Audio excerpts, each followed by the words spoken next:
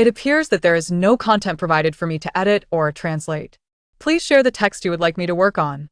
The Zhao family has acknowledged Mingxi, yet they consistently favor the false daughter, revealing that Mingxi lacks the kindness and grace of Zhao Yuan. Unperturbed, Mingxi strives to win the affection of her only family members, despite their claims that she is competing with Zhao Yuan.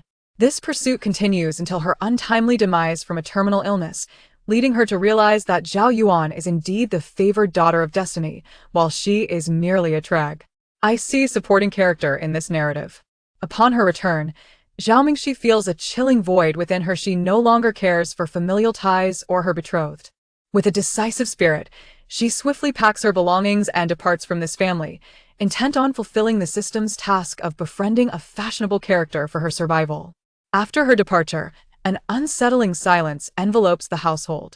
Logically, one might expect relief, yet her parents, indifferent brother, impulsive younger sibling, and the accustomed Shen Liao all find themselves strangely disoriented. To evade her terminal fate, Zhao Mingxi must attach herself to the fortune of the heir of the Fu family. Each time this young master encounters her, his ears flush crimson, yet he feigns nonchalance, declaring, "Can you stop clinging to me?" The following day, Zhao Mingxi genuinely seeks out others to absorb their fortune. During a banquet, the Zhao family and Shen Liao observe Mingxi's beautiful indifference, her lack of intention to turn back, prompting them to rise in unison. As they approach, they are unexpectedly separated by a crowd that respectfully parts for the approaching Fu heir. He strides forward, seizing Mingxi's wrist, his demeanor shifting to one of feigned petulance as he murmurs, "Is it so wrong to cling to you?" Everyone is taken aback. Much later, upon discovering the truth, Fu Yangxi feels a profound ache in his heart. "I thought you were pursuing me, but you merely sought to absorb my fortune." Chapter 1. Have you ever watched Blue Life and Death Love? Currently, Mingxi's situation bears a striking resemblance to that of the villainous supporting character, the true heiress. The true heiress, abandoned in the countryside, was only reclaimed after a year, only to discover that her family had already welcomed a more vibrant, lively, and innocently charming girl who had seamlessly replaced her over the past 15 years. The sole distinction lies in the fact that I may be even more foolish. Mingxi thought bitterly for the past 2 years. She has exerted tremendous effort to please this family, diligently remembering each person's birthday and preferences. She cautiously offered her mother a shoulder massage, yet her mother awkwardly stood up and retreated upstairs, saying, "There's no need." When dining out with the family, a waiter accidentally spilled soup, and as she saw the broth about to drench her older brother Zhao Yuan, she immediately sprang to intervene. To her dismay, by the time she regained her senses, the family had already rushed Zhao Yuan, who had sustained a minor injury, to the hospital. It was only the next day, when the 16-year-old Zhao Ningyu noticed, that she realized she had also suffered a small burn on her face, but her family had vanished without a track. Mingxi had thought that at least her younger brother, Zhao Ningyu, would treat her equally. However, 2 weeks ago, when only one participant was allowed for the chemistry competition, Zhao Ningyu secretly took Mingxi's registration form upon learning that Zhao Yuan wished to attend as a result. Mingxi lost her chance to compete in the chemistry competition, and a shallow scar marred her cheek, necessitating a mask for an entire year. Zhao Yuan visited her friend's shop to indulge in ice cream, only to inadvertently suffer a severe allergic reaction to peanut butter, necessitating hospitalization. Her family was convinced that she had intentionally harmed Zhao Yuan, refusing to believe her explanations, despite her assurances. All of this was bearable for her. She remained unperturbed, for she was not one to shy away from retorts. There were numerous occasions when her family found themselves infuriated by her spirited responses. After all, textbooks proclaim that persistent effort can yield results. If she persevered for a few more years, surely she would eventually garner some acknowledgement. However, she was mistaken. Just as her family seemed to show genuine signs of acceptance towards her, tragedy struck. At the age of 23, she succumbed to late-stage brain cancer. Was this not a cruel jest? What was the difference between this and laboriously battling through the final level of a game only to face an unexpected crash? In death, Mingxi realized that she had merely been a tragic figure. She had been nothing more than a supporting character in someone else's narrative. To summarize the life of the supporting character, Zhao Mingxi, in abridged form. Born in a dilapidated northern town, she was reclaimed by the Zhao family at the age of 15, only to become consumed by jealousy towards the protagonist Zhao Yuan, scheming to usurp Zhao Yuan's family affections. Upon discovering Zhao Yuan's burgeoning feelings for Zhao Zhan, she further conspired with her friend to intervene. Ultimately, she succumbed to cancer, and in death, all was forgiven. Usurp? Wait, wasn't this family originally hers? So, in essence, all her previous actions were framed by this narrative as an attempt to usurp the protagonist, Zhao Yuan's possessions? By what right? Simply because Zhao Yuan is a favored child of destiny, a delicate lily, and a daughter of fortune. Furthermore, is it true that Zhao Yuan is entangled with her elder brother Zhao Zhan? Mingxi's expression resembled that of an elderly man bewildered by a smartphone. It seemed that either the manner of her demise was amiss, or perhaps it was fate's cruel jest. Regardless, after concluding her brief existence as a mere pawn of 23 years, she inexplicably found herself transported back to the age of 17. This time, she was bestowed with a supporting role assistance system. The system declared, "Your narrative dictates that you are the villain destined for a wretched end. Thus your fortune is undeniably negative. You are likely to meet misfortune at every turn, but being struck by a vehicle or suffering from a terminal illness. However, consider this. What if you could subtly transform yourself into a protagonist?" Mingxi responded with confusion. "What do you mean?" The system elucidated, "This implies you should seek to siphon the fortune of others. While you cannot partake in the luck of the main characters, Zhao Yuan and Zhao Zhan, you may still glean from the fortunes of secondary characters who possess considerable popularity. Gradually, as you share their fortune, perhaps your dire prognosis may improve." She slapped her thigh in realization. "I understand. So, I should befriend characters with high fashion quotient. In every narrative, alongside the main leads, there exist lesser seen, yet stylishly compelling characters. Readers are often enamored by these figures, and by consistently surrounding herself with them and performing acts of kindness, she could inevitably attract a modicum of fortune."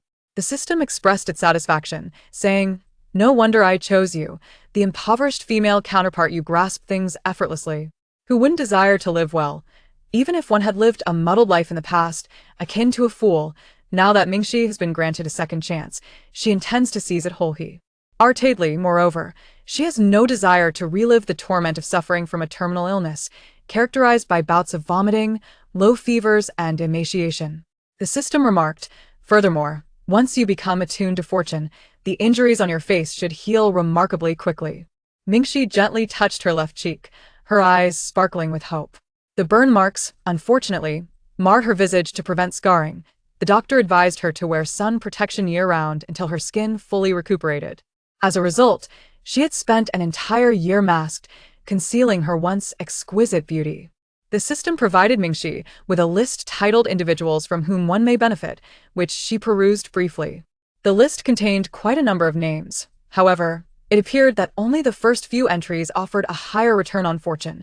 The direct heir of the century-old Fu family, Fu Yangxi, his younger brother Fu Zi, and the illustrious Jiang Xiuqiu from the Jiang family.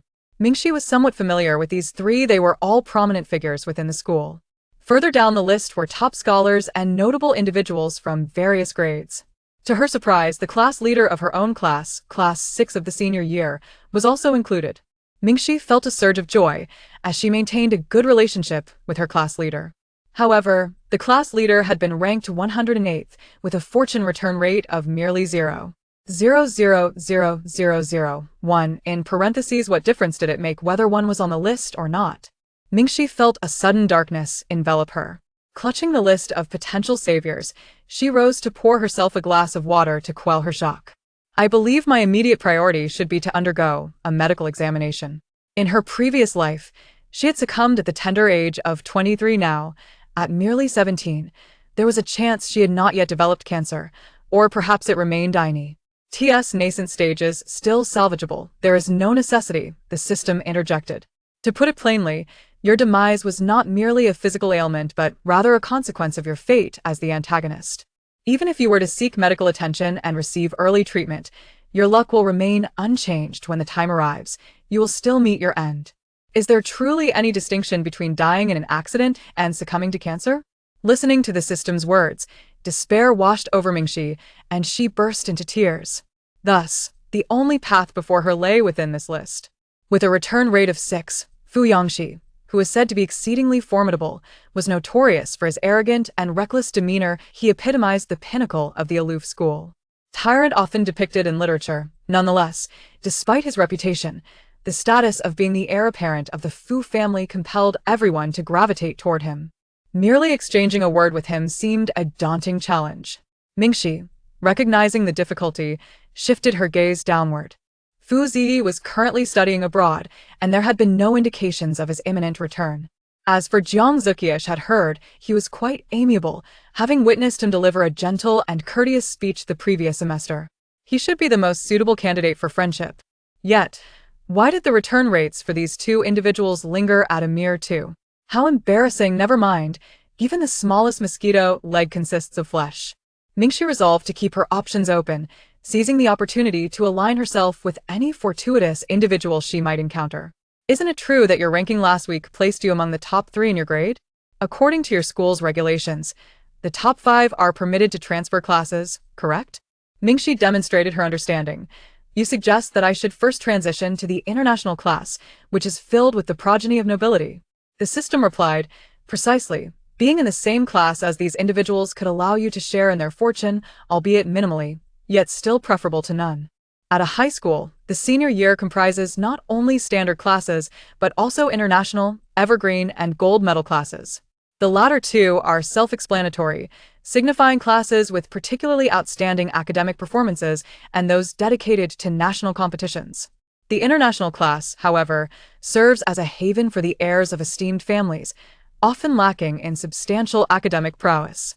In her past life, Mingxi experienced a similar juncture, transitioning from a standard class to the gold medal class.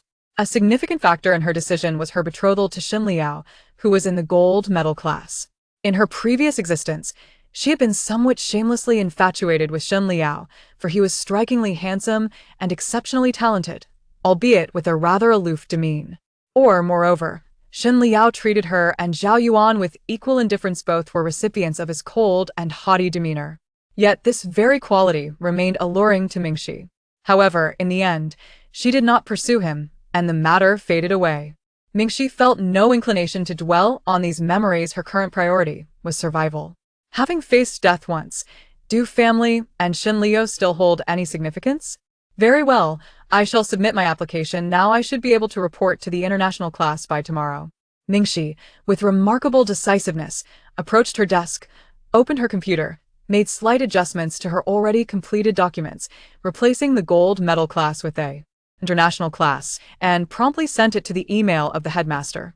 Having accomplished this task, she opened her suitcase and spread it on the floor, beginning to neatly fold her clothes into it. Outside her door, a series of urgent knocks resonated, accompanied by Zhao Ningyu's subdued voice.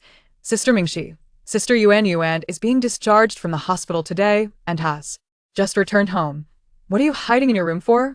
While the whole family is downstairs, you ought to sincerely apologize to Sister Yuan and let the matter of the allergy be bygone. A few days earlier, a tumultuous scene had unfolded at home. Zhao Yuan had suffered an allergic reaction to peanut butter at the He Yang family's chain store, and He Yang was a friend of Mingxi's. The family believed that this incident was somehow linked to Mingxi.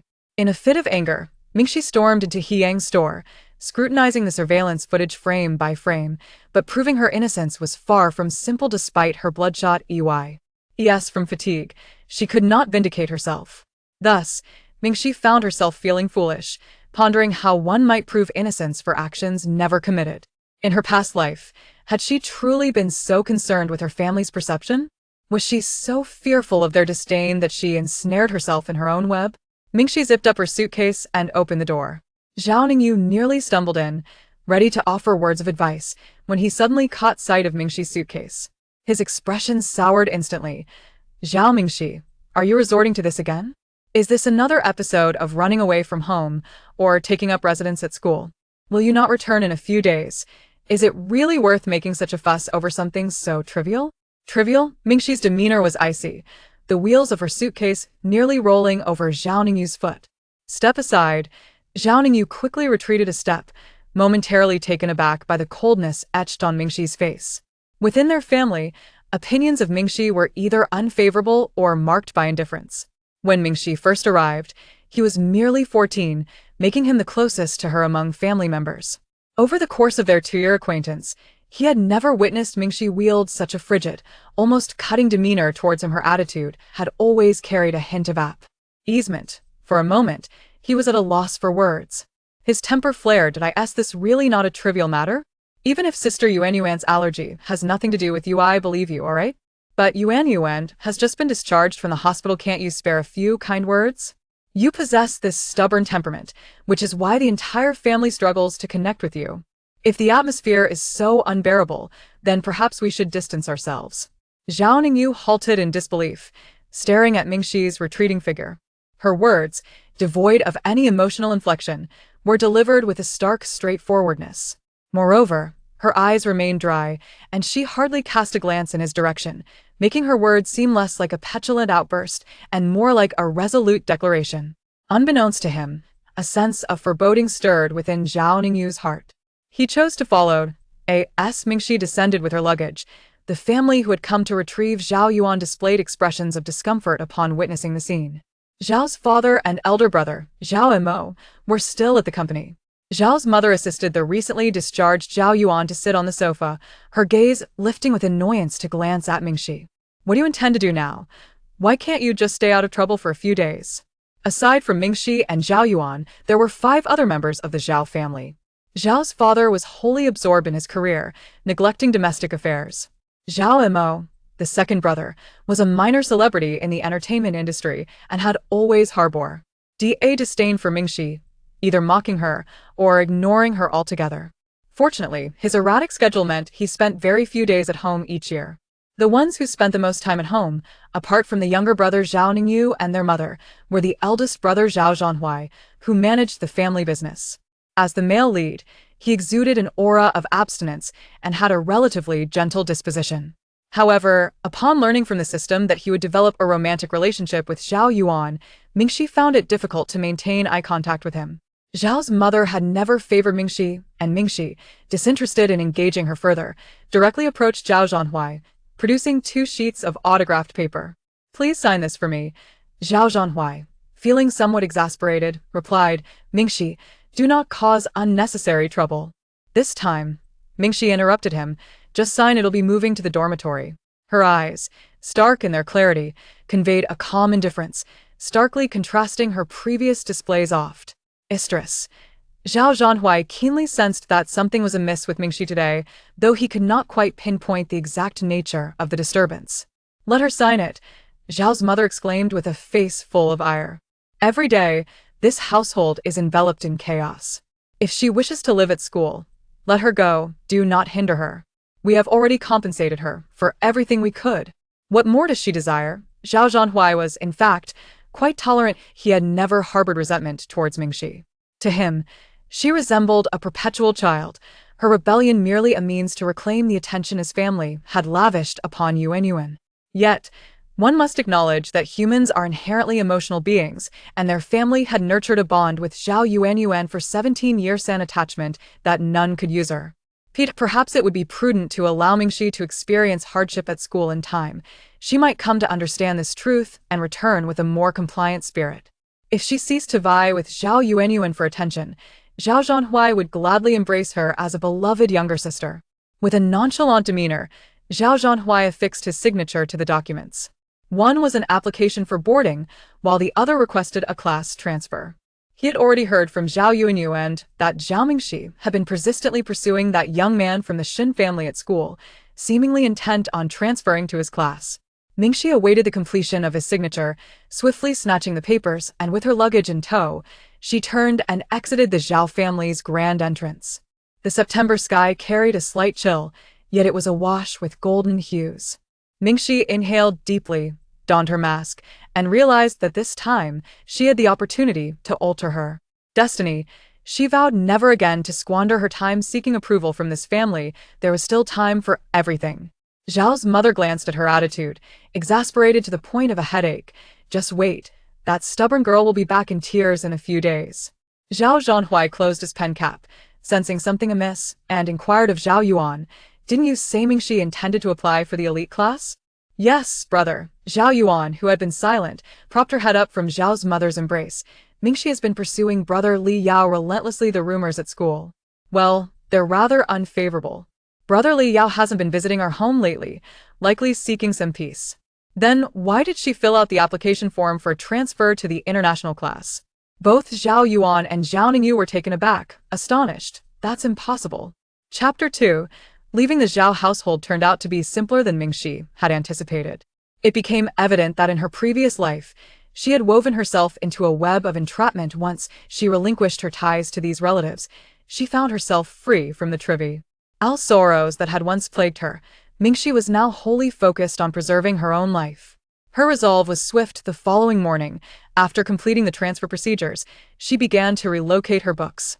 The system presented Mingxi with a bare pot, containing only soil visible solely to her. Each time you accumulate a bit of fortune, a tender sprout will emerge. Only when the pot is completely filled will the negative fortune weighing upon you be substantially alleviated. At that point, your fate shall no longer be one of a woeful demise. Moreover, should you cultivate the pot densely enough, your fortune may even surpass that of Zhao Yuan. Mingxi inquired, will this have any impact on those being borrowed from? It shouldn't, came the reply. Have you ever heard of a Wi-Fi hotspot? You may be tapping into their fortune, but their own luck remains unaffected. Reassured, Mingxi's spirits soared upon receiving the potted plant. She decided to test her luck on the class monitor, embracing him warmly before departing. The class monitor was taken aback by the unexpected affection. As Mingxi held him tightly, her gaze was fixated on the potted plant suspended in the air, akin to a husband anxiously awaiting the birth of his child. 3 minutes passed in this embrace, yet the barren mound of soil in the pot remained utterly motionless, resembling a still image. Mingxi thought to herself. The system consoled her. Your class monitor is rather unremarkable. The return rate is a mere 0.000001. It would be wiser to invest your efforts in those at the forefront of the list. Mingxi felt utterly disheartened. The pot was larger than her head, and she pondered how long it would take to cultivate a tree. It even surpassed Zhao Yuan in size. She had resigned herself to fate, merely wishing to avoid an incurable illness. With a wounded heart, Mingxi, breathless, assisted the class monitor in transporting books to the building where the evergreen class, gold medal class, and international class were located. Dressed in an oversized dark A uniform, her long black hair cascaded to her collarbone, her complexion a cool white. A red cord adorned her neck, tied with a jade pendant. Beads of sweat glistened on her fair nose, while her face remained shrouded in a mask as always. The mask rendered Mingxi breathless, yet she could not easily remove it. In her past life, she had disregarded the doctor's advice, neglecting to wear a mask and opting only for sunscreen. Consequently, a faint mark marred her complexion, and scar-healing ointment proved ineffectual. From a distance, the imperfection was scarcely perceptible, but up close, it resembled a small blemish on an otherwise exquisite vase, provoking a sense of injustice in the creator. Who might lament the unfairness of marring perfection with a flaw? Had her face been flawless, the title of school beauty might not have fallen to Zhao Yuan.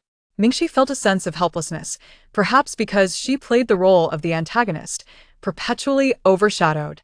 Ultimately, she resolved to endure, vowing to wait until the wound had completely healed before addressing it. Meanwhile, Shen Liao was dealing with the gifts that had been surreptitiously stuffed into his desk over the weekend. His unfinished circuit boards and thick competition workbooks were jumbled together with the boxes of presents. With a clatter, he dragged the trash bin to the edge of his desk. His gaze lowered, he swept the chaotic assortment of gifts into it without a second glance. Using 2 fingers, he extracted a pink letter from the pile.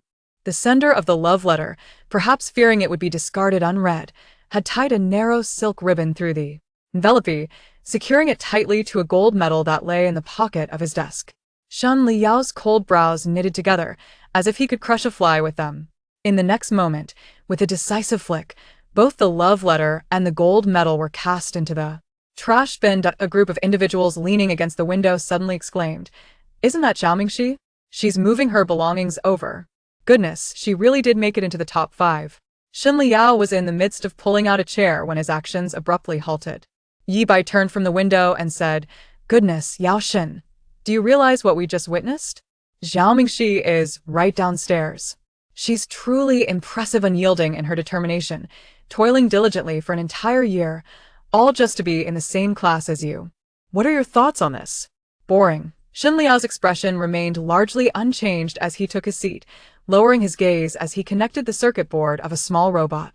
It is the school's policy that the top 5 students in the ordinary class can transfer freely. This is her prerogative and does not concern me. She's transferring to our class. What if she starts to cling to you even more? She moved her things over so quickly after the results were announced. Her decisiveness is astounding.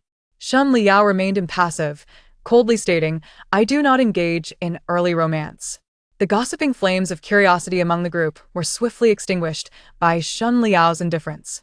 Zhao Mingxi had transferred a year prior, her face perpetually concealed by a mask, reportedly due to an accidental injury to her cheek, and for sun protection. However, within the elite class, few seemed to be interested in her appearance, which was likely just above average and rather unremarkable. Their interest lies in Zhao Mingxi's pursuit of Shen Liao. This girl is remarkably tenacious, demonstrating an unwavering resolve as she clawed her way from the ranks of over 20. Why ordinary classes to the top 5, all for the sake of transferring? However, upon witnessing Shen Liao's indifferent demeanor, it became apparent that he harbored no interest in this girl from a family of social connections.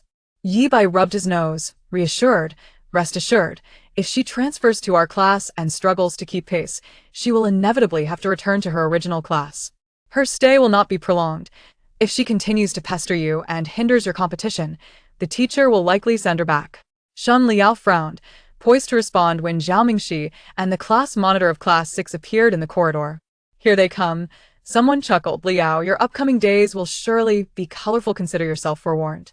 Yet, before the statement could be completed, Zhao Mingxi and the class monitor simply strolled past, carrying books. Silence enveloped the prestigious class for 5 seconds.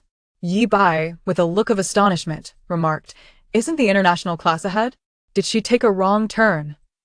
Zhao Mingxi paid little mind to the thoughts of the neighboring elite class.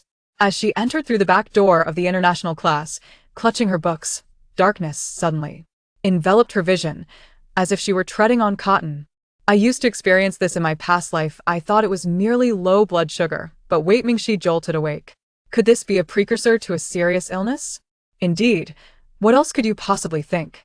The system remarked, "Even novels adhere to logic and foreshadowing. No matter how detestable the antagonist may be, it is implausible for them to suddenly succumb to illness and such details as Zhao Mingxi inexplicably felt unwell, or the bruise on Zhao Mingxi's ankle lingered for an extended period, served to lay the groundwork and subtly hint to the reader. Mingxi found herself devoid of the energy to jest with the system. Clutching the book, she swayed unsteadily, her vision shrouded in darkness, amidst several pale orbs of light. Sprawled across various seats, the system explained, "Those are manifestations of fortune. The brighter the orb, the higher its rank on the list I provided you."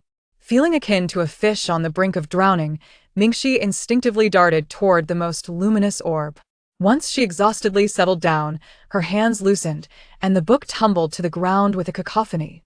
Disregarding everything else, she leaned forward onto the table, inhaling deeply towards the area where the light shone most vibrantly. A faint, medicinal aroma of pine resin unexpectedly filled her nostrils, akin to pure, refreshing oxygen flooding her mind, instantly alleviating her discomfort. Before her eyes, a potted plant trembled slightly, and from its edge sprouted an exceedingly slender and delicate seedling, less than a millimeter in height, appearing to be merely a tenth of a complete tender shoot. Yet it caused Mingxi's eyes to widen in astonishment, nearly moved to tears. "What is this?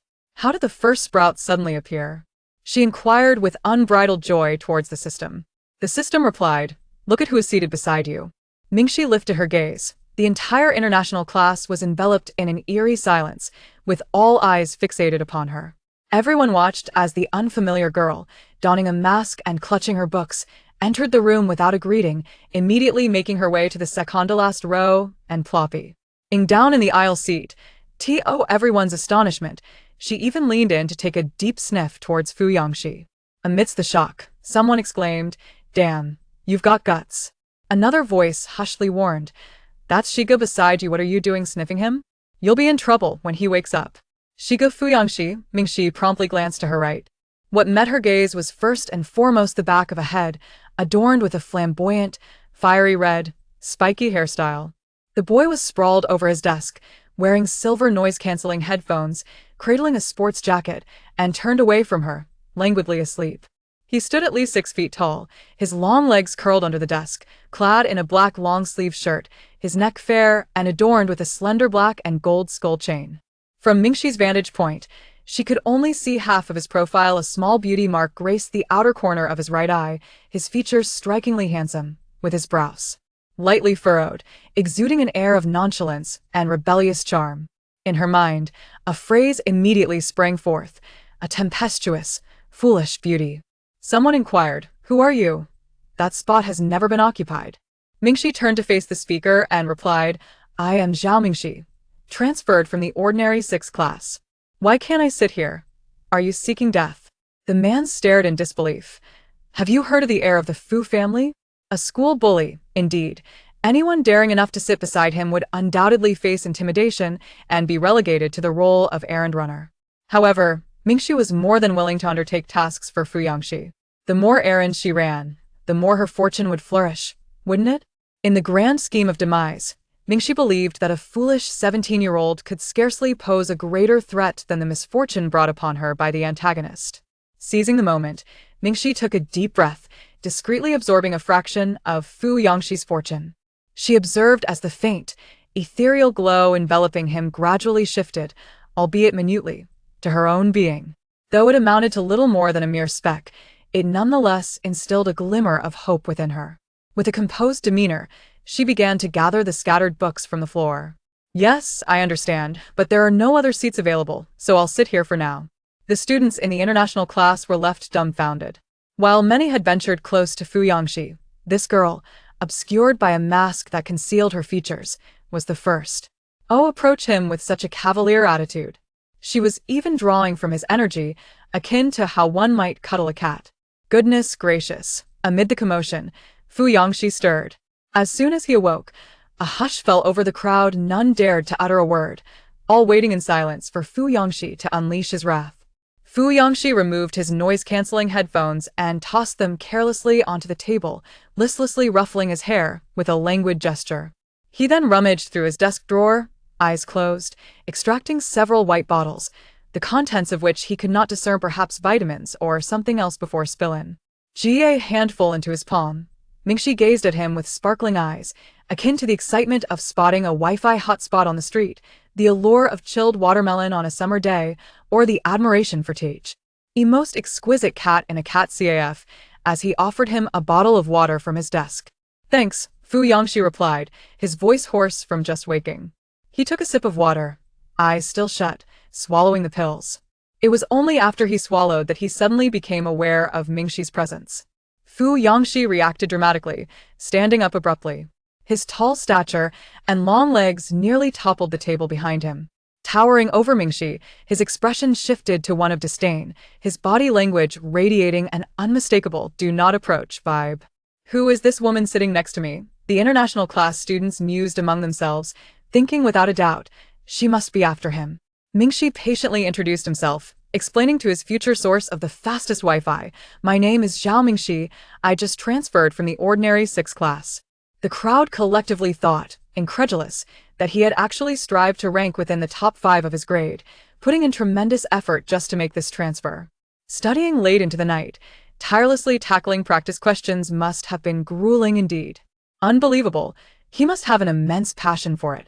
Fu Yangxi clearly had similar thoughts, feeling a touch uncomfortable. He swallowed back the curse that was on the tip of his tongue, yet his expression remained irritable.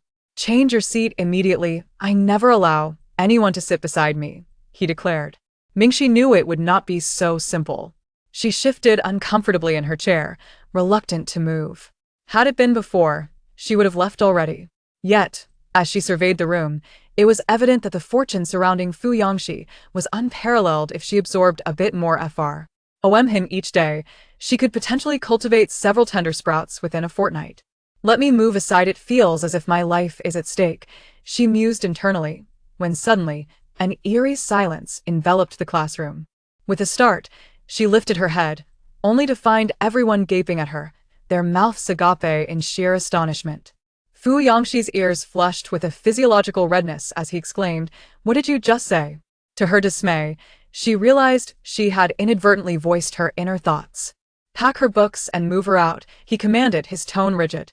Just then, the homeroom teacher of the international class stormed in, clutching a stack of books, her expression one of fury. Upon entering, her gaze began to scan the classroom, eventually settling directly on Fu Yangxi. Mingxi suddenly recalled the unfolding narrative at this moment. The original text primarily focused on Zhao Yuan, Zhao Zhanhui, and herself, with scant attention devoted to Fu Yan. Zai, however, she remembered that in her previous life, it was precisely the day after Zhao Yuan was discharged from the hospital that a notice at the school entrance criticized Sev. Errol international class students for participating in motorcycle races over the weekend. Certainly, as Fu Yangxi, one could not possibly face any disciplinary action thus. The list comprises merely a few inconsequential students. However, the moment the homeroom teacher entered, his gaze fixated on Fu Yangxi, indicating that the matter was likely related to him. Sure enough, in the next instant, the teacher approached with a thunderous expression, slamming a stack of newspapers onto the desk. "Fu Yangxi, take a look at the mischief you have instigated." The newspapers landed before Mingxi, startling her as her eyelids fluttered. A glance revealed that a student from School A was featured in the article due to this incident. It was apparent that the teacher was furious, likely having lost his bonus, which explained his explosive rage. The majority of the class seemed to be aware of the situation, and an immediate silence enveloped the room, no one daring to speak. Fu Yangxi casually hooked a chair with his foot, boldly seating himself, and flipping through the newspapers with a chuckle. "Mr. Zhang, what era are we in that you still read newspapers?" The homeroom teacher, seething with rage, veins bulging on his forehead, retorted. "Do you truly believe no one can rein you in? You will immediately run 30 laps. If you do not complete them, I shall do nothing but await your parents in the office." The smile on Fu Yangxi's lips faded instantaneously as he locked eyes with the teacher, preparing to respond, when suddenly, Mingxi stood up abruptly. May I run in his place?" In the international class, where silence often reigned, this declaration left everyone utterly astounded. The system remarked, "Exchanging labor for fortune yields the highest return if my calculations are accurate. Upon completing a run, you should sprout at least 3 tender shoots." Mingxi felt a rush of exhilaration, her eyes sparkling with excitement. 30 laps equated to 12 kilometers, what fortuitous luck she must possess. Her trembling hand, raised high in anticipation, revealed her fervor. Suddenly, she perceived that achieving a mere potted plant's fortune was not as insurmountable as she once believed. Perhaps she could indeed escape the cruel fate of a tragic, villainous character doomed to a terminal illness. Yet, the thoughts of those around her were rife with disbelief. Could she truly be so enamored? While many sought proximity to Fu Yangxi, it must be said that genuine affection for him among the opposite sex was scarce. Most were driven by monetary gain or the prestige of the Fu family. Aside from these motives, their gestures typically culminated in mere love letters or chocolates, but this was the first instance of such earnestness. Not only were they left speechless, but even Fu Yangxi himself, at the tender age of 17, had never encountered such a display. He had witnessed those who feared him, those who sought his favor, and those who professed their admiration, yet it was rare to find someone truly willing to act on his behalf. At last, Fu Yangxi turned his gaze towards Mingxi, observing her intently. The slender figure of the young girl stood alone, her skin pale as jade, her delicate hand raised, trembling ever so slightly. Despite her evident trepidation regarding the 30 laps, she stepped forward with determination. The homeroom teacher, nearly at the end of their tether, redirected their ire towards Mingxi. "Very well, you shall run. You are not permitted to return to class until you have completed it." "Understood," Mingxi shot forth like an arrow. In her haste to avoid further punishment for Fu Yangxi and fearing the teacher's potential change of heart, she immediately embarked on her run without a moment's hesitation. Seated in the last row, Zhao lifted his jaw in astonishment, quickly returning to reality as he slapped Fu Yangxi's back in disbelief. "Shiga, my heavens, where on earth did you attract such a girl?" This is simply, unable to find a suitable descriptor, Zhao settled for the rather pedestrian phrase, "madly in love." Fu Yangxi's gaze drifted to the window, where he spotted Mingxi racing down the stairs, struggling to maintain an air of indifference, though the tips of his ears betrayed him. Turn. A shade of crimson, he lowered his eyes, licking his lips, suppressing his delight and satisfaction. Ah, he sighed, appearing quite troubled. Such is the charm of personality, there's nothing to be done about it. We can't let her actually run 30 laps, that would be quite the embarrassment for me, he remarked leisurely. Let someone else take her place in the gym. News travels swiftly in the international class, and as soon as the bell rang, the elite class received word of the latest developments. A boy burst in, exclaiming, "Breaking news! Yao Shun, you're free at last. I heard Zhao Mingxi has applied to transfer to the international class." Due to Shun Liao's prominence, the elite class was well aware of Zhao Mingxi, the most ardent pursuer of their friend. Upon hearing the news, they all turned in astonishment, their expressions filled with disbelief. Yi Bai exclaimed, "How is that possible?" The boy replied, "Moreover, it seems she has switched her affections. She appears to be pursuing Fu Yangxi now. The international class says she was punished to run because of him." The air fell into a silence that lasted 5 seconds. What is wrong with Zhao Mingxi? Shun Liao, is she doing this on purpose? Yi Bai could hardly believe it. She was still pursuing Fu Yangxi, yet she had never even met him before. Moreover, what was the reason for her transition to the international class? After all her efforts to place in the top 5 for a chance to switch classes, it was inexplicable that she chose not to transfer to the elite class.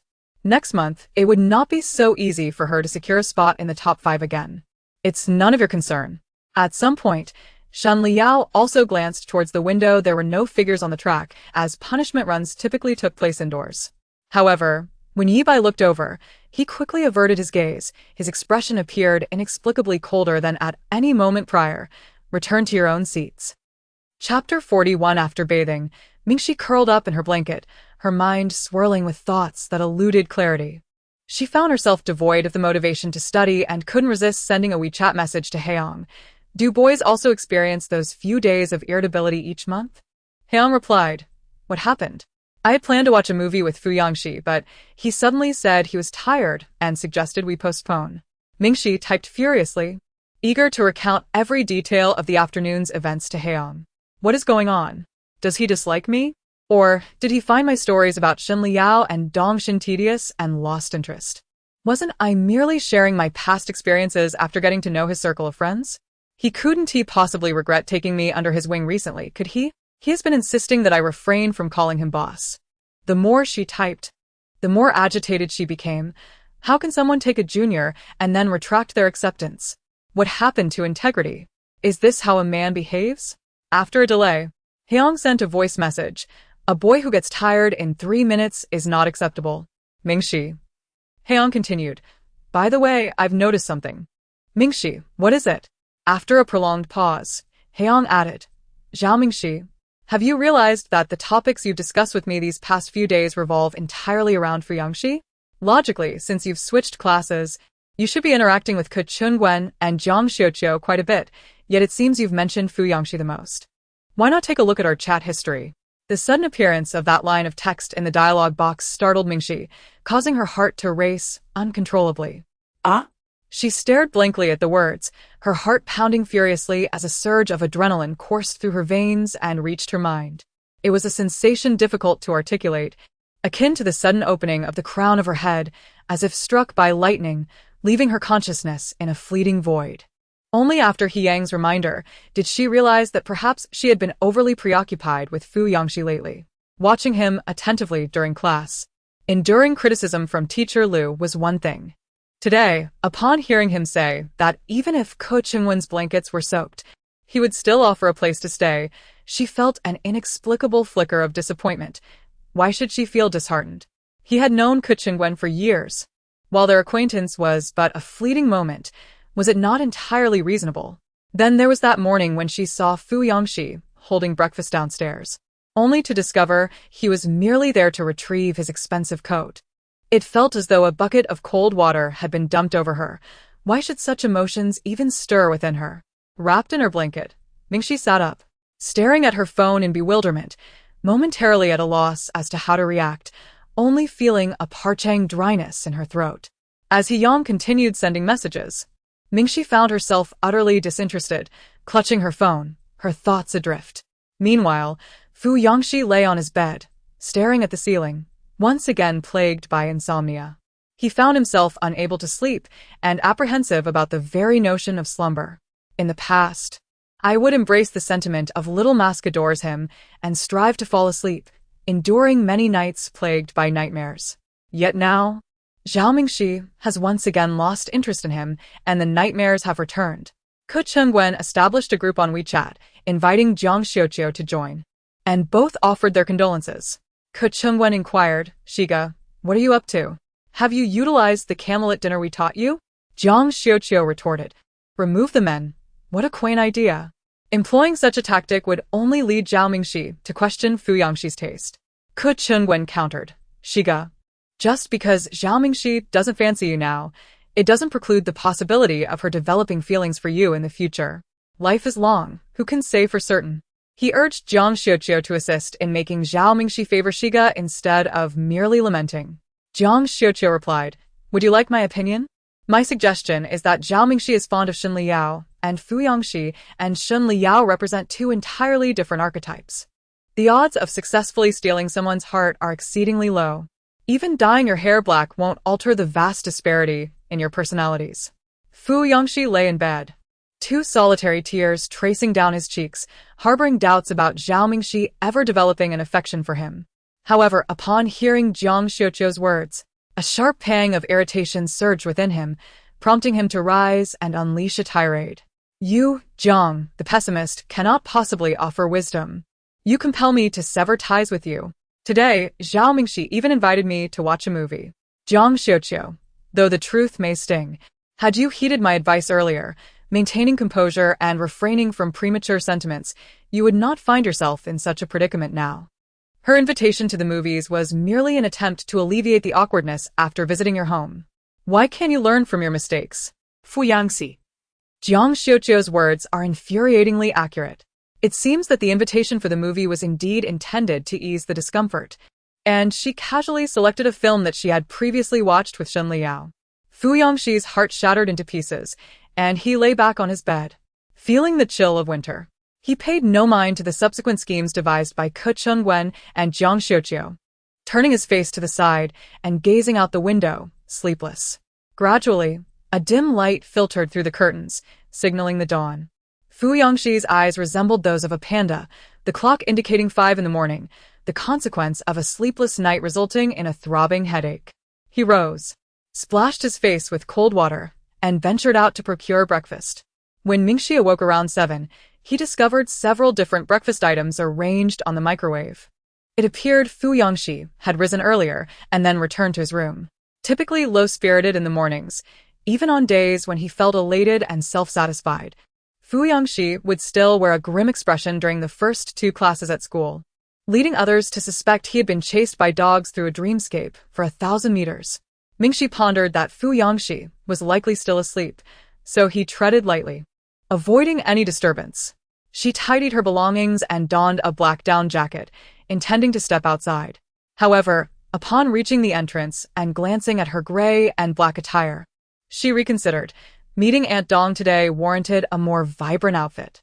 Last time, Aunt Dong had remarked on how the young girl always appeared rather drab. Mingxi did not wish for the Dong family to think poorly of her circumstances.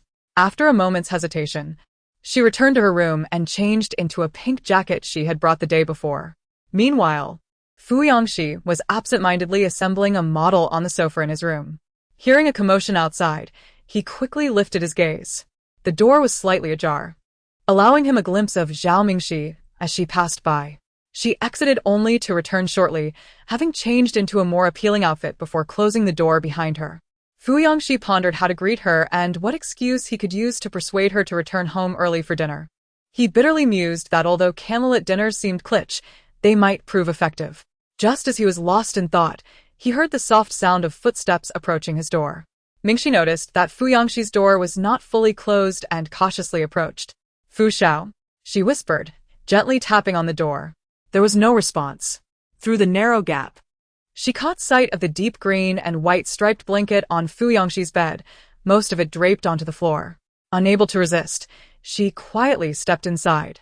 Fu Yangxi lay asleep with his back to her, covered only by a small portion of the blanket, appearing quite hasty. He wore a white short-sleeved shirt, revealing his strong arms. Sleeping without fully covering himself might lead to a recurrence of his cold tomorrow. Mingxi picked up the blanket from the floor and struggled to pull it over him. Being cautious not to disturb his slumber, she moved with utmost care. After tugging it halfway up, she moved to the side by the window to continue her efforts. Her gaze inevitably fell upon his face. Fu Yangxi's eyes were tightly shut, his lips pressed firmly together, leaving one to wonder if he was plagued by nightmares. His lashes trembled vigorously. A rebellious tuft of his short red hair stood up defiantly at his forehead. After pulling the blanket over him, Mingxi stood still for a moment, gazing at him in a daze. Perhaps due to his lingering cold and lack of hydration, his tightly pressed lips bore a pale, cracked appearance. In his sleep, his expression was not fierce. A small beauty mark at the corner of his right eye softened his otherwise tempestuous demeanor, adding a touch of youthful elegance. One could not help but admit that the arrogant young lord was rather handsome. When she regained her senses, Mingxi realized that her gaze had lingered between Fu Yangxi's brows and lips numerous times. Startled, she felt her heart race as the words of He Yang from the previous night echoed in her mind. Upon searching her WeChat chat history, she was astonished to find that the name Fu Yangxi had appeared a staggering 1,096 times. How could there be over 1,000 entries? Last night's exploration had left her utterly dumbfounded. She had never noticed this before. Mingxi swallowed hard, feeling her face unconsciously heat up. Like a thief caught in the act, she dared not look any longer, taking a step back and quietly departing from Fu Yangxi's room. Mingxi donned her backpack, boiled water in the living room, and left a sticky note reminding herself to drink hot water before hurrying away. The house soon fell into silence. Fu Yangxi held his breath, nearly gasping for air, and after taking a deep breath, he slowly opened his eyes. She did not like him, yet she had the audacity to cover him with a blanket. He forbade her from calling him Shigo or boss, yet she willingly referred to him as Fu Xiao, which only added to his distress.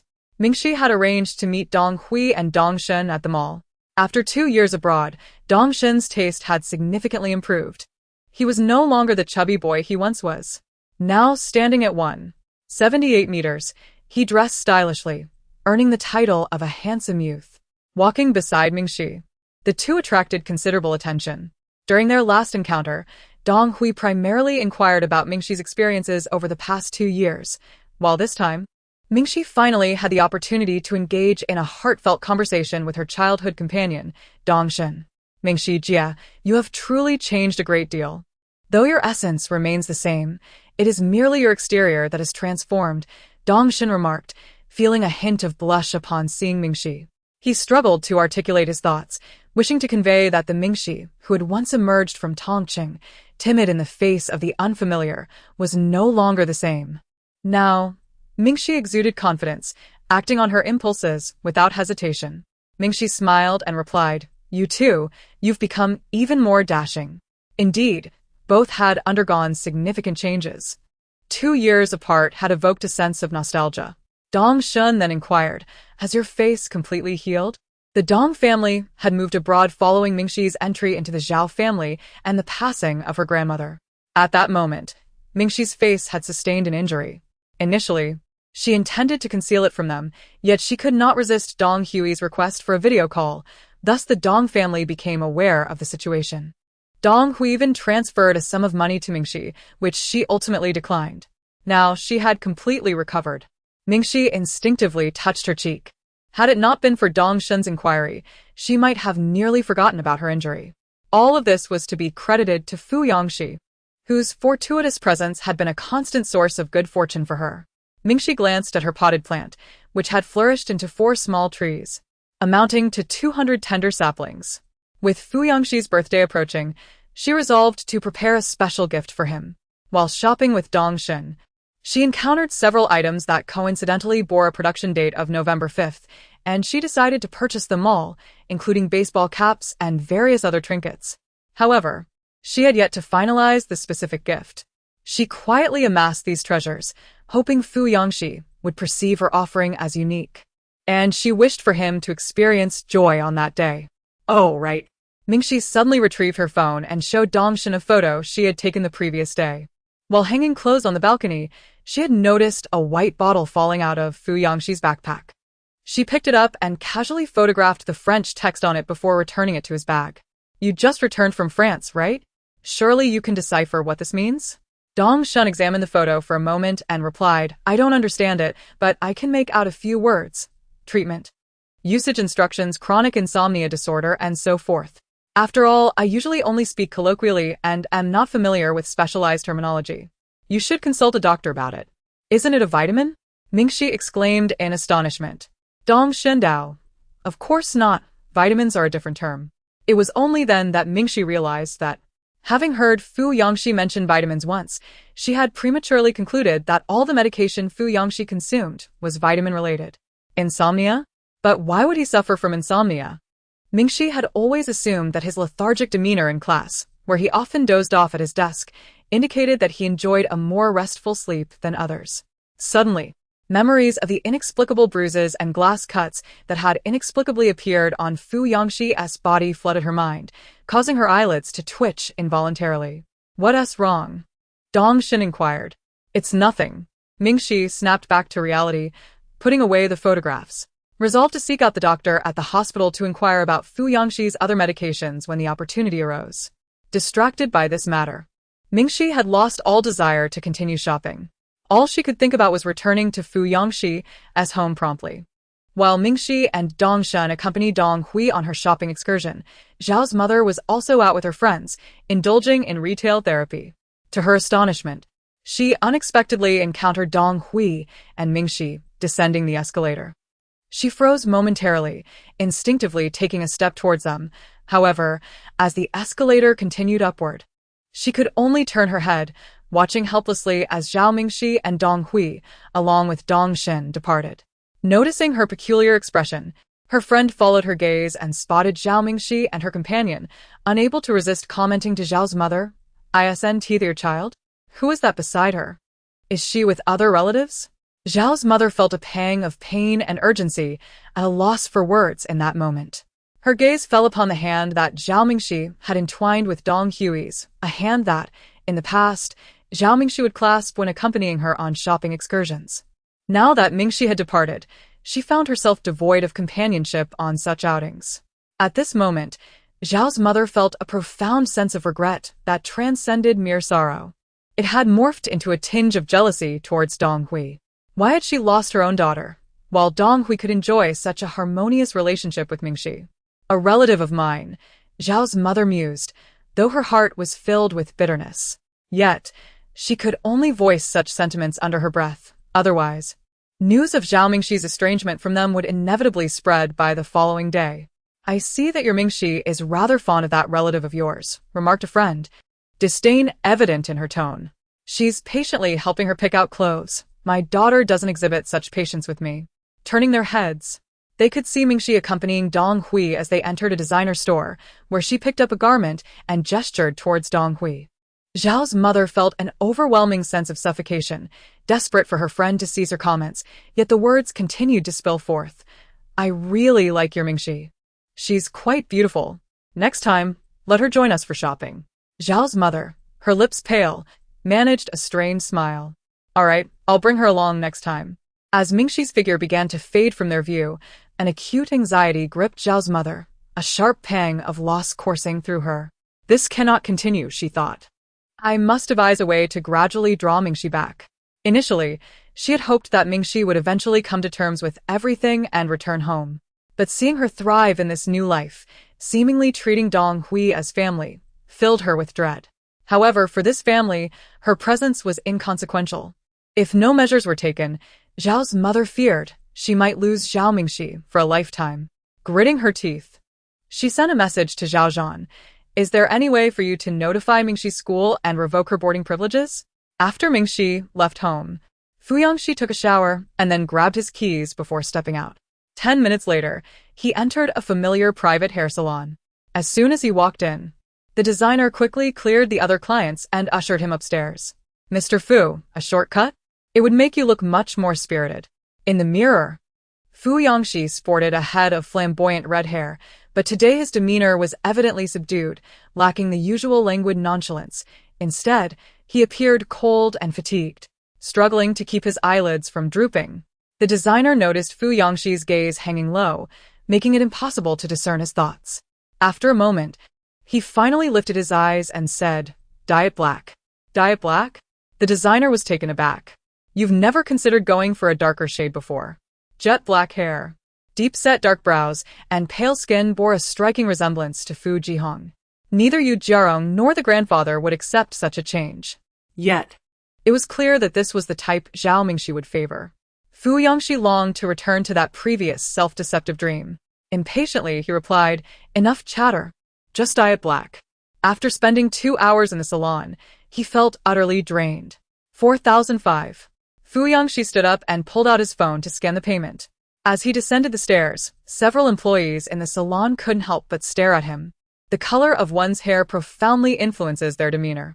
Previously, Fu Xiao sported a wild, spiky red hairstyle that exuded arrogance and defiance, almost overshadowing his strikingly handsome features to the point where one would instinctively want to flee. However, now with his sleek, jet-black short hair, he appeared refined and tall, displaying a newfound elegance that diminished the earlier air of tempestuousness, replacing it with a crisp, aloof youthful pride. As he turned to scan a code, the slight tension in his neck revealed a youthful vigor. Several patrons in the shop were captivated, staring at him in disbelief. "What are you looking at?" Fu Yangxi snapped back to reality, noticing their gazes fixed on him. With an irritated frown, he shot them a warning. "Keep staring, and you might lose your eyeballs." The onlookers hastily averted their eyes. After all, Fu Xiao was still Fu Xiao, and a mere change of hairstyle did not signify a shift in temperament. Feeling somewhat out of sorts, Fu Yangxi absent-mindedly ran his fingers through his new hairstyle as he exited the barber shop. He took a displeased selfie and sent it to their group chat. As expected, Ke Chunwen and Jiang Xiuqiu immediately began their usual banter. In the video call, Jiang Xiuqiu exclaimed, "I only mentioned it casually last night, yet you actually dyed your hair? Fu Xiao, you truly go to great lengths for an infatuation." Fu Yangxi erupted in fury. "Are you looking for trouble? What do you mean casually? Wasn't it you who said Zhao Mingxi liked this type?" Ke Chunwen hastily intervened, saying, "All right. Shiga, make haste to purchase candles and steak." After a moment's contemplation, he added, "I believe Zhao Mingxi's preferences lean towards the scholarly type. It seems rather challenging for you to embody such a persona, Shiga." Fu Yangxi, exasperated, retorted, "Could you please elucidate what you mean by embodying a scholarly persona is indeed challenging? If you fail to clarify, your life may be forfeit this evening. I am, without a doubt, a scholar, do you understand?" Ke Chunwen remained silent. Jiang Xiuqiu interjected, "I can vouch for Fu Yangxi." Fu Yangxi, with a scowl, urged, "What else? Do not withhold any methods. Present them all at once." Ke Chunwen, slightly withdrawing, continued, "Furthermore, why not purchase a few books of mathematical Olympiad problems and some gold medals to enhance your appearance? Then, during tonight's candlelit dinner, when Zhao Mingxi inquires about your idol, you must declare it to be Einstein. Remember, Einstein. The most inspiring moment was when an apple fell." Fu Yangxi interjected, "That was Newton." Ke Chunwen scratched his head and replied, "In any case, aside from aligning with her preferences, you must also be romantic. Only then can you surpass Shen Liao." Upon hearing Shen Liao's name, a dark cloud loomed over Fu Yangxi's head, and it seemed he was on the verge of an outburst. Ke Chunwen quickly advised, "Zhao Mingxi favors the quiet, aloof type, so Shiga, refrain from speaking." Fu Yangxi, feeling frustrated, suppressed the invectives he wished to unleash, thinking, "I'll see you in the next life." He abruptly severed the video call and sought a place to procure ingredients for dinner. Previously, with his wild, fiery red hair, he exuded an air of arrogance that deterred passers-by from meeting his gaze. Now, with his hair dyed black, he strolled down the street, only to find numerous daring young women fixating their eyes upon him. Fu Yangxi felt a surge of restlessness in his fists, returning their stares with a challenging look that seemed to say, "Do you wish to spar?" Eventually, he managed to intimidate most of his onlookers into retreat. With a scowl etched upon his face, He struggled to adapt to the unfamiliar sensation brought on by his dark locks. He glanced at the time, realizing that Xiao Zhao was likely enjoying a meal with the Dong family. Perhaps he could procure some items first, and then join her at the dining venue. A clandestine anticipation fluttered within him, a hope that when Xiao Zhao beheld his transformed appearance, her eyes might reflect something akin to affection. Thus, he yearned to see her. Despite the prospect of meeting later that evening, his desire was immediate, akin to a child eager to showcase a prized possession. Fu Yangxi emerged from the basement level of the shopping mall, carrying a white eco-friendly bag containing candles and steak, and drove towards the restaurant where Mingxi had mentioned dining the previous night. He soon arrived at his destination. The dining establishments in the vicinity were situated on the first floor, all adorned with glass facades. From across the street, Fu Yangxi quickly spotted Zhao Mingxi seated in a Western restaurant, accompanied by another. Chapter 42. The step Fu Yangxi was about to take came to an abrupt halt. Opposite Zhao Mingxi sat Shen Liao. The restaurant was exquisitely designed. The street was narrow, and from the distance of 4 lanes, he could clearly discern the glasses and dishes adorning their table, with fragrant candles lit on the side closest to the glass. On the other side, a young sommelier clad in a tailcoat was playing the violin. Although the melody remained unheard, the rapture etched upon his face suggested it must be a romantic tune. Fu Yangxi stared in that direction for a full 5 minutes, lost in thought, his expression a blank canvas, his mind as rusty as an abandoned relic. Was this a date? His gaze shifted to Zhao Mingxi, who had intentionally donned a pink outfit that morning. At that moment, Zhao Mingxi felt a twinge of discontent as she prodded her freshly served steak with her fork. Addressing the man seated across from her, Shen Liao, she remarked, "I never anticipated that a busy person like you would venture into a mall. Why didn't you decline when Aunt Dong insisted on bringing you here for dinner?" Shen Liao methodically sliced through a steak, his demeanor as cool as ever. He certainly wouldn't reveal that it was he who had called Aunt Dong to arrange this dinner with Zhao Mingxi. Though Aunt Dong harbored reservations about the Zhao family, believing they had mistreated Zhao Mingxi, her gaze toward Shen Liao was that of a mother assessing a prospective son-in-law. 2 years prior, upon hearing of the betrothal between the Zhao and Shen families, she had felt a sense of joy for Zhao Mingxi and had urged Shen Liao to take good care of her before departing. Shen Liao had not disappointed Aunt Dong's expectations. Although he later found Zhao Mingxi somewhat bothersome, he had indeed assisted her on numerous occasions. In truth, Zhao Mingxi's affection for him likely blossomed after that torrential downpour when she had been forgotten in the mall by Zhao Yuan and Zhao Yuning. Lost and without an umbrella, her phone dead, and lacking the means to hail a cab, he had kindly escorted her home. Now, upon encountering Shen Liao, Zhao Mingxi felt like an awkward rabbit, instinctively turning to flee. Shen Liao could only think of other ways to prolong their time together. He remarked, "Aunt Dong is an elder. I cannot refuse her. Yet you, on the other hand, are ready to turn away without a second thought." As he spoke, Shen Liao applied more force to his knife, slicing the steak with a chilly demeanor. "Zhao Mingxi, we have known each other for 2 years. Are you truly unwilling to even share a meal with me as friends?" "Shen Liao, do you not feel any embarrassment?" Mingxi could not help but retort. "You do not like me and I do not like you either. It would be best if we simply avoided each other, even if we happened to cross paths. It is preferable to pretend we do not know one another. Sharing a meal? That thought makes me want to dig my toes into the ground." As she spoke, her frustration mounted, and she began to mutilate her steak. Furthermore, she longed to return home and ascertain the nature of the medication that Fu Yangxi had taken. Now, with Shen Liao's unwelcome intrusion, the visit to this notoriously busy Western restaurant, suggested by him and eagerly accepted by Aunt Dong, had extended her time here. She had no desire to sit across from Shen Liao at the table. Listening to her words, an inexplicable anxiety welled up within Shen Liao. Just as he was about to respond, Dong Hui and Dong Shen returned from the restroom, taking their seats on either side of the table. Shen Liao cast a glance at Zhao Mingxi and fell silent. Noticing the awkward atmosphere between the two younger ones, Dong Hui quickly sought to alleviate the tension by serving each of them a bowl of corn soup. "What is this quarrel about?" She laughed. "Little Shen, I must say, do not be so proud. You clearly have feelings for our Mingxi, do you not?" In this moment, Mingxi felt utterly powerless to refute the situation. She resembled someone who had been forcibly brought to a matchmaking event by her elders, merely to fulfill a quota.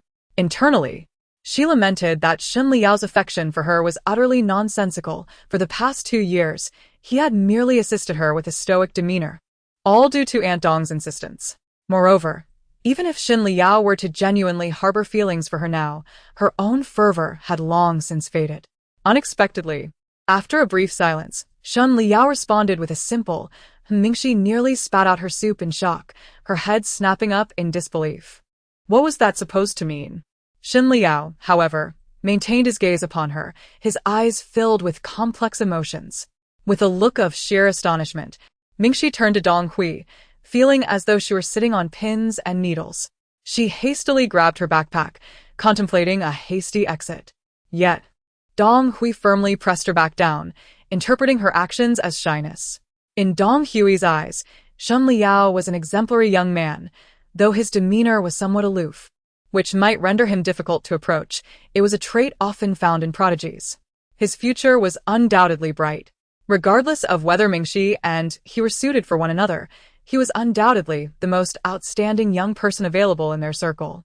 The Zhao family lacked in many aspects, yet their connection to the Shen family through this betrothal was a notable exception. Dong Hui admired Shen Liao and aimed to provide Zhao Mingxi with a more solid foundation, which led her to contemplate bringing the two together. Little did she know, before she could even initiate her matchmaking efforts, Shen Liao had already sought out Mingxi, indicating his concern for her. Now, it seemed the only piece missing was Mingxi herself. Dong Hui also recalled Mingxi's fondness for Shen Liao. What reason was there for any lingering stubbornness? Now, in the 3rd year of high school, it is, of course, advised against engaging in romantic relationships. However, once you enter university, such pursuits will become permissible. When you reach the age of me and Uncle Dong, you will comprehend the significance of youthful time. Every moment is precious and should not be squandered on trivial disputes. Is it not preferable for both parties to communicate openly about any issues? Mingxi felt a pang of frustration. Aunt Dong, it's not as you think. Shen Liao interrupted Zhao Mingxi. I understand, Aunt Dong. Mingxi. Dong Hui. That's more like it. You two are quite a match. Mingxi had often spoken of you during our video calls, and now that you harbor feelings for her, what obstacles could possibly remain? The violin was originally playing a serenade, its melody mingling with the cacophony of bustling traffic, piercing the air. The atmosphere was thick with the dust of upheaval and the dampness following a torrential rain. A tall figure clad in black stood at the entrance of the Western restaurant, having clearly overheard Dong Hui's words. It appeared that, to some extent, Xiaoko and Shen Liao had indeed met each other's families. Fu Yangxi clenched the heavy steak bag, his knuckles turning white. His mind buzzed with irony, feeling as though he had abruptly inserted himself into this world. The steak paled in comparison to the one on the table, a mere afterthought, while the candles and fragrances lacked the elegance one would desire. His dark hair, reflected in the glass of the window, rendered him akin to a pathetic jester. Fu Yangxi remained motionless until he noticed Dong Hui, a short distance away.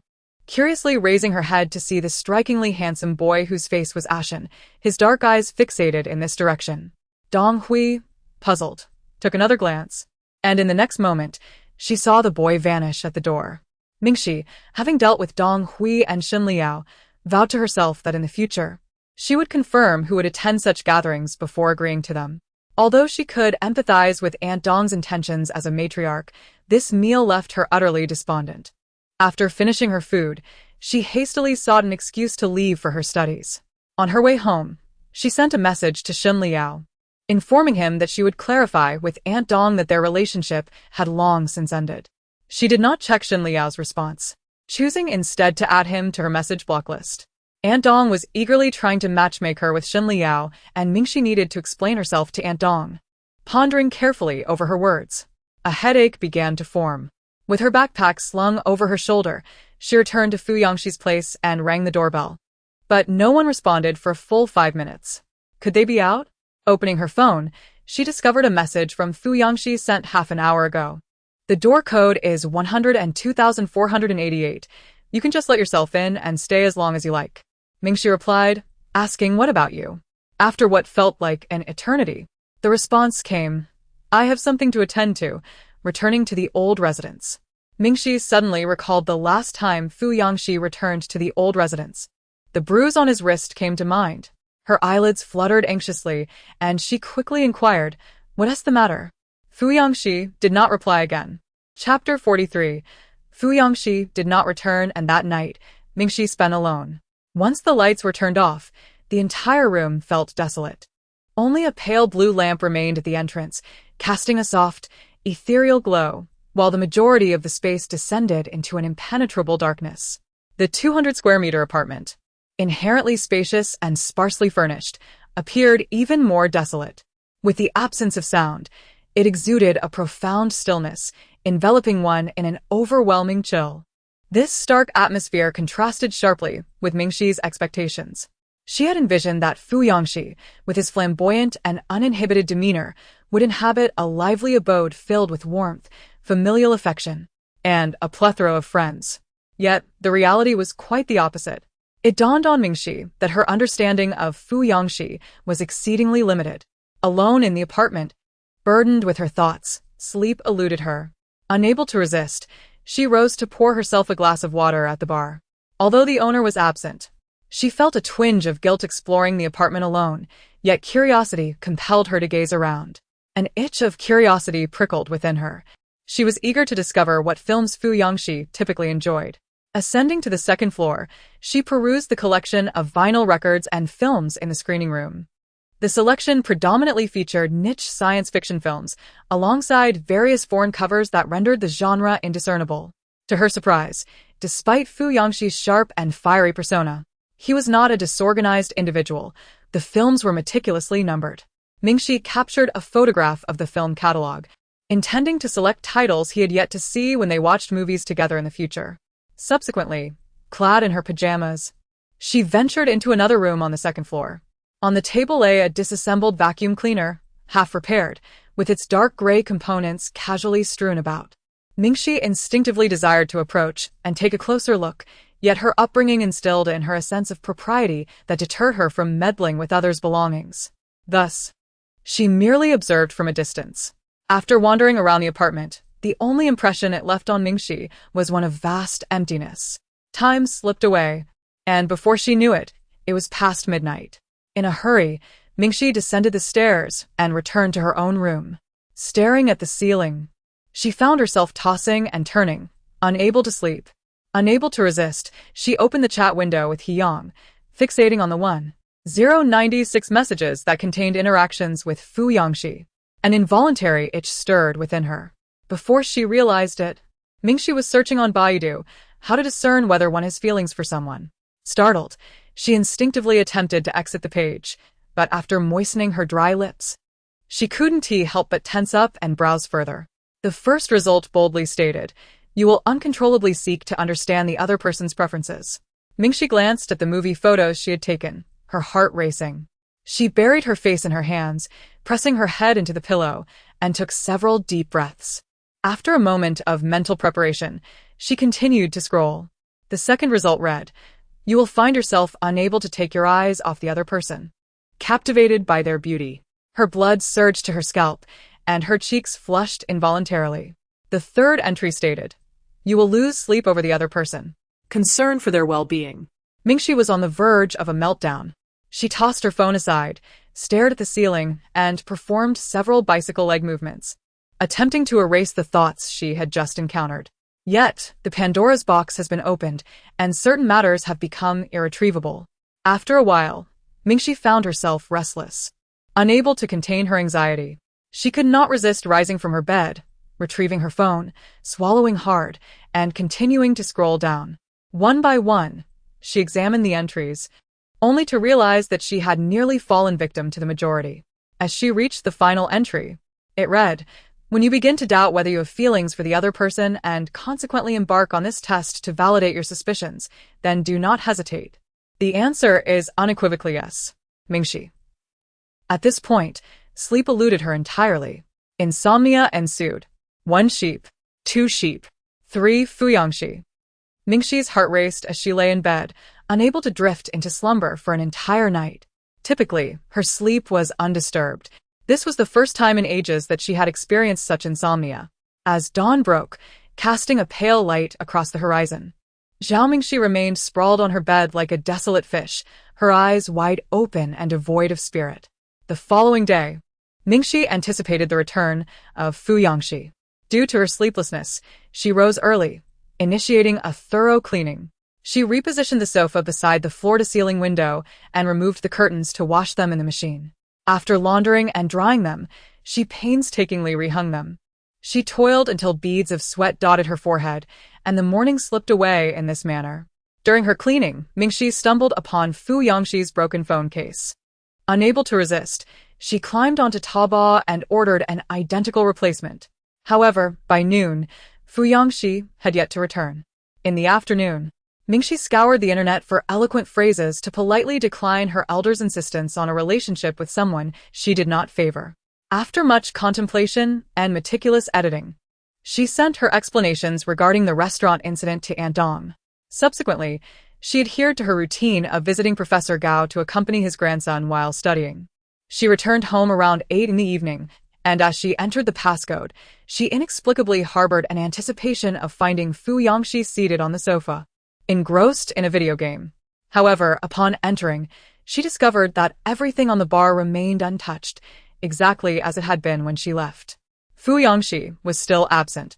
On Monday, Mingxi braved the chilly winds to attend school.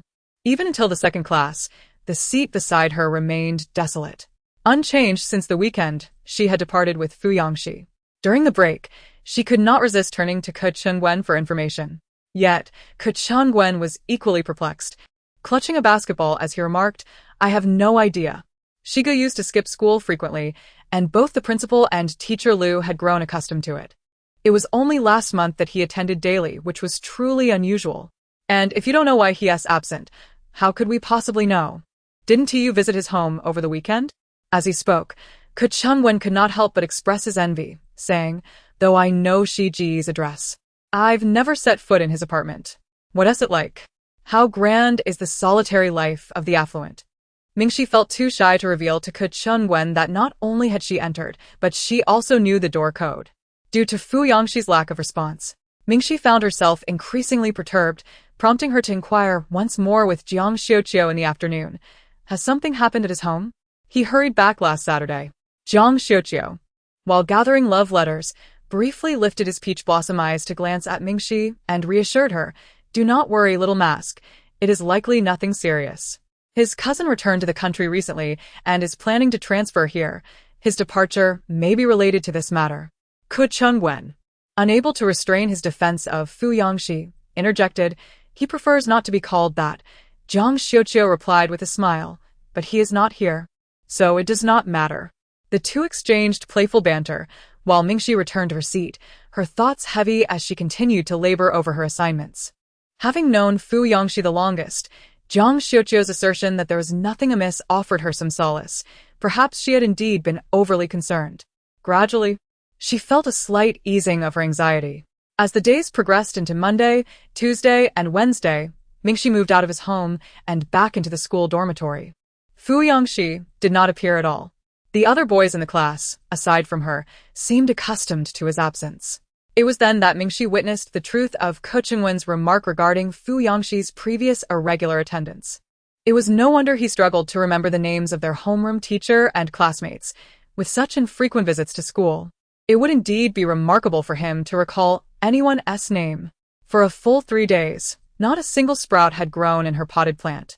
She endeavored to suppress her sense of loss, yet some uncontrollable emotions began to break through the surface of her heart, flourishing beyond her restraint.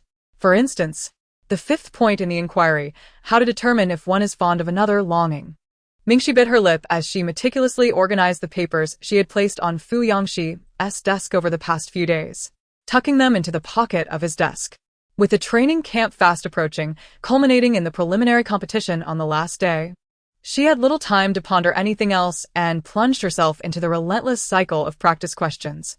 On Thursday afternoon, during the second period, Mingxi completed the assignments for her group and headed to the office. As she walked towards the office, she caught a fleeting glimpse of a tall, slender figure emerging from the office of the director at the end of the corridor, who swiftly descended the stairs. The silhouette bore an uncanny resemblance to Fu Yangxi. Yet there was a subtle difference. His hair was jet black and short. Instinctively, she navigated through the bustling crowd in the corridor, hastening her steps to follow. But the figure had already vanished down the stairs, leaving no trace behind. The bell rang for class in the teaching building, and Mingxi was called by Teacher Liu, compelling her to turn back and enter the office. A fierce cold front was sweeping in, and in the blink of an eye, the last leaves on the trees in the school turned yellow and withered. The following day, a torrential rain fell, flooding the school grounds. Mingxi donned a thick coat, wrapped herself in a scarf, and styled her hair into a bun. She packed her luggage, filling her backpack with competition problem sets and a substantial stack of draft paper, and joined 20 others to head to the training camp. As the group braved the biting wind at the school gate, awaiting the bus rented by the school, the breath they exhaled crystallized into misty, white puffs. When Shen Liao spotted her, he paused momentarily before approaching her with purposeful strides. Mingxi tightly clutched the white phone case adorned with a small mask, turning her gaze towards the school, eager to see if fiancé had arrived today. Upon regaining her focus, she discovered Shen Liao standing beside her, pulling along a black suitcase. Her brow furrowed in irritation, prompting her to shift a few places to the right. Shen Liao's expression shifted slightly in the biting cold. The other 19 participants in the training camp were taken aback by this scene. First, they were astonished that the aloof Shen Liao would voluntarily position himself next to Zhao Mingxi. Second, they were surprised by Zhao Mingxi's apparent desire to keep him at bay, as if she wished to distance herself from him. After all, this was Shen Liao. The Chongqing class had 6 members, including Zhao Yuan and Pu Shuang. The international class sent 3, with 2 additional English specialists aside from Zhao Mingxi. The remaining 12 slots were entirely claimed by the elite class. In addition to the 5 from the school competition team, all 7 were also from the elite class. Mingxi counted, noting a total of 7 girls, pondering how they would be allocated accommodations at the hotel. As she contemplated this, Pu Shuang could not help but whisper to Zhao Yuan, "Surely, they won't place us with Zhao Mingxi in the hotel?" Zhao Yuan remained silent. Ever since the incident regarding Zhao Zhan's company, she had lost considerable weight, her complexion appearing rather pallid. Stealing a glance at Zhao Mingxi, who stood alone against the cold wind at the back, her fair earlobes increasingly pale from the chill. With a casual bun that revealed her elegant swan-like neck, several boys couldn't help but stare at her. Zhao Yuan instinctively clenched her fingers tightly around the suitcase. The more she acted, the more mistakes she made. Her family believed she was competing with Zhao Mingxi for attention. Zhao Mingxi only performed well on that one occasion, perhaps due to sheer luck. Otherwise, how could her previous grades have been so dismal? Zhao Yuan resolved to take no immediate action, opting instead to await the results of the upcoming competition in 10 days, determined to outshine Zhao Mingxi completely. Among the group, with the exception of Zhao Mingxi, the others were seasoned competitors who had trained together for years. It was only Zhao Mingxi who, due to a quota secured by Professor Gao, had unexpectedly joined their ranks, transforming the group of 20 into 21. It is easy to imagine that the sudden introduction of an unfamiliar face into such a close-knit circle would inevitably lead to exclusion and skepticism. Zhao Mingxi had achieved a commendable score in one monthly exam, yet she fortuitously seized an opportunity for which many were vying, raising questions of fairness. The distinctions among the crowd became starkly apparent, leaving Zhao Mingxi isolated and abandoned in a corner. Even the 2 individuals from the international class found themselves ostracized, standing in the shadows. Although Shen Liao and the members of the school competition team wished to include her and assist in her integration, she chose to withdraw further. Mingxi was largely indifferent to these dynamics. As the bus arrived, she silently boarded last, clutching her luggage. The training camp was hosted at a hotel near a university. On the first day, Teacher Jiang hurriedly arranged the rooms before promptly taking attendance and distributing examination papers. The atmosphere grew tense and urgent. Mingxi had little time to contemplate anything else, dedicating herself to solving problems until 11 o'clock that night, her attention fixed on the explanations before her. A gathering of the most intellectually gifted individuals had clearly transformed the atmosphere during their theoretical discussions. It would not be an exaggeration to describe the air as imbued with an invisible tension. Meals were consumed hastily, resolved within a mere 10 minutes. Mingxi relished this pure ambience. However, upon returning from a brief excursion to procure sustenance for replenishing her energy the following afternoon, she discovered, to her dismay, that her pencil case, exam papers, and backpack had all been carelessly discarded into the trash bin. Mingxi endured a moment of frustration, suppressing the throbbing at her temples, and calmly approached the red trash bin to retrieve her beloved backpack, a gift from fiancé. The contents of the bin were unpleasantly tainted with remnants of unfinished milk, discarded banana peels, and crumpled snack wrappers. The exam papers and pencil case had been intentionally rummaged from her backpack and thrown away, now rendered illegible and greasy, while her backpack was merely stained at the bottom with dirty water that trickled down in droplets. In an instant, Mingxi's emotions erupted. She pinched the backpack with 2 fingers and cast a cold, sweeping glance around the training classroom. Who was responsible? The room was sparsely populated, with only a few individuals present, as Shen Liao and his companions had ventured next door to play basketball. At that moment, only 5 girls and 3 boys remained. Mingxi's gaze swiftly settled on Zhao Yuan. Zhao Yuan instinctively rose and hurried over, offering a tissue. Mingxi, quickly wipe it off. It might still be usable. Yet, Mingxi surmised that Zhao Yuan would not resort to such petty tactics, especially since Zhao Yuan had not been present when she left moments ago. She strode forward, clutching a backpack dripping with filthy water, confronting several classmates in the classroom, one by one demanding, "You? Or you?" The 3 boys were taken aback, utterly unprepared for her assertive demeanor, while 2 girls instantly panicked. Unable to contain her frustration any longer, Mingxi approached Pu Shuang and another girl from class Chongqing, asking, "Was it both of you?" A glob of oil splattered from the backpack onto Pu Shuang's knee, igniting her anger as she stood up and brushed her pants, exclaiming, "Zhao Mingxi, be careful. Do you have any idea how much these pants cost? That makes you guilty." Mingxi forcefully pushed Pu Shuang aside, seized her backpack from the desk, unzipped it, and marched over to the trash can, unceremoniously dumping its contents. Pencil cases, notebooks, and a laptop clattered into the bin, producing a cacophony that rendered the classroom utterly silent. Every breath was held in trepidation. Pu Shuang stood in stunned disbelief, and once she regained her senses, she lunged forward with a scream, "Zhao Mingxi!" Right before her eyes, Mingxi tossed Pu Shuang's backpack into the trash as well. "Did you join in too?" Mingxi then turned her gaze toward the other girl from class Chongqing.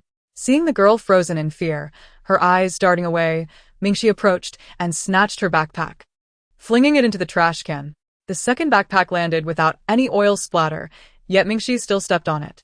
The entire classroom was left in shock. "Zhao Mingxi, this is too cruel.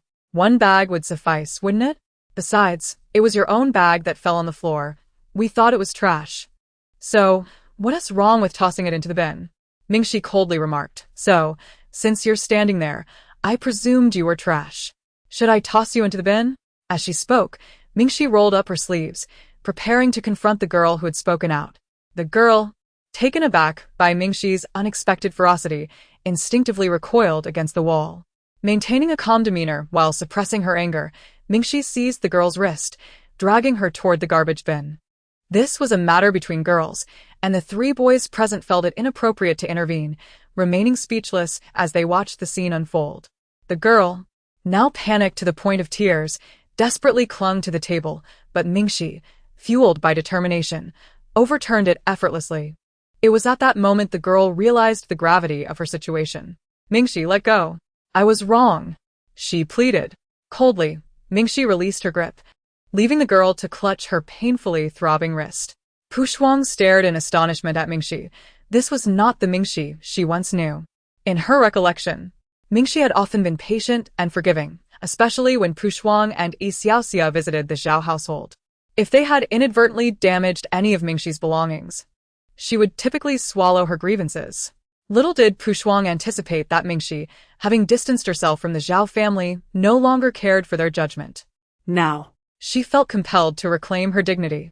Pu Shuang approached Mingxi, but as she did, she swallowed hard and took a step back, sitting down abruptly in her chair. This was the first time, and it would indeed be the last. Mingxi warned, "If you continue to engage in such underhanded tactics behind my back, prepare to face 100-fold retaliation." A bold girl from the Evergreen class, whose backpack Mingxi had discarded, retorted, "You merely relied on luck to get in. And there will be no second chance for you. Do you truly believe you can make it to the finals? You certainly want to be included in the next round of training." Mingxi fixed her gaze upon her. "If I am excluded, do you think you'll be included? How about we see who performs poorly in this preliminary round and faces expulsion?" A collective gasp echoed through the room. Such audacity was unprecedented. Pu Shuang deemed Zhao Mingxi excessively arrogant.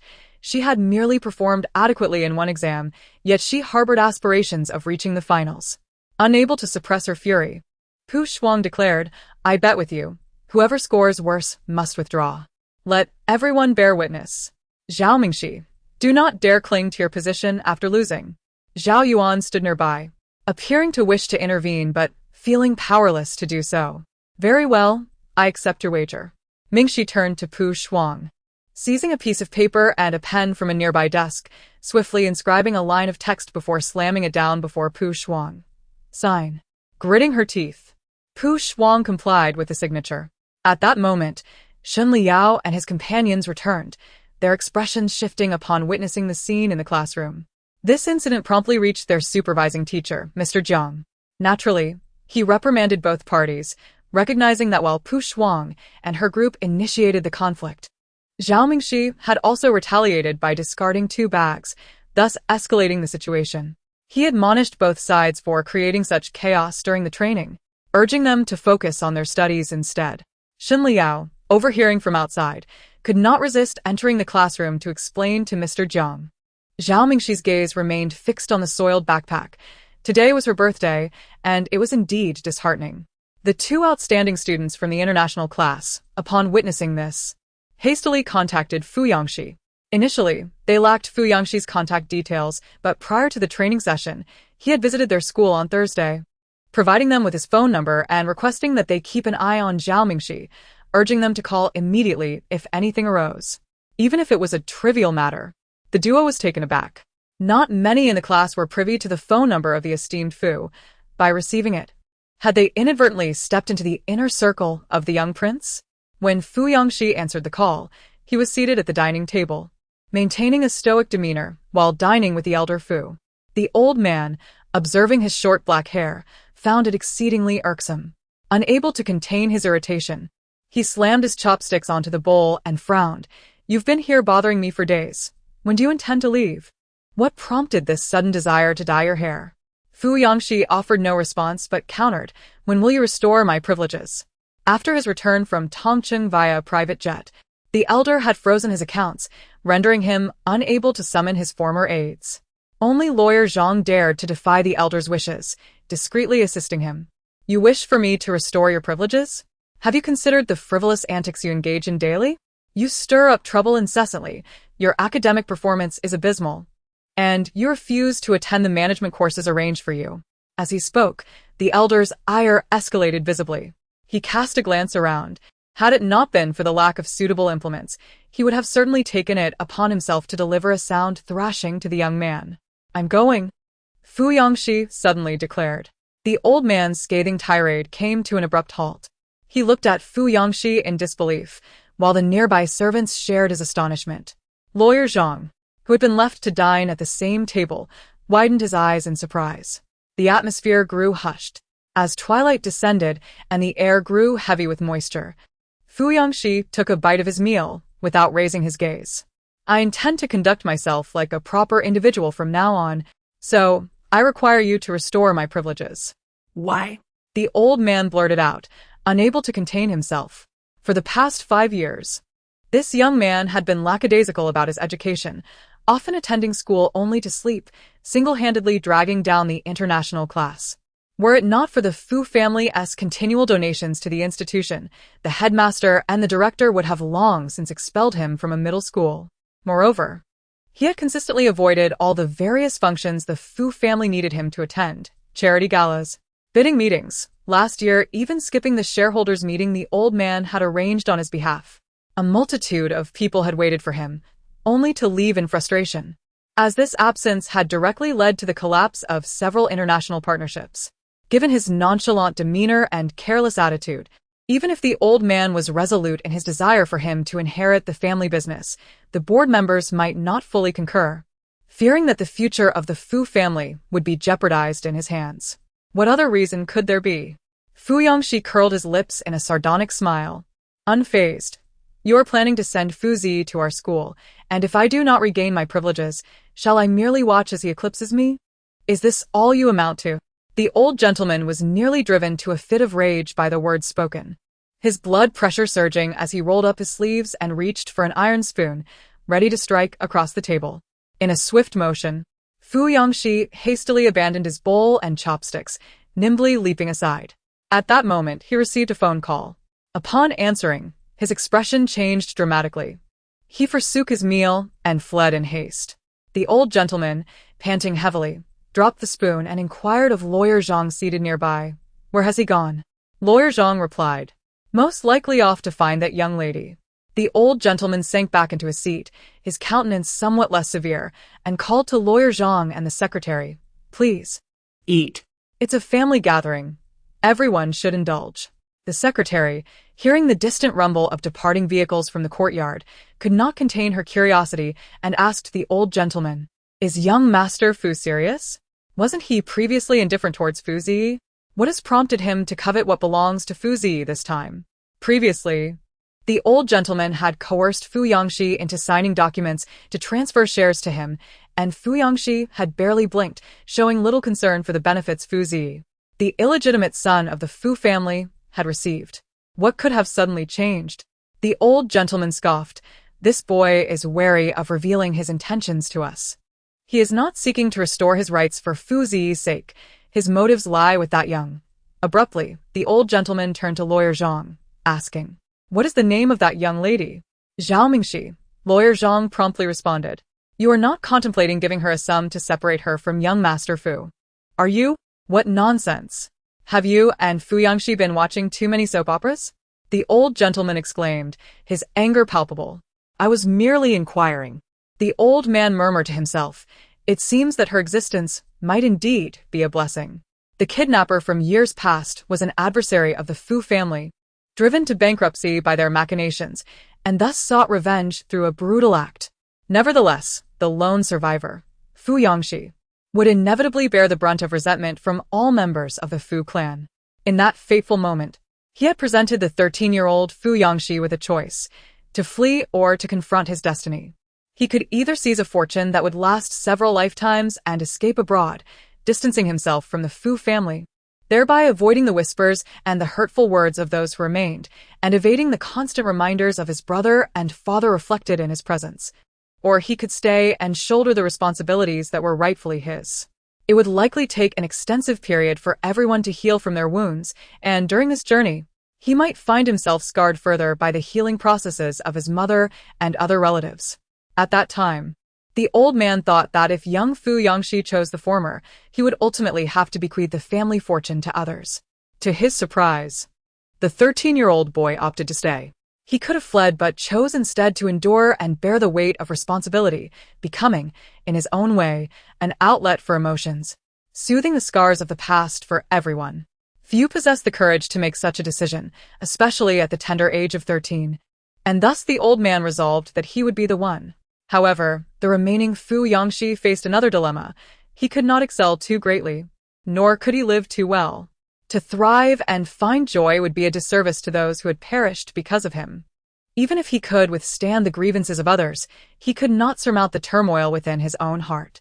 Thus, for 5 long years, he exiled himself, altering his appearance and transforming his very character, as if punishing himself, living a life devoid of purpose. He neither sought advancement, nor engaged with the family business. Nor did he indulge in extravagant displays like other signs of wealth, such as casually acquiring a yacht. His most considerable expenditure had been the last aircraft he had flown. He merely led a simple high school existence. Yet now, the old man had heard him declare his intention to live earnestly. The old man's emotions became a complex tapestry of feelings. When a person finds something truly worth caring for, they yearn to embrace life. When he discovered someone to strive for, he began to emerge from the shadows of his past. The girl beside him might just be the one to pull him out. It was not her hand that would rescue him, but rather the surging desire within him to cherish her. Because he liked her and wished to be favored in return, he aspired to improve himself. Thus, the urge to escape the mire that ensnared him was born. The old man suddenly chuckled to himself, his face unfurling with a myriad of smiles. "What are you dawdling for, you little rascal? Everyone is waiting to eat." In high spirits, he eagerly served himself, emptying 2 plates with great appetite. The others at the table exchanged puzzled glances, bewildered by the sudden shift in atmosphere. After enduring the criticism, Mingxi returned to her hotel room. Being one of 7 girls, she found herself alone in a room of her own. She did not find a washing machine in the hotel room, so she turned on the faucet herself, placed her backpack in the bathtub, and crouched down to wash it. The hotel was rather desolate, with the cold gray marble floor feeling frigid beneath her feet. The lighting was dim, illuminated only by the yellow glow of the lamp beside the bed. An untouched magazine lay on the coffee table, and the curtains were drawn tightly. Everything exuded an air of solitude. Mingxi rolled up her sleeves to her elbows, and lacking laundry detergent, she squeezed a bit of shower gel, vigorously scrubbing the oil stains from her backpack. She watched as the water in the bathtub gradually revealed faint orange-yellow specks of oil. Her reflection appeared in the water, her face framed by a few stray strands of hair. In that moment, a powerful thought surged through Mingxi's mind. How she wished Fu Yangxi were there. The tall and robust Fu Yangxi, with his vibrant red hair, radiated a lively warmth akin to the morning sun. Suddenly, she felt a deep longing for him. She wanted to send him a message, inquiring about his whereabouts. She wished to ask why he had not appeared for 7 days: Sunday, Monday, Tuesday, Wednesday, Thursday, Friday, Saturday, plus a little over the Saturday night, making it a week and a bit more. Today was Mingxi's birthday, though few knew of it. Not even Aunt Dong and the others. Previously, Mingxi had been adopted by her grandmother and, due to this, was unaware of her actual birth date. At that time, her grandmother had randomly assigned her a date. It was only 2 years after returning to the Zhao family that she discovered her true birth date was October 24th. Yet, even with this knowledge, her identity card bore a different date, altered by the Zhao family to match Zhao Yuan's October 14th. Mingxi did not particularly care whether or not to celebrate her birthday. She lacked a precise understanding of this matter and was not particularly ritualistic. She simply thought of Fu Yangxi. Mingxi abruptly turned on the faucet to rinse the foam from her hands and picked up her phone. She opened the chat with Fu Yangxi, feeling an overwhelming urge to send something. Her current mood was reminiscent of the first time she messaged Fu Yangxi, staring at a tender seedling in a pot, uncertain of what to say. The difference now was that she had not even glanced at her own plant. Her intention to approach him had, unbeknownst to her, transformed from a mere desire to bask in his fortune to a yearning for warmth. Perhaps she liked him. The word surfaced in her mind, causing her heart to race, blood rushing to her limbs, igniting an impulsive urge to send a message, only for a wave of doubt and trepidation to crash over her the next moment. This feeling was entirely new to Mingxi. She had previously believed she liked Shen Liao, making honest efforts to understand his preferences. Yet, she realized that with Shen Liao, there was no longing, no tears shed in moments of vulnerability, and certainly no sense of safety in being supported. She had never experienced insomnia over him, nor had she felt anxious when he ignored her. Mingxi pondered, if her feelings for Shen Liao could be classified as liking, then what was this more intense yearning she felt now? Or perhaps, her feelings for Shen Liao were merely admiration and a desire to appease. Mingxi typed into WeChat, "I miss you," deleted. "How have you been?" Deleted. "Where are you now?" Deleted. The information was not yet fully composed when she began to delete it word by word. She found herself at a loss for what to send. After pondering for a lengthy period, Mingxi rubbed her temples in frustration and tossed her phone aside, returning to the task of washing her backpack. At that moment, she heard a series of sharp cries from the adjacent room. It seemed to be the voice of Pu Shuang, who threw my luggage away. The soundproofing of the hotel room was far from adequate. An array of angry shouts from several girls ensued. My shoes were also thrown out. When I came up earlier, I saw shoes that looked just like mine in the ditch. I thought they weren't mine, but now they're all gone. Is it Zhao Mingxi? Zhao Mingxi returned later than us. I'm so furious. Hurry and check the surveillance. It was winter, and they had lost a piece of clothing as well. Subsequently, several girls stormed off to confront the hotel front desk. Mingxi stood there in a daze, suddenly suspecting that it was Fu Yangxi who orchestrated this. Such an audacious act of revenge could only be attributed to him. She remained frozen in place for a moment until she heard a commotion outside the door. Mingxi hurriedly walked toward the door. Was it him? Without even checking the peephole, she joyfully rushed to open the door. Standing outside was Shen Liao. Mingxi's expression momentarily faltered, a hint of surprise crossing her face. Shen Liao held a small cream cake in one hand and a bag in the other, as if bearing a gift. Having known each other for 2 years, they were akin to childhood friends, and Shen Liao was aware of her true birthday. However, upon seeing him, the secret hope within Mingxi dimmed instantly. Shen Liao also noticed the change in her expression and furrowed his brow slightly, saying, "Do not dwell on today's events. Those girls have already been reprimanded by Teacher Jiang. Focus your thoughts on your studies. Should anything similar occur again, please inform either the teacher or myself directly. Come now. I shall take you out to celebrate your birthday." With this single statement, Mingxi understood that she and Shen Liao were not on the same path. Do not dwell on it. Yet, some matters were simply impossible for her to disregard. Shen Liao truly hailed from a well-to-do family, lacking for nothing, and he could scarcely fathom how deeply she had longed for the affection of the Zhao family and the admiration of Shen Liao himself. Mingxi's countenance grew pale. She opened her mouth, intending to decline, when suddenly she caught sight of a familiar figure at the corner of the staircase. Though it was but a fleeting glimpse, her heart raced, and almost instinctively, she pursued. Upon exiting the hotel, they found themselves on a spacious, tree-lined avenue. The moonlight spilled onto the ground, cool and crisp.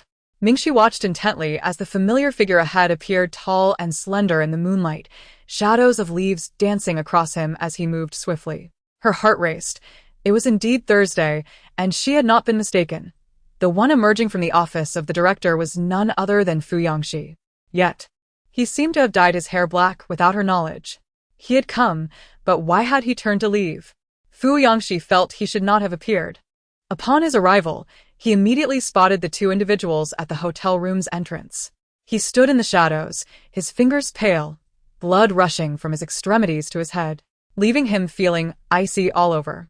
Although she had mentally prepared herself for the possibility of encountering Zhao Mingxi with Shen Liao before her arrival, she found herself utterly unprepared to accept this reality. The sky was shrouded in darkness. Mingxi could not catch up to him and was compelled to stop in her tracks. "Fu Yangxi," she called out, a wave of grievance suddenly welling up within her. This sentiment was unlike anything she felt for others. Mingxi was at a loss for words. After several days apart, he seemed almost foreign to her. Moreover, she could sense that Fu Yangxi had been deliberately avoiding her, though she could not fathom the reason behind it. Nevertheless, she could not resist calling out to him. A multitude of conflicting emotions surged within her, eventually coalescing into a single utterance: "My shoelace is undone." The air seemed to freeze, the moonlight flickered, and the shadows of the trees danced in the wind. Fu Yangxi abruptly halted his stride. His tall figure shifted, his shoulders indicating a change in direction. In that moment, everything seemed to slow down.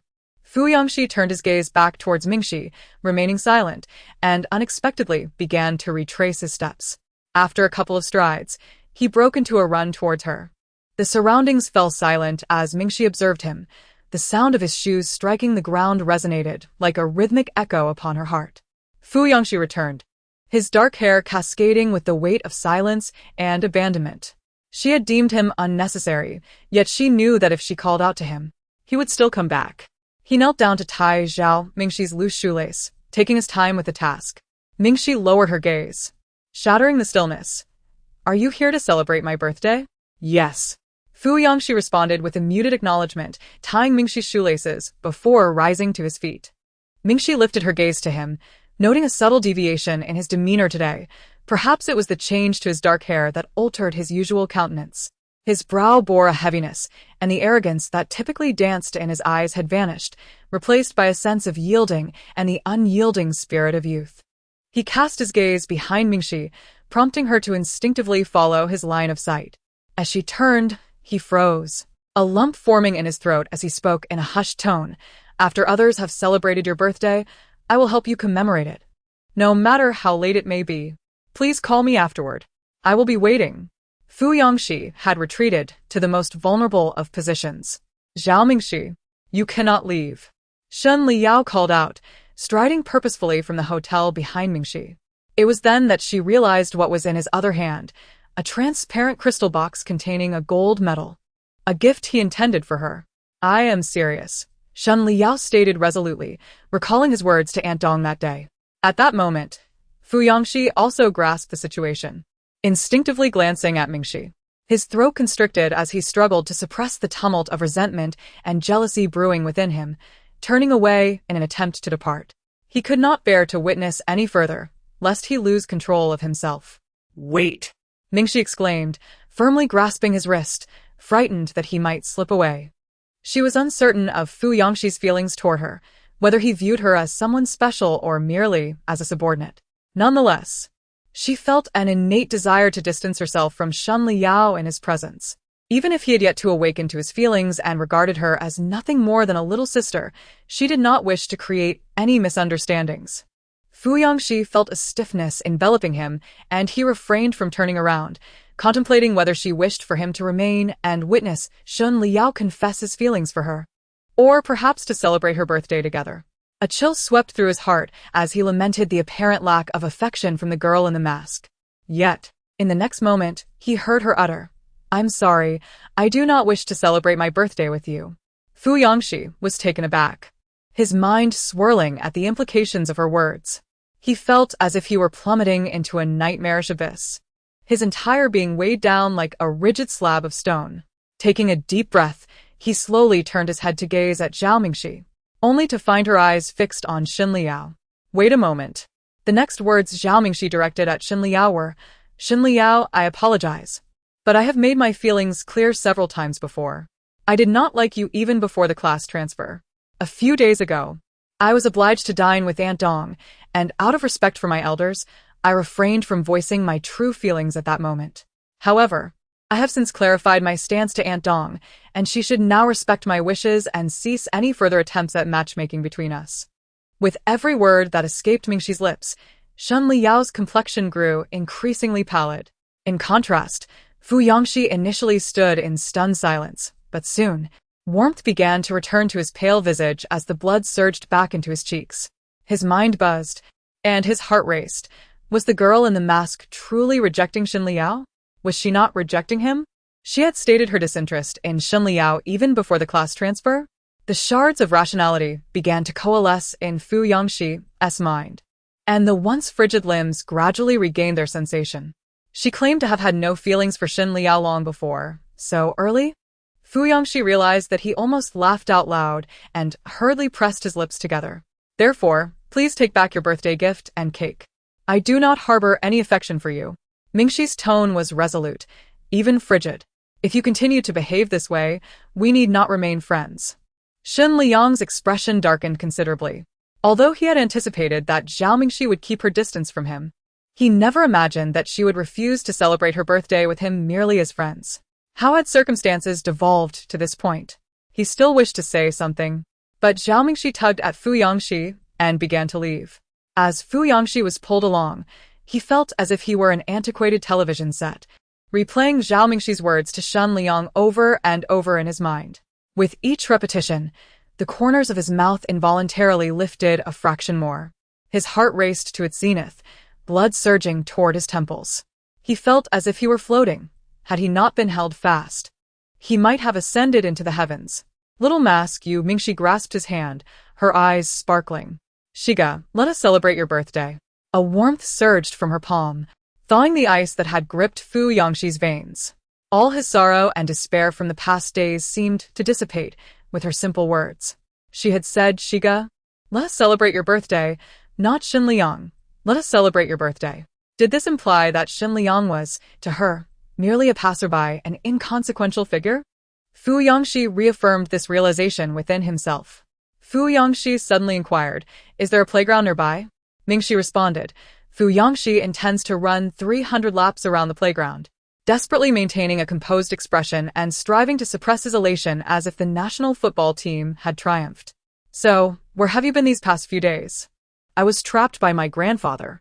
Fu Yangxi refrained from mentioning that he had seen her dining with Shen Liyao and the Dong family at a Western restaurant, choosing instead to retreat to a place of despondency. Half an hour later, Mingxi, draped in Fu Yangxi's coat, was escorted by him to a lavish hotel private room. The room was adorned with pink, egg yellow, and azure balloons, while the windows were festooned with happy 18th birthday. The largest cake was presented by Dong Shen and Hyang. Ke Chengwen and Jiang Xiuqiu were also present, the latter having been roused from slumber. Mingxi felt a pang in her heart and could not help but lament, "I thought you all had forgotten my birthday." "How could that be?" Ke Chengwen exaggerated. Shigo mentions it 800 times a day."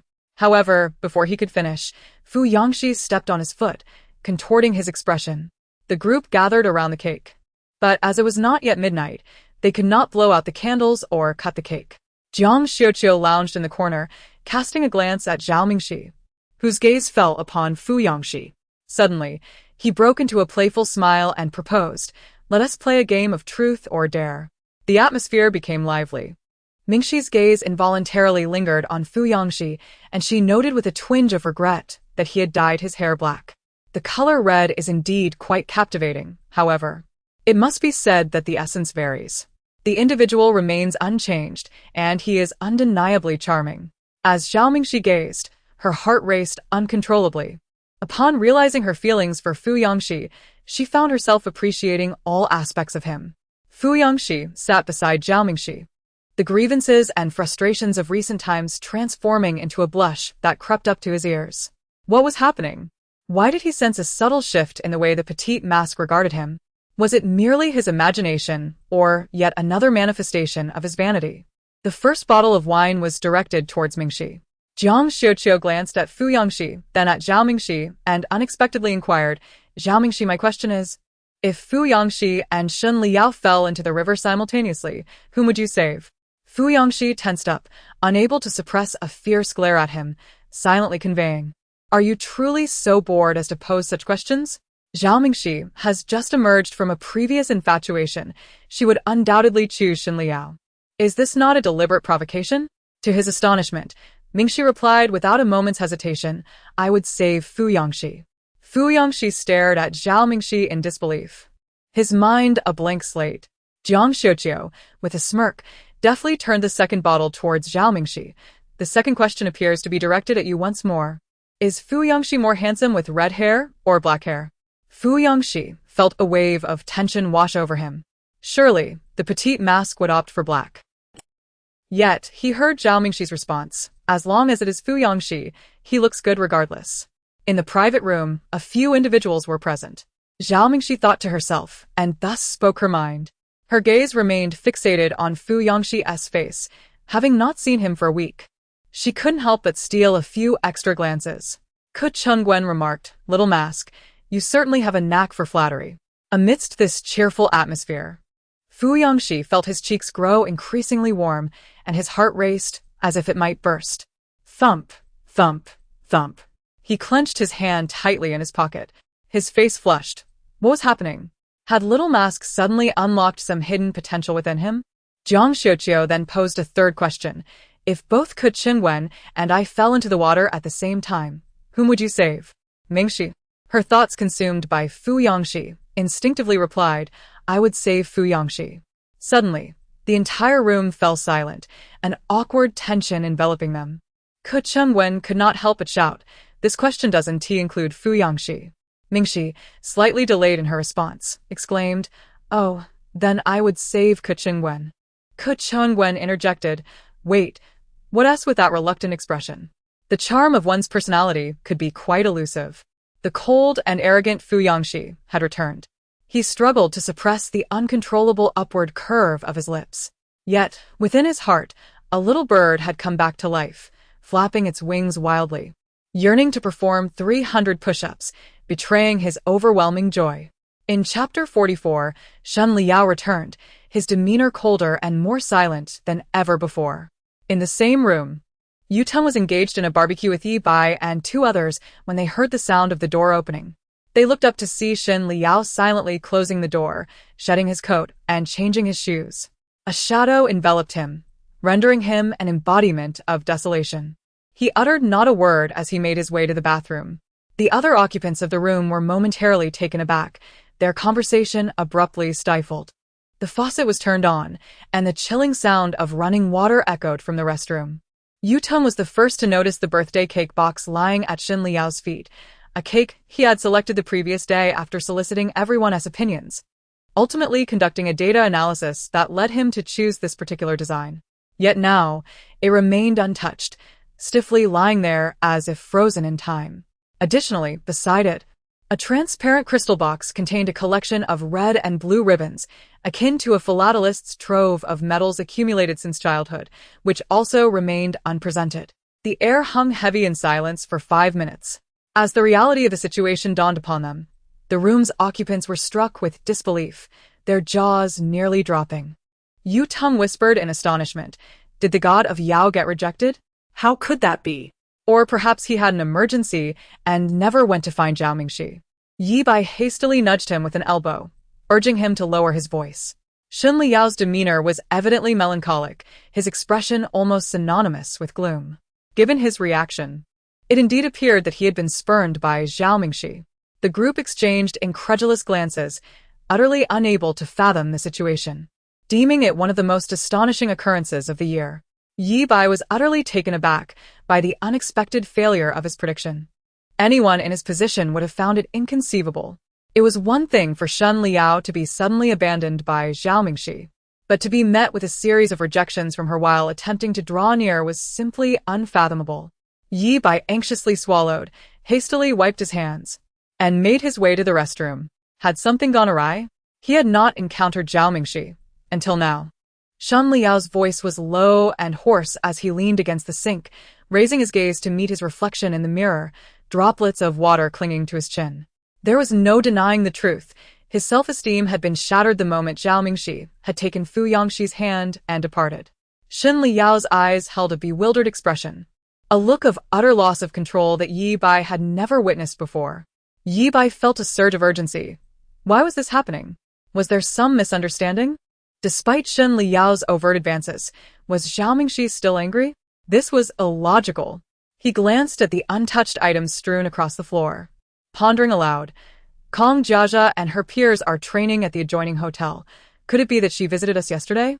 Even if he didn't meet with Kong Jiajia, could Zhao Mingxi have misconstrued the situation? Was she jealous? Yu Teng and 2 other members from the school competition team approached, unable to contain their thoughts. Indeed, there must be a reason behind this. The group began to chatter excitedly, offering Shen Liao various suggestions. "Liao, what exactly did Zhao Mingxi say when she rejected you? Did she outright refuse your gifts? The intricacies of a girl's heart are so perplexing. Why did she, who used to revolve around us daily last month, suddenly depart without a trace? Should I call my sister for assistance in uncovering the truth behind this matter? What exactly is Zhao Mingxi contemplating?" Shen Liao's mind was already in turmoil, and now it felt as if his blood was boiling from the incessant noise, making it nearly impossible for him to maintain his composed demeanor. Silence. He wanted to exclaim, yet the words remained unspoken. When Zhao Mingxi had turned him down, Fu Yangxi was present as well. Rather than a mere rejection, it felt more like a deliberate reiteration, emphasizing her sentiments for Fu Yangxi. Thus, had she developed feelings for him instead? Shen Liao found it intolerable to accept this reality.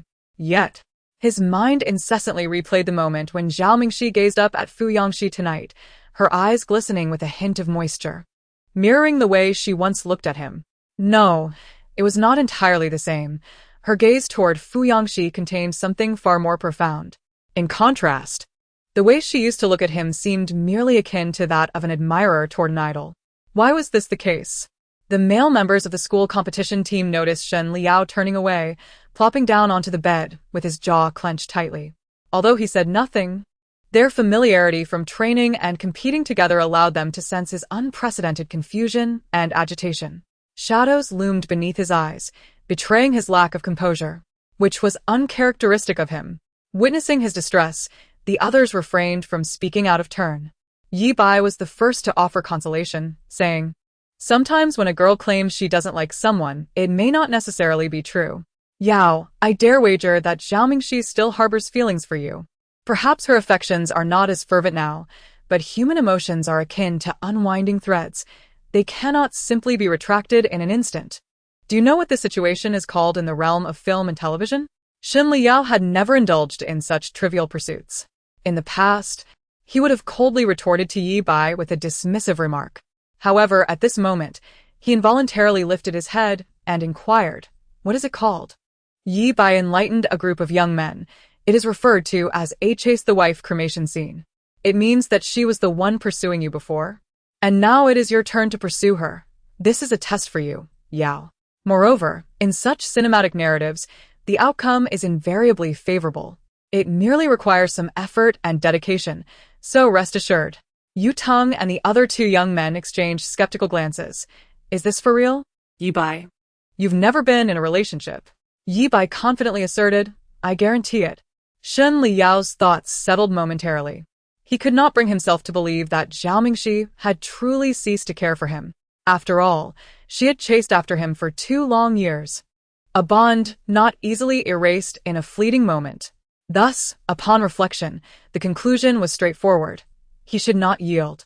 If he were to step back, Zhao Mingxi might genuinely develop feelings for Fu Yangxi. While Shen Liao pondered his strategy, Yu Teng simultaneously dialed his sister, as the group animatedly recounted Shen Liao's current predicament. Shen Liao was a proud individual, and discussing such matters was quite arduous for him.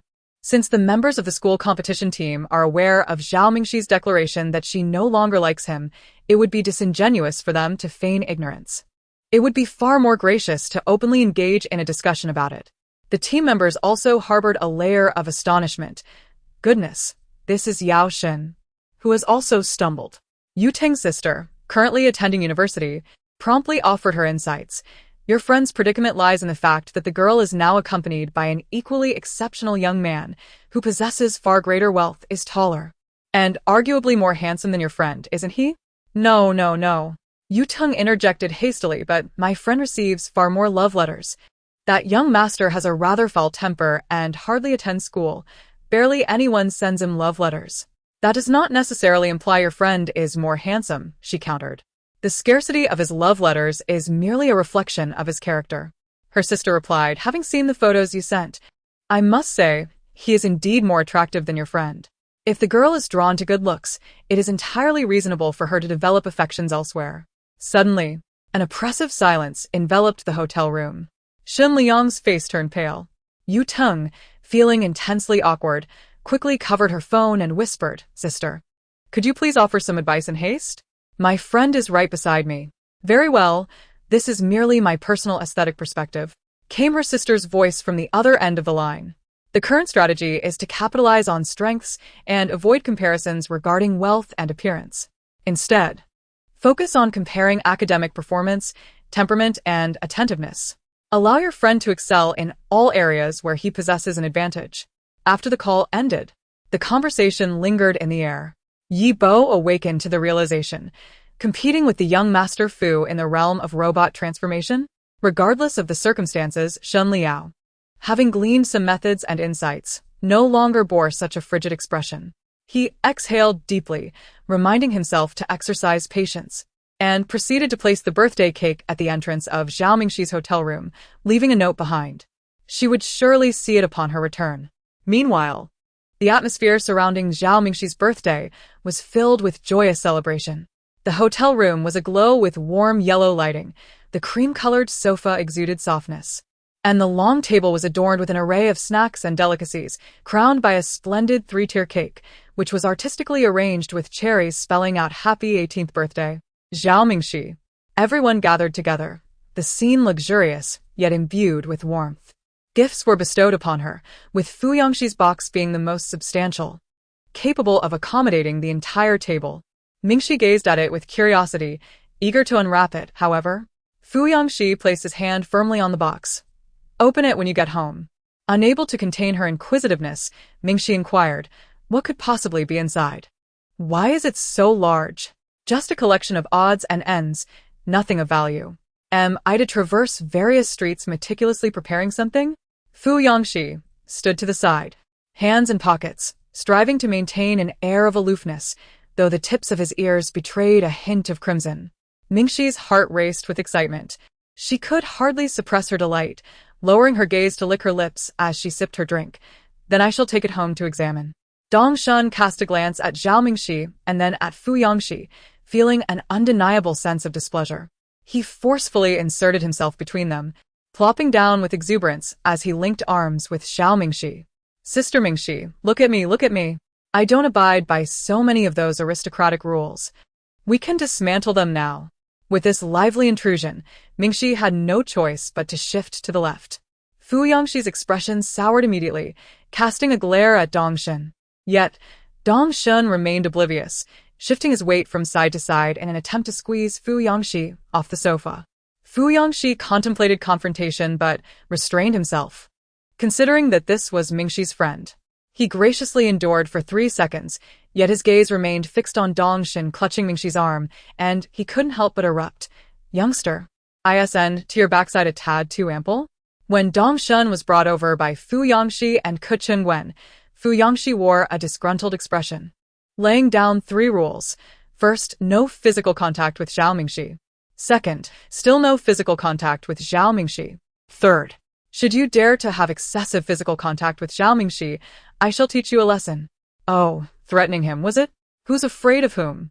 Dong Shun, untrammeled and fearless, glanced back at Fu Yangxi. Big brother, if you find the sofa too cramped, you may take a seat over there. There are plenty of spots on the opposite sofa, just a few steps away. Have you grown too old to move? Fu Yangxi raised an incredulous eyebrow. Accustomed to being the one to provoke others, yet no one had ever dared to challenge him so brazenly. Was this lad seeking his own demise? In an instant, Fu Yangxi erupted, rising to grasp Dong Shun by the collar with one hand, ready to throw him off. Ke Wen abruptly intercepted him, advising, let it go. Let it go, Shiga. Considering he is somewhat of a distant relative, who knows, he might just be your little brother-in-law in the future. Fu Yangxi shot him a fierce glare. Ke Wen promptly acquiesced Zhao Mingxi. Nevertheless, the room remained filled with laughter and merriment.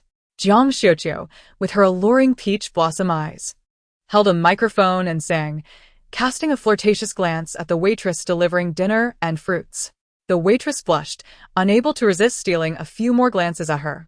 In the distance, He Yang, munching on a watermelon, felt a twinge of melancholy at the sight.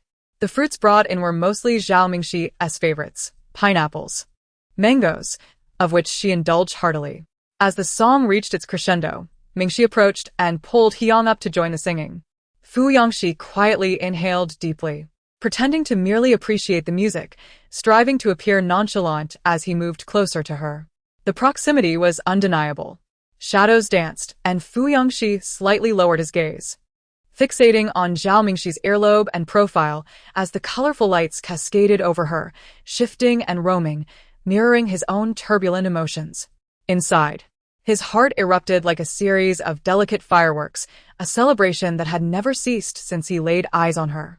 Fu Yangxi couldn't help but recall her emphatic declarations of disdain for Xin Liao. Fortunately, she harbored no affections for anyone else. He rubbed his face, making a concerted effort to suppress the exuberant smile threatening to break free.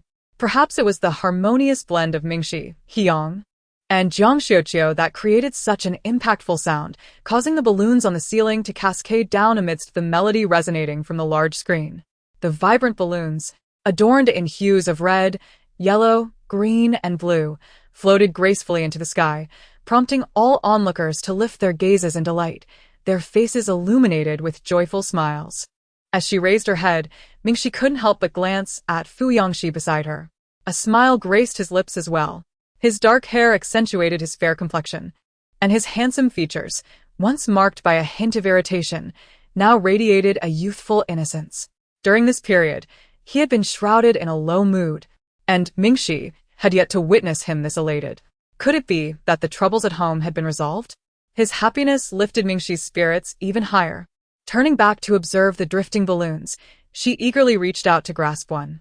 At that moment, Fu Yangxi also turned to look at her. She had a playful glint in her eyes, with a couple of stray strands of hair cascading by her ears. Fu Yangxi's throat tightened and his gaze darkened. Instinctively, he raised his hand to tuck the hair behind her ear, only to realize his fingers had unconsciously lifted, prompting him to retract his hand swiftly. His ears flushed red with embarrassment, and feeling guilty, he hastily clasped his rebellious right hand, glancing around to ensure he was not being observed, before exhaling a sigh of relief. "What shall we do if the balloons fall?" Ku Chunwen inquired. "They'll pop one by one when stepped on, and downstairs they'll claim we are disturbing the peace. Let them complain," Fu Yangxi replied with a defiant and cold demeanor, embodying a sense of arrogance. "It's a rare occasion for the little mask to celebrate a birthday. A bit of mischief is permissible. If it comes to that, we can always compensate handsomely." Ku Chunwen retorted. "Is it mischief for you? You are merely trying to survive in the cracks of not being naughty amidst naughtiness." "I have a solution," Mingxi remarked. "If you rub a balloon on your hair, it will float away." With that, she picked up a balloon. Ku Chunwen gazed at her in astonishment. Is it really possible? Instinctively, he and Fu Yangxi bent down simultaneously, bringing their heads closer. Observing this, Dong Shun hurriedly joined them. Without a second thought, Mingxi chose to rub the balloon on Fu Yangxi's head. "Ku Chunwen, Dong Shun, what is happening? Why do they suddenly feel an overwhelming aura of singlehood surrounding them? Is it merely an illusion? After all, these two were in a cold war just days ago." Mingxi carelessly rubbed the balloon on Fu Yangxi's tousled hair before tossing it toward the ceiling. The balloon swiftly floated back up, gently ascending to the top. With his disheveled hair standing on end, Fu Yangxi, hands tucked in his pockets, cast a triumphant glance at Ku Chunwen and then deliberately turned to glare at Dong Shun. Ku Chunwen, not envious at all. "Thank you." Dong Shun, "Damn it, this is infuriating."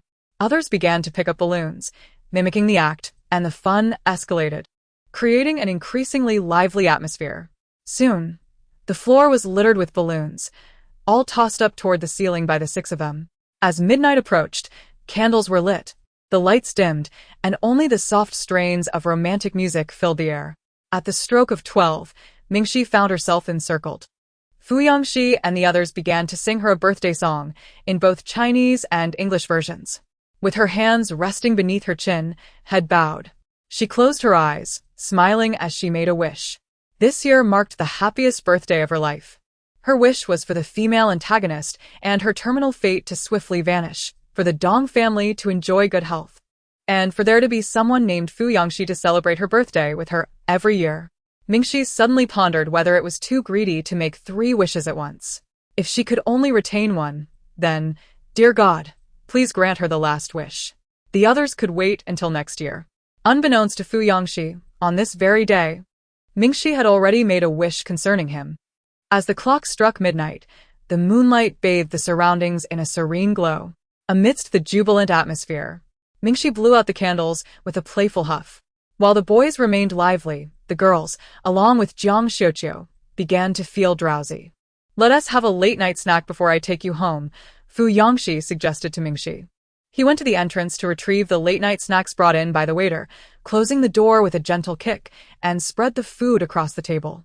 While everyone indulged in the midnight feast, Fu Yangxi took the opportunity to settle the bill. Mingxi noticed Jiang Xiuqiu dozing off in the corner and couldn't resist approaching him. "Jiang Xiuqiu, may I ask you a few questions?" Jiang Xiuqiu lifted his gaze to her. "What questions?" For some reason, he immediately understood about Fu Yangxi. Mingxi's understanding of Fu Yangxi paled in comparison to his knowledge of her. Initially, she regarded him merely as a Wi-Fi connection and paid little attention to his affairs.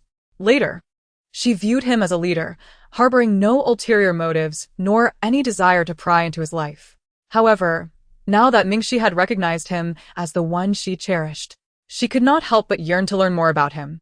Especially, what medication does he usually take? Besides his fear of dogs, are there any other things he cannot eat or any taboos? Mingxi felt her youthful heart tightening to the point of explosion, her cheeks flushed with embarrassment. Turning to glance at the doorway, she noticed Fu Yangxi had yet to return, prompting her to seize the moment.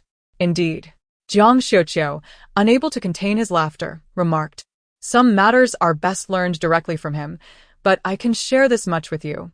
"What is it?" Mingxi inquired curiously from her seat. Fu Yangxi, throughout his life, had never shown any interest in girls. He had barely spoken more than 10 sentences to anyone. His intimidating demeanor, marked by an expression that seemed to challenge anyone who approached him, rendered his interactions with girls quite poor. However, Jiang Xiuqiu, with his playful eyes, had mischief brewing within him. He noticed the flying chess game on the table and began to weave a tale. Fu Yangxi once had a childhood sweetheart, remarkably beautiful. Perhaps comparable to you. Mingxi's heart skipped a beat. Jiang Xiuqiu was careful not to exaggerate too much. He didn't actually have feelings for her, but we were all close. We studied abroad together as children. Fu Yangxi often brought her home to play and affectionately called her little flying chess because they frequently played flying chess together. Little Mask. You haven't played flying chess with Fu Yangxi yet, have you? In an instant, Mingxi's heart surged with anger. What nonsense. So, the nickname he gave her was merely a mimicry of one he had used for someone else. Mingxi was infuriated. Understood. Fu Yangxi returned from settling the bill, a pleasant smile gracing his lips as he intended to escort Zhao Mingxi home. However, upon entering, he was met with a piercing glare from her. He approached her, but she silently proceeded to enjoy her late-night snack. What was the matter? Fu Yangxi's smile faltered. Jiang Xiuqiu sauntered over with a glass in hand and patted his shoulder. Do you remember when we were children, climbing trees, and you failed to catch me, resulting in my fall and a broken leg? I spent 3 months in the hospital. Why bring that up now? Looking for a fight? Fu Yangxi raised an eyebrow, coolly retorting. Jiang Xiuqiu chuckled and shrugged. Not fighting, I can't match you. Yet, Fu Yangxi's attention remained fixated on Zhao Mingxi. As a few others stretched and began to gather their belongings to leave, he picked up his coat and the gift box, determined to see Zhao Mingxi home. Late at night, with the moon casting a gentle glow, the others hailed a taxi while the two strolled back to the training hotel. For some inexplicable reason, Fu Yangxi sensed a sudden shift in Zhao Mingxi's mood. Frowning slightly, he pondered how to inquire, but before he knew it, they had arrived at the training hotel. Upon reaching the door of their room, he was greeted by a cake left by Xin Liao at the entrance. Fu Yangxi glanced down, his expression darkening instantly. Why was this fellow so persistently bothersome? Zhao Mingxi had clearly stated her disinterest in him. Disinterest, do you comprehend? Dislike equates to aversion. Does he possess no self-awareness? Although Zhao Mingxi may not harbor fondness for Fu Yangxi, her indifference towards him suggests an infinite possibility for change. Fu Yangxi immediately feigned nonchalance as he kicked the cake box aside. Still unsatisfied, he picked it up again and said to Mingxi, I'll take this out. Mingxi, seemingly indifferent, nodded slightly, sorry for the trouble. Noticing her gaze lingering on the cake, a pang of jealousy welled up within him. Was the steak at the Western restaurant delicious? He inquired. In response, Zhao Mingxi raised her head, emitting an unmistakable air of jealousy, and with a slight scoff, fixed him with a glare. Is the Ludo game enjoyable? Fu Yangxi was taken aback. What Ludo game? Chapter 45. Mingxi suddenly realized that her words had turned sour, akin to biting into a green apple, and felt a twinge of embarrassment. Uncomfortable, she hastily shifted the topic. Wait, let me find the room card. She opened the door and inserted the card into the wall. The lights flickered on, and the air conditioning hummed to life. Fu Yangxi followed her inside, bending down to place a large box of gifts against the wall. Upon realizing he had entered Zhao Mingxi's hotel room, he felt a flush creep to his ears, apprehensive of the sight of her bed likely cluttered with garments and belongings. He stiffly retreated to the doorway, his tall frame nearly brushing against the upper frame of the door, casting a shadow that obscured the light from the corridor. What on earth did he bring? As soon as Mingxi returned and shed her coat, she could not resist crouching down to unwrap the gifts. Fu Yangxi's heart raced, and he hurried over to press down on the gift box. Hey, little mask, you're too eager. Can't you wait until I leave to open it?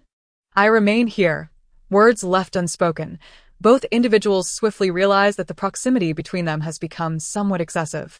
They can feel the warmth of each other's skin, transmitted through layers of clothing and a mere whisper of air. Zhao Mingxi crouches there, a petite figure, while Fu Yangxi bends down from above, pressing the box firmly in place. Should his posture lower even slightly, his chin would graze the top of her head. The sensation of one's chin brushing against a girl's hair would surely be delicate, akin to a feather caressing silk. Fu Yongxi casts a glance at her, and from his vantage point, he observes her elegantly sculpted, fair nose, the thin sweater cascading over her back, outlining her slender spine. Her dark hair cascades down, infused with a hint of shampoo's fragrance. How charming!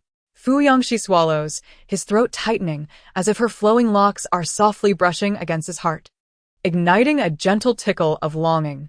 Meanwhile, Mingxi's fingers, subtly curling as they grasp the box, fixate on the silhouette of Fu Yongxi before her, acutely aware of the boy's intoxicating aroma and the warmth emanating from his body.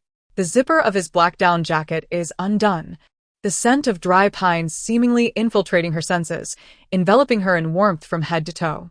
Mingxi feels slightly dizzy, equally rigid in her stance. Had this been in the past, when she remained oblivious to her affections for him, she could have approached him with unreserved confidence, engaging in whatever closeness she desired without hesitation. Yet now, with this newfound awareness, every moment of contact feels akin to a timid mouse stealing oil, filled with a sense of guilt. Will he perceive her awkwardness? Mingxi's heart races, reaching her throat. She swiftly sidestepped, escaping from beneath his leaning form. Mingxi's movements were somewhat comical as she stumbled and nearly lost her balance, only to be steadied by Fu Yongxi. Yet, amidst the charged atmosphere that was both rigid and fervent, they found little room to dwell on the awkwardness. Fu Yongxi quickly released his grip on her wrist, his ears flushing crimson as he averted his gaze, uncertain of where to look, ultimately settling on the ceiling, a rather pleasing hue. Mingxi. Fu Yongxi stammered. Well, I shall take my leave. Is that all there is to it? Mingxi, lowering her gaze, replied. Yes. As Fu Yongxi prepared to depart, he found himself transfixed by Zhao Mingxi, his feet remaining stubbornly rooted. Mingxi licked her parched lips and raised her eyes to him, her gaze lingering on the shadow cast by his striking brow, yet she made no move to urge him on. The air thickened with palpable awkwardness. In an unexpected turn, they both spoke simultaneously. Mingxi, do you have time tomorrow? Fu Yongxi, shall we have a meal together tomorrow? Mingxi, you go first. Fu Yongxi, no. You first. Mingxi. Fu Yongxi. Their words collided unexpectedly, intensifying the awkward silence. In a hasty reaction, they both averted their gazes, their faces turning as red as ripe tomatoes. Fu Yongxi fixated on the doorframe beside him, seemingly engrossed in discerning whether it was composed of composite materials or steel. With his hands buried in his pockets, he endeavored to appear aloof and nonchalant. ISNT tomorrow Sunday? I happen to have some matters nearby. If you're free, we could share lunch, he proposed casually. In an attempt to justify his invitation, Fu Yongxi added, Oh, don't overthink it. It's just that I have some business around here, and I realized I haven't treated my deskmate to a meal yet. I've always been quite generous with my previous deskmates, treating them to meals. Mingxi felt as though she was losing her composure. There was an evident flaw in Fu Yongxi's words. Had he ever had a deskmate before? Had he ever treated them to a meal? Yet, caught up in a whirlwind of emotions, she blushed and hastily replied, Sure. Noticing her prolonged silence, Fu Yongxi initially feared she might decline, contemplating whether to mention Ke Chengwen or someone else, perhaps even inviting He Yang and Ke Chengwen along. However, before he could complete his thought, he heard Zhao Mingxi acquiesce. She agreed. To a meal alone. They had known each other for quite some time, yet this would be their first meal together, without the presence of others like Ke Chengwen as a third wheel. A triumphant smile threatened to break across Fu Yongxi's face as he quickly glanced at Zhao Mingxi. She, too, struggled to suppress her delighted grin and returned his gaze. Fu Yongxi, feeling a jolt of electricity, swiftly turned away, resuming his cool demeanor. Well then, let us settle it this way. We'll connect via WeChat tomorrow. Mingxi contemplated that dining alone could indeed be considered a date, and without hesitation, she cheerfully agreed, Sure. Fu Yongxi looked at her in astonishment. Why was she so exuberantly enthusiastic in her acceptance? His mind raced with thoughts, nearly leading him to believe that Zhao Mingxi harbored feelings for him. However, having learned from his previous misinterpretation of affection, he refrained from indulging in such notions too readily. Ultimately, as long as she did not favor Shin Liao, Fu Yongxi felt a profound sense of satisfaction. I shall take my leave now, he declared. Upon uttering these words, Fu Yongxi felt somewhat foolish. Having reiterated his intent to depart twice within a mere 10 minutes, yet remaining stationary, was undeniably transparent. A flush of embarrassment crept across his face as he stepped back, exiting the room, and waved to Zhao Mingxi, "No need to see me off." Mingxi's instinctive offer to accompany him down the stairs was swallowed back in her throat. After all, Fu Yongxi was a tall young man, standing at 188 meters. It seemed unlikely that he would encounter any peril descending the stairs. To escort him felt excessively forward. Thus, she stifled her shyness, grasped the door frame, nodded, and softly said, "See you tomorrow. See you tomorrow." Fu Yongxi's heart swelled with sweetness as he waved at Zhao Mingxi. He remembered to dispose of the cake on the floor, lifting it with a mix of roughness and disdain, while keeping his gaze on her as he stepped back. Unexpectedly, he retreated to the stairwell diagonally across, misstepping and nearly losing his balance, teetering perilously before regaining his composure with remarkable agility. Fu Yangxi felt utterly embarrassed. His face flushed as he cast a fleeting glance at Zhao Mingxi before hastily retreating downstairs. Mingxi lingered by the door for a moment, attempting to calm her racing heart. She rubbed her slightly numb cheeks, which were both stiff and yet stretched into a bittersweet smile, before finally shutting the door and returning to her room. Her first impulse was to eagerly unwrap the gifts. Ignoring the others for the moment, she squatted in the corner and immediately began to dismantle Fu Yongxi's large box. Upon opening it, she found a series of smaller boxes inside, each varying in size, some as large as a basketball, while others were delicately small, no larger than the palm of her hand. Each box was adorned with a bow, reminiscent of the way Fu Yongxi had tied her shoelaces. Could it be that he had tied these himself? The thought made Mingxi's lips involuntarily wet with anticipation. She counted a total of 18 small boxes within the larger one. After gazing at them for several seconds, she decided to take out one of the silk blue boxes. Merely holding it made her heart race, as if it were a hot potato. Just as she was about to unwrap it, she felt that squatting there lacked the proper sense of occasion, so she joyfully leaped onto her bed, cradling the gift. She untied the blue velvet ribbon, inhaling the subtle fragrance that emanated from within. Could it be perfume? Mingxi pondered with curiosity. Upon opening it, however, she discovered a remarkably exquisite rattle designed for children. The scent was that of fragrant sandalwood emanating from the rattle. Mingxi, what kind of gift is this from a straight man? Why would he give her a rattle? She was 18, not 3. Mingxi's expression momentarily dulled, but soon she noticed that the wooden base of the rattle seemed to bear an inscription, several English words, "Stream Sold." For a brief moment, she failed to grasp its significance, instinctively assuming it was a trademark. She turned back to unpack the other small boxes within the large one, discovering an array of treasures, a golden watch adorned with feathers, a fountain pen, children's hairpins, and a bottle of emerald green perfume. The fragrance, likely chosen with less precision by Fu Yongxi, was not that of a typical youthful scent, but rather exuded a subtle, cool aroma reminiscent of a cello's melody drifting through the air after a rain. The perfume bore the name Cello Girl, and the bottom was inscribed with another set of English words, "Stream 80 Sold." In an instant, as if a veil had been lifted from her mind, Mingxi was struck by a profound realization. Fu Yongxi had gifted her a token for each year from 1 to 18, compensating for every missed birthday gift. Cradling the box, a complex blend of emotions washed over her, both sweet and bittersweet, while in the stillness of the room, she could distinctly hear the rhythm of her own heartbeat, echoing like raindrops pattering against the ground. Why would he present such a heartfelt gift? Could it be that he harbored feelings for her? Mingxi's current state mirrored that of an ant crawling upon her heart, teasingly scratching at her emotions yet refusing to depart. She hesitated to make such a definitive judgment. Nevertheless, Mingxi understood that this was the most cherished and joyous birthday she had ever experienced.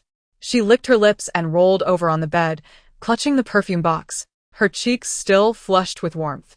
Embarrassed, she buried her face in the soft pillow, rolling around for a moment.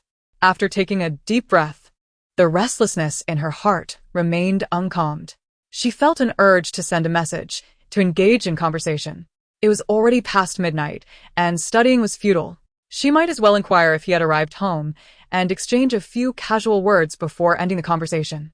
Mingxi glanced at the open workbook on the nearby table, guilty thoughts swirling in her mind as she retrieved her phone.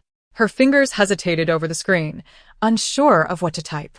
Just as she was lost in thought, a message came through from the other side. Go to sleep. Mingxi jumped, feeling an overwhelming sense of embarrassment. Had he caught her in the act of typing? The crucial question lingered. How could Fu Yangxi possibly know she was still inputting? Unless he had been watching her phone closely. Oh, dear. Mingxi covered her face, unable to muster the courage to look at her phone again. In a flurry, she switched it off and buried her head deep into the pillow. It was too hot. Her heart raced uncontrollably. Meanwhile, Fu Yangxi, still holding his phone, tumbled off the sofa and quickly scrambled to his feet. With no one around, a triumphant smile spread across his face. He settled back onto the floor, staring at his phone, eagerly awaiting Zhao Mingxi's next message. What had she been trying to convey all this time? Yet, that night, no further messages came from her. Fu Yangxi, with dark circles under his eyes, unsteadily approached the bar to pour himself a glass of water. With a heavy head and light feet, he began to search on his phone. Could the phrase "go to sleep" quickly come across as too blunt and offend a girl? Chapter 46. Mingxi was unaware that while she was celebrating her birthday with Fu Yangxi, Yang, and Dongshen, the Zhao family had actually come to visit. The sentiments of the Zhao family regarding Mingxi's birthday were quite complex. They were at a loss for how to mend the rift that had formed between them and Zhao Mingxi to the point of estrangement. It seemed that they should be the ones celebrating her birthday, yet she had shown no inclination to accept their goodwill. On the morning of Mingxi's birthday, the atmosphere at the Zhao family breakfast table was particularly subdued. Everyone was aware that it was Zhao Mingxi's birthday, but the empty seat at the table rendered them mute, stirring their kanji mechanically, uncertain of what to say or do. Zhao Yuan had previously spent over half a month at a hotel, adamantly refusing to return home.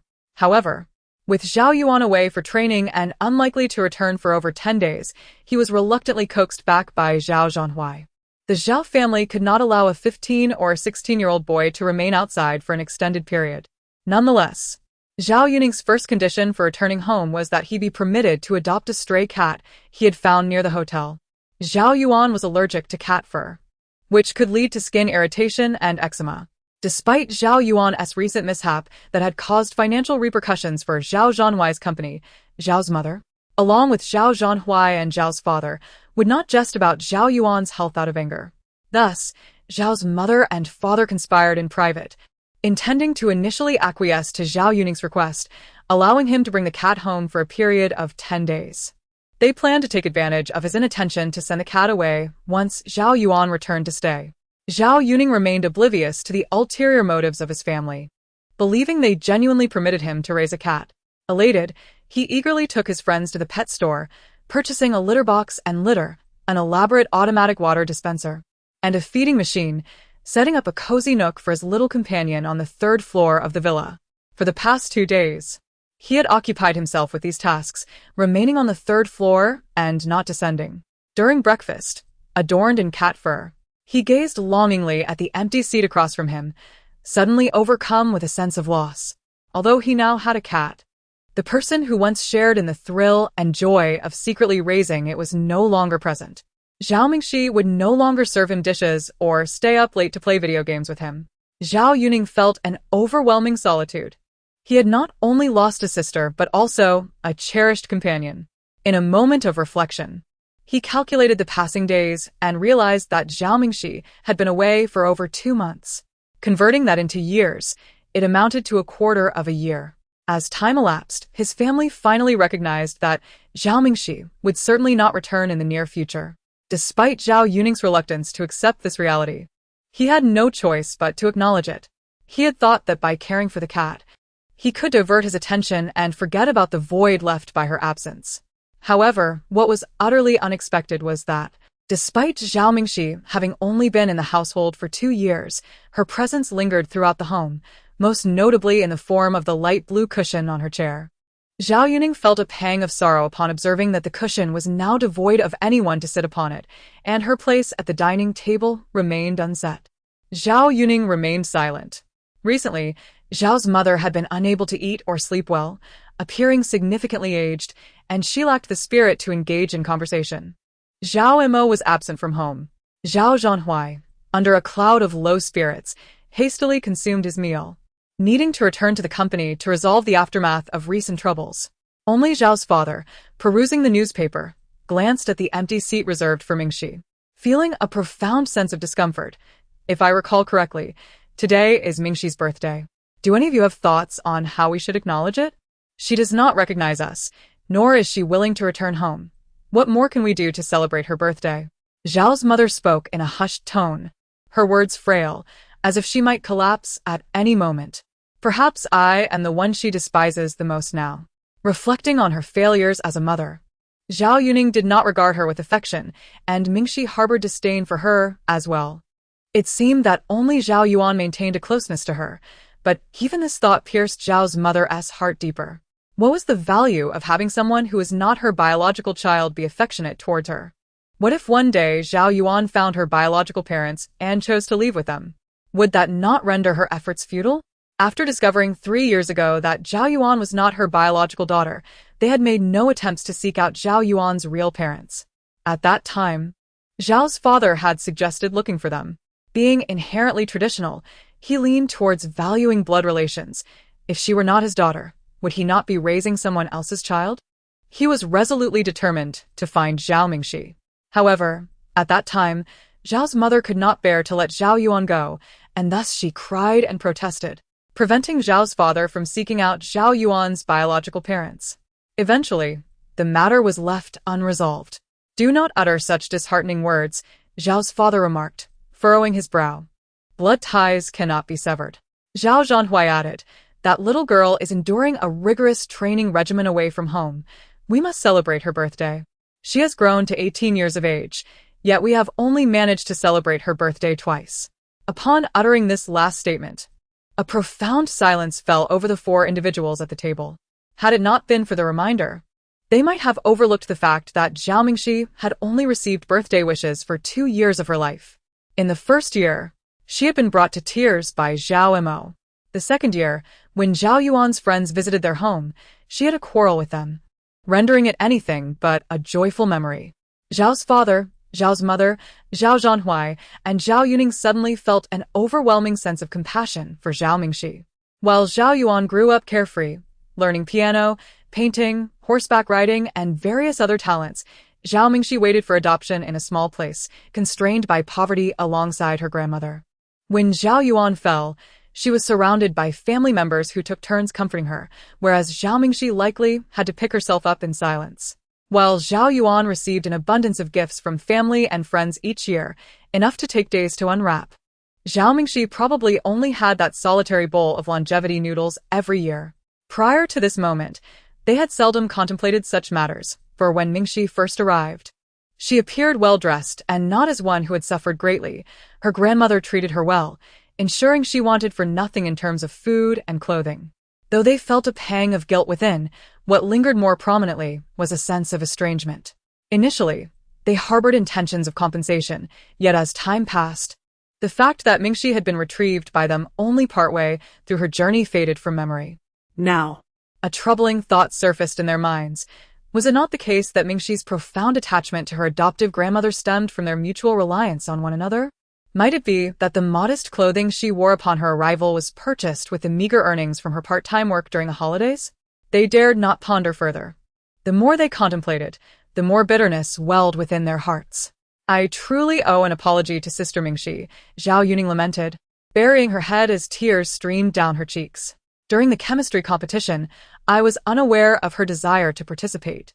I had seen the registration form on her desk and, assuming her poor performance in the ordinary class rendered it unnecessary, I took it to give to Sister Zhao Yuan. Subsequently, Zhao Mingxi expressed her anger towards me and refused to associate with me any longer. I felt a twinge of guilt, yet my stubbornness prevented an apology. Little did I know, now there would be no opportunity to express my remorse." As Zhao Yuning continued, her tears flowed uncontrollably, and she fled to her room, leaving the dining table enveloped in a heavy silence. Zhao Yuning's admission of guilt towards Zhao Mingxi prompted the question, Who among them truly deserved her forgiveness? Each could recall numerous instances, yet they were all trivial matters.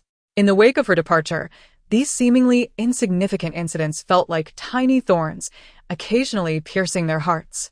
It made them wonder if these small grievances had become the proverbial straw that broke the camel's back, ultimately leading Mingxi to depart entirely. Zhao's father stood up, walked to the window, and took a deep drag from a cigarette, saying, "When Mingxi just returned, there was a day when she and Yuan came back from school. I had just returned from a business trip and instinctively embraced Yuan. She must have felt quite upset at that moment." Zhao Yuan, feeling awkward, added, "In the past, I was rather foolish.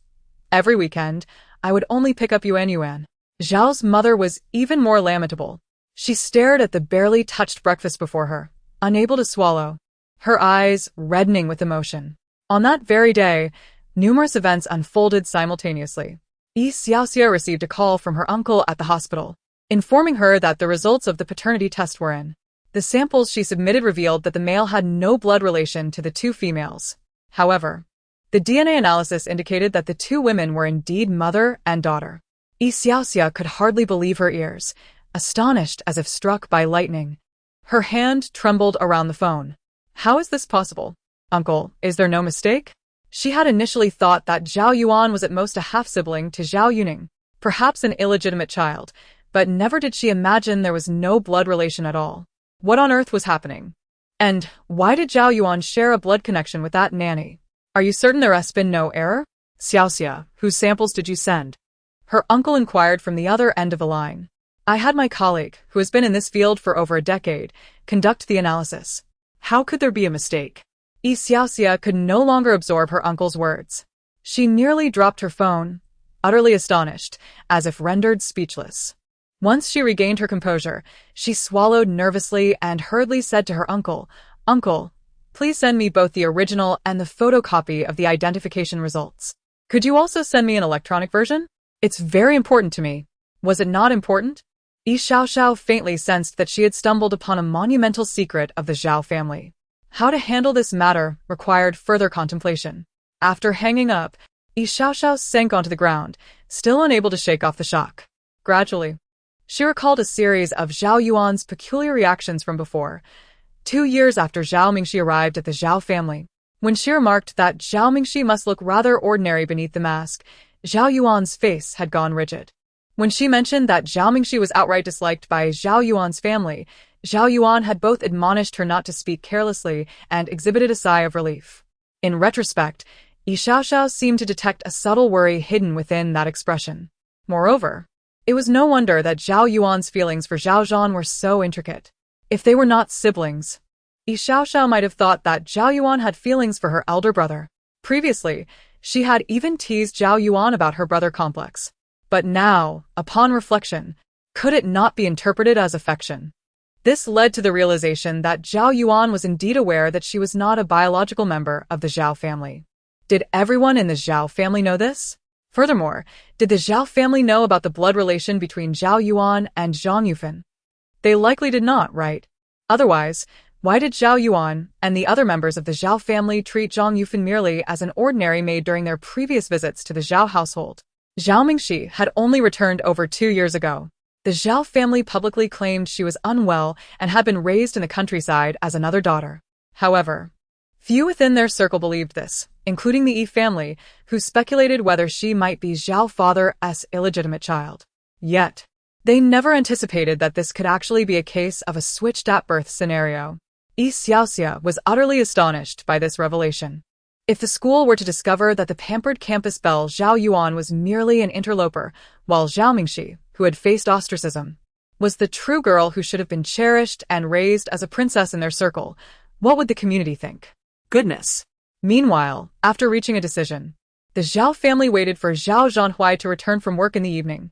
They set off in a large SUV, its trunk filled with a bespoke cake and various gifts they had purchased. Zhao Zhanhui drove, with Zhao Mo wearing a cap in the front passenger seat, while Zhao father, Zhao mother, and Zhao Yuning occupied the back seat. In a certain sense, Zhao Mingxi's estrangement from her family had, ironically, brought the often disjointed Zhao family together for a singular purpose. However, by the time they arrived, Zhao Mingxi had already left the training hotel. After inquiring with the front desk and a student, it became evident that Zhao Mingxi had gone out to celebrate a birthday with her friends. Unaware of her whereabouts and lacking a tracking app on her phone, the Zhao family had no choice but to park their vehicle in the underground garage and book a suite at the hotel, where they settled on the sofa to await her return. The mention of fiancé left the Zhao family puzzled. Could it be that the young heir harbored feelings for Mingxi? After all, why else would he have confronted her brother in defense of her? Zhao Mo was filled with indignation upon hearing Fu Yangxi's name. Zhao Yuning, would you clarify what you mean by that boy surnamed Fu hitting me? It was a mutual scuffle, and I certainly gave him a few bruises as well. Moreover, his group had the advantage in numbers. Zhao father glanced at the clock, his expression darkening. It's already past 10. Why hasn't Mingxi returned yet? Could it be that she is in a relationship? She isn't even 18 yet. No matter how wealthy that boy might be, it's unacceptable. I must go look for her. Zhao Zhanhui quickly intervened. Dad, please remain calm. If she is indeed in a relationship, he hesitated before continuing, there's little we can do about it. Such words plunged the suite into a heavy silence, and the group fell into a contemplative quietude. By the time the clock struck 11:30, Zhao Mingxi had yet to return. After waiting for more than 5 hours, Zhao mother, visibly pale and weary, reclined on the sofa. Zhao father and Zhao Zhanhui could no longer restrain themselves and ventured out to search for her, lingering at the hotel entrance. In their pursuit, they soon encountered Zhao Yuan returning from a late-night snack with a group of friends. Zhao Yuan was taken aback. Father, brother, what brings you here? They had come to celebrate Zhao Mingxi's birthday and had reserved a room without informing Zhao Yuan. Zhao's father and Zhao Zhanhui exchanged awkward glances, merely nodding in her direction. At first, Zhao Yuan assumed they were there to visit her during training, but then it dawned on her that today was Zhao Mingxi's birthday, causing her initial excitement to evaporate instantly. Meanwhile, her friends, including Pu Shuang, were unaware of the significance of the day, mistakenly believing that Zhao Mingxi, like Zhao Yuan, celebrated her birthday on October 14th. Thus, upon encountering Zhao Yuan's family, they instinctively assumed they were looking for her. The group of girls greeted Zhao's father and Zhao Zhanhui warmly, saying, Uncle, brother, would you like to join us for a late-night snack? Today, Yuan is treating us. However, Zhao's father and Zhao Zhanhui recognized Pu Shuang and another girl. According to a boy they had questioned earlier, these two had thrown Zhao Mingxi's backpack, pencil case, exam papers, and various belongings into the trash, which led to a significant altercation between Zhao Mingxi and them, resulting in a reprimand from teacher Zhang. Upon hearing this, the Zhao family was left speechless with anger. They were utterly astonished that such an incident had occurred without Zhao Mingxi informing them, and even more so that Zhao Yuan had not mentioned it to her family. Had they not inquired with Zhao Shen's acquaintances, they would still be oblivious to the situation. Moreover, Zhao Yuan was now returning with Pu Shuang, chatting and laughing. Zhao's father and Zhao Zhanhui exchanged glances at Zhao Yuan, their expressions darkening. Unaware that her family had already learned of the afternoon's events, Zhao Yuan innocently inquired, Father, brother, what is the matter? At that moment, Zhao Yuning, along with his mother and Zhao Mo, emerged from the hotel. Upon spotting Pu Shuang and another girl, a surge of fury overwhelmed him, prompting him to charge forward and exclaim, Damn it, you must be the ones Yueding mentioned this afternoon. How dare you stand here? How did you bully Zhao Mingxi? Have the audacity to clarify yourselves now. Pu Shuang and the other girls were instantly taken aback, their faces draining of color. Could it be that Zhao Yuan's family was not merely here to seek her, but rather to confront them on behalf of Zhao Mingxi? This was an overwhelming spectacle. The whole family had arrived? Wasn't it said that the Zhao family favored Zhao Yuan and paid little heed to Zhao Mingxi? Chapter 47. Pu Shuang had never anticipated that Zhao Mingxi's family would come looking for her, and she instinctively recoiled, attempting to defend herself. This isn't what you think. We were just joking among friends. Zhao Yuning, now even more enraged, retorted, joking among friends? So if I were to toss you into a filthy ditch, that would be a joke too? Would you like to find out? With those words, he furiously approached Pu Shuang and began to pull her forcefully. Despite his youth, being a boy, he possessed a measure of brute strength and indeed dragged Pu Shuang toward the foul ditch beside the hotel. Pu Shuang lost her footing. her shoe plunging into the murky waters, the icy and putrid sensation rapidly creeping up from her toes. Frustrated and alarmed, she shoved Zhao Yuan, exclaiming, "Zhao Yuan, what are you doing? We at least know each other." Zhao Yuan exclaimed in anger, "Of course I know you. Had I known you would lead the bullying against Zhao Mingxi, I would never have allowed you through my door." As the two children appeared ready to engage in a brawl at the hotel entrance, Zhao's father, his face ashen, reprimanded them sternly. "Enough." Pu Shuang, flustered, pushed Zhao Yuan aside and, with the support of two girls, managed to regain her balance after stumbling from the gutter. Zhao's father fixed his gaze on Pu Shuang, saying, "Your name is Pu Shuang, is it? I will speak with your homeroom teacher later. Do you truly believe Zhao Mingxi has no family? This is what you call school violence. Is this the sort of jest appropriate for students of your age?" Pu Shuang's complexion turned pale as she realized the gravity of the situation. She had never anticipated that the Zhao family would intervene, especially on a day that held no particular significance. It was merely a trivial matter of a tossed backpack, a minor altercation, and Zhao Mingxi had already retaliated. Was it possible that Zhao Mingxi had mentioned this trivial incident to her family?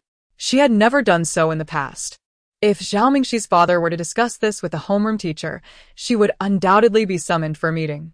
Her family was notoriously strict, and if they found out, a severe punishment would ensue.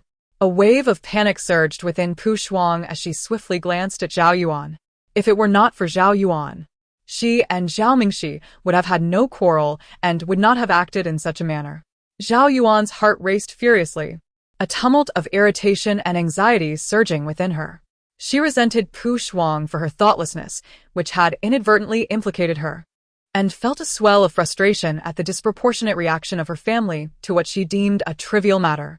With all her classmates observing, it was evident that her family placed considerable importance on Zhao Mingxi.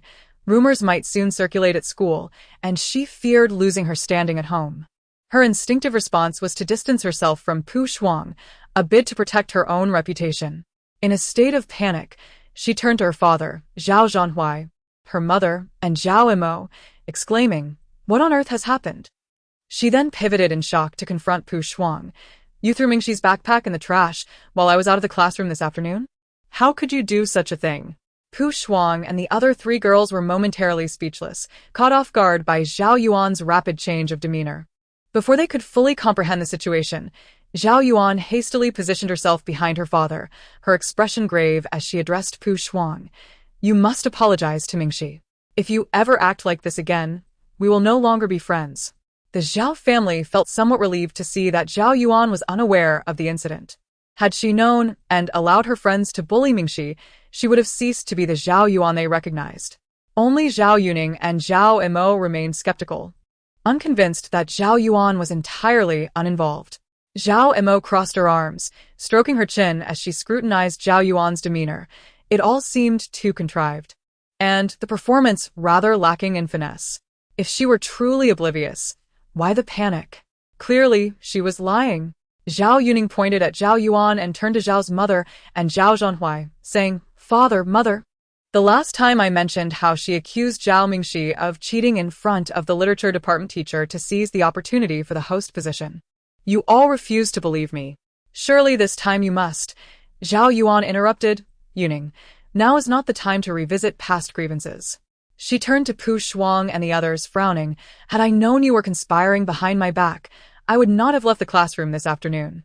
No wonder Mingxi was so furious upon my return. I was oblivious to the reasons." Pu Shuang and the others were left speechless. Zhao Yuan thought to herself that this was merely a means of self-preservation, with no other options available. Zhao's father wore a terrifyingly cold expression and declared, "Enough. We shall leave this matter for now. I will definitely have a serious discussion with your homeroom teacher. With only a few days left of training, you children should refrain from causing further trouble." Pu Shuang felt aggrieved, on the verge of tears from Zhao's father's reprimand. Wiping her eyes, she turned and rushed into the hotel. The other girls exchanged glances and followed suit. "You should return and rest as well. We can discuss this matter after training is over," Zhao's father remarked, casting a frowning glance at Zhao Yuan. Knowing that speaking too much could lead to more trouble, Zhao Yuan dared not say another word. She lowered her head and murmured in agreement before turning to enter the hotel. Once inside, the members of the Zhao family couldn't help but glance back at her retreating figure. It was unclear whether it was merely their imagination, but recently, Zhao Yuan seemed markedly different from her former self. If it is said that the Zhao family directed their attention towards Mingxi due to her being away from home, and she felt unhappy, desiring to vie for their affection, such sentiments could indeed be understood. However, in their imagination, Zhao Yuan, being perceptive and understanding, would merely indulge in a bit of sulking and a few complaints. Yet now, why does this series of events aimed at ostracizing Zhao Mingxi seem to be intertwined with Zhao Yuan? Perhaps Zhao Yuan's true nature is not as pure as they have perceived. Today, the Zhao family waited for 5 or 6 hours, without even catching a glimpse of Zhao Mingxi. Their mood, already poor, grew even worse due to this incident. They began to doubt themselves, questioning whether it was foolish to have driven away a biological child for the sake of one with no blood ties. Mingxi and Fu Yangxi returned through the back entrance of the hotel. The Zhao family had waited nearly the entire night, yet Zhao Mingxi never appeared, leading to an excruciating evening of anticipation. Eventually, when they could endure no longer, Zhao's mother, suffering from a splitting headache, took a painkiller in the car, while Zhao Zhan had to rise early for work the following day. In a moment of desperation, Zhao's father left the gifts at the hotel front desk, requesting the staff to hand them over to Zhao Mingxi the next day, and they drove back home in the same manner they had arrived. Yet, the atmosphere in the car on the return journey was even more oppressive. On the other hand, upon returning to the hotel room, Zhao Yuan found herself embroiled in an argument with Pu Shuang. Tell me, did you not know I intended to discard Zhao Mingxi's backpack? It was because of your tearful lament the night before, expressing how your family only cared about Zhao Mingxi and neglected you, that I sought to stand up for you. Before I threw it away, I whispered to the person beside me, and you heard it. You claimed you didn't want to get involved, and left. This is what you refer to as we did this behind your back? Zhao Yuan, how can you be so shameless? Pu Shuang finally uttered these words in anger. She finally understood why Yi Xiaoxia had previously said that Zhao Yuan hid behind them, letting them charge into battle. Because they were good friends, they always defended Zhao Yuan, believing that it was all Zhao Mingxi's fault. How dare a loved child show disdain towards Zhao Yuan? They wanted to help Zhao Yuan teach Zhao Mingxi a lesson. But now, when they needed us, we were good sisters, yet when we were no longer of use, we were told to leave. Do you find it amusing to see us being used by you, bouncing around like fools? Calm down. Zhao Yuan furrowed her brow, glancing at the other rooms in the corridor. There are still many people on this floor. Is it necessary to wake Teacher Jiang? Pu Shuang could not contain her fury. Seeing Zhao Yuan's indifferent expression, she felt utterly betrayed. Take care of yourself. Pu Shuang slammed the door as she entered her room, vowing never to assist Zhao Yuan again. Zhao Yuan watched her retreat, the door slamming shut only adding to her agitation, as if an invisible weight pressed down on her heart. Friends, family, she was losing each of these one by one.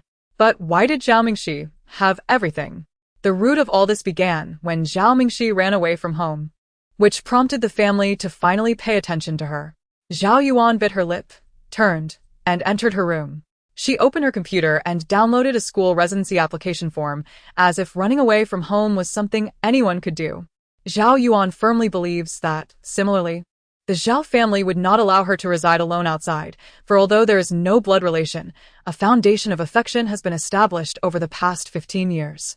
Moreover, her biological parents are currently unreachable, and the Zhao family is aware that they are her only support.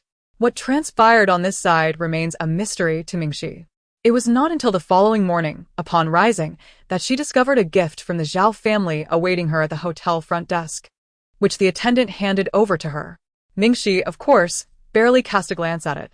Consequently, just 2 hours later, these gifts were returned to the Zhao family via local courier.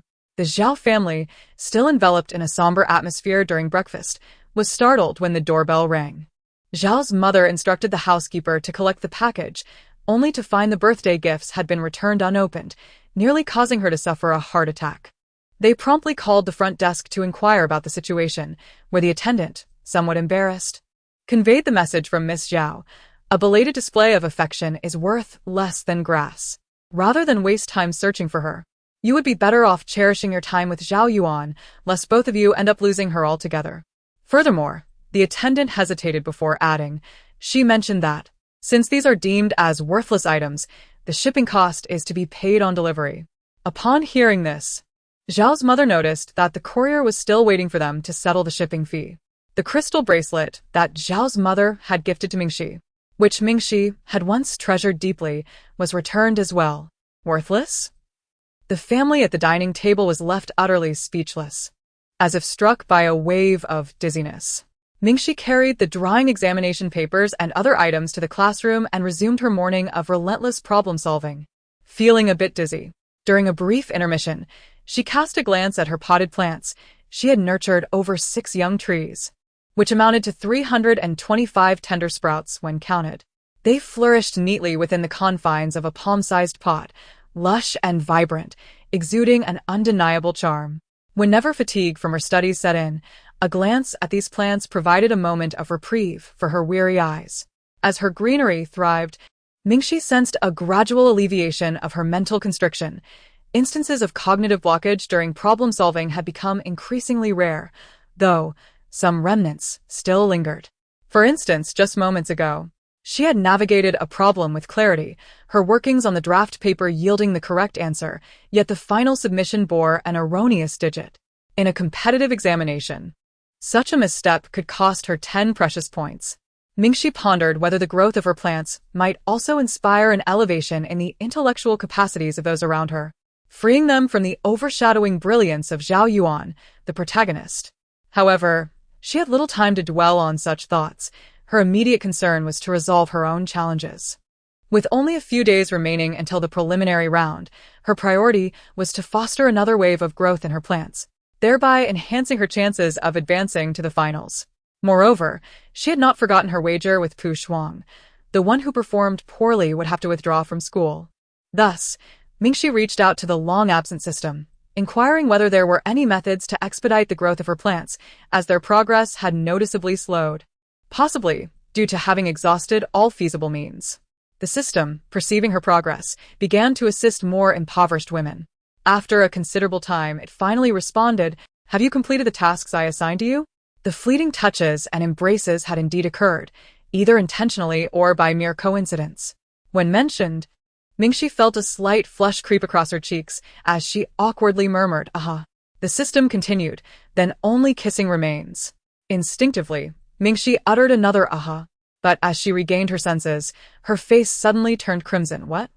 K-kissing?" The system explained, according to the principles, the first hand-holding excites the audience, but the second evokes a muted response. However, if you passionately press your lips against another's, the audience will be invigorated once more. This is the natural order of things, though it is preferable to have a well-captured kiss from multiple angles rather than a fleeting peck, as it will yield greater fortune. Of course, it ultimately depends on your willingness. If you prefer to take a more gradual approach, you may slowly offer sweet treats and perform small gestures to nurture budding affection, but compared to the initial phase, these actions will yield minimal fortune. Mingxi, is it truly appropriate for the system to utter the word kissing in such a mechanical tone? The system replied, "It matters not. I comprehend your reluctance. After all, kissing someone you do not particularly like can indeed pose a psychological barrier." Mingxi's pen struck the draft paper with a heavy stroke, her heart racing fervently. Indeed, it is not entirely impossible. Before the system could finish its discourse, an unexpected thought surged within Mingxi's mind. What transpired during its assistance to other female counterparts? As a result of the system's reminder, upon encountering Fu Yangxi again, Mingxi was beset by an unusual, almost anxious flutter in her heart. Her gaze seemed irresistibly drawn to his delicate lips.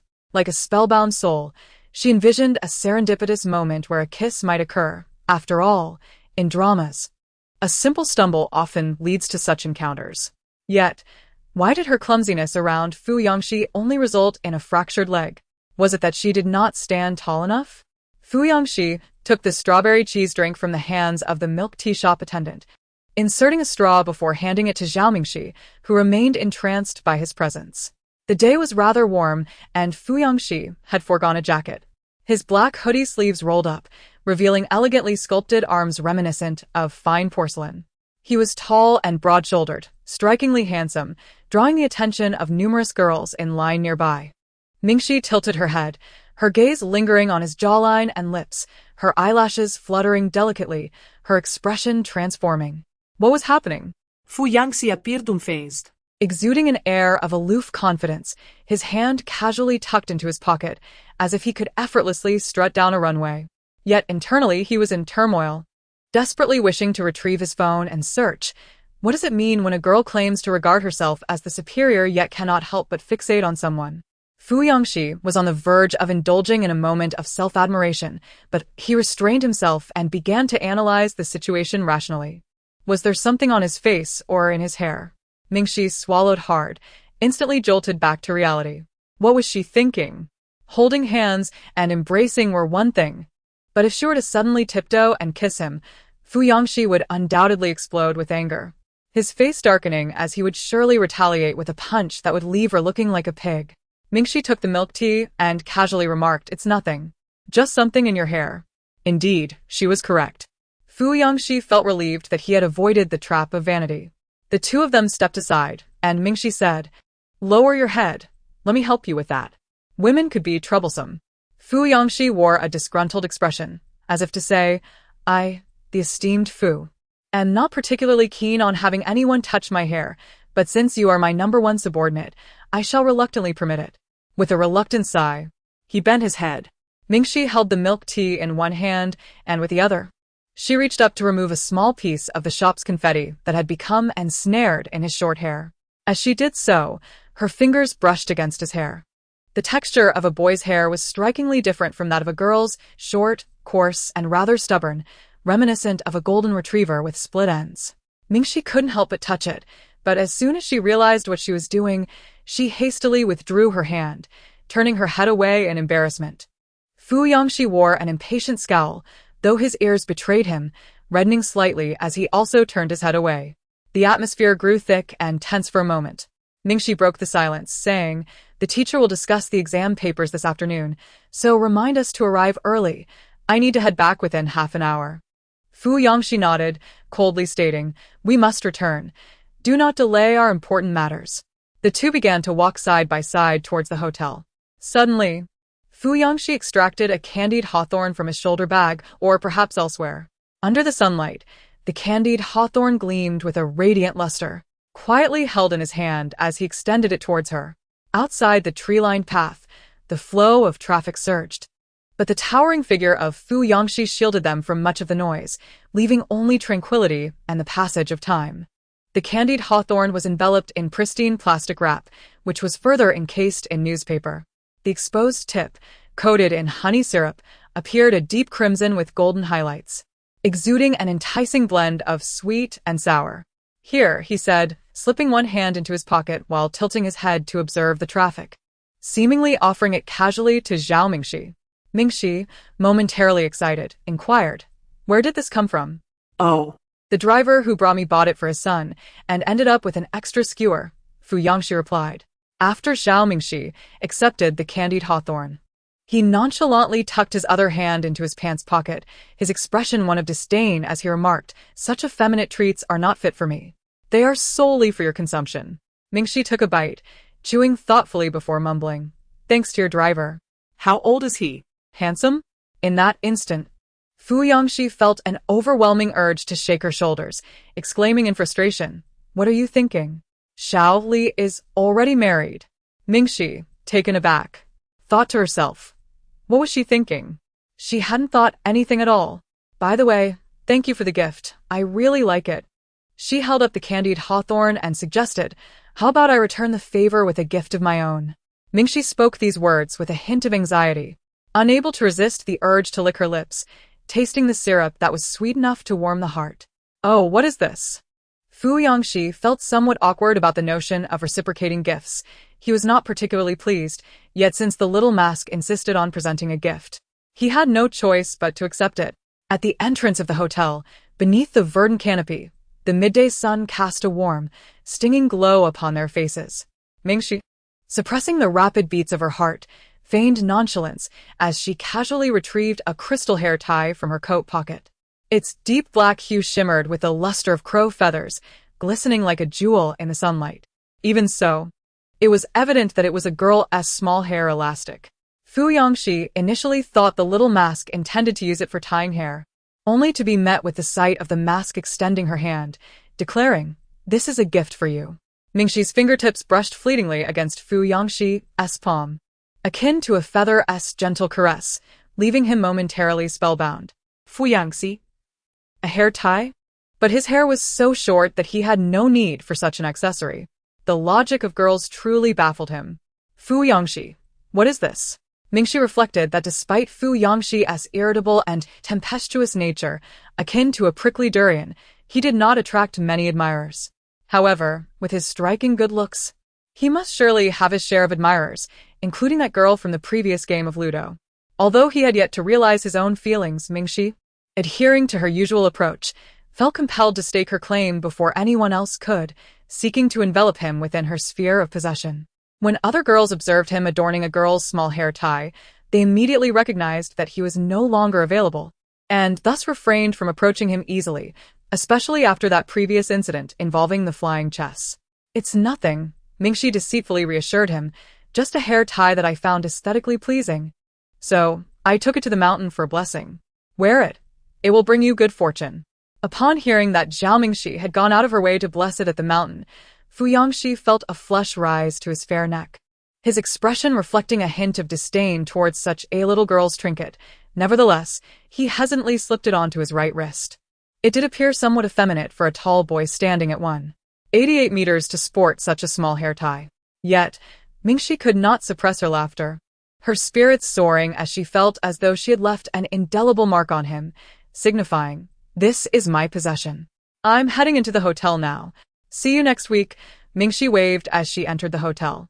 "All right," Fu Yangxi replied, lifting his hand in a playful gesture. "Hurry inside, otherwise you'll delay my business here." Once Zhao Mingxi had entered, Fu Yangxi lingered at the hotel entrance for a moment before turning back with a smile. After a while, a sleek black car approached and he got in. As soon as he settled into the vehicle, the driver couldn't help but fixate on the small hair tie adorning his right hand. "What is going on here? Has the young master fallen in love? What are you staring at?" Although Fu Yangxi found the hair tie rather effeminate, he cherished it nonetheless, hastily rolling down his sleeve to conceal it from Xiao Li's gaze. Yet, after covering it, he couldn't resist the urge to show it off again, rolling his sleeve back up. He wore a grim expression as he extended his wrist toward Xiao Li, boasting with a sense of superiority. "Since you are so eager to see, I shall grant you a glimpse. It's been consecrated, do you understand? You likely haven't experienced such a thing." Xiao Li could only respond with a sigh. "Oh, my foolish young master."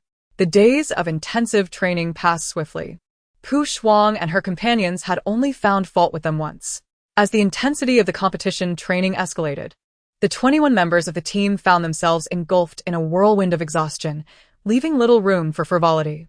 Throughout the 10-day training period, the other competitors began to reassess their impressions of Mingxi. Initially, they had assumed she had gained her spot through connections, lacking any notable reputation in the competitive realm, and that she was merely there to fill a slot. However, to their astonishment, she had adeptly solved many of the challenging problems presented during training, her speed rivaling that of Xin Liao and other members of the school team. Consequently, they began to regard her with newfound respect. At this juncture, their perceptions had only shifted slightly. They acknowledged that she had indeed earned her place through genuine talent, yet they remained skeptical of her potential to achieve any remarkable results in the competition. After all, the competition comprised numerous formidable adversaries from various schools. Even if she were strong, it would only be on par with an average top student. Thus, amidst their busy schedules, 10 days flew by, and the group set off to return to school. Their return took place on a Tuesday.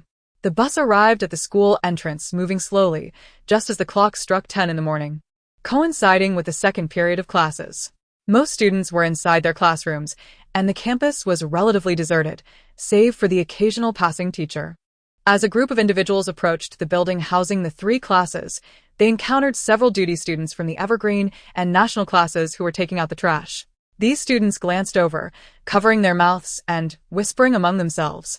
Those returning from training felt a sense of bewilderment, During their training, their phones were largely surrendered, leaving them oblivious to any happenings at school. Had they missed something significant? As they drew nearer, some among them could no longer resist the urge to pull out their phones and check the forums for any news. Upon reading, one exclaimed softly, "What on earth? What happened?" Someone inquired. "You'll see for yourself." Zhao Yuan was just arriving at the classroom door, her peripheral vision catching sight of Zhao Mingxi ascending the stairs. Her mind racing with thoughts on how to regain control of the situation. Would running away from home be effective? Surely. There were steps to be taken before considering such an act. Suddenly, she sensed the eyes of many in the classroom lifting towards her, their expressions peculiar, infused with a sense of excitement akin to spectators awaiting a show. They were watching herself? Chapter 48. Zhao Yuan furrowed her brow and made her way to her seat, located in the third row, necessitating a passage by the podium. Louis happened to be at the podium, erasing the blackboard, and glanced down at her. Due to the previous incident that had gone awry, Zhao Yuan felt increasingly irked by Lu Yi, even refusing to accompany him to watch that movie, becoming utterly indifferent towards him. During this period, Lu Yi had been ambiguous in his intentions, striving to draw near to the goddess, yet lacking the courage to do so. At this moment, Zhao Yuan sensed something peculiar in his gaze, one that was far from that of an admirer, infused instead with subtlety, incredibility, and a hint of awakening. She assumed this was yet another tactic to capture her attention and, without sparing him a glance, returned to her seat. Soon the homeroom teacher, Ms. Yibing, entered, briefly outlining the upcoming academic plans and urging the students participating in the training camp and preliminary competition to swiftly readjust their mindset and return to their regular studies. Ms. Yu was known for her rapid speech, and her gaze seldom lingered on any particular student. However, Zhao Yuan couldn't shake the feeling that, when Ms. Ye's eyes fell upon her, there was a noticeable moment of hesitation before her gaze hurriedly shifted away. Zhao Yuan's heart raced, and an ominous premonition grew stronger within her. She caught snippets of hushed conversations around her, seemingly laced with her name, Zhao Yuan. Tension coursed through her as she looked over, only to meet the averted eyes of some classmates on her right. Her desk mate, Pu Shuang, had grown distant due to their frigid relationship since the training camp. And at that moment, Pu Shuang wore a cold expression, showing no inclination to inquire about the unfolding situation. Not far away, Yi Xiaoxia kept stealing glances at her, quickly turning away when their eyes met. What exactly was happening? Why did everyone seem to be staring at her since returning from the training camp? Had Lu Yi done something? Asking directly felt somewhat embarrassing. Zhao Yuan bit her lip and retrieved her phone to open the forum. Teacher Yibing, who was still speaking, hesitated for a moment upon noticing Zhao Yuan using her phone during class, ultimately deciding to turn a blind eye. Initially, Zhao Yuan was perplexed, not understanding what had transpired until she logged onto the forum and was met with the glaring, eye-catching title pinned at the top. The post was strikingly conspicuous, given the overwhelming number of clicks and replies it garnered, making it nearly impossible to overlook. The original poster's relative works in a hospital. And here lies a DNA test revealing that the former campus belle Zhao Yuan and a maid from the Zhao family are biologically linked as mother and daughter. Why is that? Zhao Yuan was momentarily taken aback, struggling to comprehend the implications of such a statement. The moment she laid eyes on the title, an intense rush of blood surged to her head, and she found herself unable to contain her fury. Who was fabricating such nonsense? How could she possibly be related to Zhang Yufan, a maid? The main post included a copy of the DNA test. The replies below had amassed nearly tens of thousands of comments. The thread spanned over 200 pages, filled with a myriad of opinions. Is this real or fake? Can a single DNA test truly prove anything? I could easily pluck a couple of hairs and claim a parental relationship. How deep must the original poster's grudge against Zhao Yuan run? Initially, the majority of readers were skeptical of the authenticity of the test. However, students from affluent families at a middle school and nearby institutions, many of whom had parents in the medical profession or possessed exceptional computing skills, sought to verify the claims, leading to further investigation. Around 200 floors up, a male student from a family of esteemed doctors in his second year of high school emerged, asserting that the appraisal report was genuine and indeed an official document from the hospital, fully compliant with regulations. Meanwhile, a boy from the third year, proficient in computer science, also underwent verification and publicly declared that there were no signs of digital manipulation on the report. From this point onward, a gradual belief in the authenticity of the appraisal began to take root. However, doubts quickly resurfaced. What if the samples did not actually belong to Zhao Yuan and that particular nanny, but were instead a deliberate ploy by someone to frame Zhao Yuan, using strands of hair from themselves and their mother? Such intentions would be exceedingly sinister, wouldn't they? As the situation escalated, a parent who had been observing the unfolding drama, a girl working at the third hospital, could no longer contain herself and interjected, "I hadn't intended to speak up, but last weekend." The third hospital indeed had samples under the names Zhao Yuan and Zhang Yufan. Upon her revelation, the entire forum nearly erupted. The discourse veered into unpredictable territory. Initially, some questioned the legitimacy of the appraisal, but by the 400th floor, the majority had come to believe in its authenticity. Even the dissenting voices of a few of Zhao Yuan's admirers were swiftly drowned out. An explosive series of discussions ensued. So, what does this mean? Is the former campus belle the illegitimate daughter of her father and the nanny? I did some research and discovered that the Zhao family's various businesses are quite renowned in the city, amassing considerable wealth. Zhao Yuan's father is named Zhao Mingxi. Good heavens! Do his wife and employees know about his affair with the nanny and that they have an illegitimate daughter? Returning upstairs, it is certain that Zhao Mingxi's wife is aware of the situation. Otherwise, how could she allow Zhao Yuan to remain at home for so many years? It must be quite a predicament, raising an illegitimate daughter while serving as a nanny. Assuming the Zhao family is cognizant of Zhao Yuan's status as an illegitimate child, one wonders why her brother treats her with such kindness. Those in our class have previously witnessed her brother arriving to pick her up. It is evident that you are a member of the senior class, often referred to as the evergreen class. Let us refrain from criticizing you in this moment of shared curiosity, as we are all merely spectators to the unfolding drama. Who truly knows the circumstances? The Zhao family seems to be engulfed in chaos. I have heard that Zhao Yuan's second brother is a budding star, known as Zhao Mo. Might this incident adversely affect his burgeoning career? Furthermore, another question arises. If the former campus belle is indeed the illegitimate child of the nanny and Zhao Mingxi, why has a nanny named Zhang Yufan been permitted to remain in the Zhao household for so many years? Do not inquire about my identity. It is widely known that Zhao Yuan hosted a birthday banquet at home, and everyone is aware that Zhang Yufan was still employed there just 2 months ago. I cannot help but exclaim in disbelief. How could the nanny, whose appearance is rather unappealing, continue to be associated with someone like Zhao Mingxi, who possesses a net worth exceeding $1 billion? Such unremarkable standards. Explosive remarks continue to emerge one after another. Zhao Yuan has only just returned from training to discover this matter.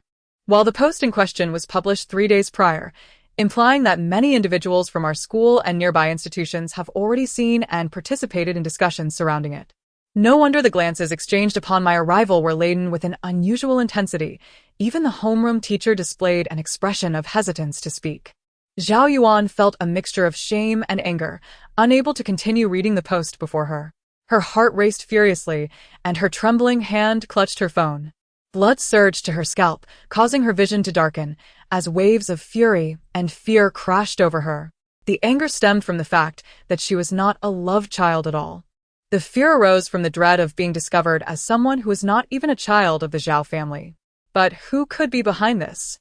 Consumed by rage, Zhao Yuan abruptly stood up while Yibing continued speaking at the podium. What's wrong, Zhao Yuan? Sit down, she said. Everything being said on the forum is false.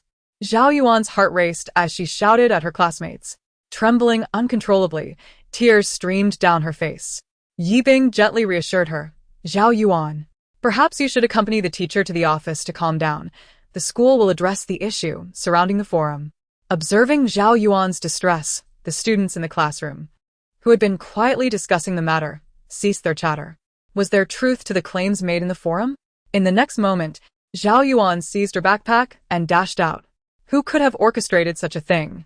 Who harbored such hatred for her? It had to be Zhao Mingxi. As Zhao Yuan, with red-rimmed eyes, rushed out, the classroom erupted into chaos. Yibing, concerned for Zhao Yuan's well-being, hurried after her. With Yibing gone, the classroom grew even more boisterous. and several students couldn't help but follow suit. They saw Zhao Yuan racing upstairs. Goodness, I'm terrified. This is the most sensational gossip we've encountered in 3 years of high school. Who, exactly, released the identification on the forum? What animosity could they possibly harbor against Zhao Yuan to concoct such an outrageous tale? Do you believe it is fabricated? To me, it feels exceedingly authentic. The original poster's assertions were made with such conviction.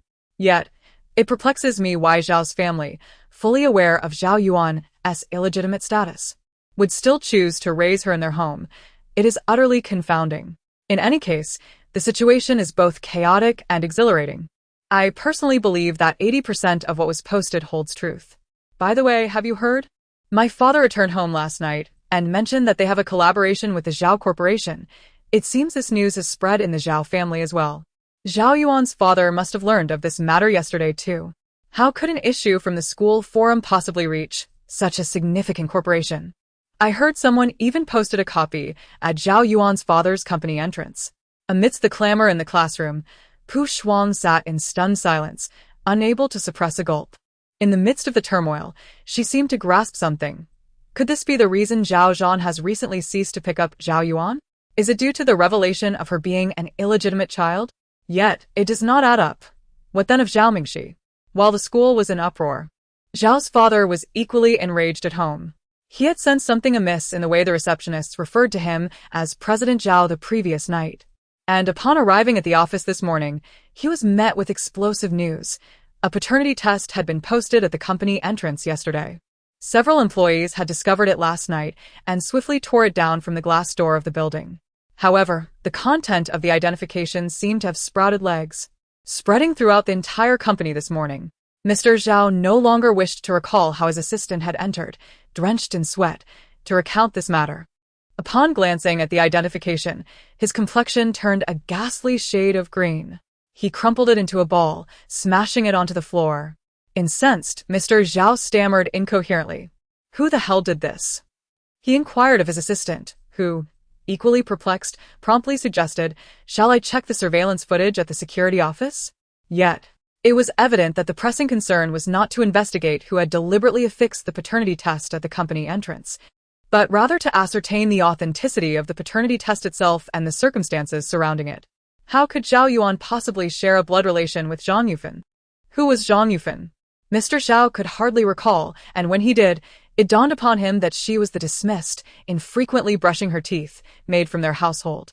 He nearly suffered a hypertensive crisis on the spot. The assistant, unsure of whether to speak or remain silent, ventured. "It seems the forum of your child's school is also discussing this matter. They have posted a copy there. It is widely circulating what?"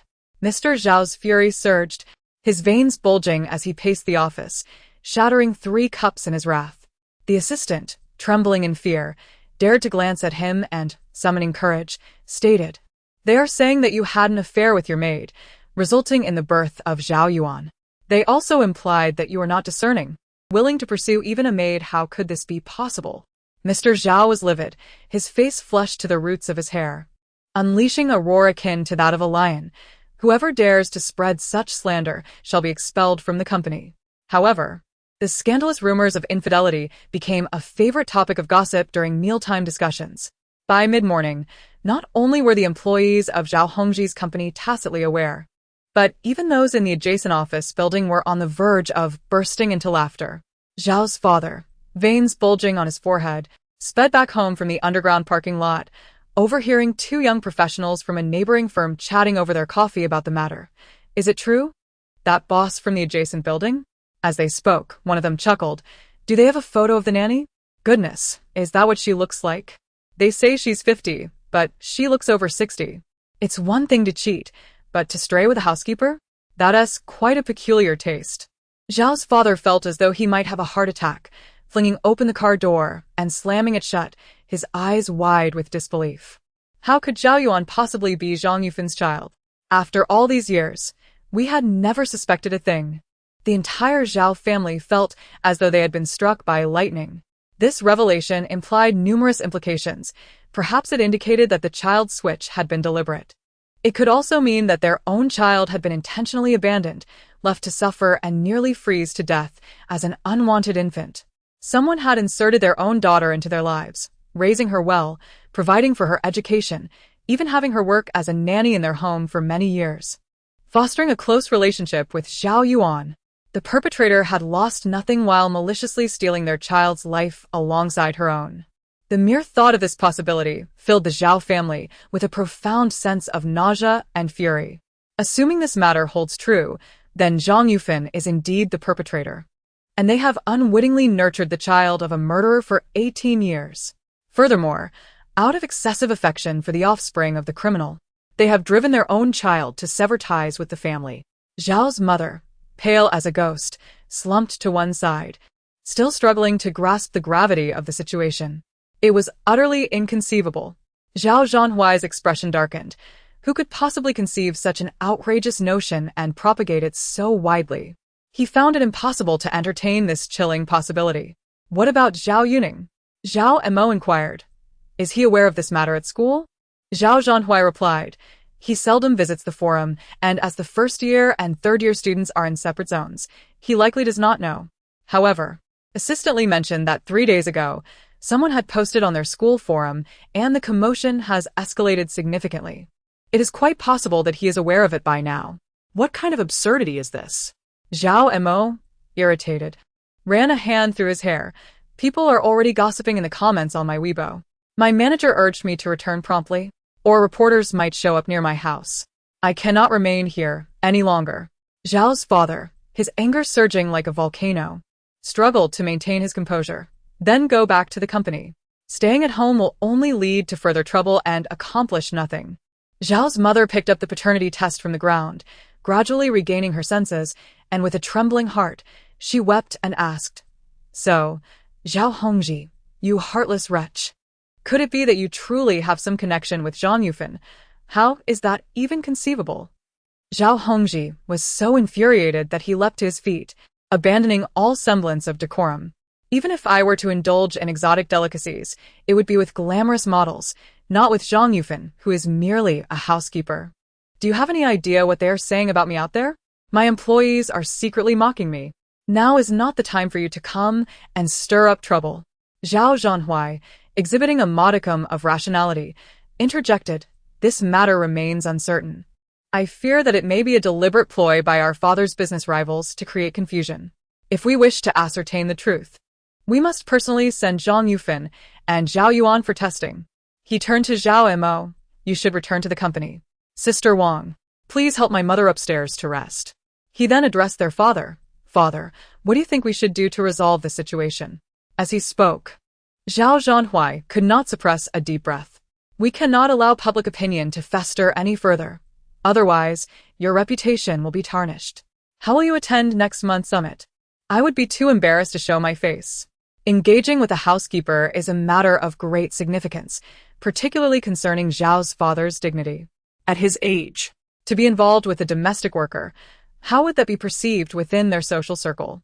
When conducting business or playing golf, how would those middle-aged men mock him behind his back?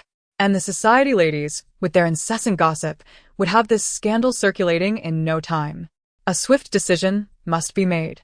Both Zhao Zhanhuai and his assistant urged. Zhao's father, agitated, raked his fingers through his hair.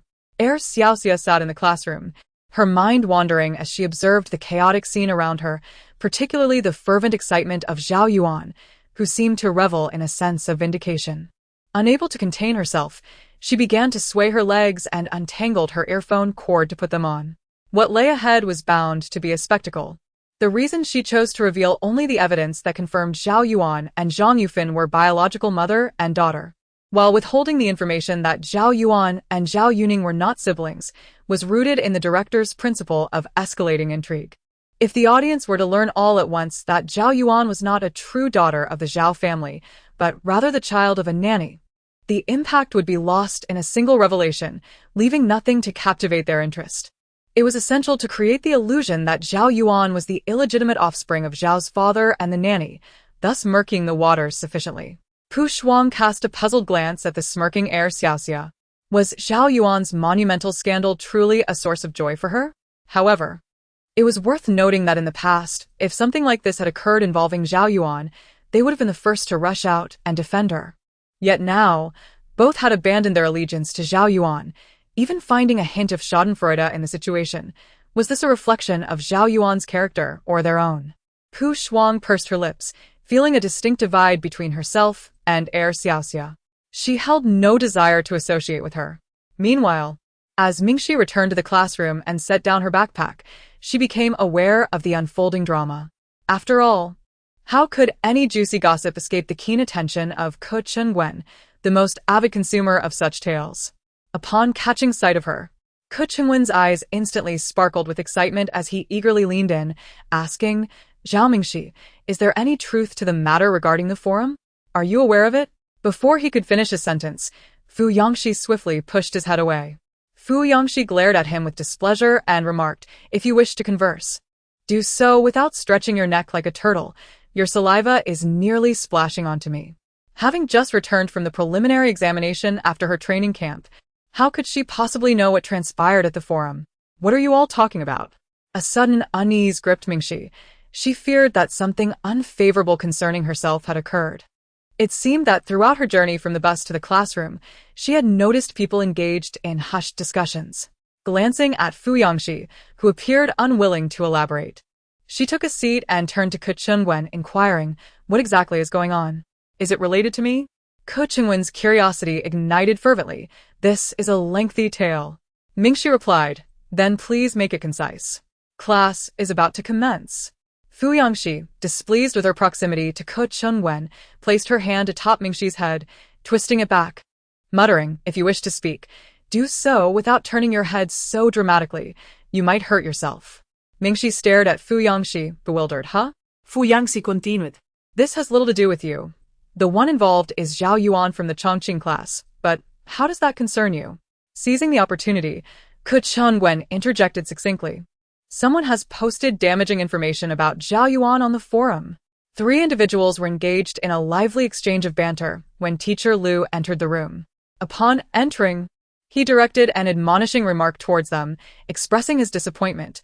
"Zhao Mingxi, opportunities for competitions are hard-won. You must dedicate yourself to your studies. I have been keeping an eye on you and your desk mate before the training. How is it that you have returned unchanged? Perhaps I should consider rearranging your seating."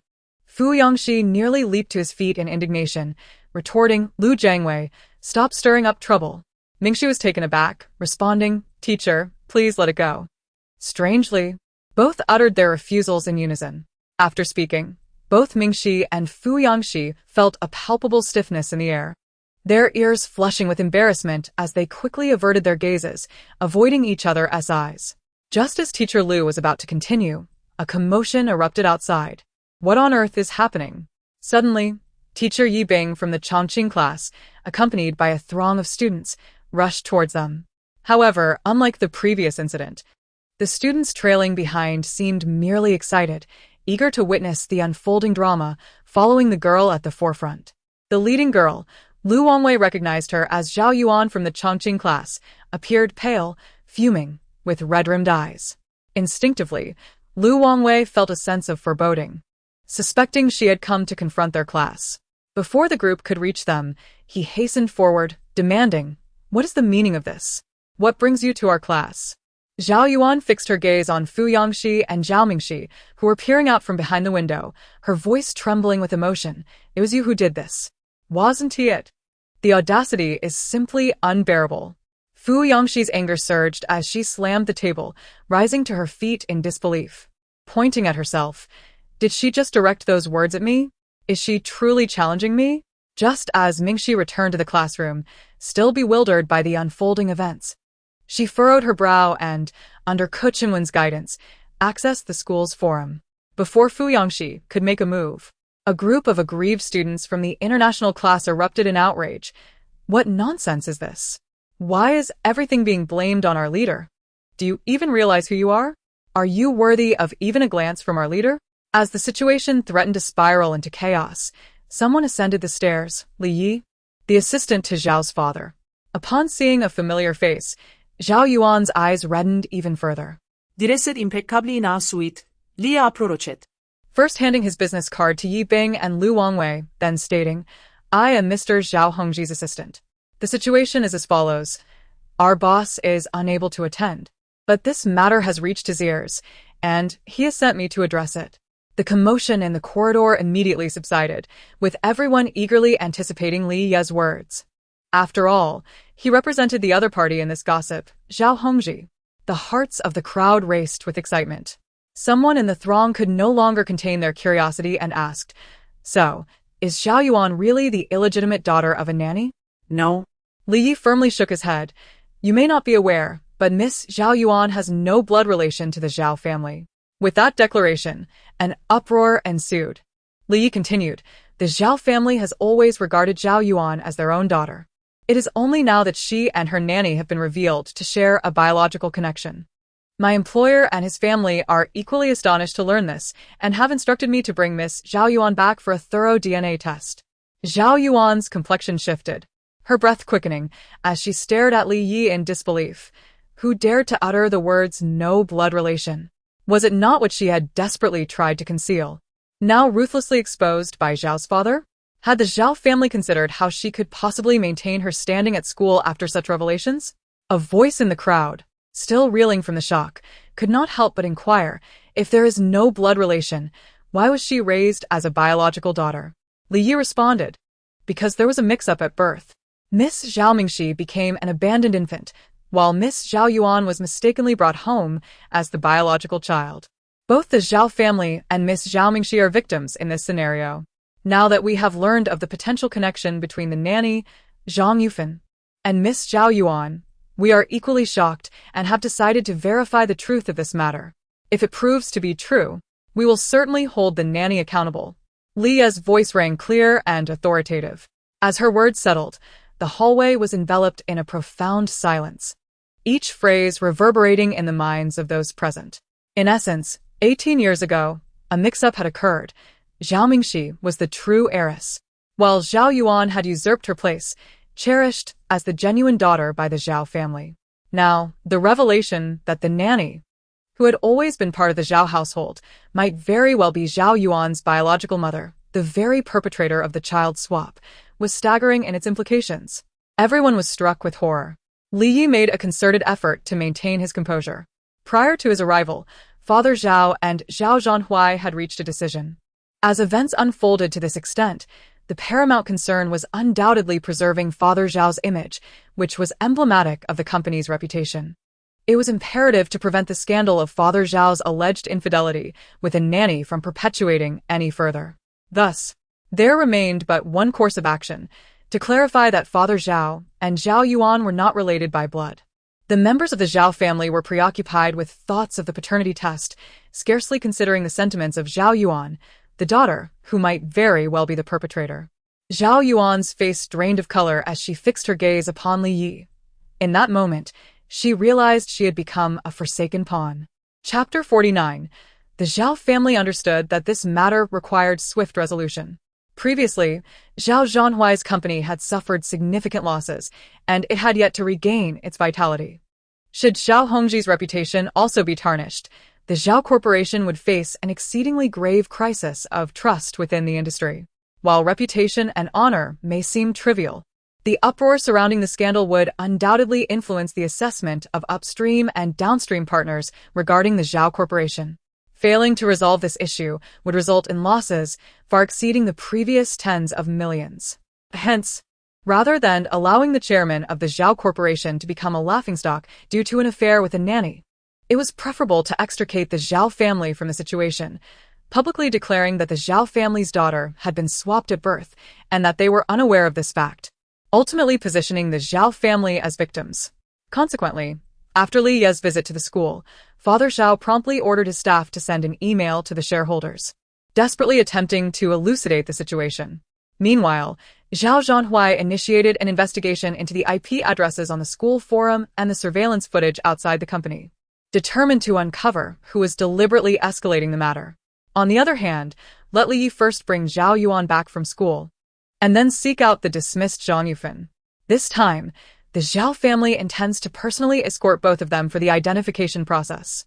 While the Zhao family is overwhelmed with the chaos, the high school students are experiencing their first explosive revelation in 3 years. A crowd is left bewildered, unable to discern north from south, and even the teachers exchange glances, at a loss for words. The Zhao family is now undergoing a DNA test once more. The results of the second identification are yet to be released, but the authenticity of the situation has already been confirmed. I am so astonished that I find myself at a loss for words. Allow me a moment to gather my thoughts. Such occurrences belong to the realm of television dramas, yet they are unfolding in reality. If the assistant to Zhao Hongji is to be believed, then the Zhao family and Zhao Mingxi are indeed pitiable. The Zhao family has unwittingly raised another's child, expending considerable resources on someone with whom they share no relation. Have you seen the attire adorning Zhao Yuan? While not extravagant, it comprises the most fashionable brands. And I have heard that her expenses for summer and winter camps abroad each year amount to hundreds of thousands. If I were in their position, I would be truly pained, and I would even demand reimbursement from Zhao Yuan and her biological parents. What pity is there for the Zhao family? According to the assistant, they discovered 2 years ago that Zhao Yuan was not their biological child, yet they continued to raise her. Who can they blame for this? Moreover, they are affluent, so why should I concern myself with their plight? Is it not Zhao Mingxi who deserves sympathy? She was abandoned without cause, becoming an orphan from birth. Furthermore, I can't shake the feeling that the Zhao family had never treated Zhao Mingxi as favorably as Zhao Yuan. You are mistaken, remarked a girl from the evergreen class, her expression conveying a multitude of unspoken sentiments. During last year's parent-teacher meeting, it appeared that only Zhao Yuan's parents were present, while nobody attended for Zhao Mingxi. I remember this quite vividly. Moreover, isn't Zhao Mingxi still residing at school? Is it that the Zhao family wishes to keep her away from home, compelling her to board at the institution? As the discussion unfolded, the sympathy for Mingxi deepened. My goodness, the Zhao family is truly toxic. I retract any sympathy I previously harbored for them. It seems everyone in the family, save for Zhao Mingxi, possesses a rather dubious mindset. How can they treat a non-biological child with such kindness, yet be so cruel to their own flesh and blood, whom they have only recently acknowledged? One cannot fathom the emotional bond cultivated over years of raising a child, while the biological one, just returned, inevitably feels like a stranger. Therefore, the most pitiable of all remains Zhao Mingxi. The entire school buzzed with discourse surrounding this matter. The keywords Zhao family, Zhao Yuan, and Zhao Mingxi echoed through various locales: classrooms, male and female dormitories, the cafeteria, the playground, and even the teacher's lounge could not resist mentioning it from time to time. Although Zhao Yuning had been instructed by his family to remain focused and not to engage with such matters, his concentration on studies was far from intact. As soon as classes ended, even the first-year students were engrossed in discussions about the incident. Countless inquiries flooded in, with peers eagerly asking him various questions, such as how they discovered that Zhao Yuan was not their biological child, how they located Zhao Mingxi, why they chose not to return Zhao Yuan after 2 years, and how his parents rationalized raising both children together. Overwhelmed and irked, Zhao Yuning slammed his book shut in frustration. The issues faced by these individuals strike him like a series of slaps across the face. Observe. Everyone knows that Zhao Mingxi is the most innocent among them, yet why are he and his family oblivious to this fact? It is precisely due to the favoritism shown towards Zhao Yuan by his family over the past 2 years that has led to the current estrangement of Zhao Mingxi from them. As if this were not enough, it has now come to light that Zhao Yuan may very well be the daughter of the nanny, Zhang Yufan. Zhao Yuning is seething with rage, nearly on the verge of retching. His classmates around him are merely spectators, unaware of Zhang Yufan's true demeanor while working for the Zhao family, but Zhao Yuning is well aware.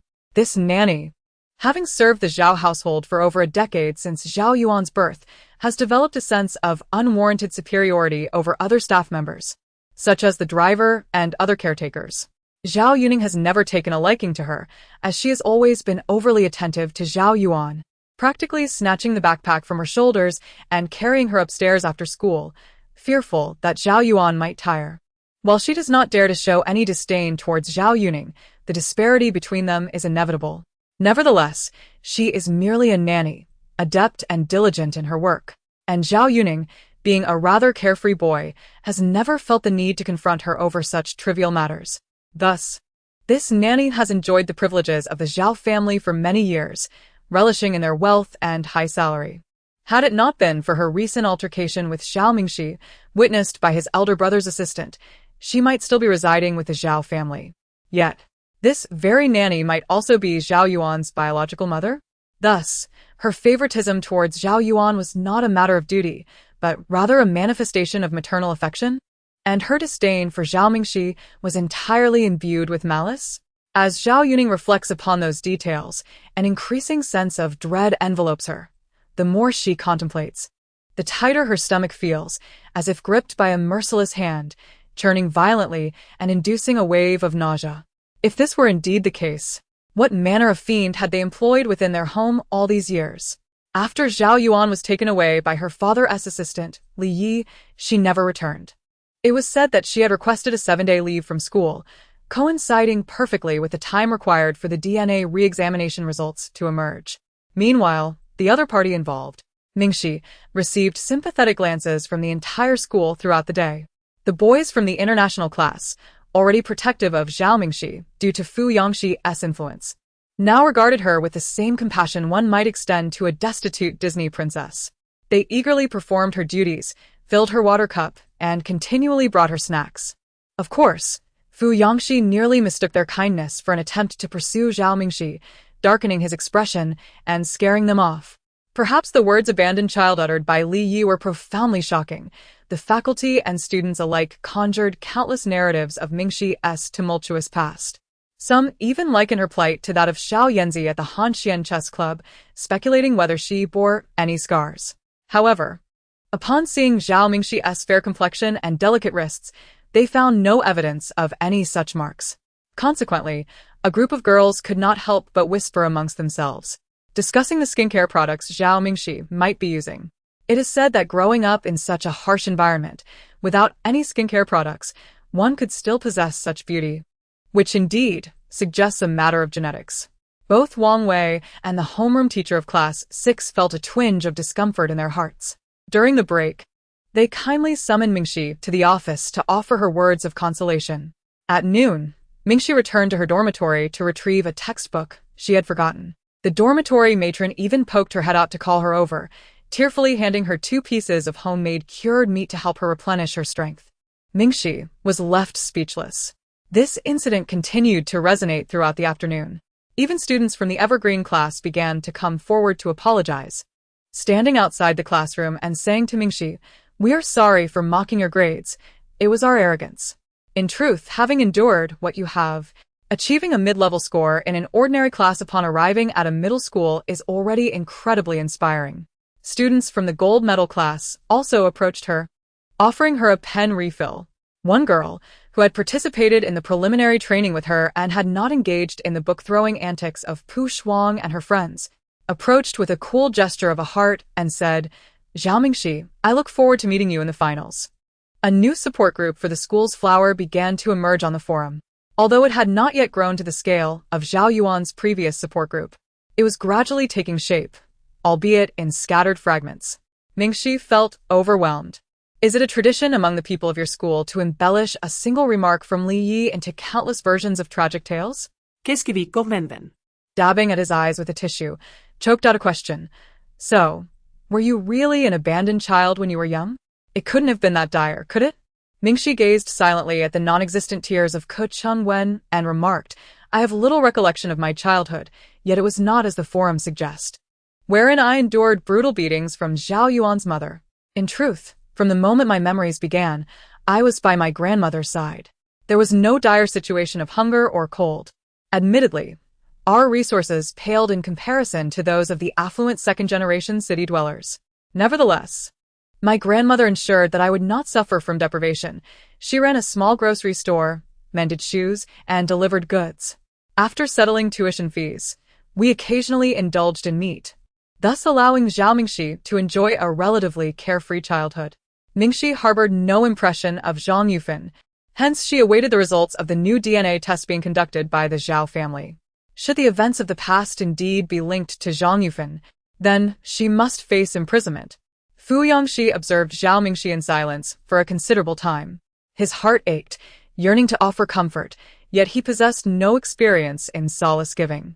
Suddenly, he stood and confiscated the snacks that his group of younger companions had acquired, placing a substantial heap upon Mingxi's desk with a cold demeanor, declaring, "These are yours."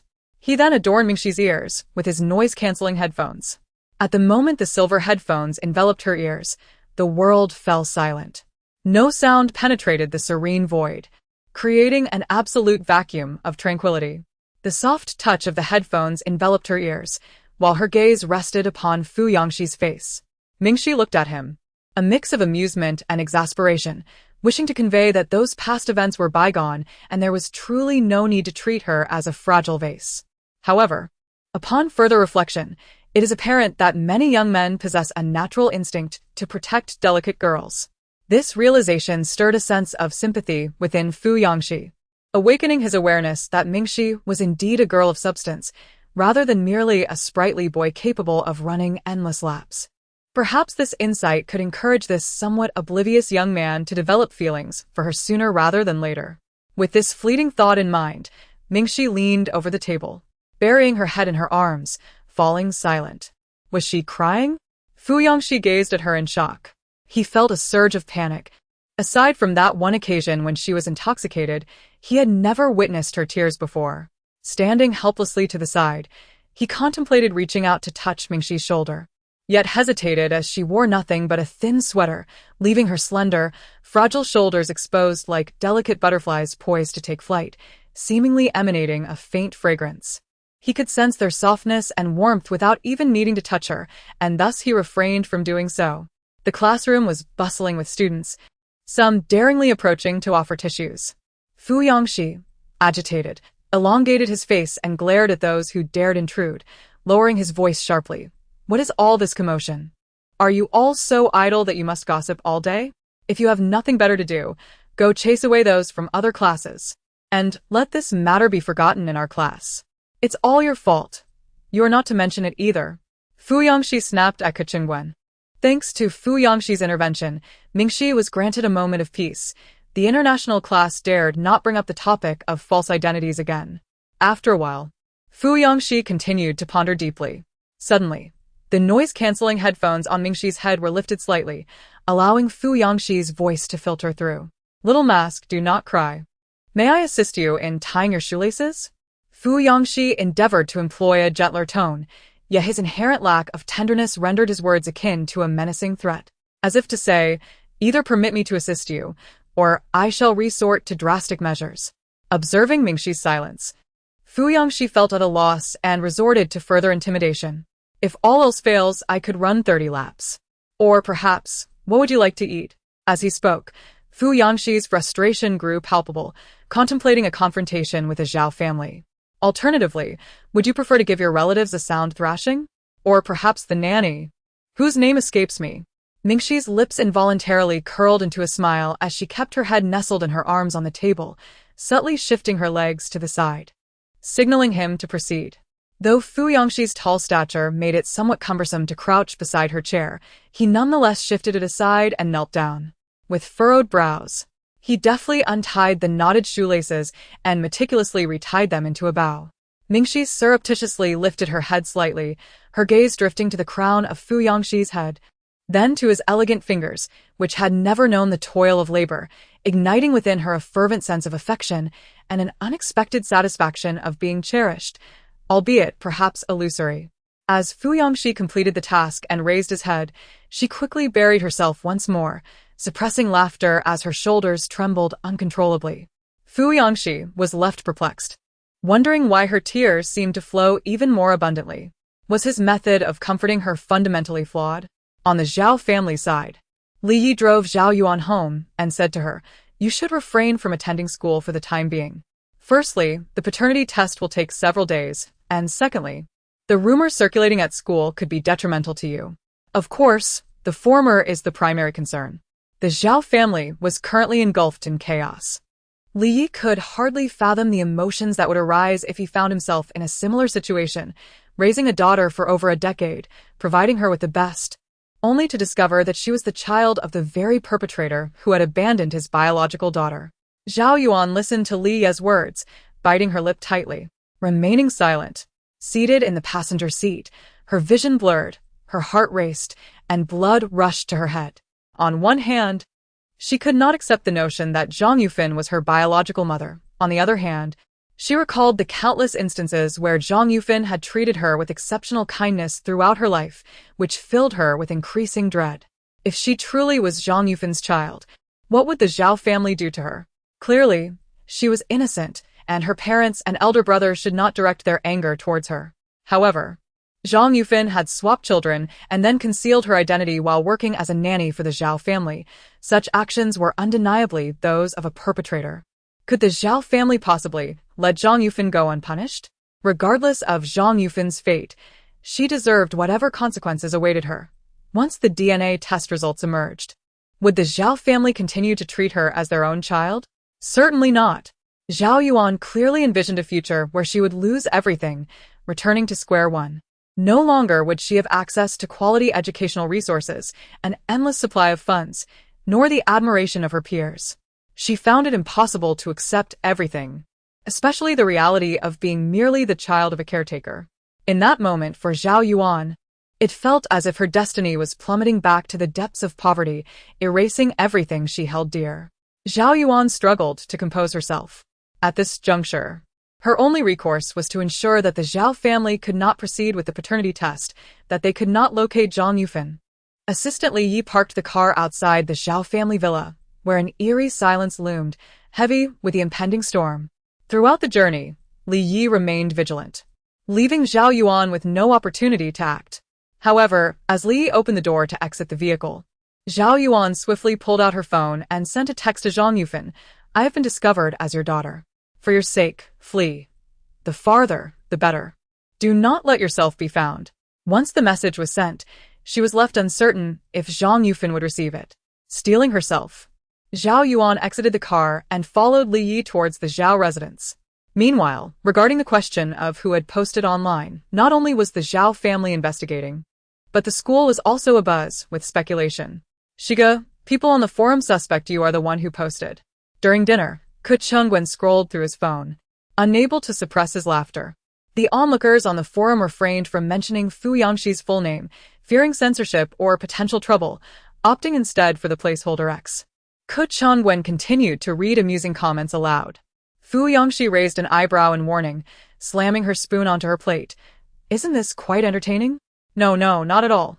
Ku Chengwen quickly retorted, silencing himself.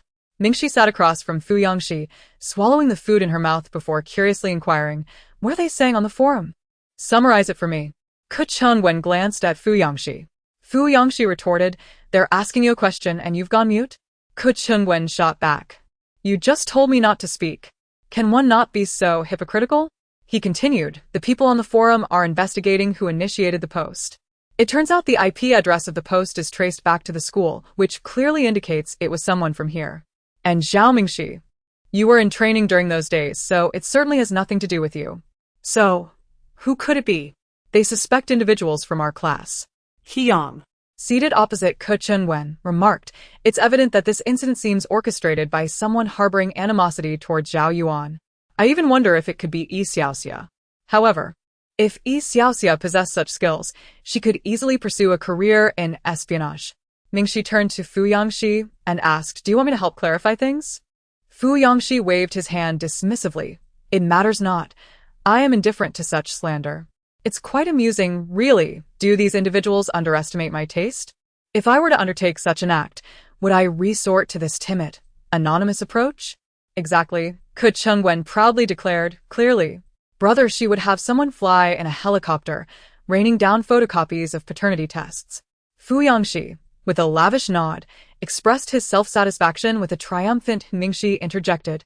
"What is there to be so proud of, I wonder? Regardless of the circumstances, until the perpetrator of this matter is uncovered, it seems you must bear a portion of the blame." Mingxi, unable to restrain herself, transferred some of the beef from her plate to Fu Yangxi's. She held the sentiment that, for someone she cherished, she simply wished for him to indulge and thrive. Upon noticing her gesture, Fu Yangxi's ears flushed a delicate shade of red, yet he promptly returned the food to her plate, questioning why she would serve him when she was already so slender. Mingxi cast him a bewildered glance before attempting to reclaim the food, only for Fu Yangxi to block her chopsticks with his own. Are you trying to give me something you don't even like? I refuse. He endeavored to conceal the warmth in his ears, frowning as he retorted. Do you take me for someone who consumes leftovers? Reluctantly, Mingxi withdrew her chopsticks, placing the beef into her own mouth. What an oblivious, inexperienced boy he was. Utterly unable to perceive her affection and kindness towards him.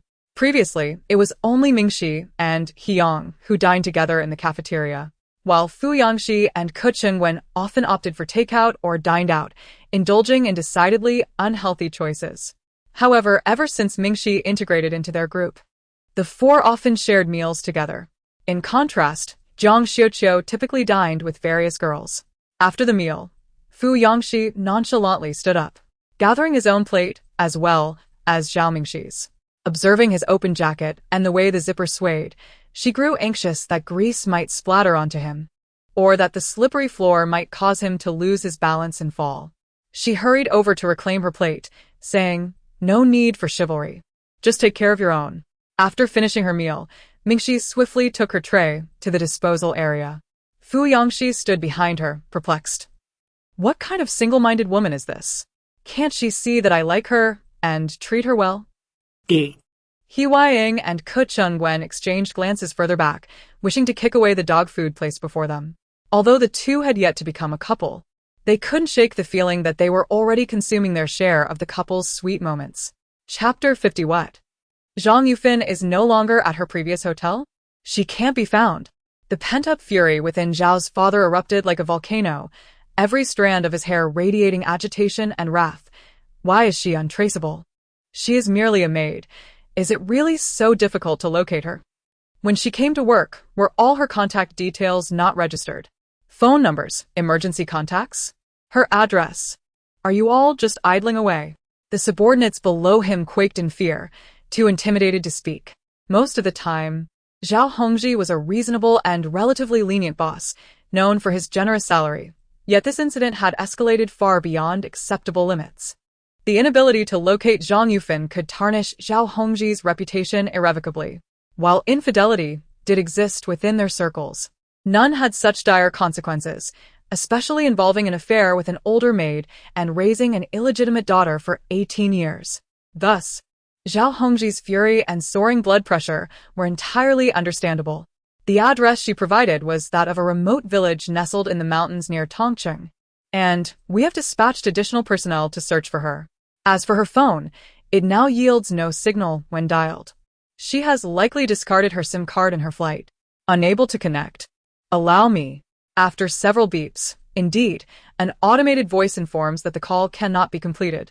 In a fit of rage, Zhao's father hurled the phone away, shattering it against the wall, pieces scattering upon impact with the floor. Those present in the living room instinctively recoiled at the sound. She has fled. Zhao's father, like a caged beast seeking an outlet for its fury, ground his teeth as he repeated these two words. Remarkably, she managed to escape.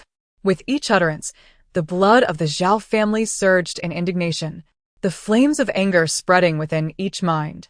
If Zhang Yufan were innocent, and this incident merely a misunderstanding concocted by an enemy of the Zhao family, then why would she choose to abscond in guilt? Her flight signifies that the discussions on the school forum regarding Zhao Yuan are perilously close to revealing the truth. Zhao's father, in a fit of rage, declared, "Then let us continue the search." Zhao Zhanhui also issued an ultimatum to the security company. They must locate her within 3 days. Otherwise, by the end of this period, the situation may escalate beyond redemption, leaving every heart tarnished by the impressions of his father's indiscretions. A rumor spread swiftly, while refuting it seems a laborious endeavor. After the security personnel departed, Zhao's father remained in a state of acute distress. Observing his father on the brink of a hypertension crisis, Zhao Zhanhui hastily poured him a glass of water. "Perhaps you should rest for a while. I will handle the remaining matters." "How can I possibly sleep?" Zhao's father rubbed his temples, feeling a deep sense of foreboding. Recent events had truly been a series of misfortunes. "You have also suffered losses from 2 or 3 projects.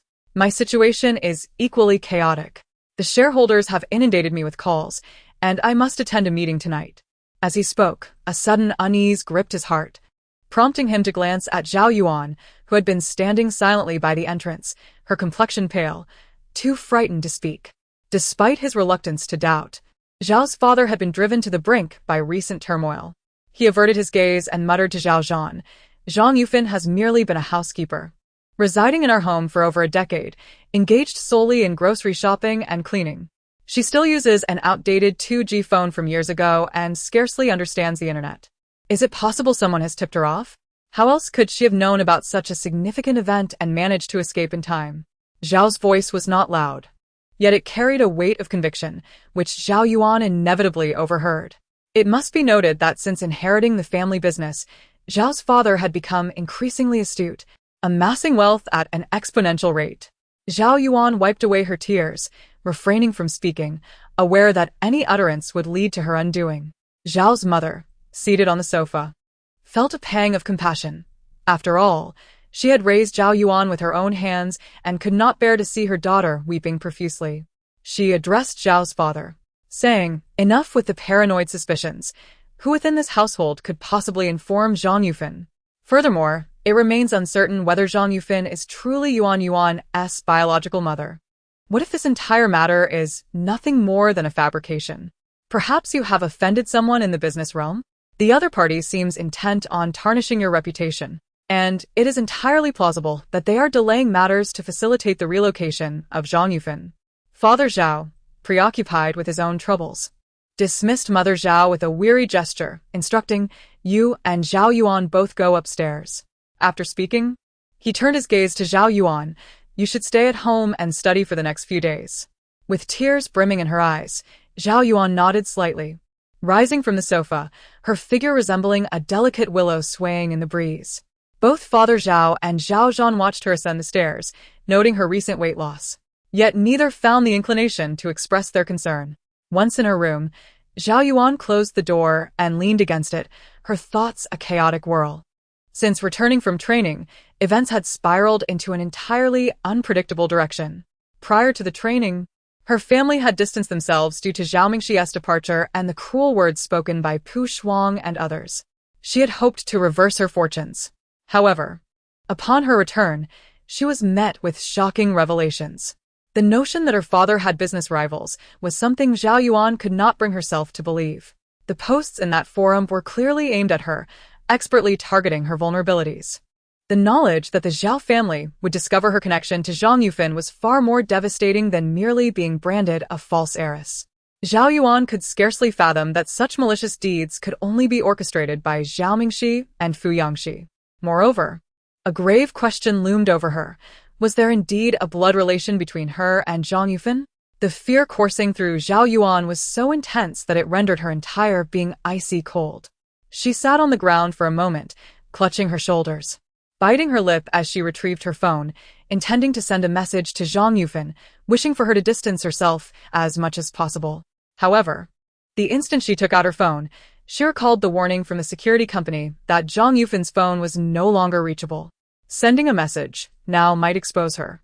With this thought, Zhao Yuan trembled as she cleared the message page entirely, subsequently blocking and deleting Zhang Yufan's number. Yet, this was not sufficient. With trepidation, she restored her phone to factory settings, erasing any trace left behind. The circle was small, and Fu Yangxi was particularly attentive to this matter.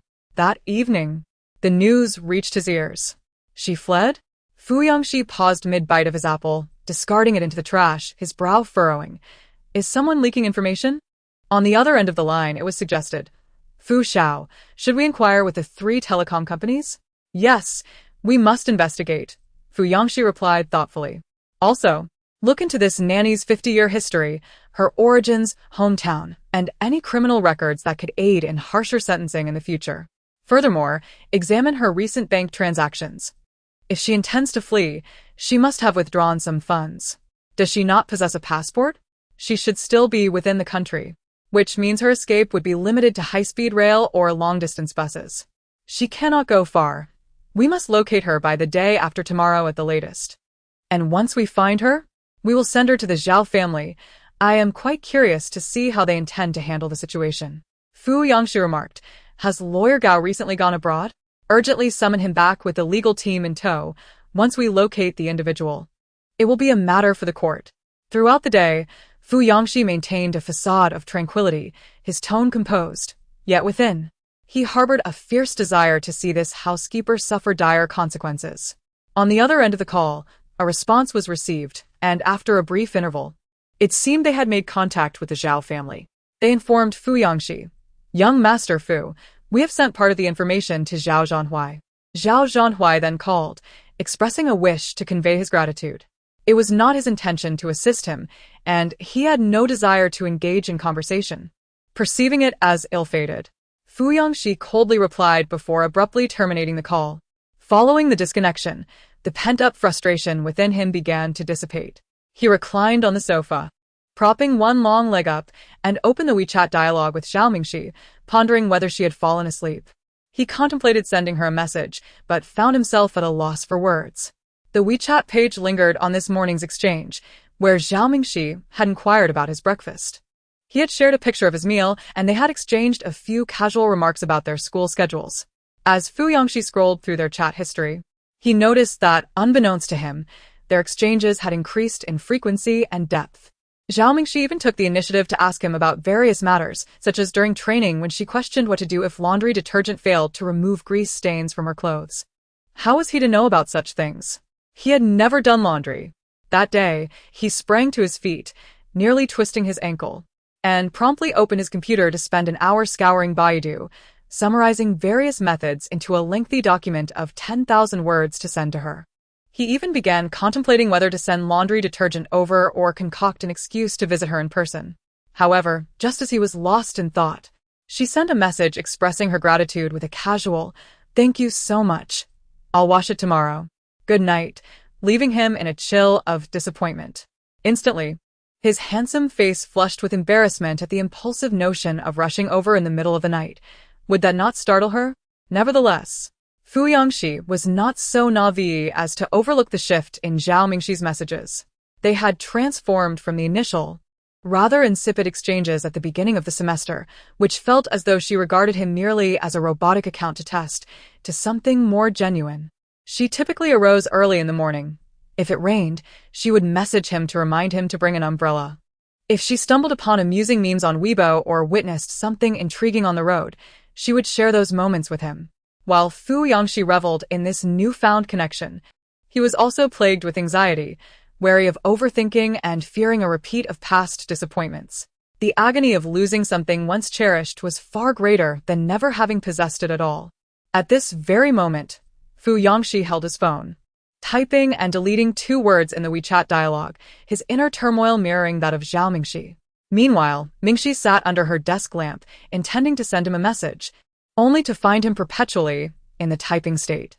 Curious about what he might be writing, she decided to wait, passing the time by solving a set of problems. Yet he still had not sent anything. Thus, Mingxi went to wash her hair again and even blow-dried it. After finishing her hair, she couldn't resist picking up her phone to check. The other party was still typing. Was Fu Yangxi about to deliver a presidential campaign speech? Mingxi glanced at the clock on the table. It had already been an hour, and he was still typing. Meanwhile, Fu Yangxi was deep in thought, pondering how to offer comfort, when suddenly, Mingxi's WeChat message popped up. "Zhao Mingxi, what's the matter?" Fu Yangxi was startled, his phone slipping from his grasp and crashing to the floor with a clatter. He tumbled down after it, his face flushed as he stretched out his hand to retrieve it.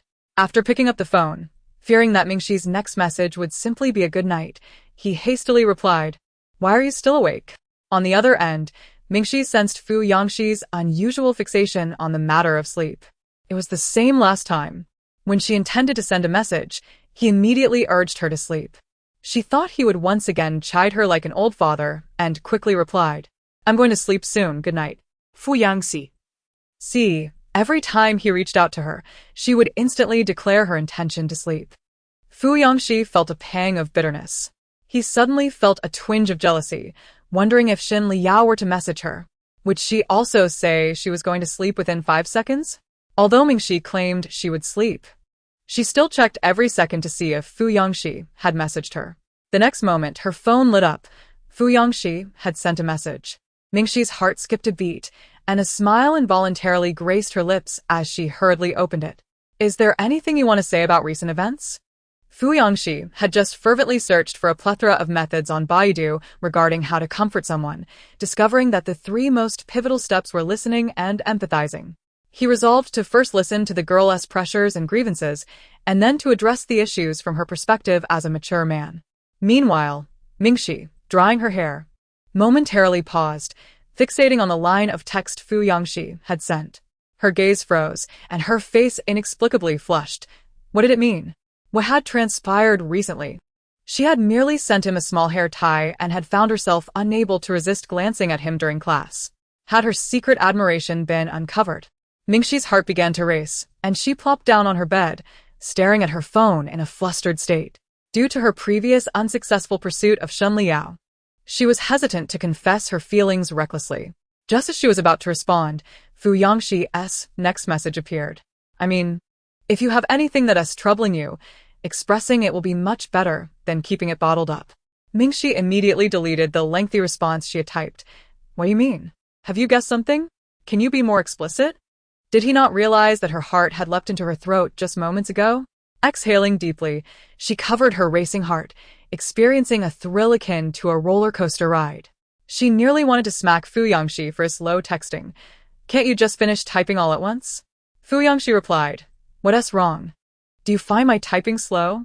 He had exerted considerable effort to clumsily articulate such a tender statement for the first time in his life. She still complained about his slow typing. Well, Shen Liao typed quickly, unlike a sluggish octopus. Mingxi understood that Fiancé was also concerned that the Zhao family's issues might affect her state of mind. After some contemplation, she earnestly replied, Shiga, I assure you, I am perfectly fine. Tomorrow's sun will rise as usual, and the little birds will sing once more. With friends like you around, there is nothing to be troubled about. Fiancé, observing her seemingly self-destructive words, felt that she must be feeling quite miserable. Her insistence on being fine seemed like self-deception. Yet, she wouldn't he confide in him. What was he to do? Surely, such situations would arise frequently in the future, but he had never been adept at offering comfort. Fiancé wished he could immediately enroll in a class on how to comfort others. Irritated, he stood up and paced around the 200-square-meter apartment twice. Suddenly, he paused, a spark of inspiration igniting within him. As a mature man, he transferred a sum of money to Mingxi via Alipay. When she saw the notification on her phone, disbelief filled her eyes as she widened them, repeatedly checking the number of zeros. Once she counted them accurately, she gasped in astonishment. Mingxi was stunned. Why did you send me 500,000 yuan? Fiancé replied, I have too much surplus in my savings. It's rather bothersome to look at. Why not assist me in spending it? Mingxi responded, I'm sorry. I wasn't upset during the day about the Zhao family's matters. But your words have made me feel like throwing a punch tonight. The following day, the topic regarding the legitimacy of Zhao Yuan and Zhao Mingxi's identity continued to circulate, growing more intense. Fortunately, one of the parties involved, Zhao Yuan, took a week's leave from school. Otherwise, students from the senior year down to the first year would undoubtedly flock to observe Zhao Yuan's current sentiments.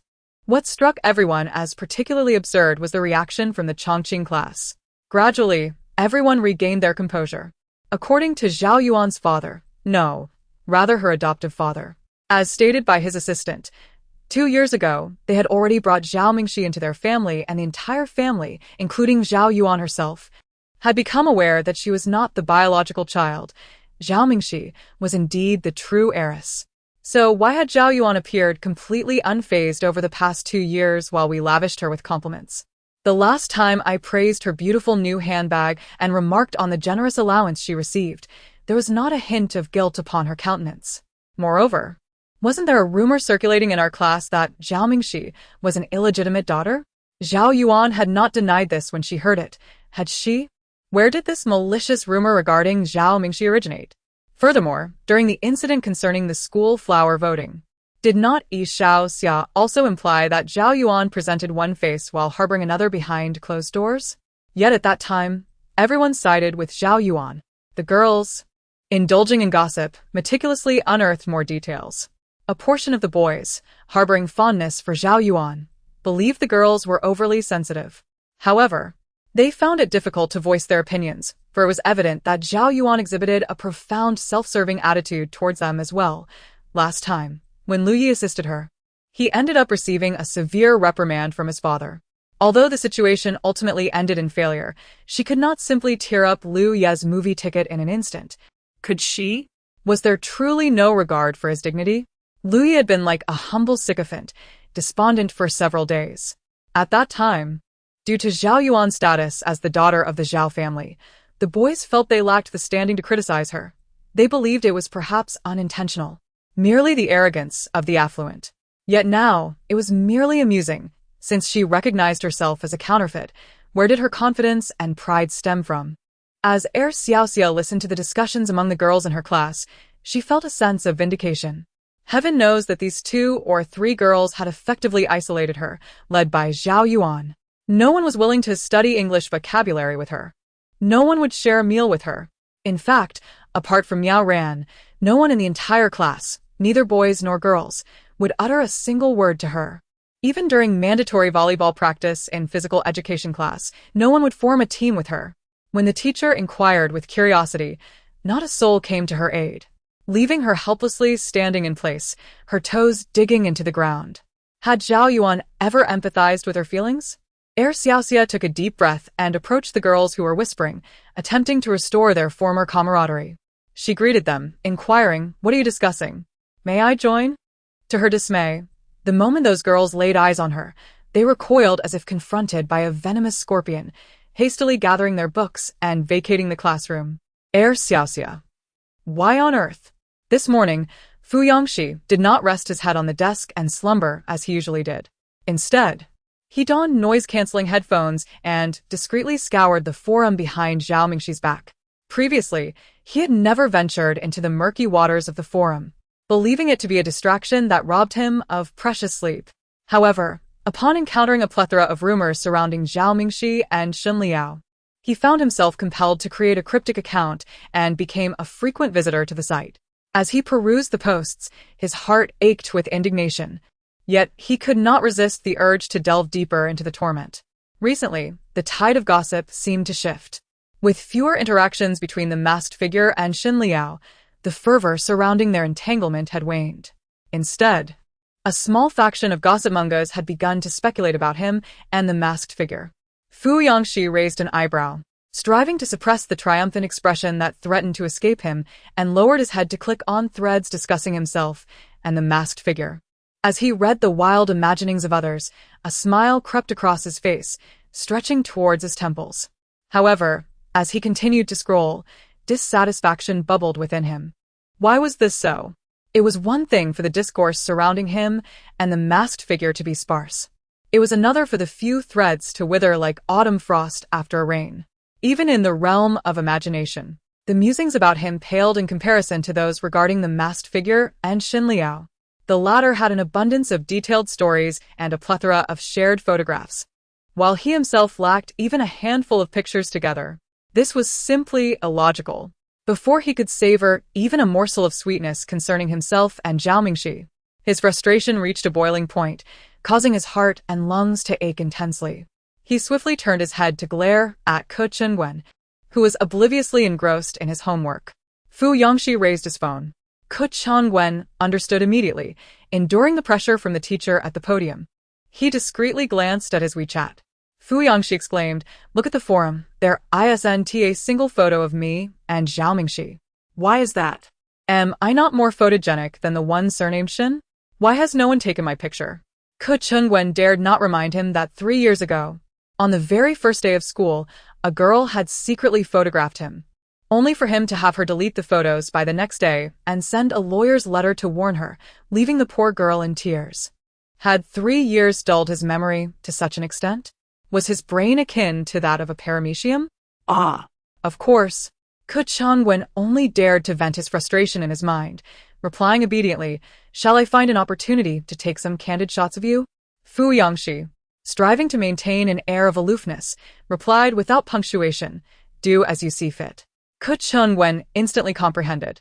His do as you see fit meant to immediately contact the forum, to purge any photos of Shen Liao and Zhao Mingxi, and to delete whatever needed deleting.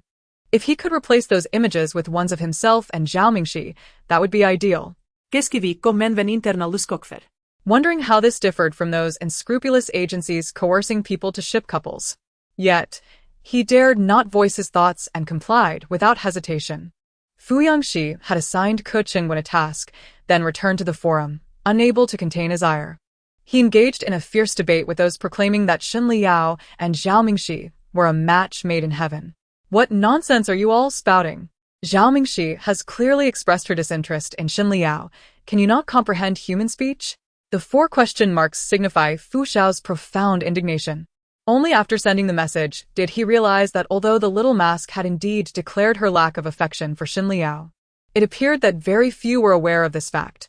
The individuals on the forum remained oblivious, and the entire school continued to weave narratives about the two of them. Fu Yangxi cast a sidelong glance at the little mask, who was engrossed in her studies, before returning his gaze to the photographs of the pair on the forum. As he pondered, he couldn't shake the feeling that he resembled an unsuccessful male third party, desperately striving to secure his position. His heart ached with bitterness and a sense of injustice. Yet, he couldn't possibly force her to clarify the situation on the forum. Mingxi was diligently studying when she sensed that Fu Yangxi was once again enveloped in existential despair. With his headphones on, he ignored everyone and buried his head on the desk, surrendering to sleep. Each spiky strand of his inky black hair seemed to scream for destruction. His tall stature made sleeping at his desk quite uncomfortable, and Mingxi resolved to uncover the reason behind his persistent insomnia. However, since they were in class, she refrained from asking directly. Instead, she leaned over, cautiously approaching, and whispered, "What's wrong? Did you wake up this morning feeling distressed about money? I knew it. I'll transfer some to you."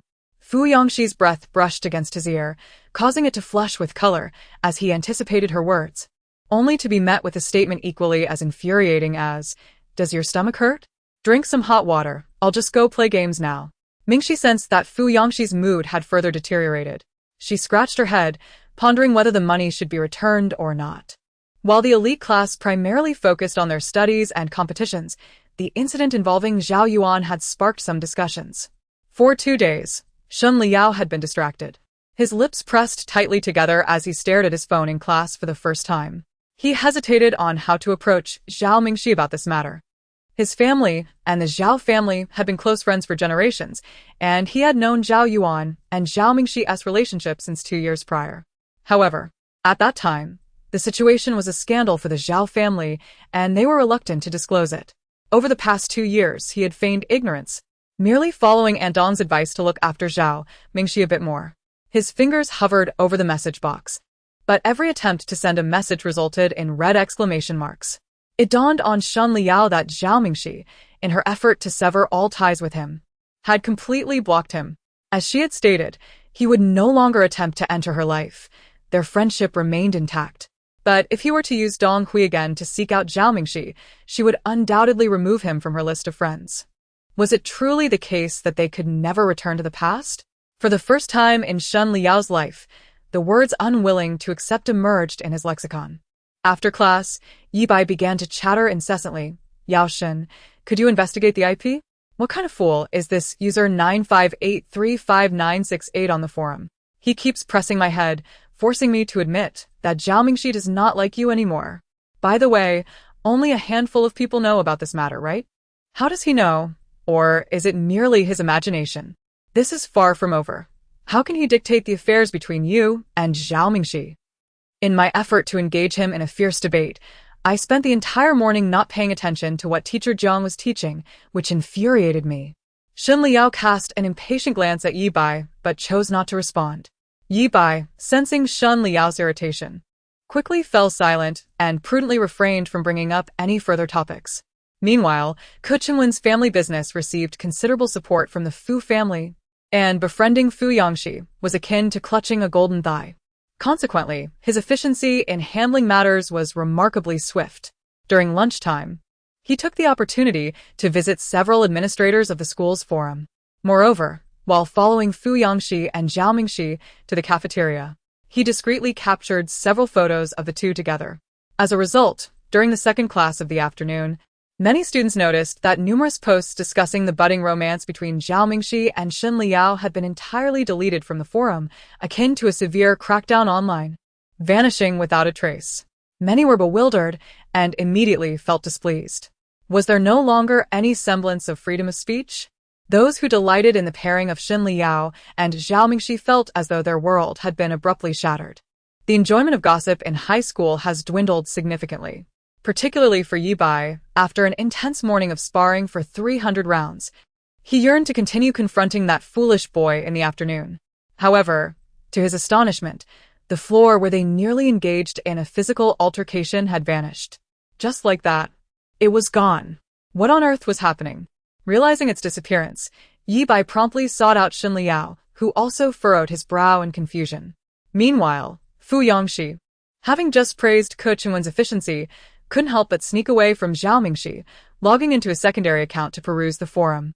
Upon discovering that the historical photos of Shen Liao and Zhao Mingxi had been wiped clean, a wave of relief washed over him. Without a backward glance, he gave Ke Qingwen a thumbs up. He then began to sift through Ke Qingwen's newly posted threads containing images of himself and Zhao Mingxi. A smug smile crept across his face as he rubbed his cheeks, striving to appear nonchalant and avoid detection by his small mask. To his dismay, instead of encountering a barrage of enthusiastic comments such as, "What a divine couple," They are so perfectly matched. or "I am shipping this pair," he found something utterly perplexing. The posts featuring Shen Liao had vanished, replaced by a few photos capturing mere silhouettes alongside the school bully. Fu Yangxi was left speechless. Who dared to take these candid shots of the school bully? Do they wish for their own demise? Do they think that just because the bully has dyed his hair back to black, he has reformed? Moreover, even from behind, there is no hint of chemistry whatsoever. Fu Yangxi's forehead throbbed with indignation.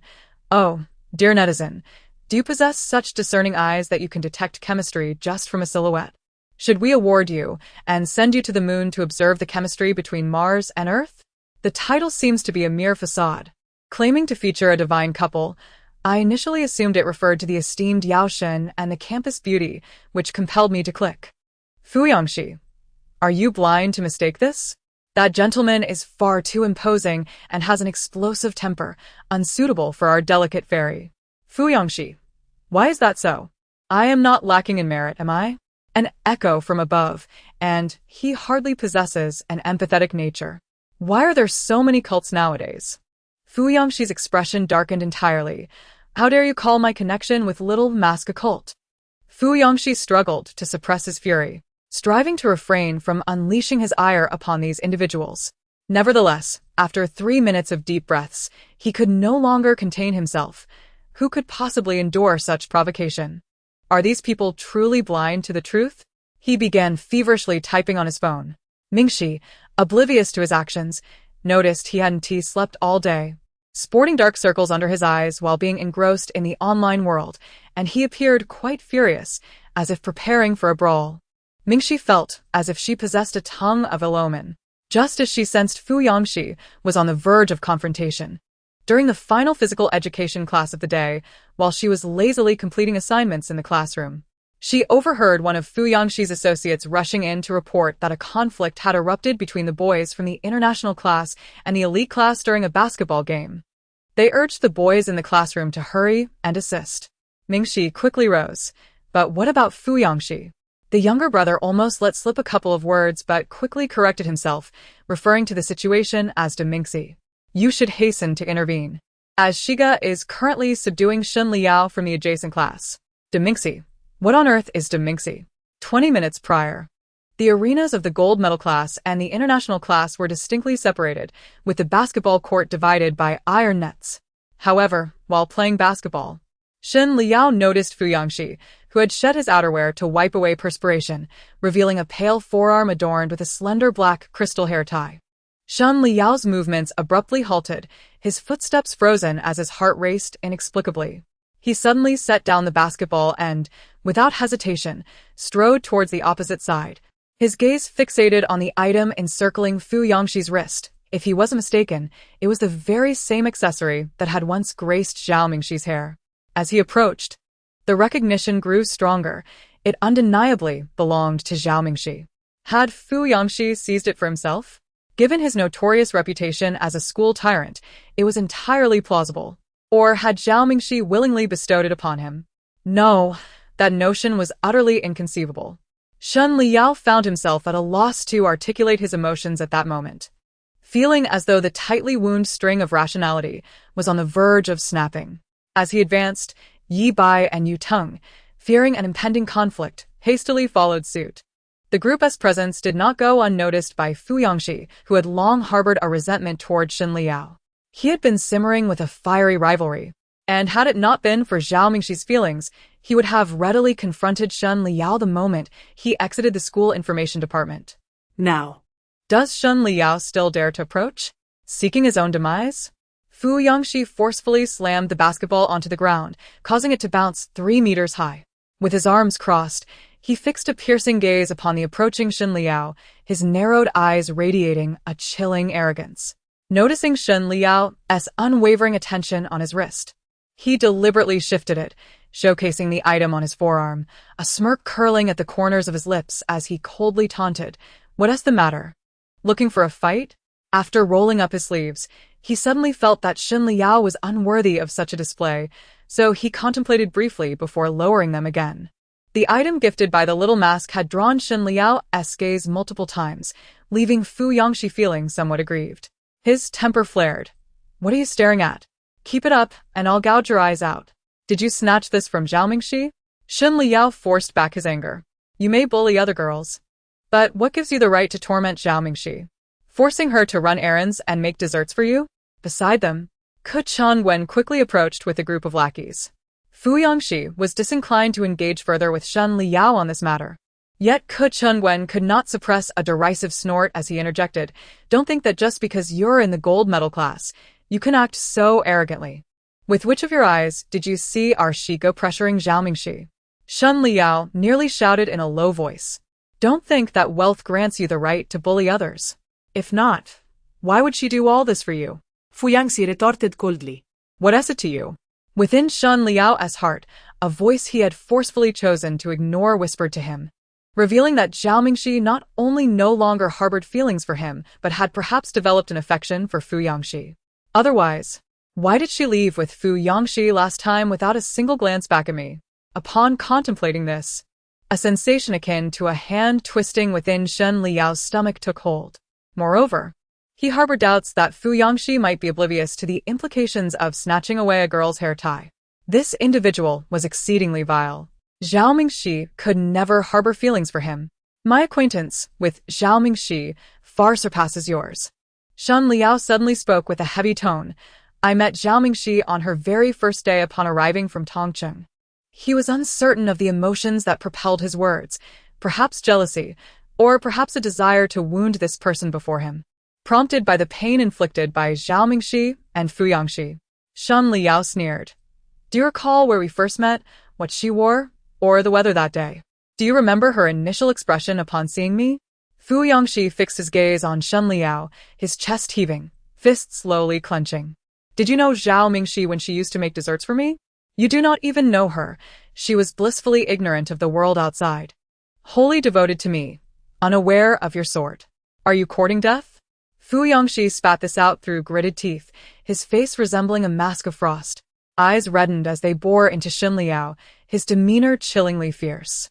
Ke Changwen and Yi Bai, among others, sensed an abrupt escalation in tension, the atmosphere thickening palpably. "And your dark hair, could it possibly be?" Shen Liao was about to utter more when a punch landed squarely on his face, and Fu Yangxi threw him to the ground with a shoulder throw. "God of Yao! How dare you strike Brother Shi?" On either side, a fierce confrontation erupted, plunging the scene into chaos. As Mingxi dashed over with her companions, she beheld 2 tall youths, forcibly separated, yet still kicking at each other with fervor. What on earth had transpired to incite such a ferocious clash? Startled, Mingxi's gaze momentarily bypassed Shen Liao, landing first upon Fu Yangxi. His long sleeves were slightly disheveled, his short hair tousled, and his eyes rimmed with red, resembling an injured little leopard. His fists were clenched tightly, knuckles appearing to be bloodied. Overcome with anxiety, Mingxi rushed forward and gently touched his face, asking, "Are you all right?" Are you okay? Fu Yangxi remained fixated on Shen Liao, exuding an expression filled with venomous intent. After confirming that Fu Yangxi's face was unscathed, Mingxi quickly lifted his shirt to inspect further, relieved to find no bruises on his ribs. Concluding that only the skin on his finger bones had been scraped.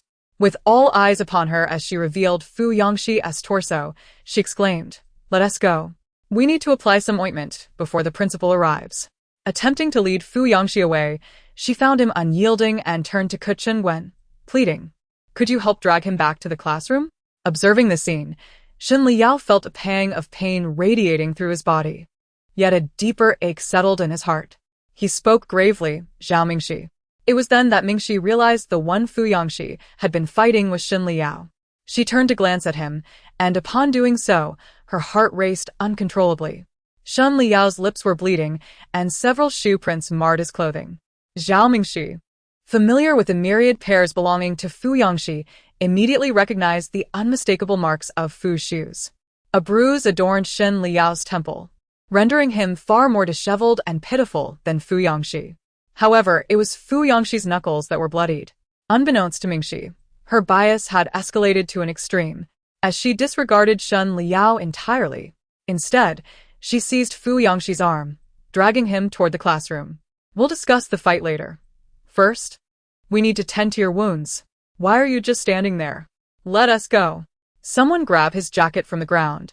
The members of the school competition team stood in stunned silence as Mingxi's gaze swept past Shen Liao. Did she truly just overlook him like that? How blatant was this favoritism? Those from other classes gathered around were equally astonished. Was Zhao Mingxi no longer fond of Shen Liao? It appeared she had shifted her affections entirely.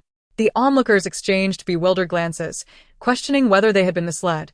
How could they have ever thought Zhao Mingxi favored Shen Liao? Surely, her affections lay with young Master Fu. Meanwhile, Fu Yangxi, already feeling deeply wronged, was on the verge of tears at Mingxi's sharp words. Yet, as she embraced his arm and pulled him toward the academic building, warmth radiated from her touch. Suddenly, Fu Yangxi realized, wait a moment, didn't she notice how badly Shen Liao had been beaten? He had briefly caught sight of Zhao Mingxi rushing over, mistakenly believing she intended to reprimand him for attacking Shen Liao. Instead, her sole concern was whether his knuckles were scraped. She disregarded the blood at the corner of Shen Liao's mouth, focusing solely on whether his hand had suffered even the slightest injury that needed to be addressed promptly before it healed on its own. Fu Yangxi was left in a state of confusion, questioning the circumstances. As she was hastily pulled towards the classroom by Zhao Mingxi, his steps felt unexpectedly light. He lowered his gaze, licking his lips, struggling to contain his joy and embarrassment. Forgive him for making an audacious assumption. Could it be that he held a place in her heart that was more significant than Shen Liao's? Chapter 51. Once Mingxi finished applying the ointment on Fu Yangxi, the head of the teaching department stormed in, infuriated, wielding his teaching baton to reprimand the students. His face flushed with anger as he glared at the boys from the international class and the elite class standing in line in the office. His gaze was particularly stern as it fell upon Fu Yangxi and Shen Liao, who stood nonchalantly, a smirk playing at the corners of his lips. He deliberately raised his right fist, flaunting the purple and blue ointment smeared on his knuckles in front of Shen Liao. The elite class, led by Yi Bai, felt their eyes nearly blinded by his provocations, their thoughts in an uproar, seething at his audacity to bully others, emboldened by Zhao Mingxi's affection. Did he not notice the increasingly grim expression on Shen Liao's face? Meanwhile, a shared question flickered through their minds. Why was it that in that moment of conflict, Zhao Mingxi chose to defend Fu Yangxi without a second thought? Had she not seen Shen Liao's swollen lip? Even if Shen Liao had not been injured, Zhao Mingxi's public choice to pull Fu Yangxi away was undeniably a blow to Shen Liao's pride. Did she truly not understand this? Previously, Zhao Mingxi had openly declared in the corridor that she no longer harbored feelings for Shen Liao.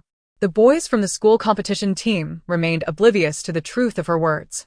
However, at this moment, Yi Bai and the others finally began to comprehend that perhaps Zhao Mingxi's declaration was indeed genuine. It dawned on them that they might have been indulging in mere fantasies all along. Initially, they believed Zhao Mingxi transferred to the international class merely to provoke Shen Liao. Yet it was possible that her intentions were truly directed towards Fu Yangxi.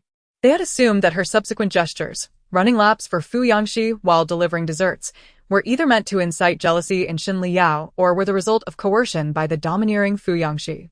But what if, in fact, Zhao Mingxi was acting out of her own volition? As these thoughts spiraled in their minds, the group felt increasingly unsettled. Particularly, Yi Bai was struck by a sense of horror as he realized he might very well be the stumbling block that led to the rift between Xin Liao and Zhao Mingxi. He swallowed hard, casting a furtive glance at Xin Liao, who stood beside Fu Yangxi. Xin Liao's face had darkened to an almost ashen hue. It seemed as though he had lost the rationality he had always maintained, even going so far as to provoke Fu Yangxi, inciting his wrath, an act that was entirely uncharacteristic of him. Thus, the members of the competition team recognized that the situation had likely escalated to its most disastrous outcome. The current state of affairs suggested that Zhao Mingxi truly no longer cared for Xin Liao, while Xin Liao had begun to care for Zhao Mingxi. It was a dire predicament. The director of education, exasperated by Xin Liao's actions, pointed at Fu Yangxi and admonished, "While it's one thing for him to engage in a fight, why did you feel the need to get involved? Xin Liao, as an exemplary student, why are you getting involved in this?" Ke Changwen and his companions found this statement rather irksome. What does it imply? It suggests, albeit indirectly, that their esteemed brother Shi often engages in brawls, while Xin Liao's involvement in such matters is deemed utterly unfathomable. Fu Yangxi, equally displeased with the remark, cast a pointed glance at the director of education. "Let me clarify, it was the one surnamed Xin who initiated the provocation." As Fu Yangxi spoke, a cold smirk escaped his lips as he glared at Xin Liao, maliciously returning the earlier taunt. "Do you know where she applied the ointment on me just now? What was her expression? I said you shouldn't be fighting, yet here you are, perhaps trying to emulate me." Xin Liao abruptly turned to face him, his temples throbbing with agitation. As Xin Liao's countenance darkened, the tension between the two escalated, the atmosphere charged with impending conflict. The director of education swiftly intervened, pulling the two apart and bellowing, "What, pray tell, is the reason for this altercation?" In the classroom, Mingxi echoed the same inquiry. "So, what is the reason behind this fight? Over a basketball court?" A subordinate, panting and propping himself on his knees after witnessing the entire spectacle, felt compelled to defend Fu Yangxi, saying, "It wasn't the boss who instigated the trouble. It was Xin Liao who provoked him first. He claimed to have known you for ages and has indulged in countless desserts of yours. When he met you, you didn't even know who the boss was." Mingxi was left speechless. She hardly recognized Xin Liao anymore. He certainly had a talent for exaggeration. How many desserts had she even given him? It has yet to be seen whether Fu Yangxi has ever received a token of affection. Is the pursuit of romance akin to a fight for survival? In the former, she undoubtedly allows herself to be a little lazy, yet in the latter, she is fiercely determined to succeed. Can one blame Shi Ge for being infuriated? Moreover, he claimed that Shi Ji's decision to dye his hair black was an attempt to emulate him. Although this insinuation went unspoken, it was swiftly met with Shi Ji's wrath, leading me to suspect that such was indeed his intent. The younger brother, in his haste, spoke in a disjointed manner, yet Mingxi grasped the meaning. The altercation between Fu Yangxi and Xin Liao stemmed from the latter's assertion that they had known each other for quite some time. How absurd! Such a trivial reason? If it were anyone else, Mingxi might have assumed the other party was merely jealous of her previous affection for Xin Liao, prompting an impulsive punch. But wait. Why? In the case of Fu Yangxi, is it not she who is envious? After all, despite her fierce and audacious demeanor, she does not strike one as someone prone to senseless brawls over mere provocations. Suddenly, a thought struck Mingxi. She couldn't shake the feeling that Fu Yangxi had yet to awaken to certain truths, treating girls as if they were merely her male subordinates, regarding all possessions, be it a phone case or a scarf, as common property. But what if her perception was entirely misguided? What if Fu Yangxi's numerous statements, such as "the breakfast isn't for you, it's merely a means to retrieve my coat," or even "Ke Changwen, I would allow him to reside in my home," were nothing but a fiancé, betraying her true feelings? Mingxi's mind raced with possibilities. If the notion of he is jealous were valid, It would seem to elucidate a series of previously incomprehensible behaviors on his part. When I mentioned the film I had watched with Xin Liao, he inexplicably sank into a state of despondency, expressing no desire to view it again. During that period, he seemed utterly disinterested in life, perpetually donning an expression that conveyed, "Leave me be, for I am dead." It was only when I confessed my indifference towards Xin Liao that he instantly became animated once more. Furthermore, his actions today seemed to suggest that jealousy could entirely account for his behavior. This thought struck me unexpectedly, sending a rush of blood to my head. Suddenly, it felt as if a veil had been lifted, illuminating my understanding. I stared blankly at the young man before me, to the point where he had to wave his hand in front of my face to regain my attention. Abruptly, I came to my senses, swallowed hard, and plopped heavily into my seat, my heart racing and my face flushed with warmth. After the disciplinary director concluded his reprimand, school had already dismissed for the day. Fu Yangxi emerged from the office, exuding an air of triumph.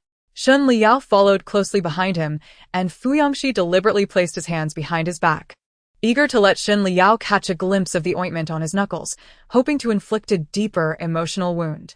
As expected, Xin Liao's face turned ashen with fury. His fists clenched tightly. It took the concerted efforts of Yi Bai and others to restrain Xin Liao, preventing him from acting irrationally. Upon reaching the back entrance of the international class, both Xin Liao and Yi Bai's group were struck once more by a pang in their hearts. Zhao Mingxi remained in the classroom, evidently waiting for Fu Yangxi. Ke Changwen, accompanied by a few of his companions, followed Fu Yangxi into the classroom, casually tossing the basketball into a corner and shaking off the dust that had accumulated from being kicked around by the elite class. Fu Yangxi strode back to his seat, methodically organizing his belongings. After enduring a prolonged period of frustration, his mood today could be aptly described as triumphant, akin to a bird taking flight. He no longer concerned himself with the discussions on the forum or whether Zhao Mingxi had previously harbored feelings for Xin Liao. In the heart of the girl behind the mask, he held far greater significance than Xin Liao.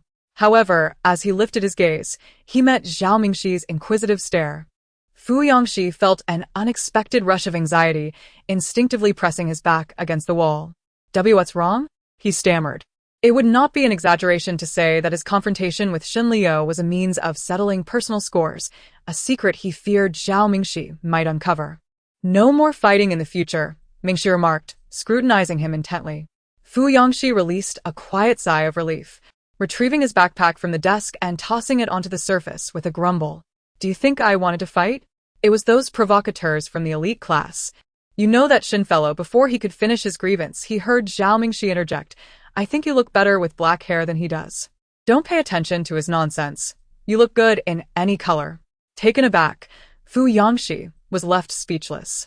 Equally astonished, Ke Chengwen pondered, "What on earth is happening? Why is a perfectly fine dog suddenly being mistreated as it walks in?" Fu Yangxi's face flushed crimson, and Mingxi continued, "Besides, how long have I known him? It's only been 2 years, all right? Assuming that within 2 years, we meet twice a week for half an hour each time." Mingxi swiftly calculated on the calculator before her, arriving at a total of 104 hours. "Then, considering the duration of our acquaintance, it has been 3 months. With at least 5 days a week, spending 10 hours together each day, that amounts to a staggering 600 hours. Mingxi continued with fervor. "Shiga, do not be swayed by his words about delivering desserts. I can assure you, the quantity he delivers pales in comparison to what I have brought you." Fu Yangxi froze. His ears flushed with crimson, merging with the hues of the sunset outside the corridor. He endeavored to suppress the swell of pride within him, yet he resembled a wounded leopard finding solace, his lips curling upwards and his bangs tousled. "Is this truly what concerns me?" Fu Yangxi struggled to maintain his composure. Feigning indifference as he declared, "I barely caught what that person surnamed Xin was prattling on about. I merely detest their arrogant demeanor. Is that unacceptable? All right, let's go then." Mingxi stifled a laugh. In her mind, she thought, "You can say whatever you wish, but I no longer believe you.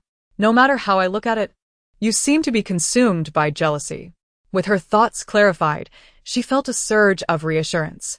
Watching Fu Yangxi stride out the door, her lips nearly lifted to the heavens, he still attempted to maintain an air of nonchalance, yet a whisper of suspicion began to form in her heart. Consequently, her heart felt as if it were being delicately gnawed by ants, a sensation both prickly and tingling. The feeling was akin to a long-awaited green apple poised to fall into one's grasp, a heart brimming with joy yet tinged with apprehension and gravity, rendering certainty elusive. Mingxi resolved to bide her time. She could not ascertain with complete assurance, needing to probe further. The answer to a single question may possess multiple interpretations.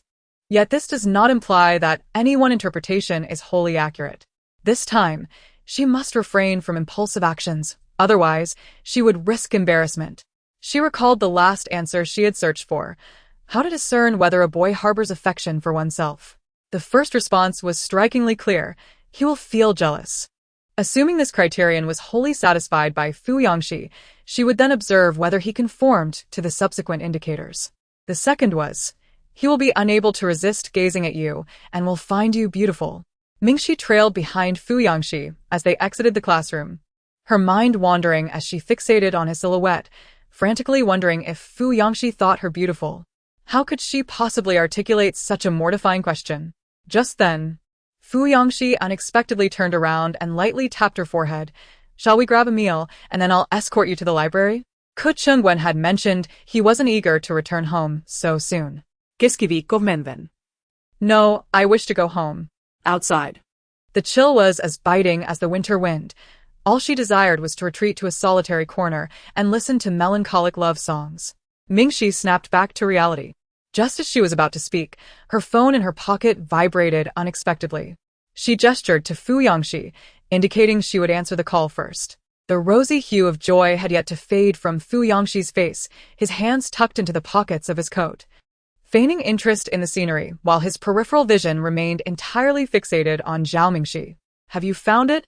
As Zhao Mingxi clutched her phone, her expression shifted. Simultaneously, the device nestled in Fu Yangxi's coat vibrated, signaling a call from his dispatched personnel. The message conveyed was identical. "Zhang Yufan has been located." On Mingxi's end, the caller was Dong Hui.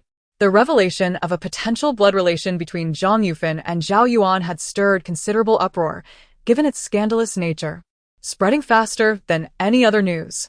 Numerous companies within their circle were already aware, not to mention the Dong family, who had long been vigilant regarding the Zhao clan. Upon learning of this development, the Dong family was nearly driven to frenzy.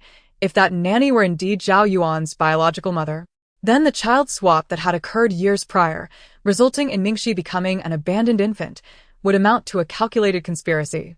Dong Hui was eager to accompany Mingxi to the Zhao residence to seek clarification. However, Mingxi, concerned for her well-being, dissuaded her. After all, they had only just found the individual in question, and even with a prompt DNA retest, results would take several hours, likely extending their wait into the late hours of the night. Nevertheless, Mingxi resolved to visit the Zhao estate herself.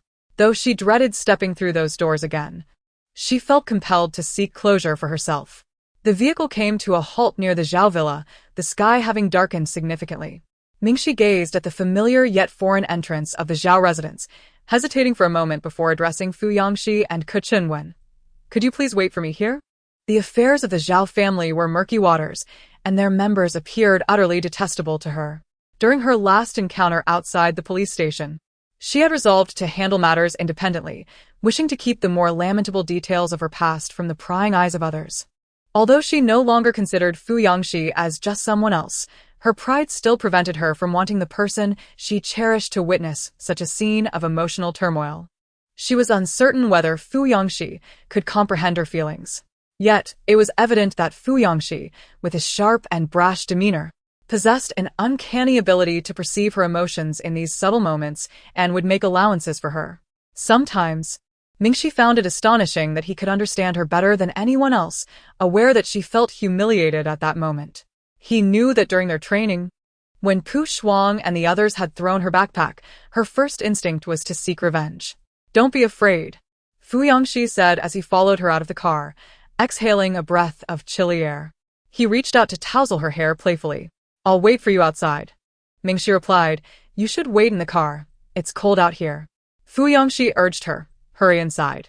The sooner you resolve this, the sooner you'll be free of this burden, won't you?" After pondering for a moment, He felt that ruffling her hair was perhaps not the best idea. It would be better for her to go in looking presentable. He quickly and awkwardly tidied her hair and then removed his scarf, wrapping it around her neck and tying it in a lovely knot.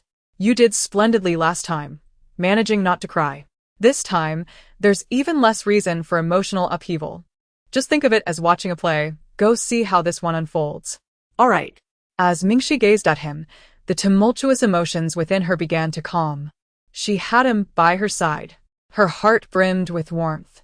She turned and stepped into the Zhao residence. At that moment, the living room of the Zhao family was in disarray. Zhang Yufin was forcefully pinned beside the coffee table. She had been discovered while attempting to escape after arriving in another city via long-distance bus, even injuring an employee of the security company in her struggle. Sitting on the floor in a state of distress, her hair disheveled and emanating an unpleasant odor from 2 days without a bath, she cried out to Zhao's father, accusing him of illegal confinement.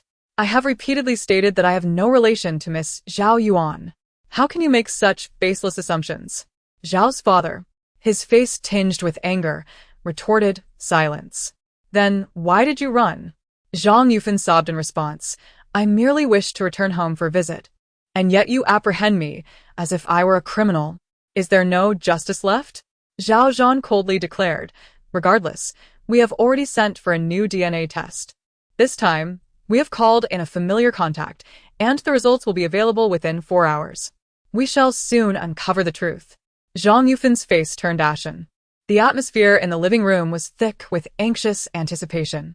When Mingxi entered, Zhao's mother, upon seeing her, swiftly rose, her face reflecting a flicker of joy. Mingxi, you have returned? Zhao Yuning hurried to the kitchen, carefully pouring her a glass of water. Zhao Yuan, however, was too preoccupied with Zhang Yufin on the floor to pay attention to her mother and Zhao Yuning's enthusiasm. She sat in a corner of the sofa, her gaze fixed intently on Zhang Yufin, feeling as though each passing minute was an agonizing ordeal. Having allowed her to escape once, how could she be so easily recaptured? What awaited her? Execution or merely a misunderstanding? Mingxi uttered not a word, retreating to the corner to await the outcome. Zhao Yuning parted his lips, only to place the glass of water back upon the coffee table. The tension in the air was palpable, as if every nerve had been drawn taut like a string.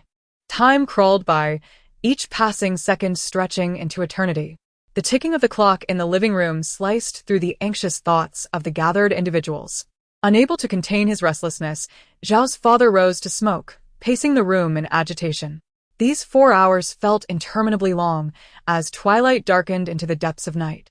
Suddenly, Zhao Zhanhuai's phone vibrated, a harbinger of fate that startled everyone present. He steadied himself and swiftly answered the call. Though the words from the other end were inaudible, the growing pallor of his face spoke volumes. A man who rarely displayed anger now glared at Zhang Yufin with a countenance so grim it seemed one could wring water from it. He instructed the caller, "Please send 2 copies of the report." Zhao's father, his voice heavy with dread, inquired, "Is it true?" Zhao Zhanhuai glanced at Zhao Yuan, then at the crumpled Zhang Yufin on the floor, his eyes betraying a myriad of complex emotions. Yes. At the utterance of that single word, every countenance transformed irrevocably. If there had been a flicker of rationality and calm before, now the strings of reason had snapped completely. Zhao's mother turned ashen, her face draining of color. The living room fell into a profound silence for a solid 10 seconds. Then, in a fit of fury, Zhao's mother lunged forward and slapped Zhang Yufin, the sound of the impact echoing loudly enough to be heard outside. Zhang Yufin's face was violently struck, causing her to be flung backward, and within mere seconds, it became a ghastly shade of purple and swollen.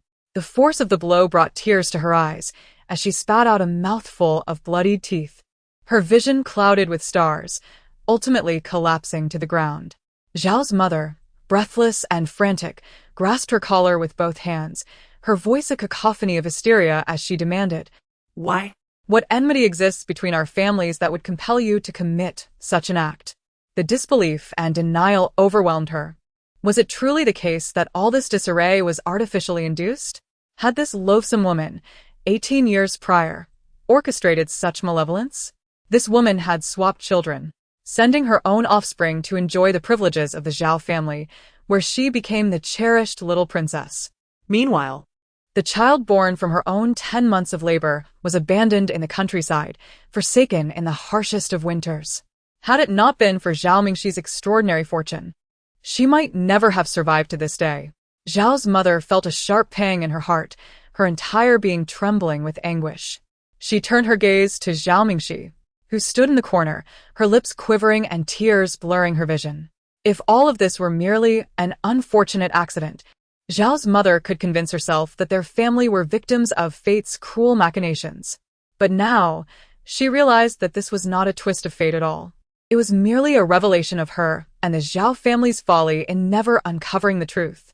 For 18 years, they had not only nurtured the child of a perpetrator, but had even employed the very culprit within their midst, pushing their own child out of the home for the sake of the offender's offspring. Madame Zhao clutched her clothing tightly, breathless, and in that moment, she comprehended the absurd and foolish acts she had committed. She had chosen skirts for the children of the murderer, chastised her own child for not being sufficiently kind to them, and even compelled her child to prepare dinner for the offspring of the killer. A tumult of anger, anguish, nausea, and irreparable regret churned within her. Her eyes were bloodshot. And suddenly, she found the strength to seize Zhang Yufan, who was covering her face on the ground, and struck her again with ferocity. Zhang Yufan looked at her in terror, instinctively retreating as if she realized the depths of Madame Zhao's madness. "You are insane. Your entire family is deranged. This is an act of vigilante justice. Wretched woman, I shall end your life." With disheveled hair and eyes blazing with rage, Madame Zhao had completely lost her sanity. Consumed by pain to the extent that she wished for mutual destruction with Zhang Yufan, she removed her shoes and hurled them at Zhang Yufan's face with all her might.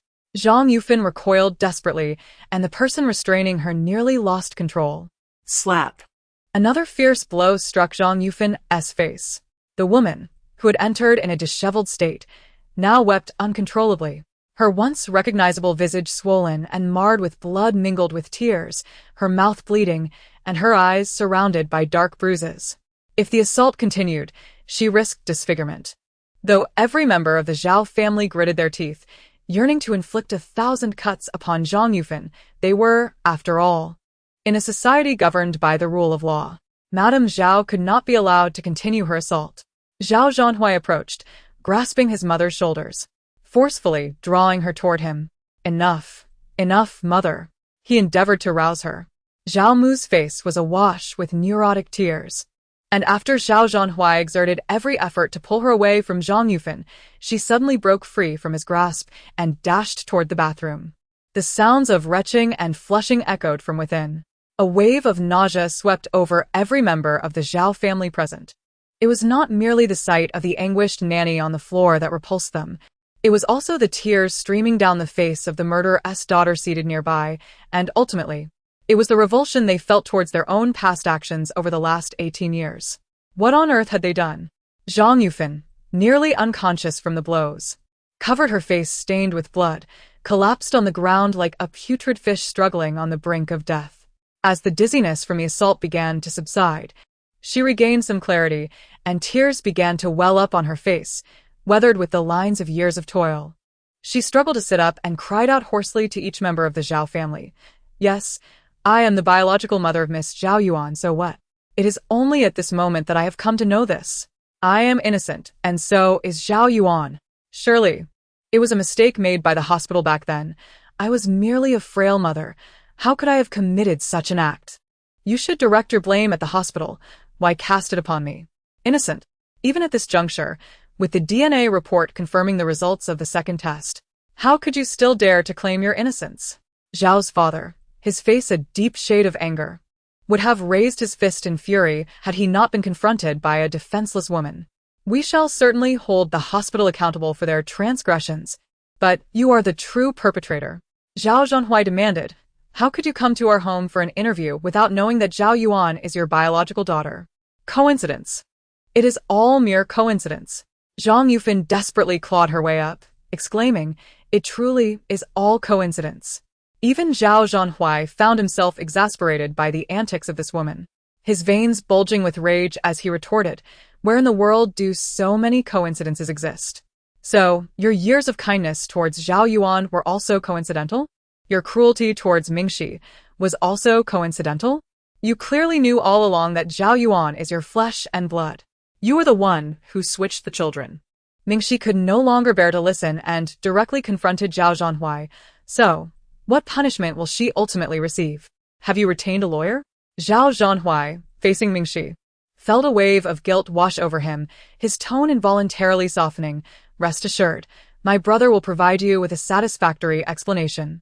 We will strive to ensure that the sentencing is as severe as possible."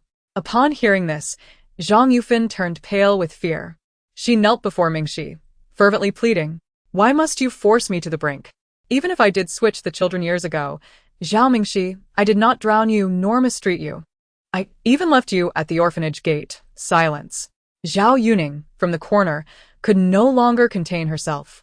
A cup shattered at her feet, splintering into countless pieces. He has truly witnessed a remarkable array of humanity throughout his life, encountering individuals he never imagined existed. Were it not for her, perhaps a cascade of subsequent events would never have transpired. Despite everything, she still refuses to acknowledge her transgressions, desperately attempting to justify her actions. The shards of glass narrowly grazed Zhang Yufan's neck, sending her into a paralyzing fear, rendering her speechless. In her moment of despair, she turned her gaze towards Zhao Yuan, who was seated on the couch. Yuan, please intercede for me. I beg you. I am but 42 years old. I cannot spend the remainder of my life in prison. Considering the fact that I brought you into this world, I implore you to assist me. Were it not for you, I would not have been driven to such madness in the past. I could not sustain you on my own, nor could I provide you with the finest education. Our lives together consisted of renting a small room and subsisting on instant noodles, which would lead to your malnutrition. You were so young then." Stop. Zhao Yuan exclaimed, trembling as she rose to her feet. This entire ordeal felt like a haunting nightmare, with Zhang Yufan's face etched with deep lines, representing the most terrifying vision of that dream. How could she be only 42, yet appear a full decade older than Zhao's mother? Could this be her future? Suddenly, Zhao Yuan knelt down before Zhao's father, a gesture that astonished everyone present, causing all eyes to turn towards her. A glimmer of hope appeared in Zhang Yufan's tear-filled eyes, and she began to weep sorrowfully. Yet Zhao Yuan, with tears streaming down her cheeks, lamented, "Father, elder brother, have you ever considered that even if Zhang Yufan is deserving of her fate, I am innocent? From the very beginning, I have been blameless in this matter. When I was swapped all those years ago, I was but an infant, utterly devoid of any power to make decisions. After being your daughter for 15 years, you suddenly reveal to me that I am not your biological child, but merely an interloper in your lives. What am I to do? Must I repay those 15 years with my life?" Zhang Yufan stood in shock, her mouth agape as she gazed at Zhao Yuan, tears absurdly cascading from the creases beside her mouth onto the carpet. "I have sacrificed so much for you. Yuan, you," she stammered, as her daughter accused her of deserving her punishment. In an instant, it seemed all strength drained from Zhang Yufan, and she ceased her struggles, staring vacantly at Zhao Yuan. When Mingxi heard Zhang Yufan's confession, realizing that Zhang Yufan would face the harshest consequences, she felt no desire to remain and witness this farce any longer. Hearing Zhao Yuan's words, she numbly remarked, "So, Zhang Yufan is innocent, Zhao Yuan is innocent, and your entire family claims innocence. Then who, pray tell, is guilty? Am I?" Zhao's father and Zhao Zhanhui remained unmoved by Zhao Yuan's words. Just as Zhao's mother was about to be swayed by her daughter's pitiable demeanor, she was pulled back by Mingxi's statement. Indeed, throughout this entire affair, everyone proclaimed their innocence. Is it not ironic? What right do they possess to utter the word innocent in the presence of Mingxi? Silence. Zhao's father exclaimed, unable to contain his frustration as he confronted Zhao Yuan. How can you still have the audacity to call me dad? Remember this. You are the daughter of a murderer, not a member of the Zhao family. Zhao Yuan trembled, her complexion paling. With a firm tone, Zhao's father continued, we have been more than generous, and though we have sacrificed much for you in the past, I shall not dwell on that. From this moment forth, I expect you to vanish from our sight. Your tuition fees have been settled for 3 years. Now, leave the Zhao family and take care of yourself." Tears streamed down Zhao Yuan's face, each drop a testament to her disbelief. Was she truly being cast out so easily? She could hardly fathom it. Did the years of affection she shared with the Zhao family mean nothing now, especially after the 2 years that followed Zhao Mingxi's arrival? She glanced imploringly at Zhao Yuning and Zhao's mother, but both averted their gazes. Turning to Zhao Zhanhui, her elder brother, who had always doted on her, she found his expression equally cold and unyielding. Indeed, no matter the circumstances, they could not allow Zhao Yuan to remain in their home. Their refusal to blame her for Zhang Yufan's transgressions was the last vestige of their compassion and rationality. After all, they were educated enough to understand that sins do not inherit. However, to expect them to continue regarding Zhao Yuan as family, to invest their resources, time, energy, and love in her, was utterly inconceivable. Now that they knew she was the daughter of a murderer, their hearts churned with turmoil, and they could hardly overlook the past grievances. With her legs giving way, Zhao Yuan finally collapsed onto the floor, and the atmosphere in the living room grew painfully tense. Zhao Yuan trembled uncontrollably, reflecting on the profound transformations that had transpired in her life over the past 3 months. The brothers and parents that once belonged to her had been taken away, and her friendships had diverged. In the competitions for the school bell and academic rankings, she had been outshone by Zhao Mingxi. She felt like a defeated soul, slowly descending into the abyss of despair. And now, the entire school recognized her as an interloper, the daughter of a mother who had swapped children. Who was to blame for all this? Zhao Mingxi. Zhao Yuan was engulfed by fear and resentment. The accumulated disappointment and hatred within her finally erupted. Gritting her teeth, she vehemently addressed Zhao's family. "You claim I am the daughter of a murderer and unworthy to call you parents. Do you believe you deserve any better?" The Zhao family stared at her in shock, taken aback by her sudden declaration. In a state of collapse, Zhao Yuan continued recklessly, "You are all accomplices of Zhang Yufan. Do not feign the role of the perfect victim at this moment, shifting all blame onto Zhang Yufan and me. It was you who told her not to touch my belongings when she first returned home, you who insisted she shouldn't dirty the carpet, and you who encouraged her to learn etiquette for me." Zhao Yuan's eyes burned with intensity as she fixed her gaze on Zhao's mother, enunciating each word with conviction. "It is you. It is your words that pierced her heart, not mine." Zhao's mother, breathless and utterly disgraced, retorted, "If it weren't for your pitiful expression, would I have defended you time and again?" Zhao Yuan rose from the ground, asserting, "Then that is a fault of your own foolishness." Zhao's mother was livid, her entire face flushed with rage as she stormed over and slapped Zhao Yuan across the face. "You are just like your mother, heartless and ungrateful."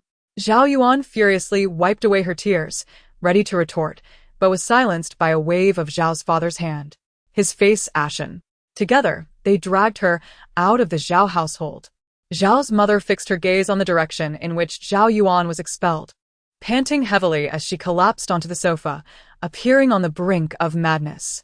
That night, the Zhao family's living room was in disarray, resembling the aftermath of an earthquake. Each family member seemed to teeter on the edge of despair.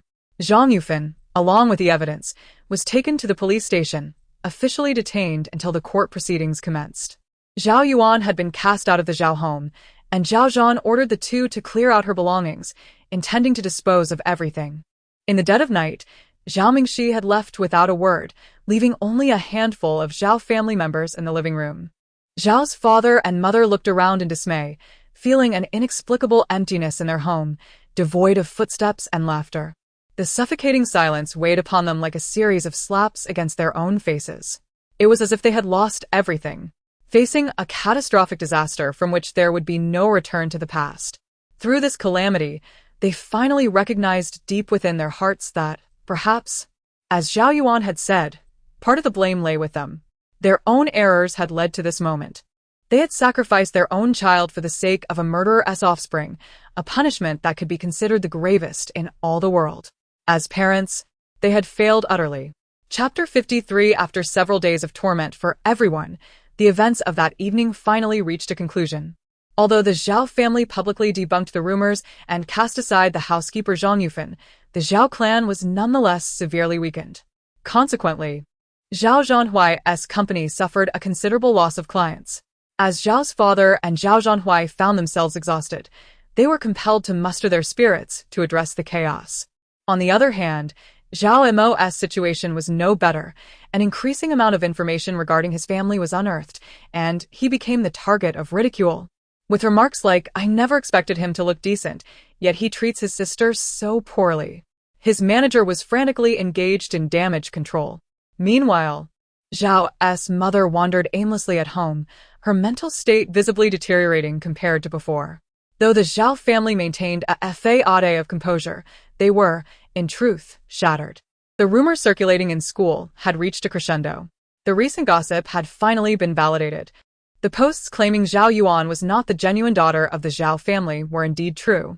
And her mother was the perpetrator responsible for the switch of the two children all those years ago.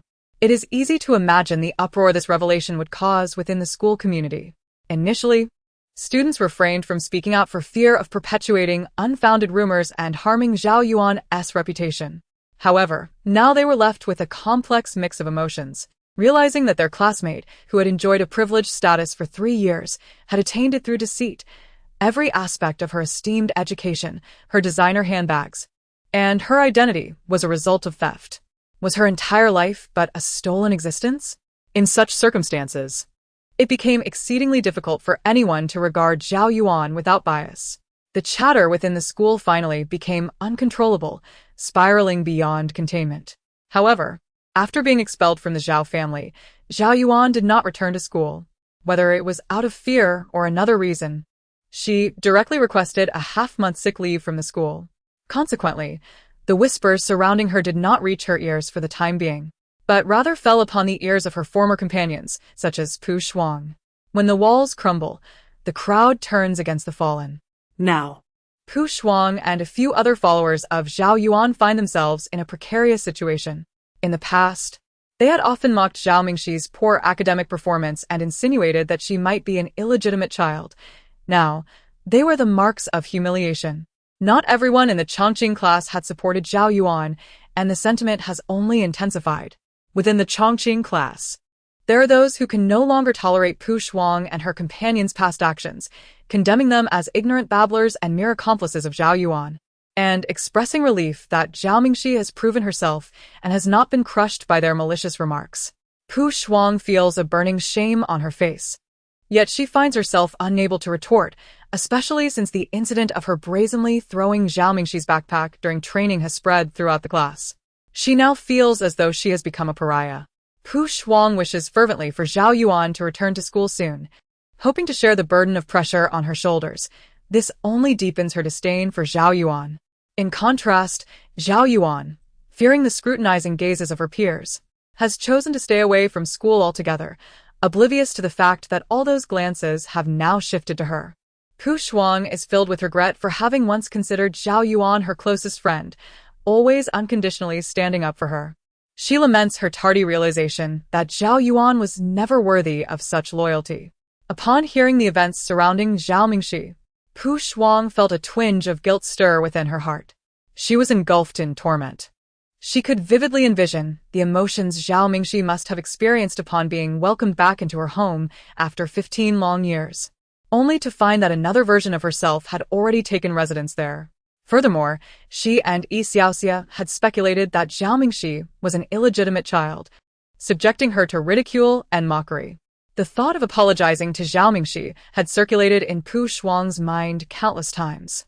Several times, she impulsively considered rushing up to the international class to sincerely apologize for her past actions. However, while making mistakes is easy, mustering the courage to rectify them is far more challenging. Just the thought of facing the multitude of gazes while traversing to the international class, and the overwhelming desire to disappear into the ground at the moment of apology, was too daunting for her to contemplate. Lacking the courage, Pu Shuang could only endure her inner turmoil. During lunchtime, she discreetly left the school and sought out the identical backpack belonging to Zhao Mingxi, the one she had previously discarded into the trash.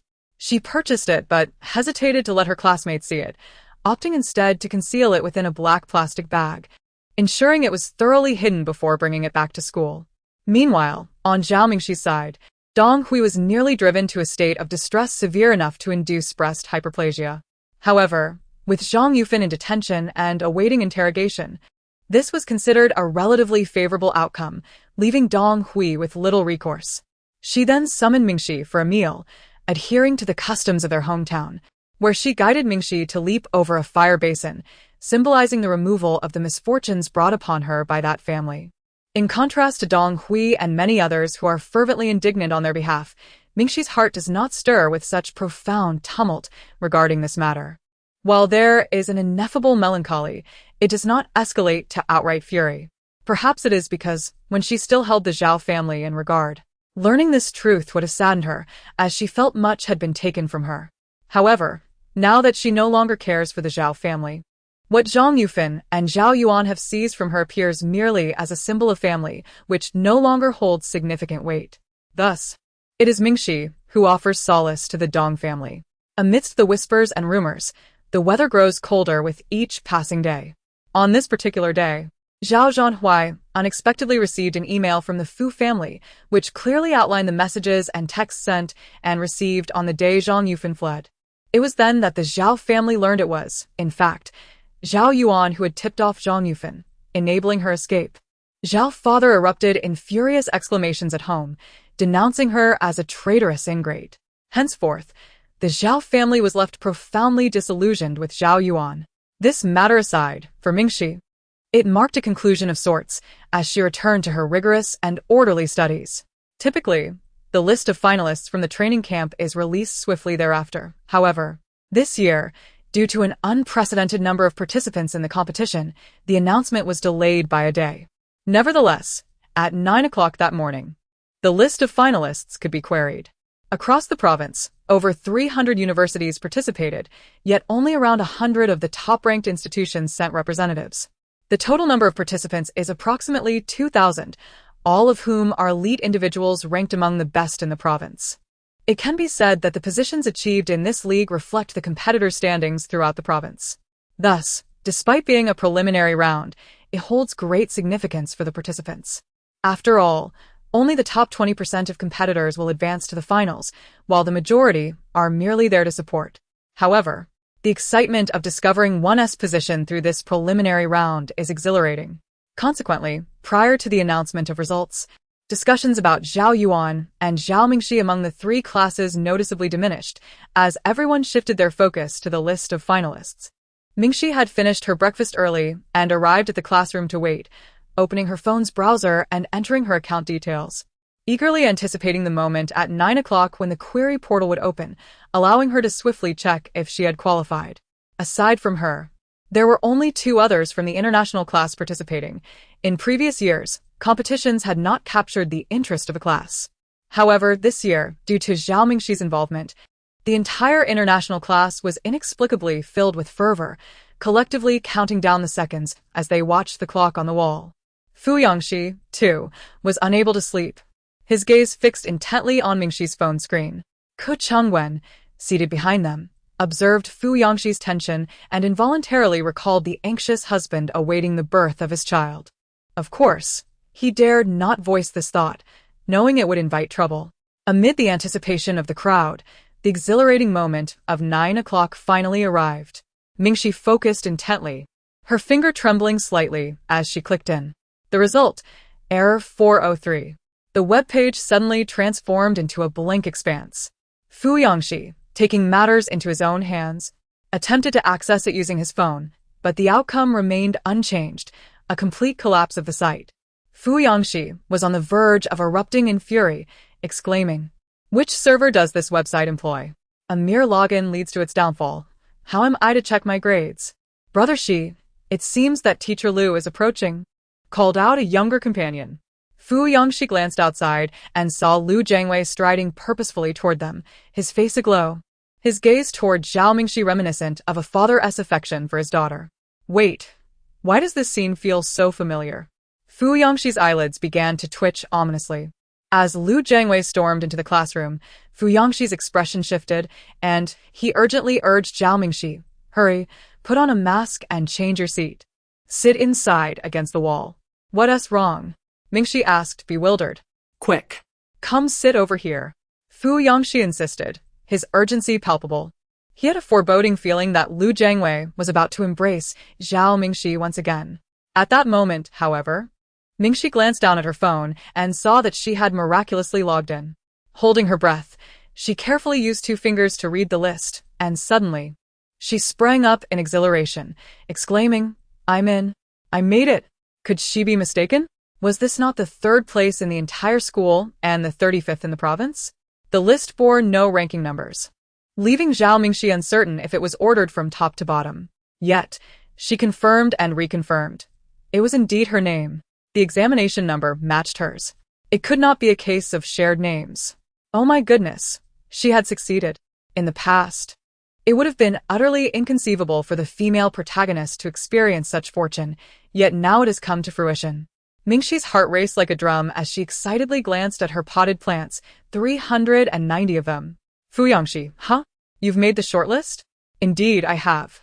Fu Yangxi, momentarily taken aback, could only observe Zhao Mingxi's elation, instinctively allowing a smile to grace his lips. However, to his astonishment, the next moment, Zhao Mingxi leaped into his embrace, overwhelmed with joy, wrapping her arms around him.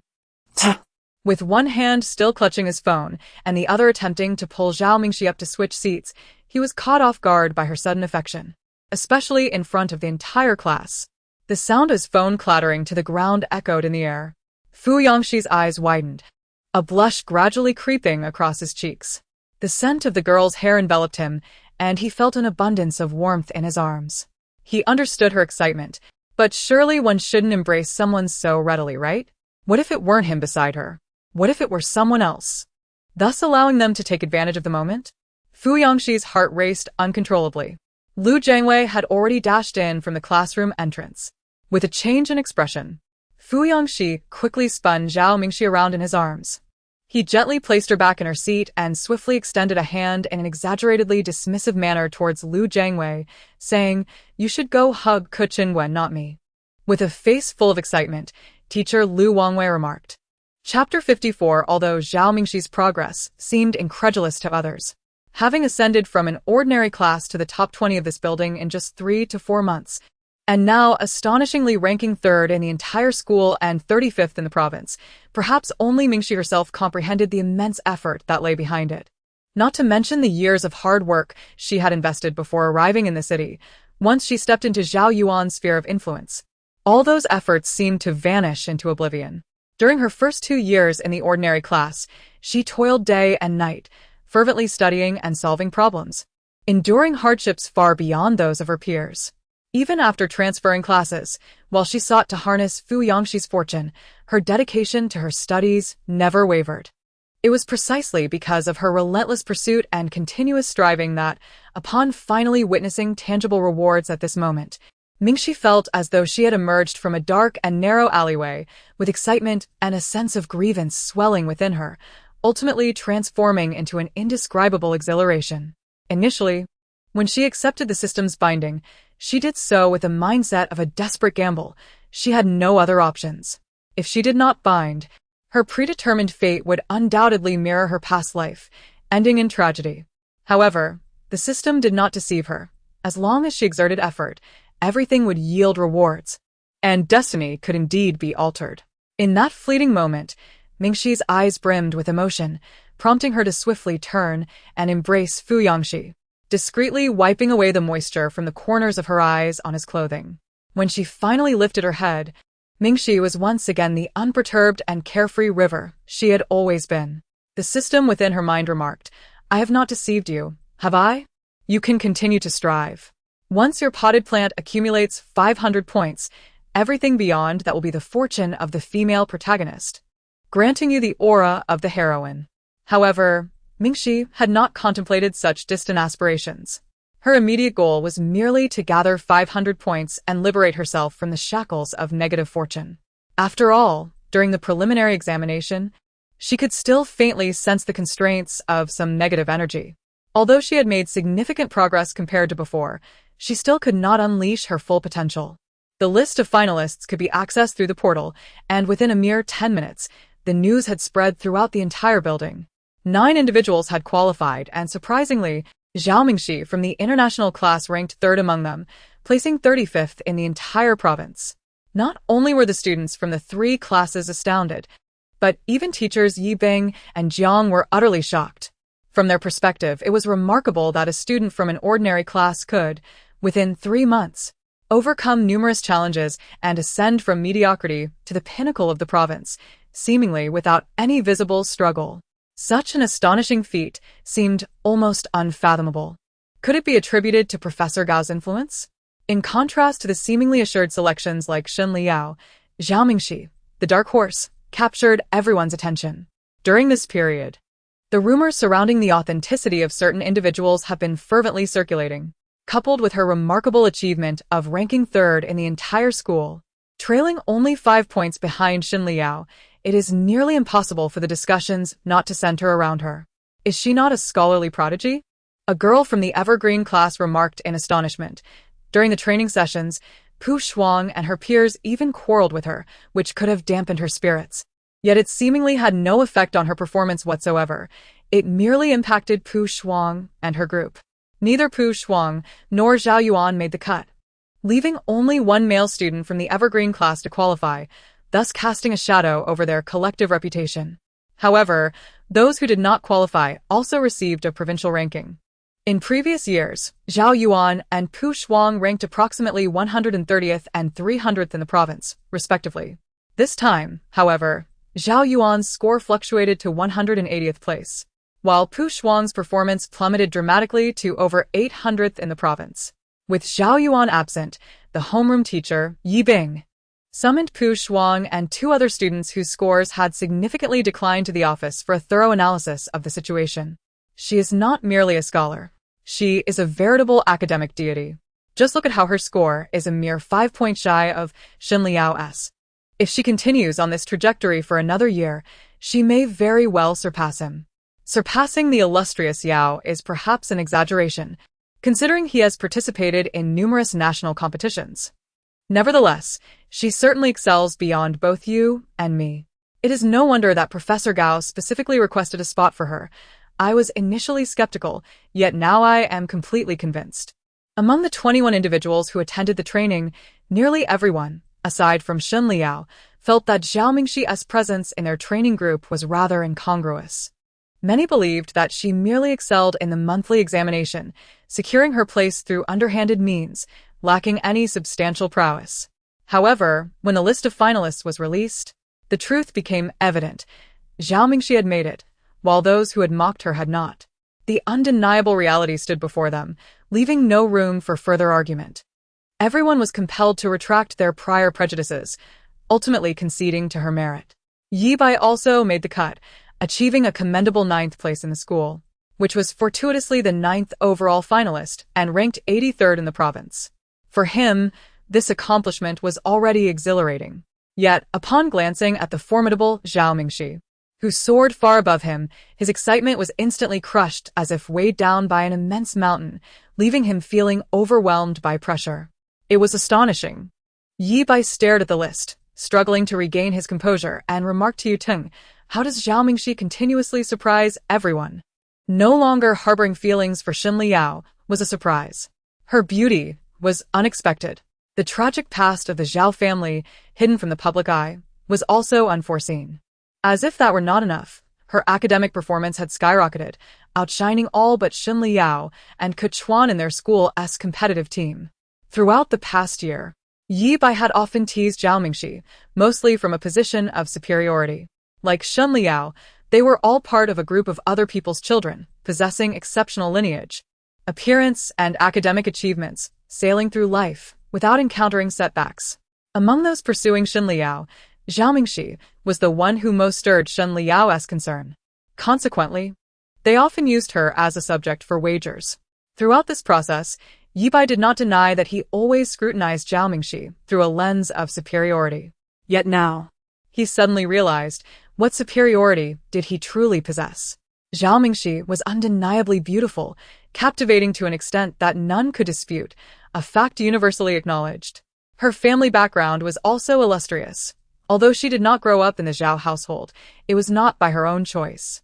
Zhao Mingxi's academic achievements and intelligence had been validated, surpassing his own capabilities. This girl was far more exceptional than he could ever hope to be. What right did he have to judge her? His previous jesting behavior and frivolous remarks now appeared ignorant and shallow, reminiscent of a brazenly arrogant, insufferably smug young man. Yi Bai felt an inexplicable flush on his face.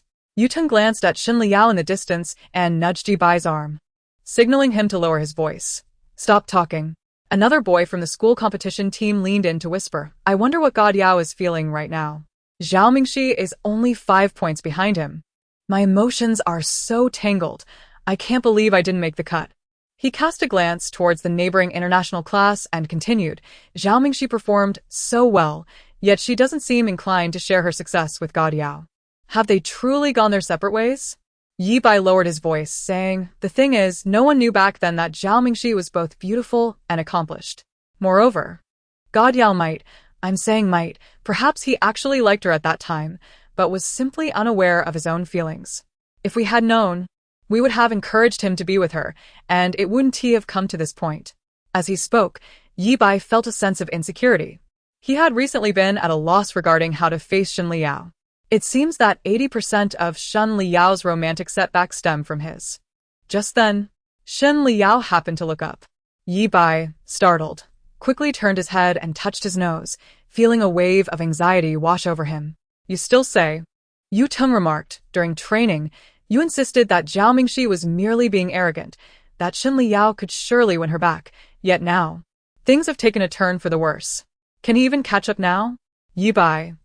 Indeed, during the training sessions, Yi Bai was convinced that Zhao Mingxi could be won back. However, after the incident on the basketball court, his confidence wavered. Moreover, with Zhao Mingxi's soaring achievements, everyone began to recognize her brilliance. She seemed to hold her own against Shen Liao. So why had he presumed that if Shen Liao desired to pursue her, he would inevitably succeed? This uncertainty only deepened for Yi Bai.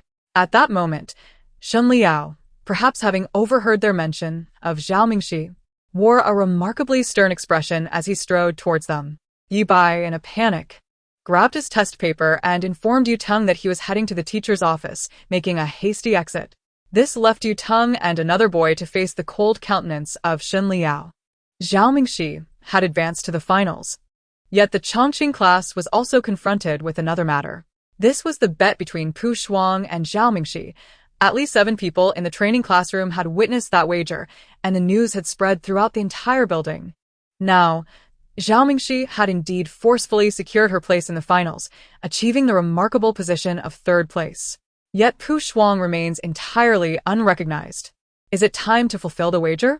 The emotions within the Evergreen class are tumultuous. Although many harbor disdain for Pu Shuang due to her association with Zhao Yuan, she is nonetheless one of their own. To witness her face such humiliation and exit in disgrace would tarnish the reputation of the entire Evergreen class. Pu Shuang herself is in utter disarray. Upon leaving Yibing's office, her feelings are akin to being grasped by the throat and submerged in water, helplessly suffocating. Everywhere she goes, whispers and jests about her predicament echo around her. Each quip, whether laced with mockery or not, strikes her like a searing slap to the face. She had never anticipated that Zhao Mingxi would actually make the cut when she placed the bet. As Pu Shuang trudges back to the classroom, her steps grow weak, her mind racing with, what should I do now? She collapses into her seat, realizing that she cannot simply withdraw from school over a wager. Moreover, her actions were instigated by Zhao Yuan. If only she possessed a time machine, the first thing she would do is slap her past self awake and question why she would jeopardize herself for a so-called friend like Zhao Yuan, who is utterly unworthy. Now, she finds herself in dire straits. If she withdraws, her family will undoubtedly berate her mercilessly, and there is no way they would allow her to drop out during her final year of high school. Conversely, if she remains, the next 6 months will be fraught with the scornful gazes of her peers. Presently, there are hardly any classmates willing to associate with Pu Shuang. Even her boyfriend is evasive, fearful of being ostracized by their classmates. Not far away, The ever-watchful Yi Xiaoxia observed the alternating hues of crimson and pallor on Pu Shuang's face, deliberately bursting into laughter. September 24th. Who accused me of intentionally causing Zhao Yuan's allergy, shamelessly? Pu Shuang sat in her seat, suffering through the morning without absorbing a single lesson. She felt utterly dazed, convinced that her classmates' whispers were discussions about her, and that the notes being passed around were mocking her for her brazen pretense of indifference regarding her decision not to withdraw from school. When the class ended, she ventured to the restroom, where it seemed she could almost hear the words "withdraw from school." If this continued, it would not only jeopardize her chances of navigating high school smoothly, but it might also drive her to madness. Pu Shuang could not fathom the source of her impulsive resolve. After the first class of the afternoon, as the teacher exited the classroom, she abruptly seized her backpack and dashed towards the international class upstairs. A crowd of onlookers erupted in excitement, believing she intended to confront Zhao Mingxi publicly about the incident, and they hurriedly followed to witness the unfolding drama. This situation had escalated significantly. Everyone was eager to see how it would be resolved. Would Pu Shuang truly fulfill her promise to withdraw from school? As Mingxi approached the classroom door, Pu Shuang called out to her. Just a few steps away, Pu Shuang was drenched in sweat, her complexion ghostly pale, as if she had just recovered from a severe illness. She managed to halt Mingxi, yet bit her lip tightly, remaining speechless for an agonizing moment. All eyes were upon her. Mingxi had nearly forgotten the bet regarding her withdrawal from school made during training, but the murmurs around her, if Pu Shuang has the guts, she should withdraw, otherwise, it would be utterly embarrassing, jolted her memory back to the forefront. What? She inquired. Pu Shuang's face flushed a deep red, and her entire body trembled slightly. Mingxi waited for a good 3 minutes before hearing Pu Shuang's voice break forth from her throat. Indeed, I apologize. The corridor was enveloped in silence, with everyone's gaze fixed upon the two individuals. This sentence marked the beginning. Once uttered, Pu Shuang seemed to relinquish all her strength, trembling less fiercely, though her complexion remained pallid. She dared not meet Zhao Mingxi's eyes again, and hastily confessed, I have wronged you in many ways. Pu Shuang had come to an understanding of her misdeeds. After the incident involving Zhao Yuan and the usurpation of her place, she empathized with Zhao Mingxi's plight. If she were in Zhao Mingxi's position, surrounded by adversaries aligned with Zhao Yuan, she would likely have harbored a desire to tear Pu Shuang apart. It was through this empathetic reflection that she recognized the extent of her own transgressions. She felt a profound inner conflict, while she acknowledged her wrongdoing. She simultaneously perceived an apology as a blow to her pride. Furthermore, she dreaded the possibility of expulsion stemming from this incident. With everyone watching, she yearned for Zhao Mingxi's forgiveness, for it would spare her from leaving the school. Zhao Mingxi, I was wrong. The slanderous remarks I made were entirely my fault. I do not wish to be expelled. My father would be furious. As she spoke, tears streamed down her cheeks, and she awkwardly raised her hand to wipe them away. With a sob, Pu Shuang declared, Then I withdraw. Hearing this, Zhao Mingxi replied, then do not withdraw. Complete your final semester honestly, study diligently, and refrain from causing any more disturbances. Pu Shuang, incredulous, lifted her gaze and asked, Does this mean you forgive me? Zhao Mingxi did not respond but simply turned and entered the classroom. The classmates surrounding the spectacle looked on with a hint of disappointment, having anticipated a thrilling drama or a fierce confrontation where Zhao Mingxi might truly compel Pu Shuang to withdraw from school. Yet, what unfolded was merely this. Amidst the cacophony, the students departed disillusioned. Pu Shuang remained rooted in place, tears streaming down her face, her cheeks still burning with shame. Zhao Mingxi's intentions were crystal clear. She harbored no desire for forgiveness, nor did she feel compelled to pressure Pu Shuang into leaving due to previous grievances. For Zhao Mingxi, life transcended the petty rivalries and veiled jabs typical among 17 or 18-year-old girls. She was moving forward. The realization weighed heavily on Pu Shuang, filling her with a profound sense of inadequacy. She no longer needed to withdraw from school, yet the lesson from this incident would linger with her for a long time. Fu Yangxi watched from the window, observing that no conflict arose, before finally taking a seat. In the aftermath of this event, a notable tranquility enveloped Pu Shuang at school. After Mingxi advanced to the finals, the Dong family and the He family both sent their congratulations, inviting Mingxi to their homes for dinner. Yet, the one she wished to express her gratitude towards the most was Professor Gao. She consulted with Teacher Liu, seeking assistance and inquiring about Professor Jiang, to discover what type of wine Professor Gao favored, intending to purchase a few gifts to express her appreciation over the weekend. Meanwhile, Fu Yongxi felt an intensifying sense of urgency. Each day, as he entered the classroom and witnessed the exponential increase in love letters emerging from the depths of his desk, directed towards Mingxi after her name appeared on the finals list, he felt a tumult of anxiety. Yet, he had to maintain an air of nonchalance, stealing only furtive glances before hastily averting his gaze. For 3 consecutive days, he rose at the break of dawn, slipping through the window to scour Zhao Mingxi's desk for love letters, only to exit the same way.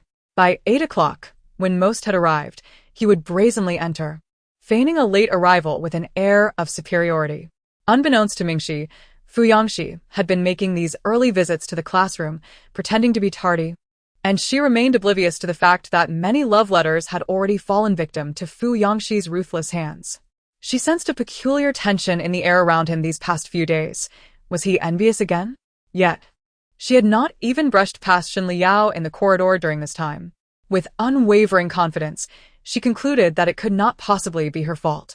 Perhaps he was simply not sleeping well. Fu Yongxi was baffled by the audacity of those boys. Did they not comprehend the meaning of restraint? Why were they so quick to pen love letters to Zhao Mingxi? For 3 days, he had endured the colorful array of letters at the milk tea shop with Ke Chunwen, feeling thoroughly exasperated. He vented in frustration, labeling them a bunch of aimless romantic fools. Ke Chunwen sensed that he was indirectly criticizing himself, but lacked any evidence. With Shen Liao out of the picture, the world still brimmed with hidden threats, teeming with opportunistic rivals. The most pressing concern remained. Zhao Mingxi had yet to develop feelings for him, heightening the likelihood of her being swept away. While the fervor for the Zhao Mingxi and Shen Liao pairing had waned, the enthusiasm for his own pairing with Zhao Mingxi had not flourished either. Many asserted that he and Zhao Mingxi were simply mismatched. Fu Yongxi's confidence had plummeted to an all-time low. After much hesitation, he posed a question in the group. Do I possess no charm whatsoever? Jiang Xiuqiu responded with a scoff. Fu Yongxi continued. Ke Changwen, fearing Fu Yongxi might explode, hurriedly attempted to salvage his dignity. No. It's not that you lack charisma. Primarily, Yongxi, when you are with Zhao Mingxi, you interact like brothers. I believe you hold significant importance in her heart. Otherwise, she wouldn't prioritize saving you in various situations. On that day at the basketball court, she was more concerned about you. He added now. You must convey to her that you are, well, how should I put it, a leading man in a romantic drama. You need to make her realize you can embody that role. Prompting a shift in her perception, Fu Yongxi roared. What do you mean by can be the leading man? Explain. Why am I not the leading man? Jiang Xiuqiu clarified. It means you can create memorable moments. Take a cue from the protagonists in those dramas.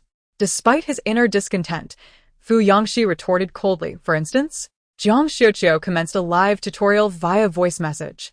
Find a venue. Do you know those decorative lights available on Taobao? Hang them on a tree to resemble twinkling stars. Take her to a romantic place, then click the switch and say, oh, how is it that the stars light up when you arrive?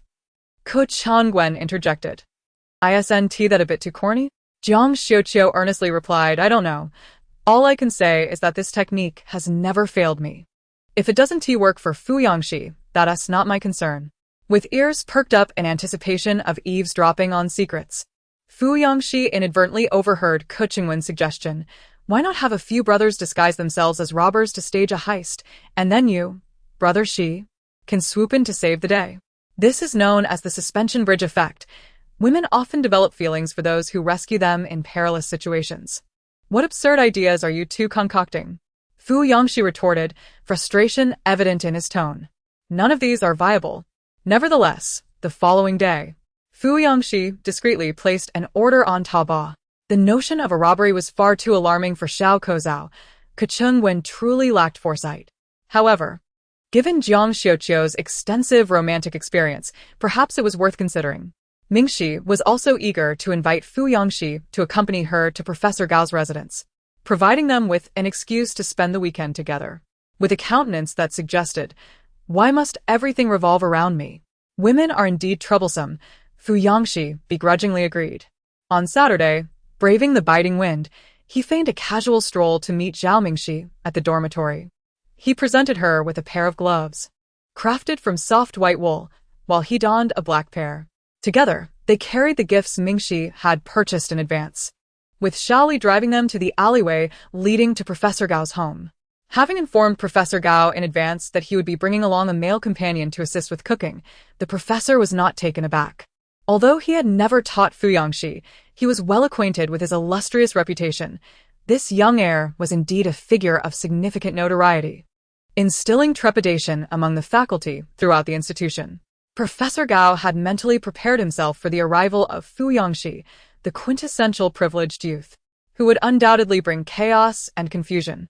However, he was utterly taken aback as the young man turned out to be entirely different from his preconceived notions. With his tall stature and strikingly handsome features, Fu Yangxi's entrance rendered the already cramped courtyard even more constricted. Yet, to Gao's surprise, he did not utter a word of complaint nor display any typical traits of a rich heir. Instead, he found a chair, cleaned it, and settled down, even engaging in a game of Ludo with Gao's grandson. To Gao's astonishment, the young man was somewhat endearing. As Mingxi removed her outerwear and entered the kitchen to store the groceries in the refrigerator, Professor Gao followed her into converse. As their familiarity grew, Gao's demeanor transformed from initially aloof to more approachable. While he could still be eccentric and occasionally resort to sardonic remarks, he predominantly took on the role of a mentor, guiding Mingxi with the wisdom of an elder. What is there to celebrate about being 35th in the province? To come all this way just to boast? He said, though the wrinkles at his temples betrayed a hint of amusement. Mingxi couldn't help but chuckle. I may be foolish, but I am genuinely thrilled to have made it to the finals. Professor Gao replied, do not become complacent. Continue striving while you are still young. Mingxi nodded earnestly yes. After their conversation, Fu Yangxi entered the kitchen, bowing his head to assist Mingxi with washing the vegetables. The kitchen, already small, felt even more cramped with his towering presence, rendering it difficult for Mingxi to maneuver. Their proximity filled the air with a palpable warmth, characteristic of winter's intimacy. Slowly, Fu Yangxi tied an apron around Mingxi, their cheeks flushed with a shared warmth. In the confined space, amidst the fragrant steam of freshly cooked dishes, every breath, gaze, and subtle movement seemed to slow, coalescing into a languid cinematic tableau that made one's heart race uncontrollably. Are you done?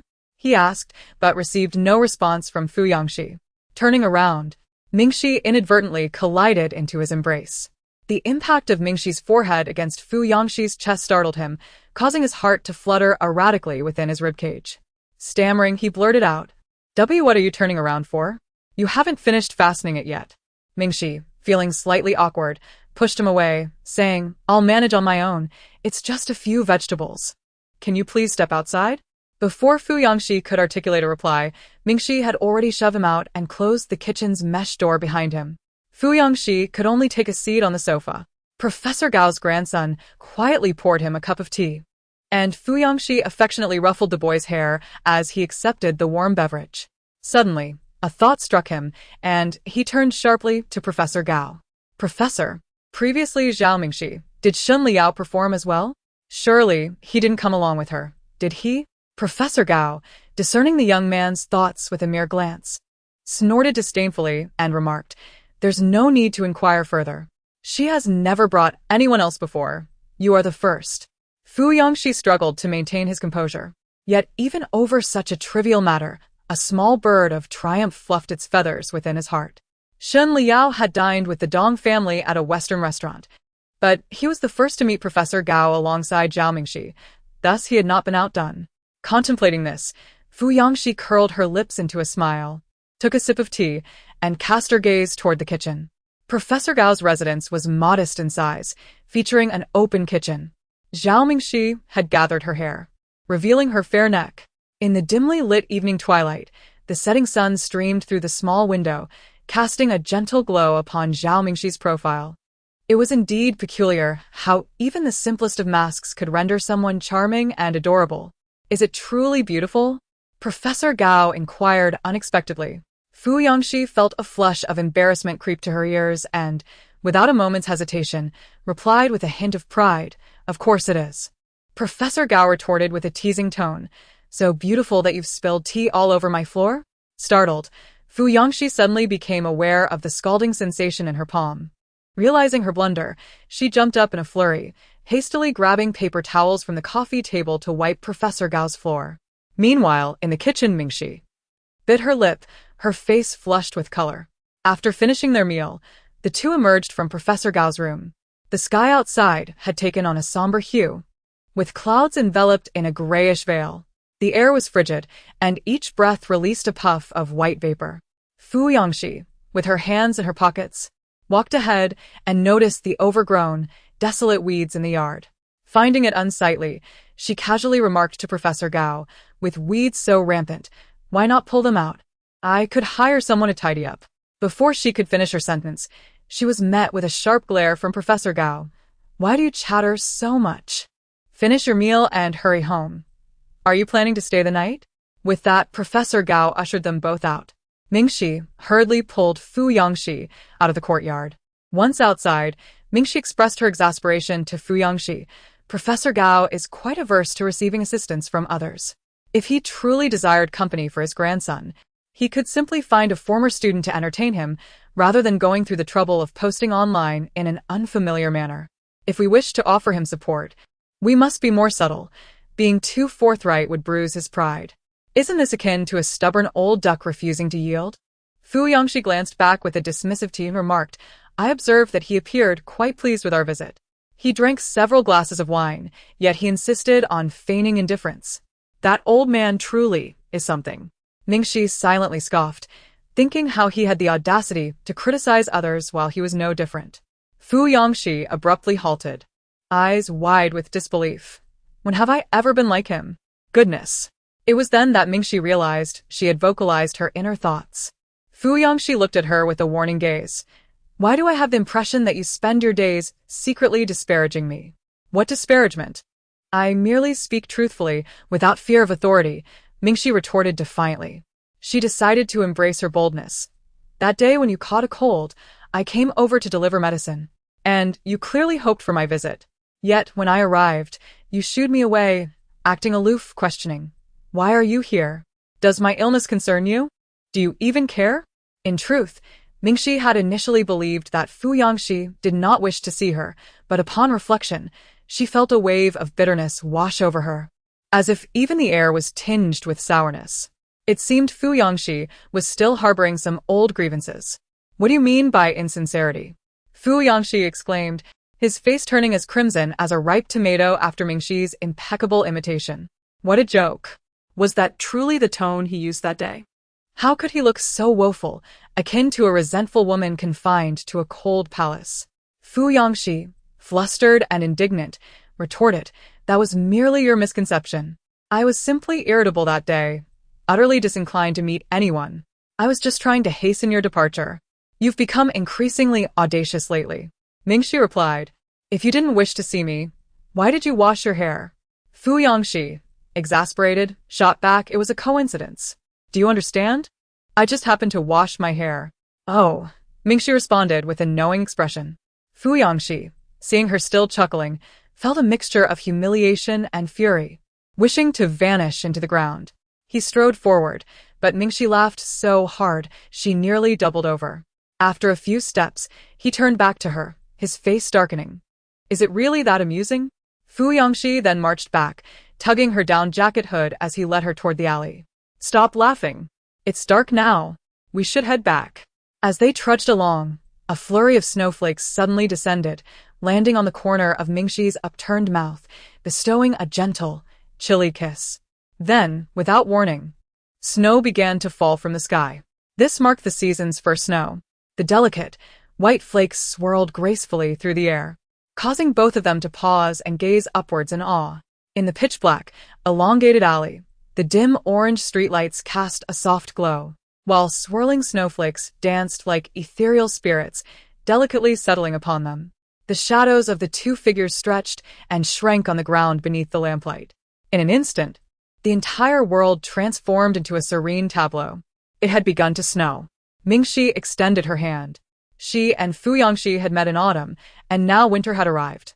Fu Yangxi brushed a snowflake from her lustrous black hair and adjusted her scarf with a gentle touch. Mingxi looked up at Fu Yangxi, who paused momentarily, striving to suppress the flush creeping to his ears. Suddenly, Fu Yangxi averted his gaze, attempting to appear nonchalant as he said, "I'll take you somewhere." "Where?" Mingxi inquired. Though they had yet to depart, uncertainty loomed over her, yet her heart began to race with anticipation. "Put on your gloves. You'll find out when we get there." Fu Yangxi withdrew his hand, slipping it back into his pocket. With an air of indifference, he remarked, "It's not specifically for you. It's just a coincidence. Since it's still early to return to school, I thought I'd spare you the tedium of being alone." Mingxi stifled a laugh, responding, "All right." 20 minutes later, the vehicle came to a halt in a clearing near the woods on Shiwan North Road, approximately 5 kilometers from the school. Mingxi stared blankly at the place Fu Yangxi had referred to as "you'll know when we get there." Before her lay nothing but desolation. The treetops, stripped bare, swayed wildly in the wind, entangled with what seemed to be wires, rendering everything shrouded in darkness. The only sensation was the intensifying snowfall, now beginning to blanket her shoulders. In the biting cold of Mingxi, Fu Yangxi stood against the wind to shield her. She turned to him and asked, "Is this truly the place you brought me to?" Fu Yangxi frantically pressed the switch for the myriad of tiny star lights in his pocket, yet not a single bulb illuminated. His eyes widened in disbelief as he gazed upon the hundreds of unlit bulbs in the trees, grappling with a profound sense of existential doubt. They say that cheap goods yield poor quality, yet he had meticulously chosen the most expensive option, costing several tens of thousands. How could there possibly be an issue? Was the universe toying with him? Maintaining an air of composure, Fu Yangxi forced a casual tone, stating, "A stroll after dinner is prudent to avoid gaining weight. However, you seem cold. I should escort you back." Thus, Mingxi found herself bewildered in the wind, following Fu Yangxi to a small grove, only to be returned to her dormitory shortly thereafter. It was utterly unexpected that his suggestion of stopping by was indeed just a casual visit. After ensuring her safe return, Fu Yangxi instructed Shaoli to drive back to the place he had painstakingly arranged over an entire sleepless night. His chest burned with indignation, contemplating confronting the unscrupulous vendor for a well-deserved reprimand. He retrieved the switch from his coat pocket, his face ablaze with frustration, and pressed it, intending to rectify the situation the following day when he would bring Xiao Kozhao to see it. However, upon a mere touch, the switch activated, and hundreds of delicate bulbs burst into light, adorning the treetops and reflecting the soft, swirling snowflakes, a scene of ethereal beauty, unlike anything from this world. Fu Yangxi could only exclaim in astonishment, "What on earth? Why did it work now?" A couple strolled along the path, stepping out of their vehicle and embracing each other tenderly. The man caught sight of Fu Yangxi holding the switch and smiled at him, saying, "Brother, thank you." Fu Yangxi responded with a string of incoherent symbols, his mind swirling in frustration. Upon returning to her dormitory, Mingxi found herself unaware of Fu Yangxi's whereabouts. Approximately half an hour later, the dormitory supervisor knocked on her door, presenting her with a steaming cup of ginger milk tea and a box. She mentioned that the boy who had brought her back had just stepped out briefly. Curiously, Mingxi opened the box to discover a rechargeable hot water bottle. "Where did he go?" she inquired. The supervisor replied, "He has already left." Closing the door, Mingxi settled at her desk, cradling the warm milk tea in her hands. Inserting a straw, she took a sip, savoring the sweetness that filled her mouth and warmed her stomach. She wandered to the balcony, gazing out the window as snowflakes danced in the air, the frigid atmosphere condensing into white mist on the glass, while the interior remained a haven of warmth. Extending her finger, she wiped a patch on the window, revealing the enchanting scene of snowflakes cascading down in the night. Suddenly, she reached up to touch the crown of her head. The sensation was entirely different when Fu Yangxi tousled her hair. His touch bore a certain rough affection typical of boys. As he brushed the snowflakes from her hair tips, his warm fingertips created a fleeting, tingling sensation that sent shivers down her spine. Mingxi lowered her gaze, fixating on the milk tea in her hands. The warmth of the tea radiated from her palms to her fingertips and heart, reminding her of the warmth that belonged to Fu Yangxi on this wintry day. A surge of impulsive desires gradually blossomed within her. A peculiar sensation tingled in her heart, as if something were gently scratching. That night, Fu Yangxi found little solace in sleep. Mingxi, too, wrestled with her restlessness. In a daze, she felt as though she had transformed into that potted plant, delicate shoots quietly unfurling, leaving her both tender and numb. With her eyes shut, all she could envision was Fu Yangxi. Mingxi took deep breaths, striving to rein in her thoughts, desperately attempting to focus on the perplexing problems she had encountered during the day. Time slipped away, and in her hazy state, her mind gradually disentangled itself from Fu Yangxi, redirecting its attention to the challenging questions. However, the consequence of this shift was that Mingxi dreamt of mathematical Olympiad problems all night, fervently searching for scrap paper in her dreams. The following day, she awoke with vacant eyes, letting out a soft sigh.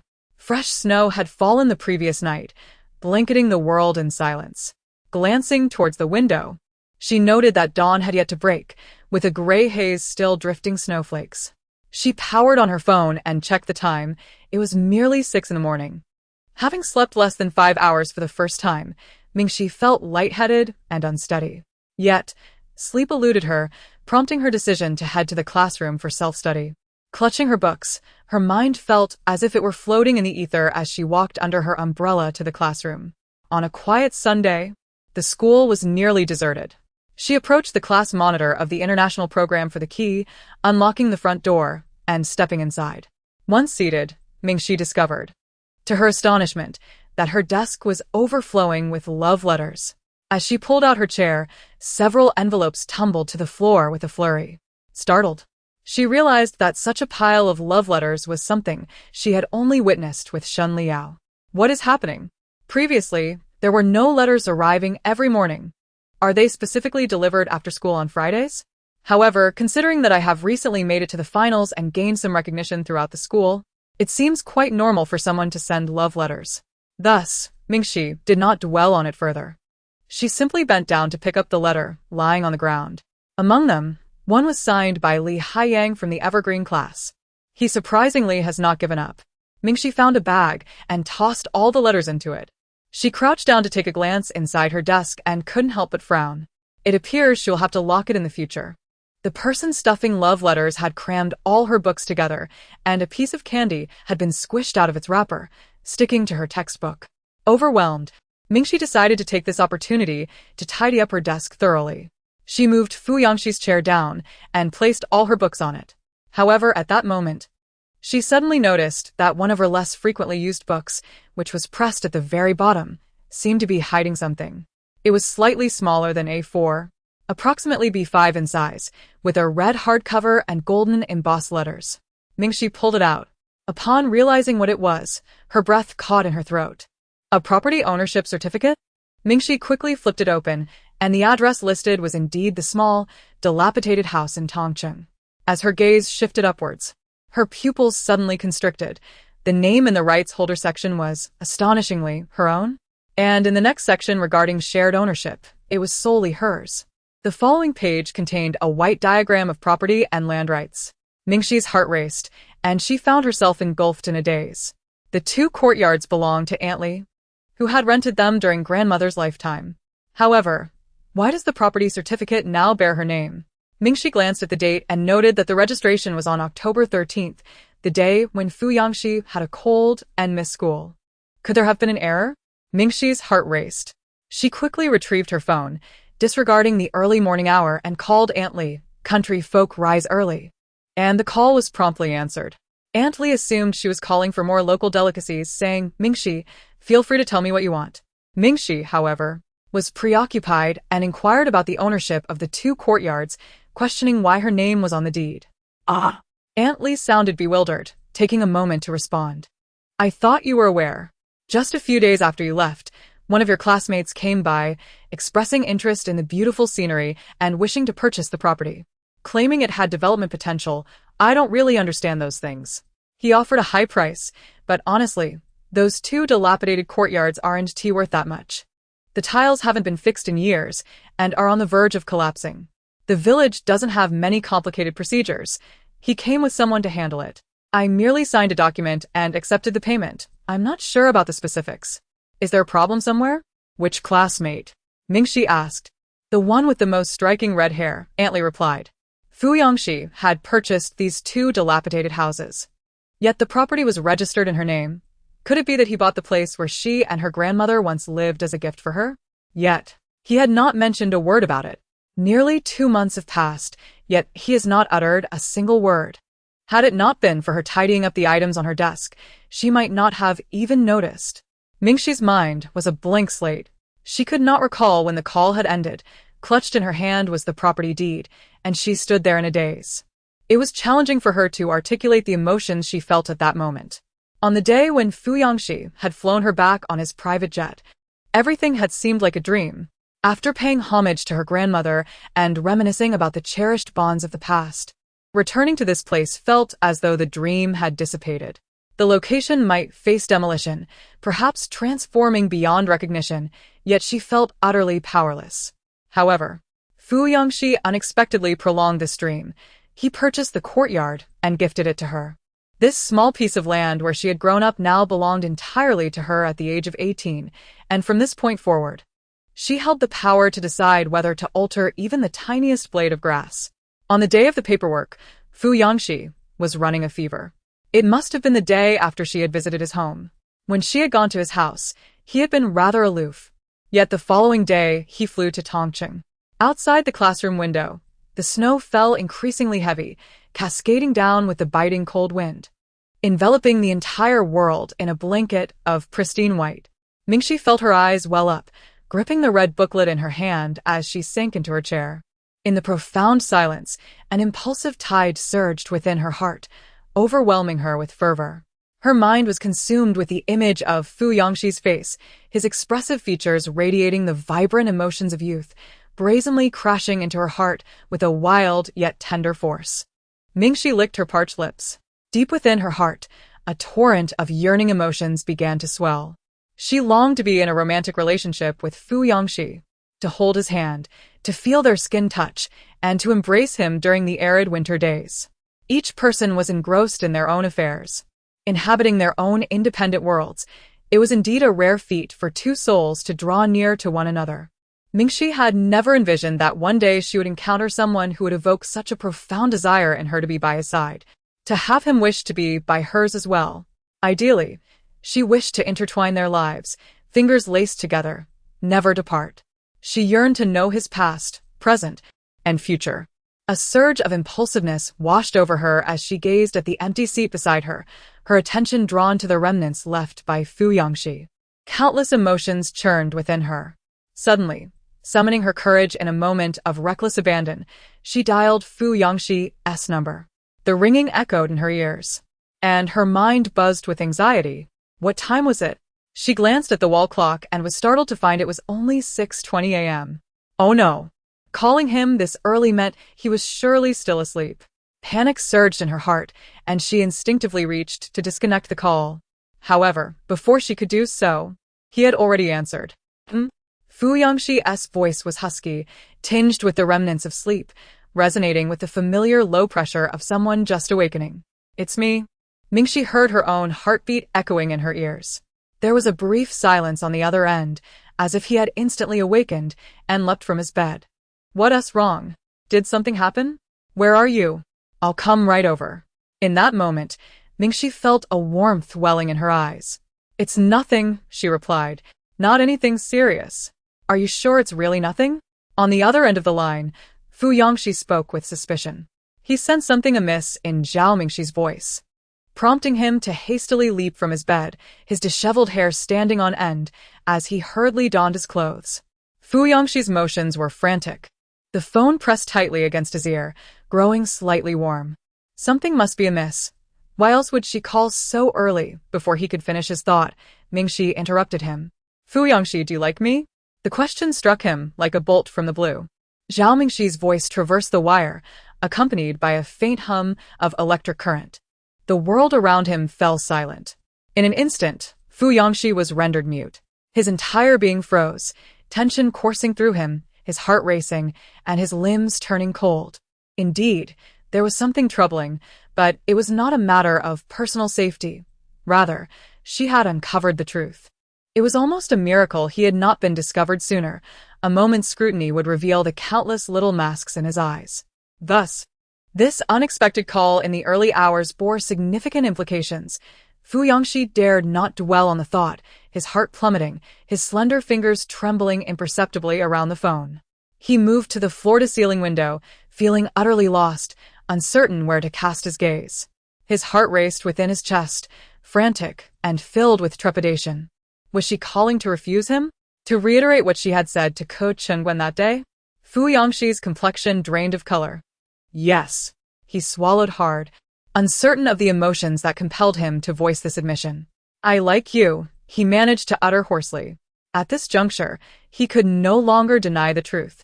He appeared to be thoroughly seen through by Zhao Mingxi, cornered into a position of utter helplessness. Across from him, Zhao Mingxi took a shallow breath.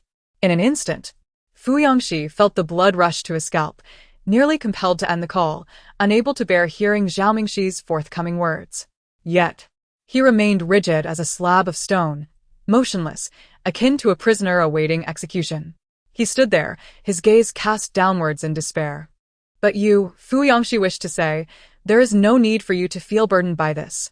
However, before he could finish, Zhao Mingxi's voice reached him. How fortuitous.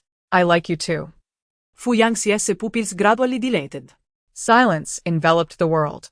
In that moment, only her words and the sound of his heartbeat, accompanied by the electric crackle, resonated in his ears.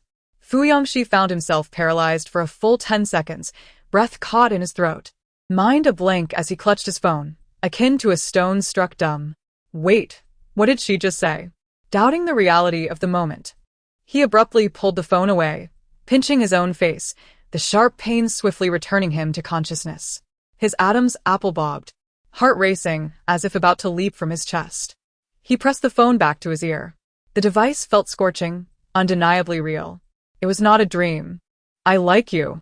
Zhao Mingxi boldly repeated her confession. In that moment, everything seemed to slow down. Breaths became languid, sounds dulled. The descent of snowflakes slowed. Even the air itself seemed to stretch. Fu Yangxi's breath quickened gradually, and his heart began to race.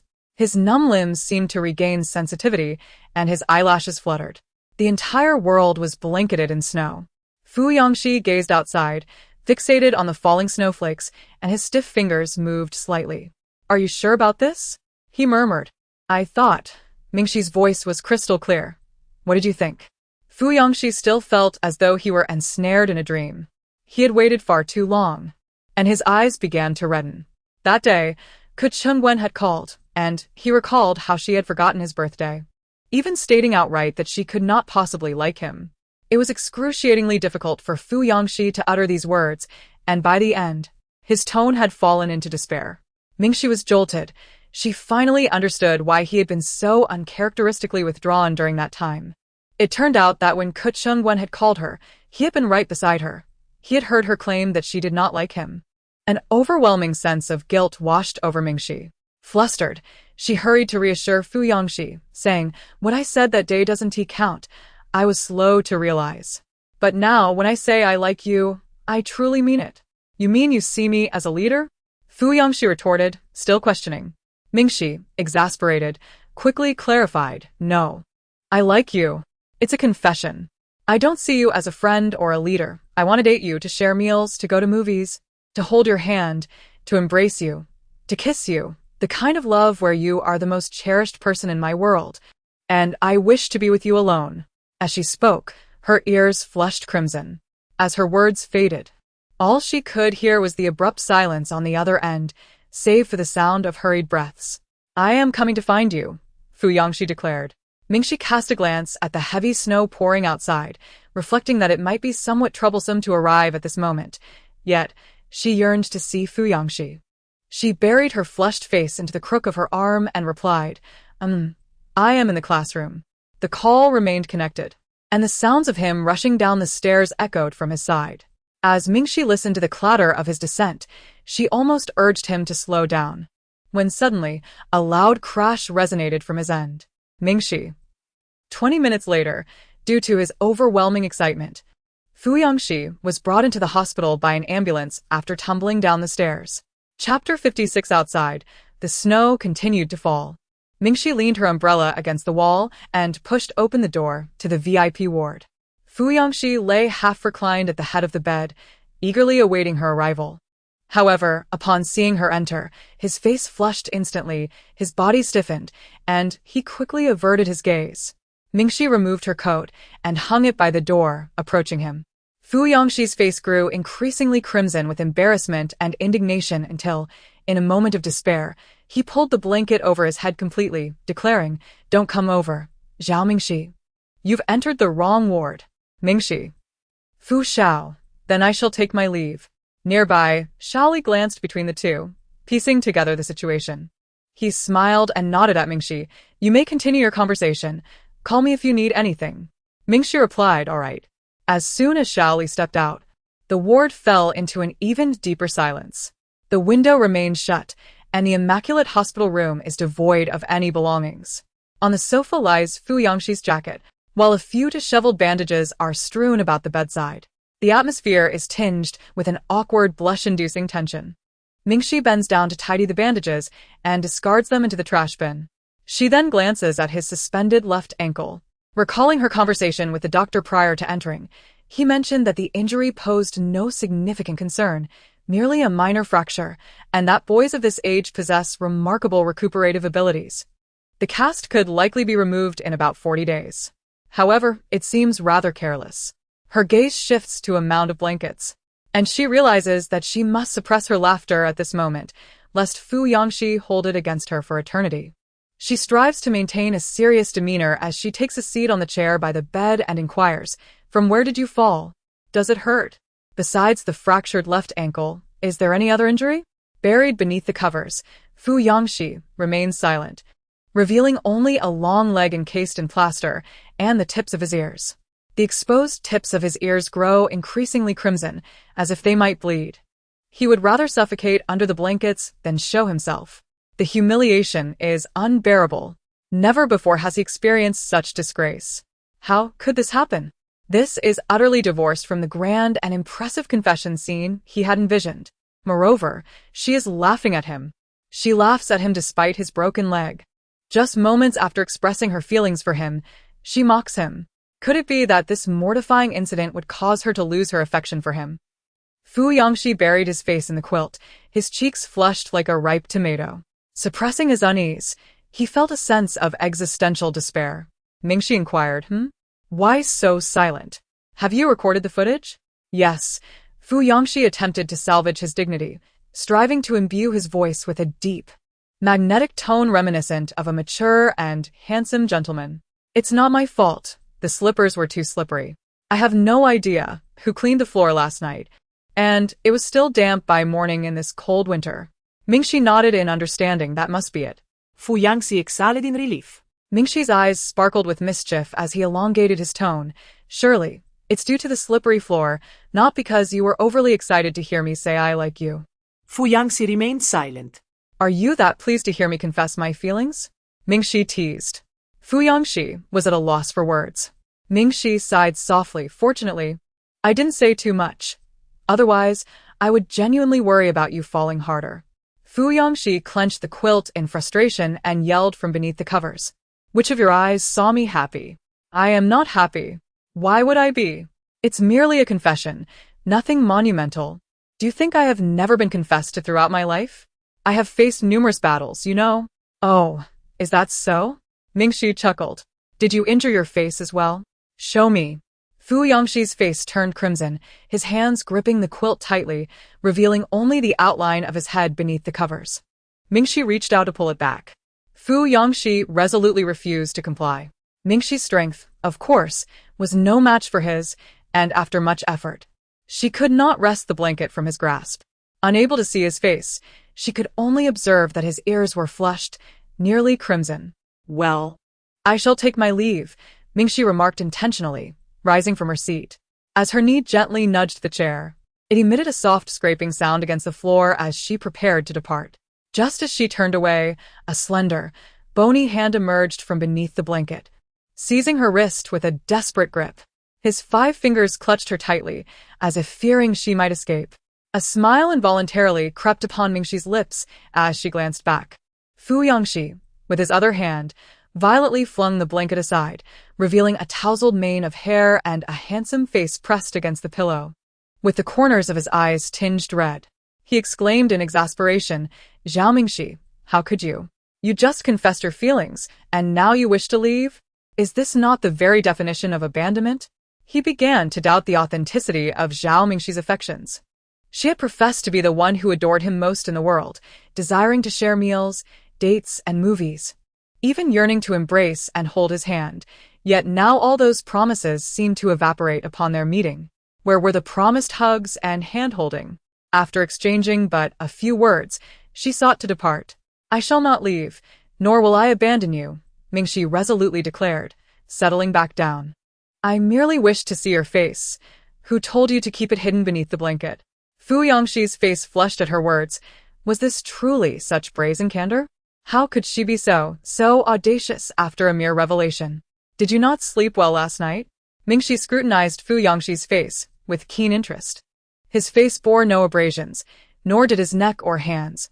She sighed in relief. Clad in a loose black sweater that accentuated his pale complexion, his lips devoid of color, the delicate beauty mark at the corner of his right eye appeared to echo a hint of fatigue. It was conceivable that the discomfort from the splint might have contributed to this. However, the faint shadows under his eyes suggested a lack of restful slumber. Mingxi inquired, "Shiga, I've been meaning to ask, do you often struggle to sleep?" Fu Yangxi's attention lingered on the hand that gripped Mingxi's wrist, a grasp he had yet to relinquish. While she too seemed reluctant to withdraw her hand, he felt the coolness of her wrist in his palm, the softness of a girl's touch.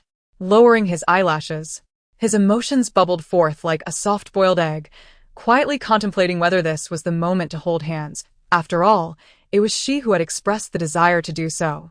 "Why do I frequently find it difficult to sleep?" Fu Yangxi mused, gently flicking her forehead. "Why do you ask so suddenly?"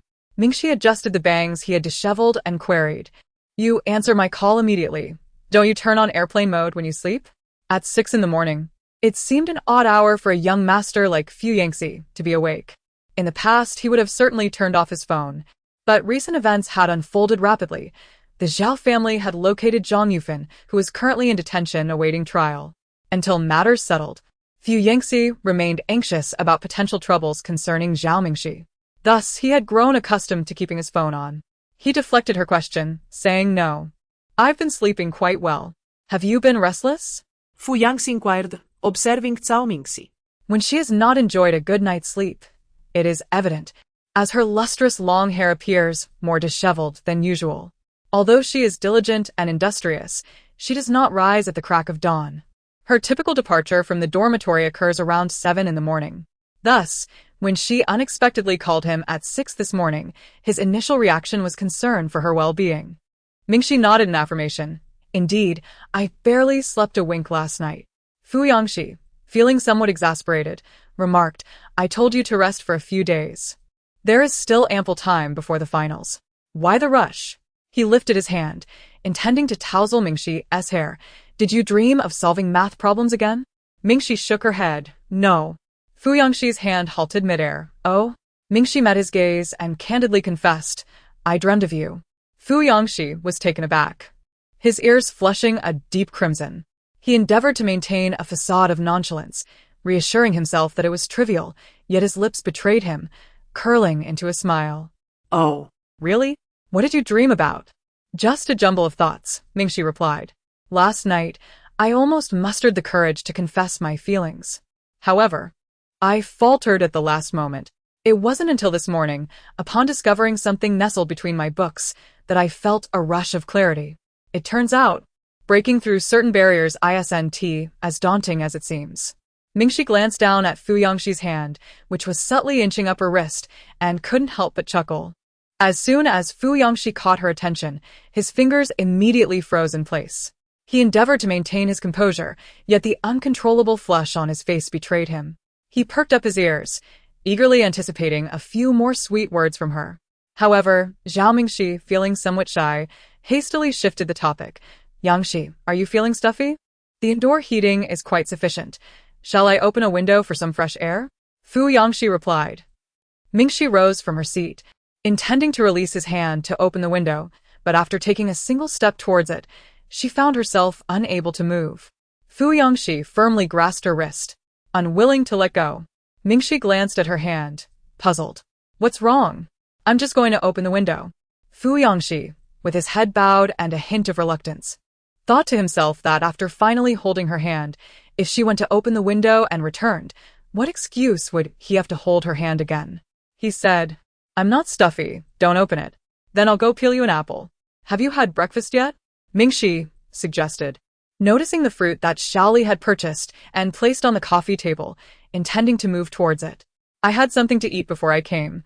If you're hungry, I can have your driver buy something. Yet, she remained rooted in place, her wrist still firmly held. Fu Yangxi's fingertips were warm and insistent. The pressure was light, yet it rendered her unable to break free. Mingxi felt a bit bewildered and turned to look at him.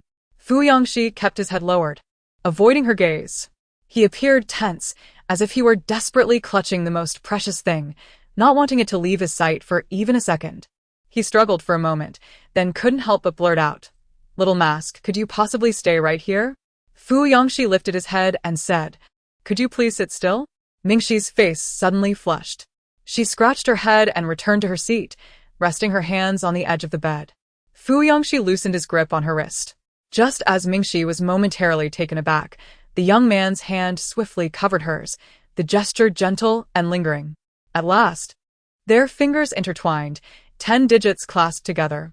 In the winter, with skin parched, their palms and fingertips met, allowing them to feel each other's warmth, breath, and pulse.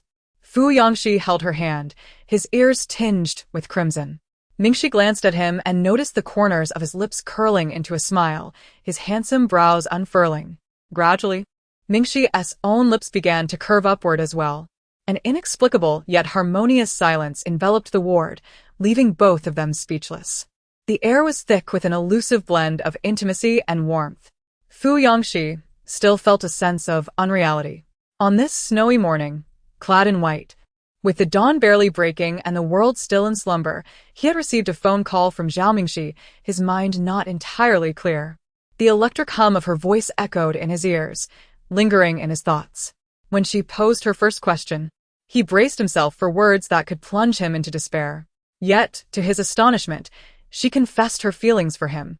It felt as though a hand had released him after a prolonged period of uncertainty, a time so long that his confidence had plummeted to its nadir.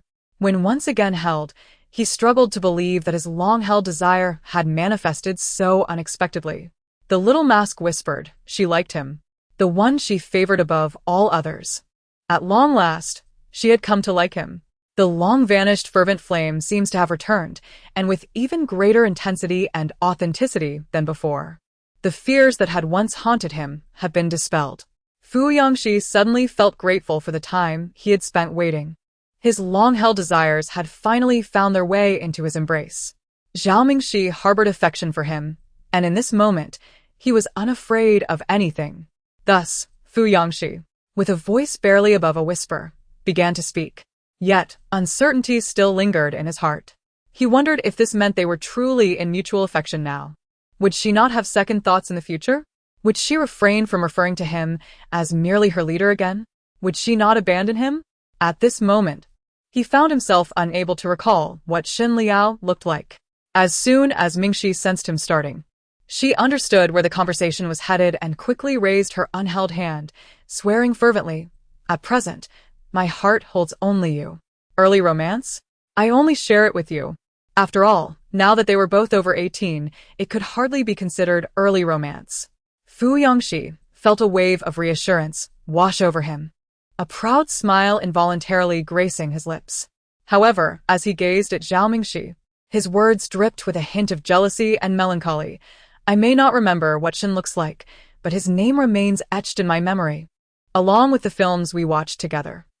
All forgotten. Shen who? Shen Dongmei? What winter? What plum? Mingxi exclaimed, Oh dear, I must be suffering from amnesia. I've completely forgotten the films. I'll go with you next time. Fu Yangxi's ears flushed crimson. But you used to complain about my weight. Mingxi swore to the heavens that she had never found Fu Yangxi's weight off-putting.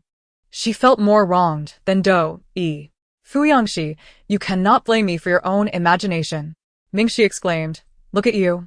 Perfectly fitting my aesthetic preferences, standing at 188 centimeters, appearing slender in clothes yet possessing a well-defined physique when undressed. It is precisely what I admire, neither more nor less. The little bird in Fu Yangxi's heart perked up. He replied, are you certain it aligns perfectly with your aesthetic?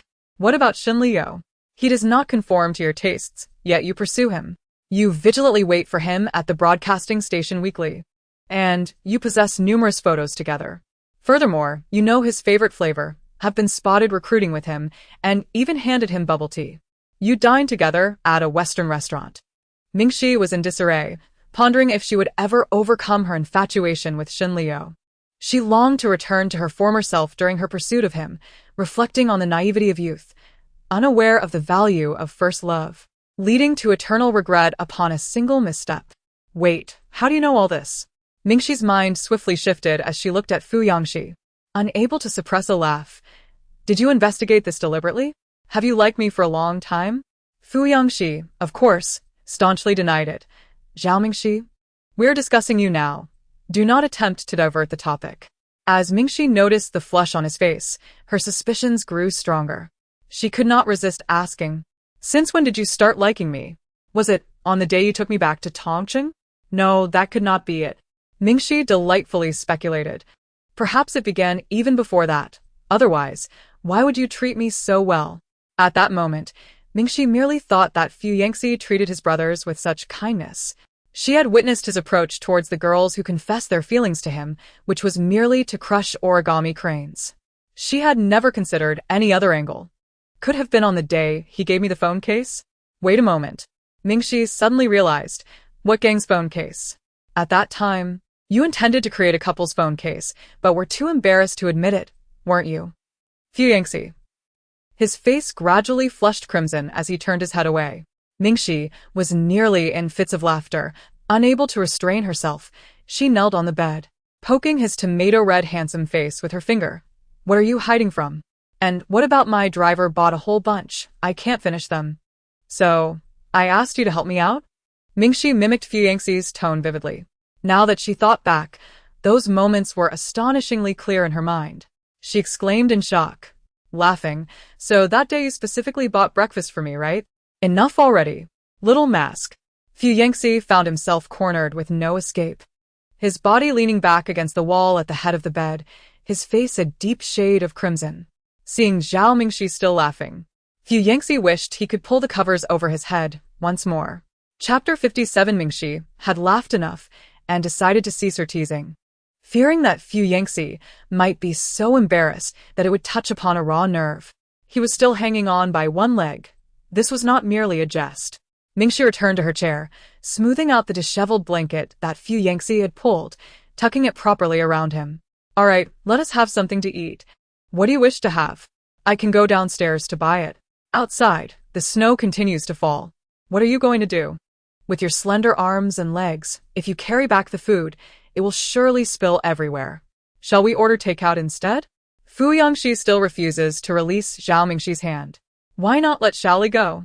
He holds her hand while extending his other hand to reach for his phone on the bedside table, beginning to scroll through Xiaoli's contact number. What would you like to eat? Mingxi lists several dishes. Fu Yangxi lowers his gaze and types with one hand. His fingers fly over the screen as he inputs everything Mingxi desires in one go. Mingxi watches him, finding it amusing, and gives his hand a gentle squeeze. So, if Xiaoli goes out, it won't snow anymore? The food won't spill?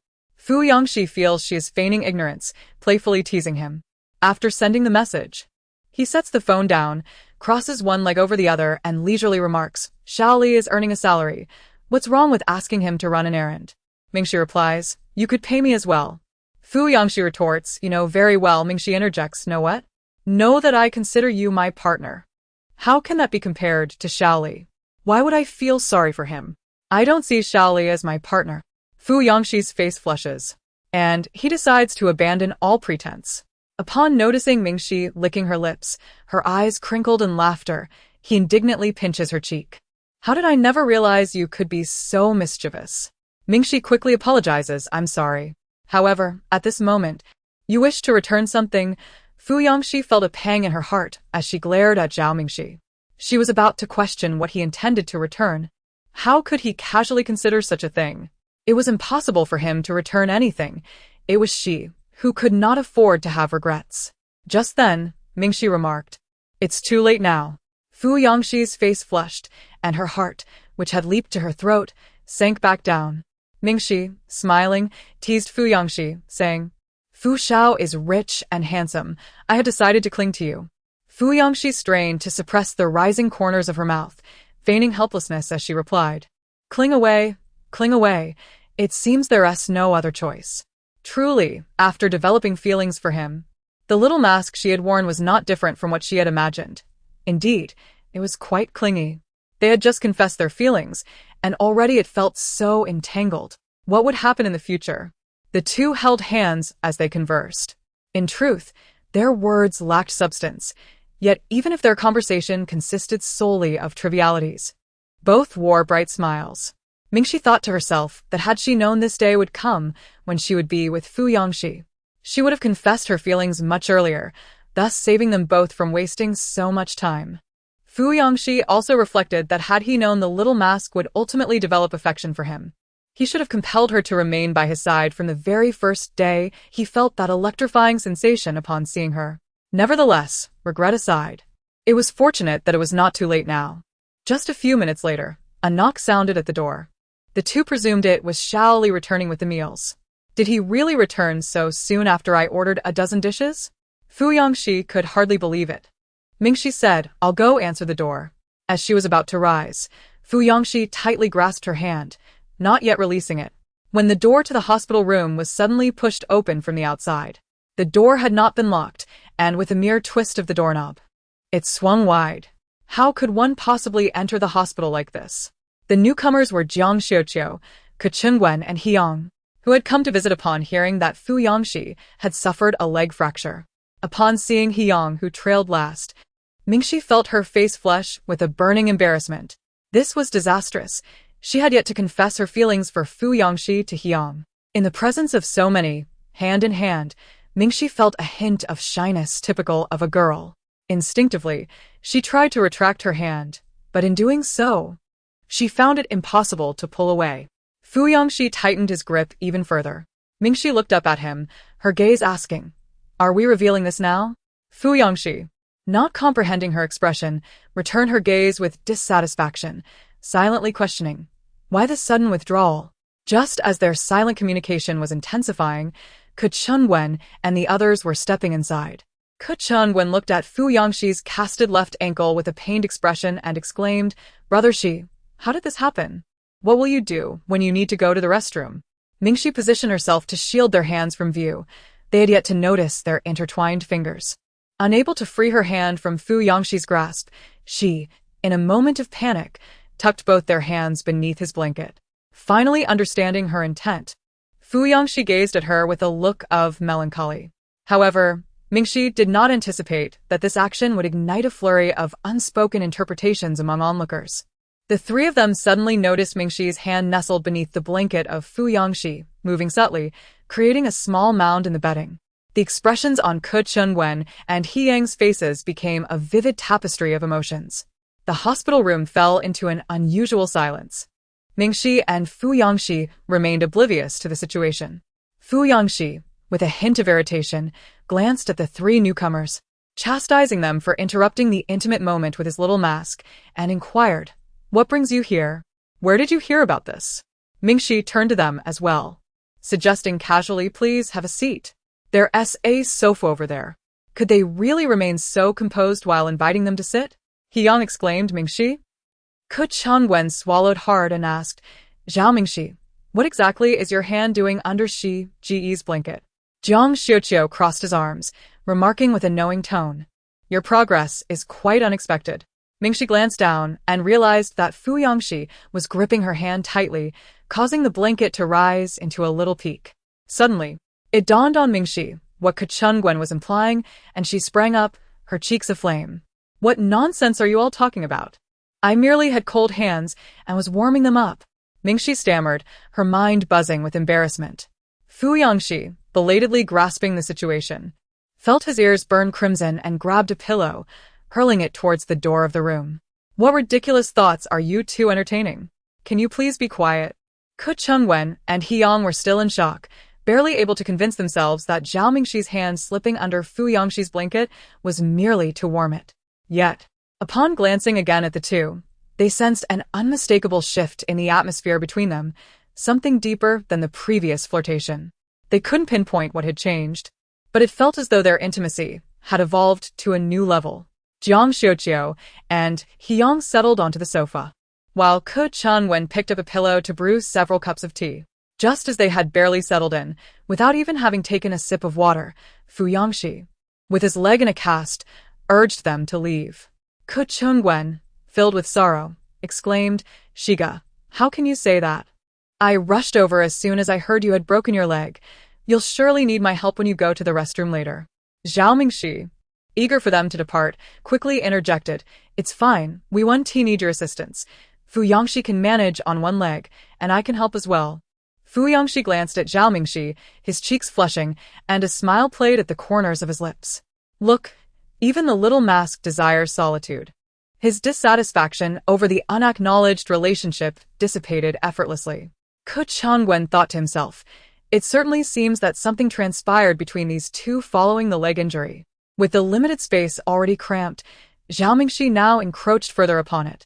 After a while, a nurse arrived to administer an anti-inflammatory injection to Fu Yangxi. Ke Chunguan and Jiang Xiuqiu decided to head to the doctor's office to review the x-rays and to grab some snacks, leaving with He Yang. Meanwhile, Mingxi remained in the room. After the nurse finished administering the four and stepped out, Mingxi rose to adjust the blanket for Fu Yangxi, tucking it in gently before placing a pillow behind him for added comfort. Seizing the moment when the others were absent, Fu Yangxi gazed at Zhao Mingxi and inquired with a hint of melancholy, "Why did you let go just now? What does the mask signify? Are you not prepared to take responsibility for your feelings? After confessing, do you intend to keep it a secret, relegating me to the status of a clandestine boyfriend?"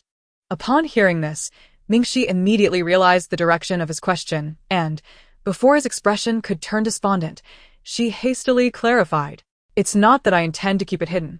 I merely wasn't mentally prepared at that moment." As she spoke, she took his hand in hers. Fu Yangxi held her hand, but still regarded her with a lingering skepticism. After a moment of intense scrutiny, he lowered his dark lashes, his demeanor somber, and sighed softly. "You need not explain further, I understand. It's just that you, Mingxi, fearing he might delve deeper into despair, interjected quickly. Let us do this. You decide when and where you wish to make it public. I am completely agreeable." "Really?" Fu Yangxi suppressed a smile that threatened to emerge, although his eyes glistened with unshed tears, and his expression remained fragile and wounded. Mingxi felt an overwhelming urge to shake his shoulders. "Absolutely. What can I do to reassure you? Could you please hand me my scarf? My neck is cold," Fu Yangxi suddenly requested. With the four in his right hand and holding Mingxi's hand with his left, she glanced over to see his scarf resting on the bedside table to his right. Mingxi remarked that if her neck felt cold, she could simply turn up the heating. However, upon noticing the deep gaze of Fu Yangxi, she resolved to assist him in retrieving something. Yet, before she could take a step, she found herself unable to move. Mingxi turned to Fu Yangxi and said, "If you don't let go, how can I reach over to get it for you?" He replied, "Figured out." Mingxi realized that her previous flustered attempt to conceal their interlinked hands had been misguided, and accepting her momentary vulnerability, she allowed him to have his way. She knelt on one knee at the edge of the bed, extending her arm to grasp his scarf on the right side. However, just as her fingertips brushed against the fibers of the scarf, Fu Yangxi unexpectedly raised his right hand, still attached to the needle. She instinctively thought to caution him against sudden movements, warning him to be mindful of potential blood reflux. But then she felt his hand gently press against the nape of her neck. Caught off guard and already unsteady, the electric sensation coursing through her neck overwhelmed her. In an instant, she lost her balance and collapsed onto Fu Yangxi. Her nose grazed against his straight nose, and her lips landed directly at the corner of his mouth. The soft, dry contact surged straight to her heart, sending a tremor through her very soul. Did she just kiss him? Staring wide-eyed at Fu Yangxi, who was just below her gaze, her mind went blank. Suddenly, she heard the sound of a door opening behind her, followed by footsteps. Then came the collective gasp of three people. Fu Yangxi leisurely lifted his eyelids, his ears flushed with embarrassment, suppressing his shyness. Boldly, he smirked and said, "You were the one who said it could be public. Why not now?" In this very moment, Chapter 58 unfolds as you see it. 20 minutes later, Fu Yangxi raised an eyebrow, brimming with pride. In a brazen manner, he took Zhao Mingxi's hand, deliberately swaying it to ensure the three onlookers noticed. Had it not been for his leg injury, he would have stretched their intertwined fingers right before Jiang Xiuqiu and Ke Qingwen's astonished gazes.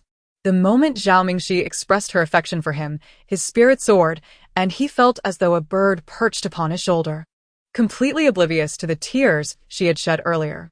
Although Ke Qingwen and Yang were taken aback, they also sensed that this development was long overdue. Their emotions were a complex tapestry at that moment. Yang felt a pang of sorrow, contemplating whether her closest friend would abandon her now that she had found a partner, casting a forlorn glance at Zhao Mingxi, whose cheeks flushed. Ke Qingwen, on the other hand, regarded Zhao Mingxi with a hint of skepticism, harboring concerns about her genuine feelings. Was she truly enamored with Shiga? Would this lead to yet another heartbreak for him? However, in such a public setting, neither Ke Qingwen nor Yang dared to utter any disheartening remarks. Yang muttered, "I should have anticipated this. During our previous conversations, Zhao Mingxi spoke of Fu Yangxi in almost every third sentence." Before she could finish, Mingxi rushed over to cover her mouth, for she was keen on preserving her dignity. With frantic eyes, she signaled to Yang, "Is it appropriate to discuss this in front of so many people?" "Tsk, I knew it." Meanwhile, Fu Yangxi's ears flushed with warmth, and his smile reached the heavens. He secretly hoped that Yang would continue her commentary. He remained oblivious to when the little mask had developed feelings for him. Certainly, during the time she resided in his home, she did not harbor any affection for him. It was evident that while dining with Shen Liao and the Dong family at the Western restaurant, her sentiments were far from affectionate. So, when exactly did she come to like him? Was it a fleeting moment? Once Fu Yangxi discovers what that moment was, he might repeat it endlessly in front of Zhao Mingxi. He feigned indifference, yet his gaze was fixed eagerly on Zhao Mingxi, hoping that Yang would divulge more.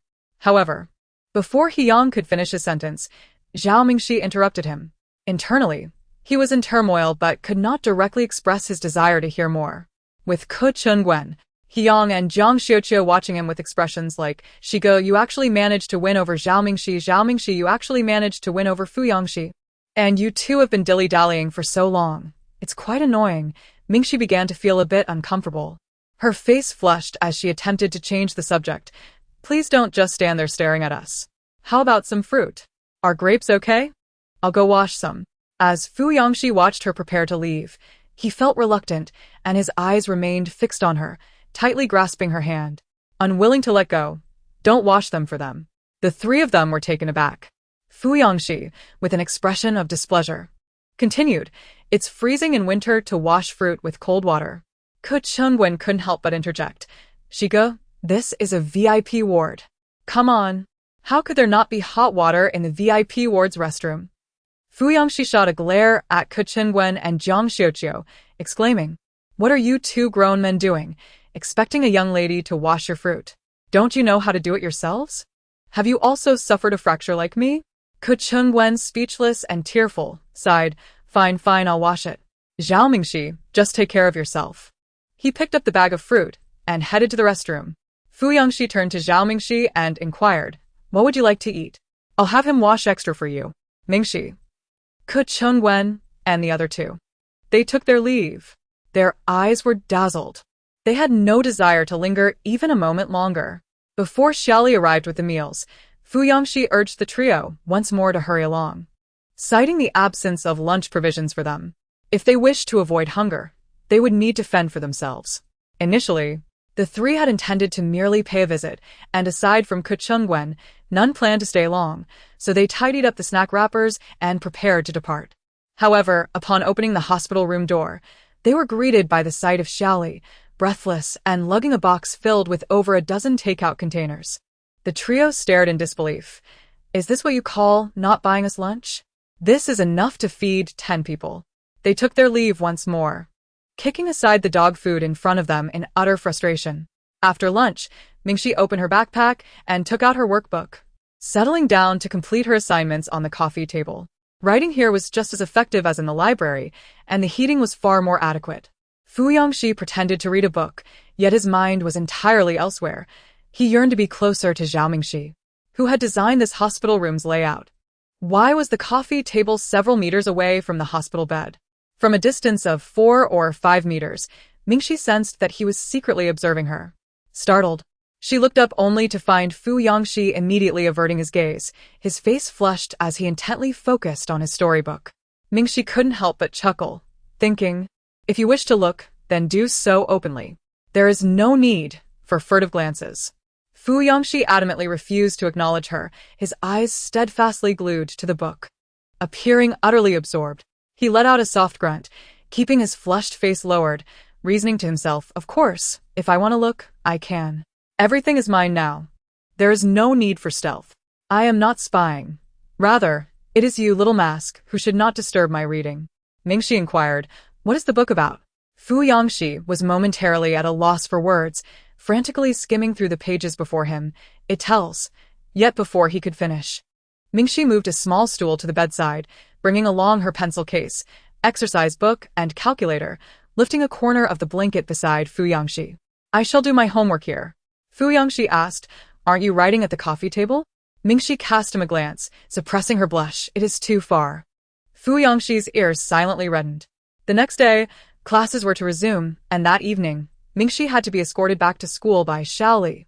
Fortunately, Fu Yangxi's fracture was not severe, with no significant displacement.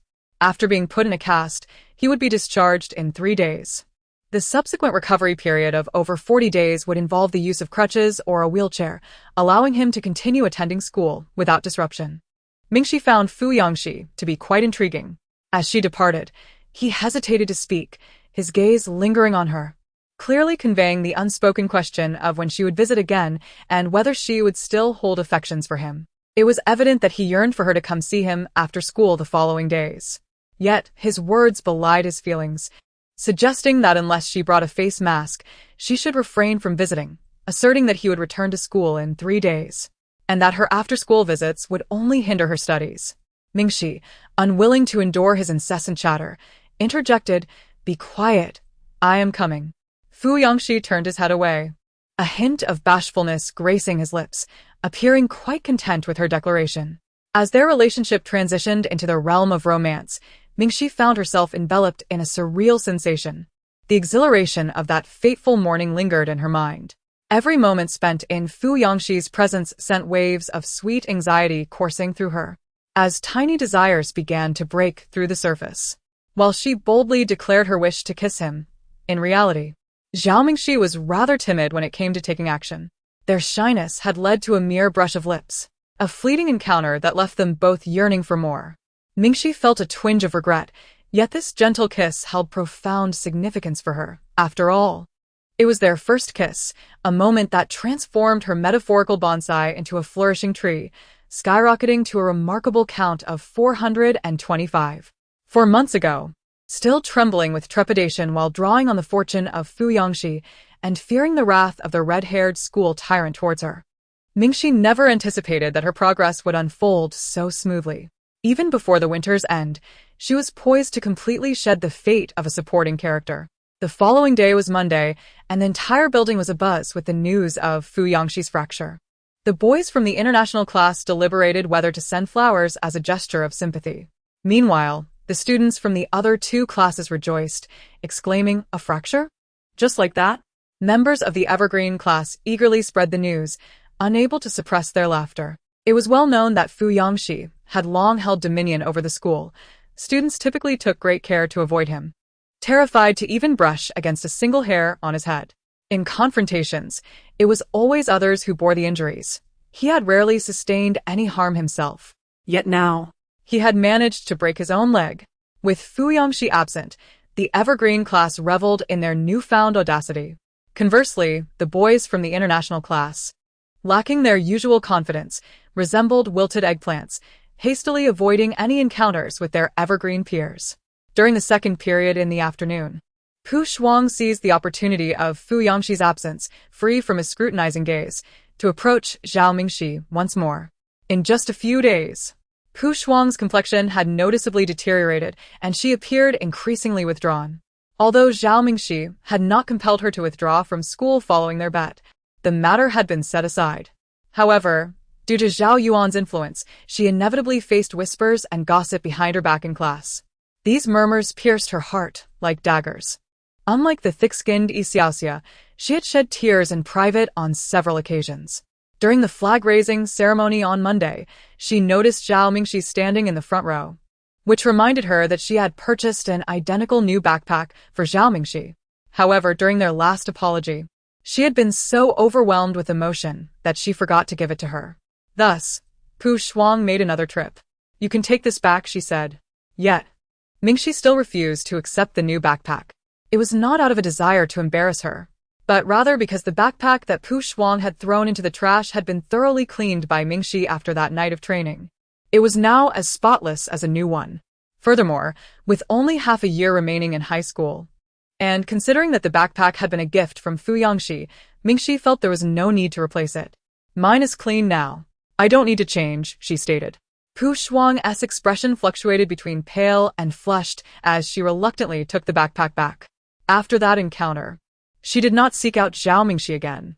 Meanwhile, on the Zhao family's side, Zhao Zhanhui had managed to uncover the identity of the person who had posted the defamatory remarks.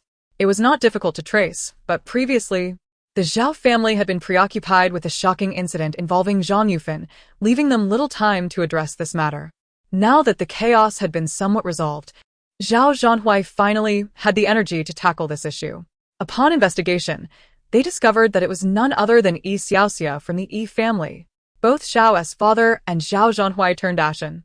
The Yi family and the Zhao family had long been close associates. Otherwise, Zhao Yuan and Yi Xiaoxia would not have known each other since childhood, with Yi Xiaoxia even once addressing Zhao's father as uncle. The fact that this incident originated from Yi Xiaoxia left the Zhao family in shock, yet upon deeper reflection, it was somewhat anticipated. Xiaoxia has long played the role of a mere shadow to Zhao Yuan. Rather than harboring a profound dislike for Mingxi, it would be more accurate to say that she has felt a certain jealousy towards Zhao Yuan from the very beginning. This was evident when her actions led to Zhao Yuan's allergic reaction. The subtlety of this jealousy transformed into outright animosity after Zhao Yuan publicly took pleasure in her misfortune at school. The nuanced hostilities that sometimes exist among young women can indeed be quite formidable.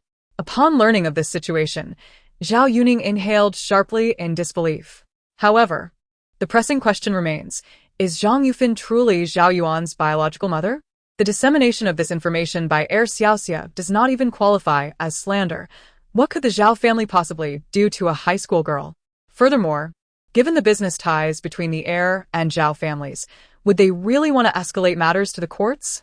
Moreover, Zhao Yuan must bear some responsibility for provoking such a venomous adversary.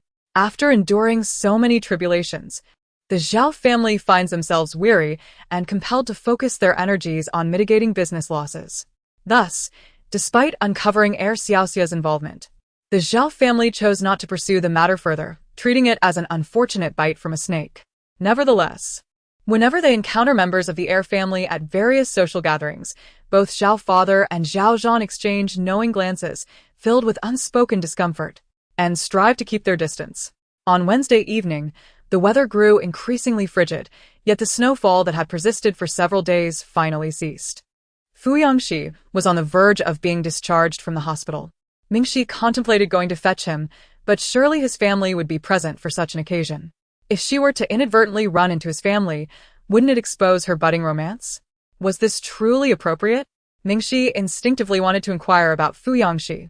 Yet she felt that given Fu Yangxi's capricious nature, he might insist on her fetching him from the hospital, thereby precluding his family from attending. Consequently, without having met them, she would inadvertently leave a negative impression on Fu Yangxi's family as a disruptive presence, This thought troubled her. Thus, before the class ended, she discreetly buried her head beneath the desk, refraining from questioning Fu Yangxi directly. Instead, she sent a message to Xiaoli. Is Fu Yangxi's family coming to the hospital today? If they are, I shall refrain from attending to avoid an awkward encounter. Over the past few days, she had been relying on Xiaoli for transportation to the hospital, so she had exchanged phone numbers with him. Fu Yangxi had previously expressed a hint of discontent, reiterating that Xiaoli was already married. After a while, Xiaoli replied, the old gentleman visited the young master yesterday, but he has some matters abroad today, so he likely won't be coming. Having known Fu Yangxi for some time, Mingxi had only heard of his grandfather through him. She asked, what about his other family members? Are they not coming either? Xiaoli responded, are you coming to pick up the young master? If so, I can come to your school to fetch you first. Mingxi read Xiaoli's message, a frown forming on her brow. It was peculiar that no family member was coming to see him off upon discharge. During her 2 years with the Zhao family, despite their biases, she was certain that if she had suffered a fracture, someone from the Zhao family would have come to visit her in the hospital. After all, a fracture is indeed a significant ailment, and the pain at the moment of bone rupture must have been excruciating. Mingxi further inquired, who will handle the discharge procedures then? Xiaoli remarked, young master Fu has already managed everything himself. He did it himself? Xiaoli affirmed, yes, the doctor mentioned he could now walk with crutches, so he simply signed his name.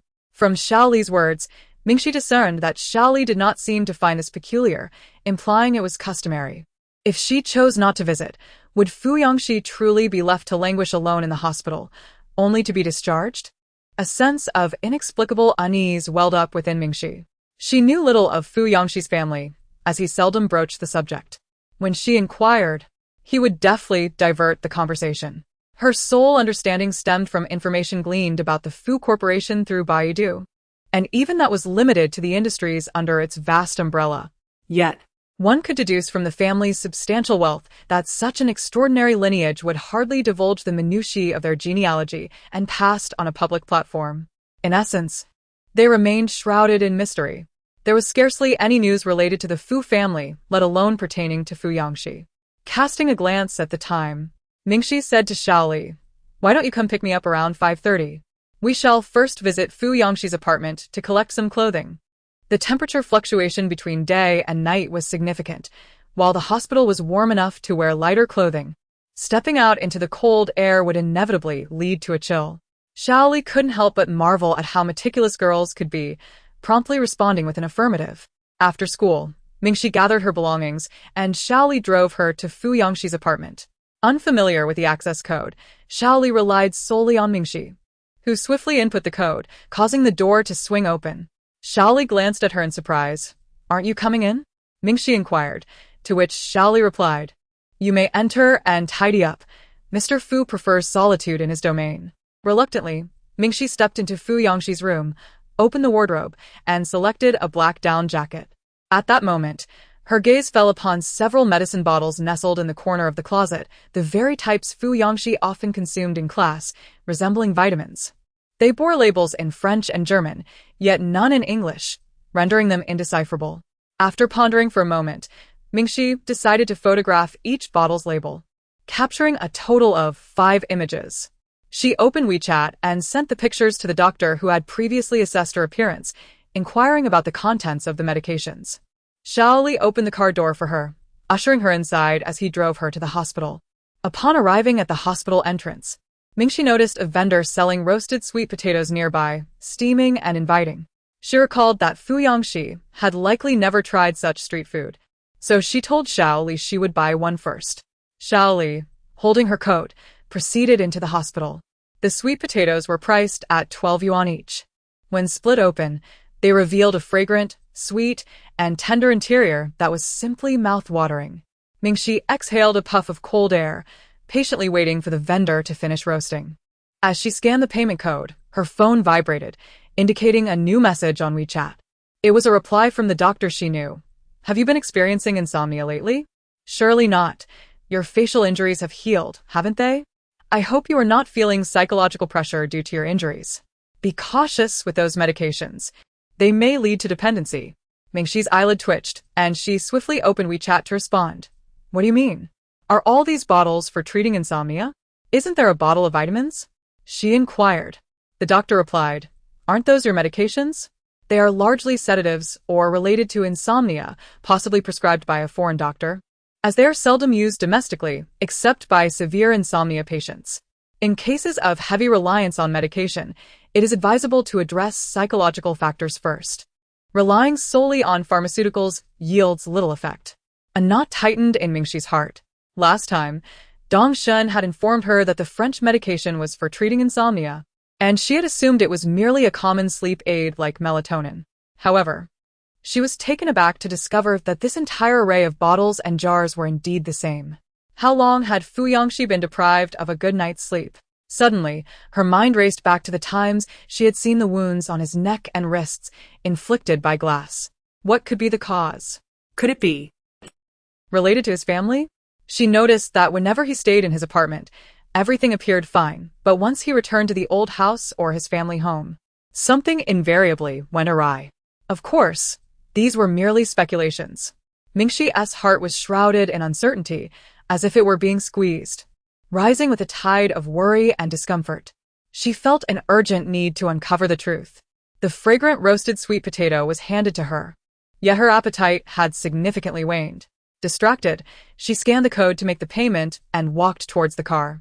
The discharge procedures for Fu Yangxi had been completed, and as she approached, he was just settling into the vehicle. Fu Yangxi was eagerly awaiting her arrival.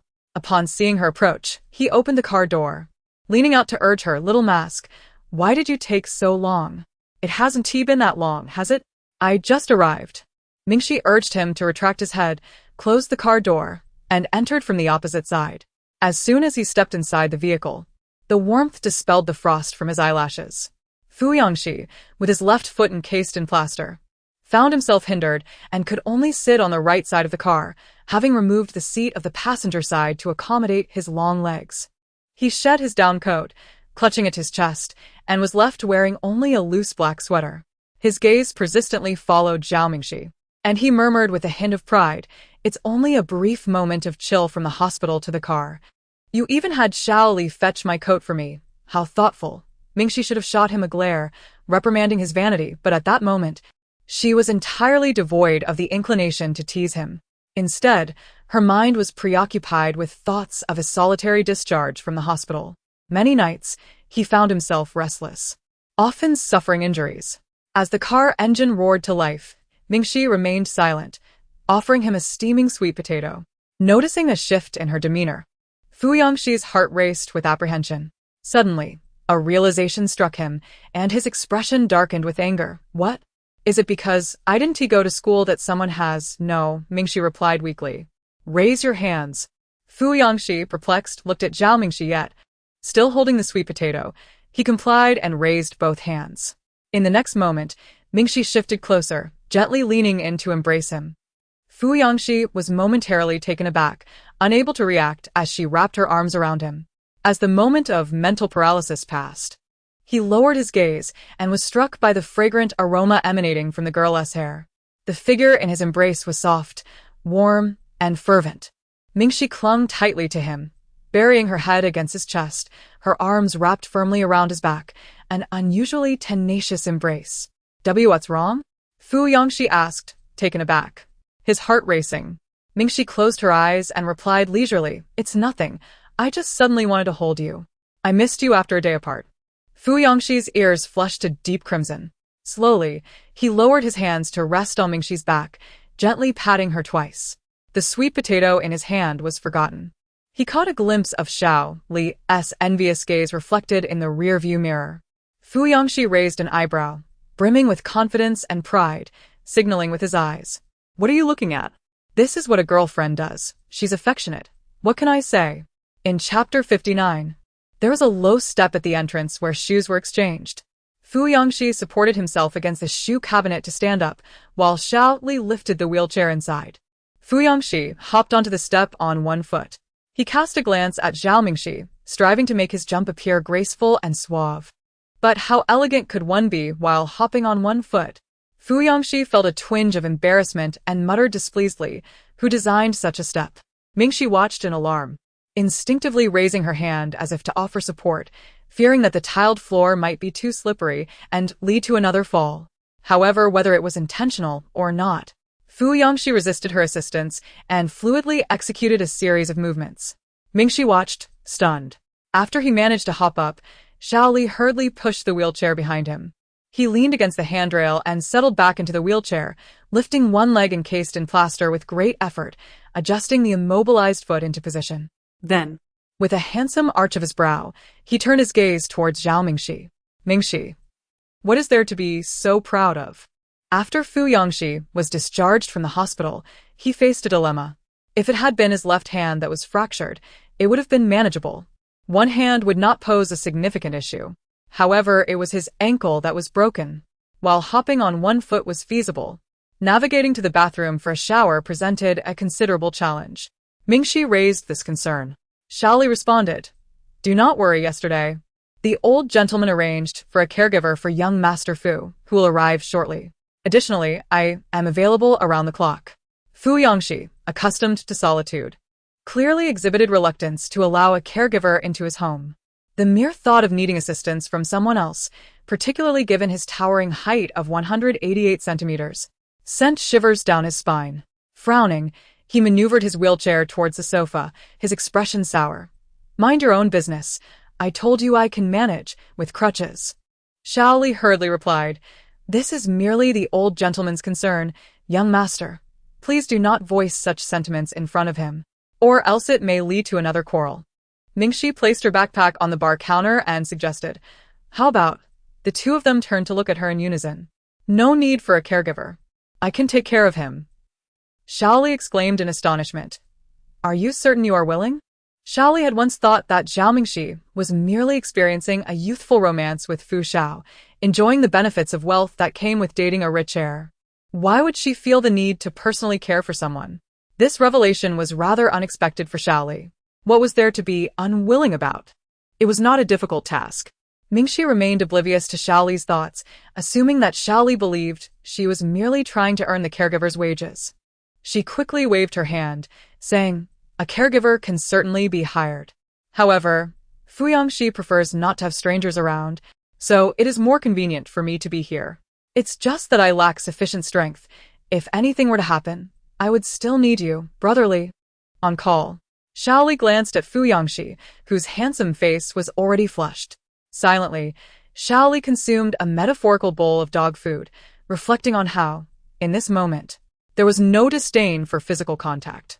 Mingxi looked at Fu Yangxi's leg, encased in plaster, and added, "Mainly, I am quite concerned. The fractured area cannot get wet, and extra caution is required during bathing." Bathing? Shaoli's imagination ran wild, jumping straight to the notion of giving him a bath. how could that be? Was that truly permissible?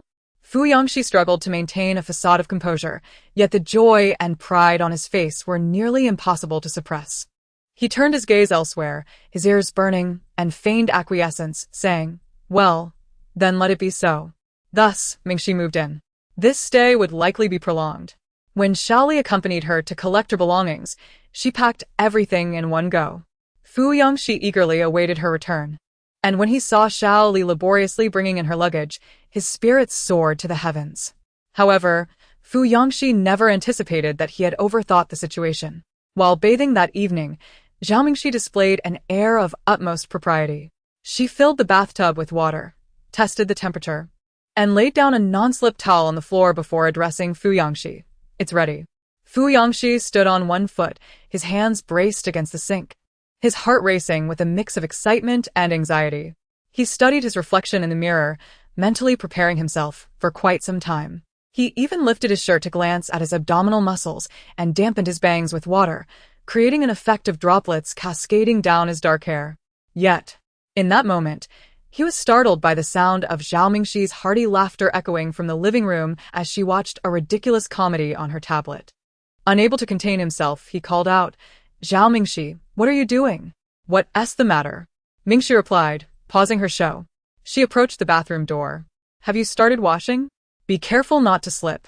Your robe is over there." Fu Yangxi replied with a hint of irritation. Mingxi hesitated for a moment, her tone shifting to one of amusement. You don't think that when I said I would stay to take care of you, it included helping you wash, do you? Fu Yangxi's fair neck flushed with embarrassment as he began to stomp around the bathroom in frustration. What nonsense is running through your mind? I hadn't even considered that.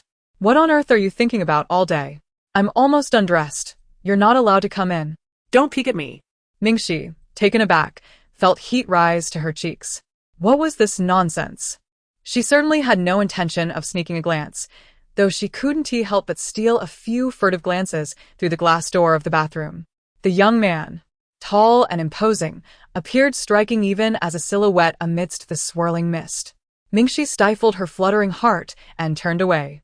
Meanwhile, Fu Yangxi, dejected, slowly began to shed his clothing. His upper garments were removed with ease, but the lower trousers posed a bit of a challenge.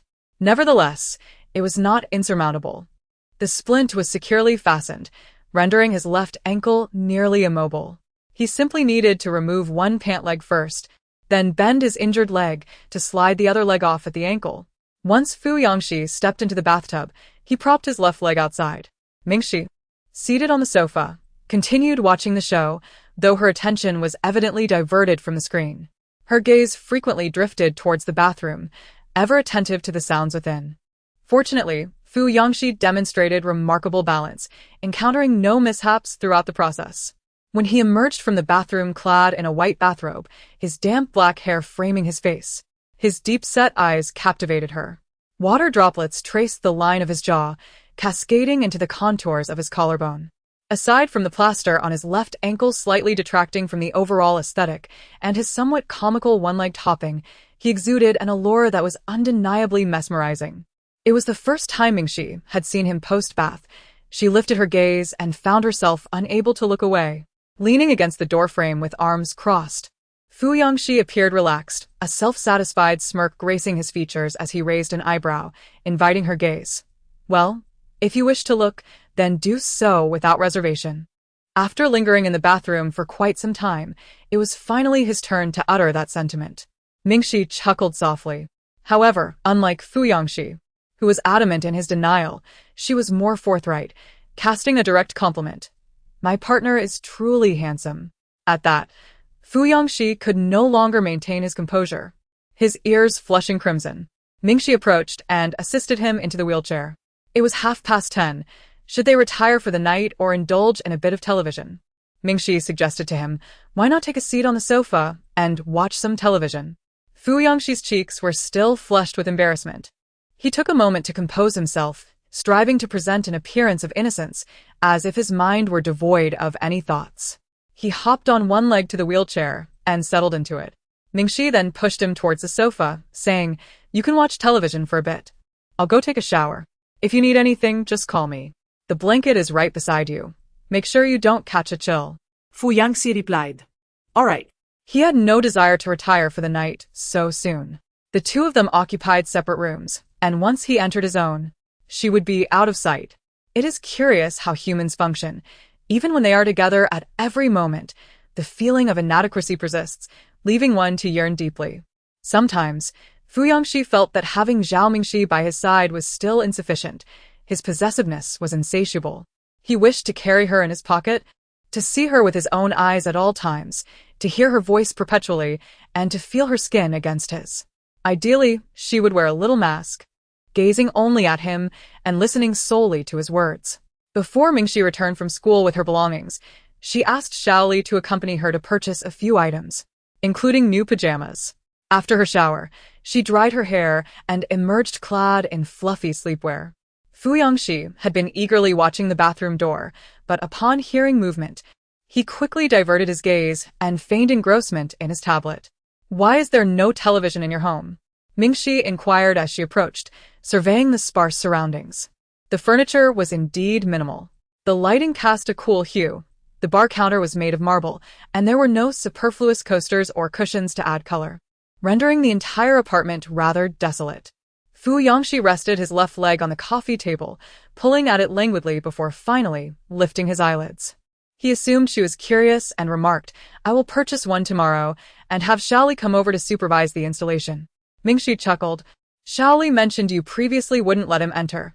What changed now? It seemed Mingxi relished in the irony. Fu Yongxi's face flushed anew as he lowered his gaze, admitting, compromising for a partner is acceptable. Mingxi approached and settled beside him, glancing at the clock only to realize it was already 11 o'clock. Ordinarily, this would signal her bedtime. Yet sleep eluded her as concern for Fu Yongxi lingered. The thought of parting, even if just to enter separate rooms, felt akin to an impending separation of 7 or 8 hours. Suddenly, Fu Yongxi proposed, "Shall we watch a bit more television?" Mingxi quietly replied, "All right." Both harbored unspoken intentions, stifling their embarrassment while feigning earnestness as they became engrossed in the show, their thoughts far from the screen. They managed to endure until 11:30. When Fu Yongxi noticed Mingxi on discreetly, her back turned to him. Mingxi's mind was preoccupied with Fu Yongxi's insomnia. She contemplated that perhaps it was best to retire early, as she needed to attend school in the morning. Fu Yongxi spoke again, prompting Mingxi to struggle against the weight of drowsiness that washed over her in waves. Her spirits dipped slightly at the thought of separation, and after a moment of reflection, she relented. "All right, let's go to bed early." As they turned off the tablet, they reluctantly returned to their respective rooms, their hearts heavy with reluctance. Mingxi recalled something and addressed Fu Yongxi, saying, "Before I came up, I bought you a few items and placed them beside your bed." "What?" Fu Yongxi raised the corners of his lips, unable to suppress a hint of a mischievous expression.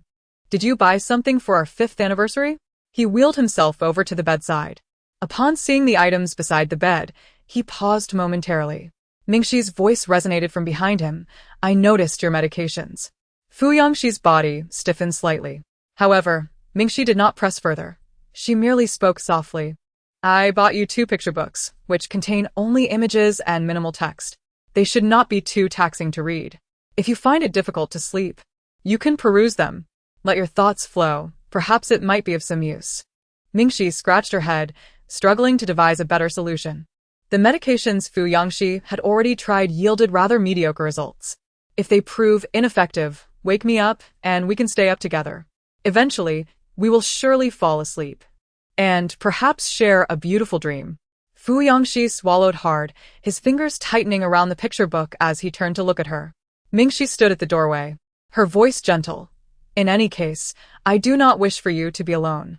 There she stood, backlit, clad in a fluffy nightgown, her figure still slender. Her voice was soft, each word delicately landing in Fu Yongxi's heart, creating ripples that were gentle yet unceasing. Fu Yongxi held his breath, gazing at her. Outside, the rain pattered against the window, while the affection he had harbored for an indeterminate duration spread through him, forming an indelible imprint on his soul. The name Zhao Mingxi had etched deep marks in his heart. The blazing flames approached him, and Fu Yongxi felt the chill dissipate. In that moment, he considered himself fortunate. "Come here," Fu Yongxi said. Zhao Mingxi approached, and Fu Yongxi, suppressing the tumult of emotions within, pulled her close and embraced her tightly. "Good night." He was no longer alone. As Fu Yongxi's fracture gradually improved, only Ke Chunwen and Jiang Xiuqiu among their classmates were aware of the blossoming romance between the two. During basketball practice, Ke Chunwen inadvertently let slip to a junior, leaving the others in astonishment.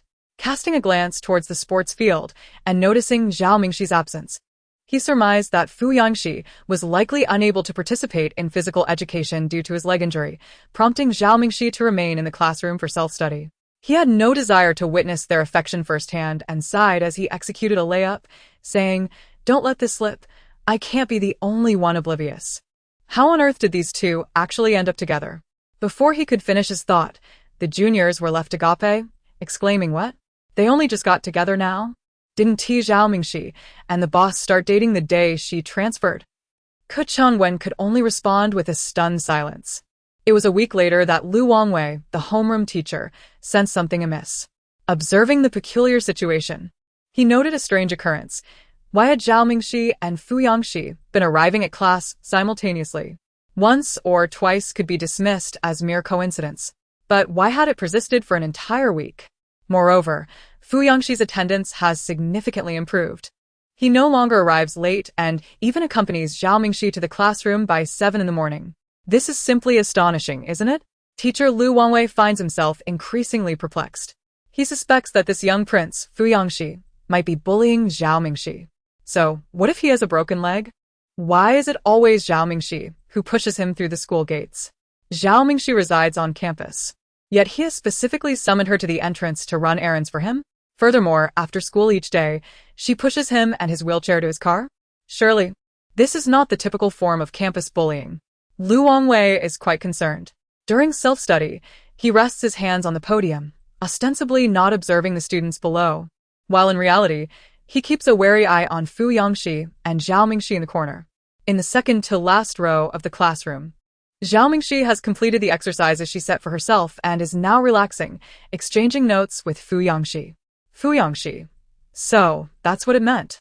He belatedly realizes the significance of the small rubber band Zhao Mingxi gave him during training. She had whimsically claimed it was blessed and would protect him. And he actually believed her. What was he thinking at that moment? However, it was primarily due to his extreme lack of confidence at the time. Although he had discovered through Baidu that it might indicate affection, he dared not entertain such thoughts. Had she intended to confess her feelings back then? Fu Yangxi's ears turned slightly red, and his heart raced with excitement, feeling an overwhelming sense of pride. He hastily passed several notes to her. So, you liked me all along. I understand.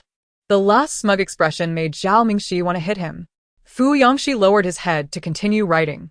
Mingxi leaned closer, and just by observing his gestures, she knew he was writing the word surname Shin.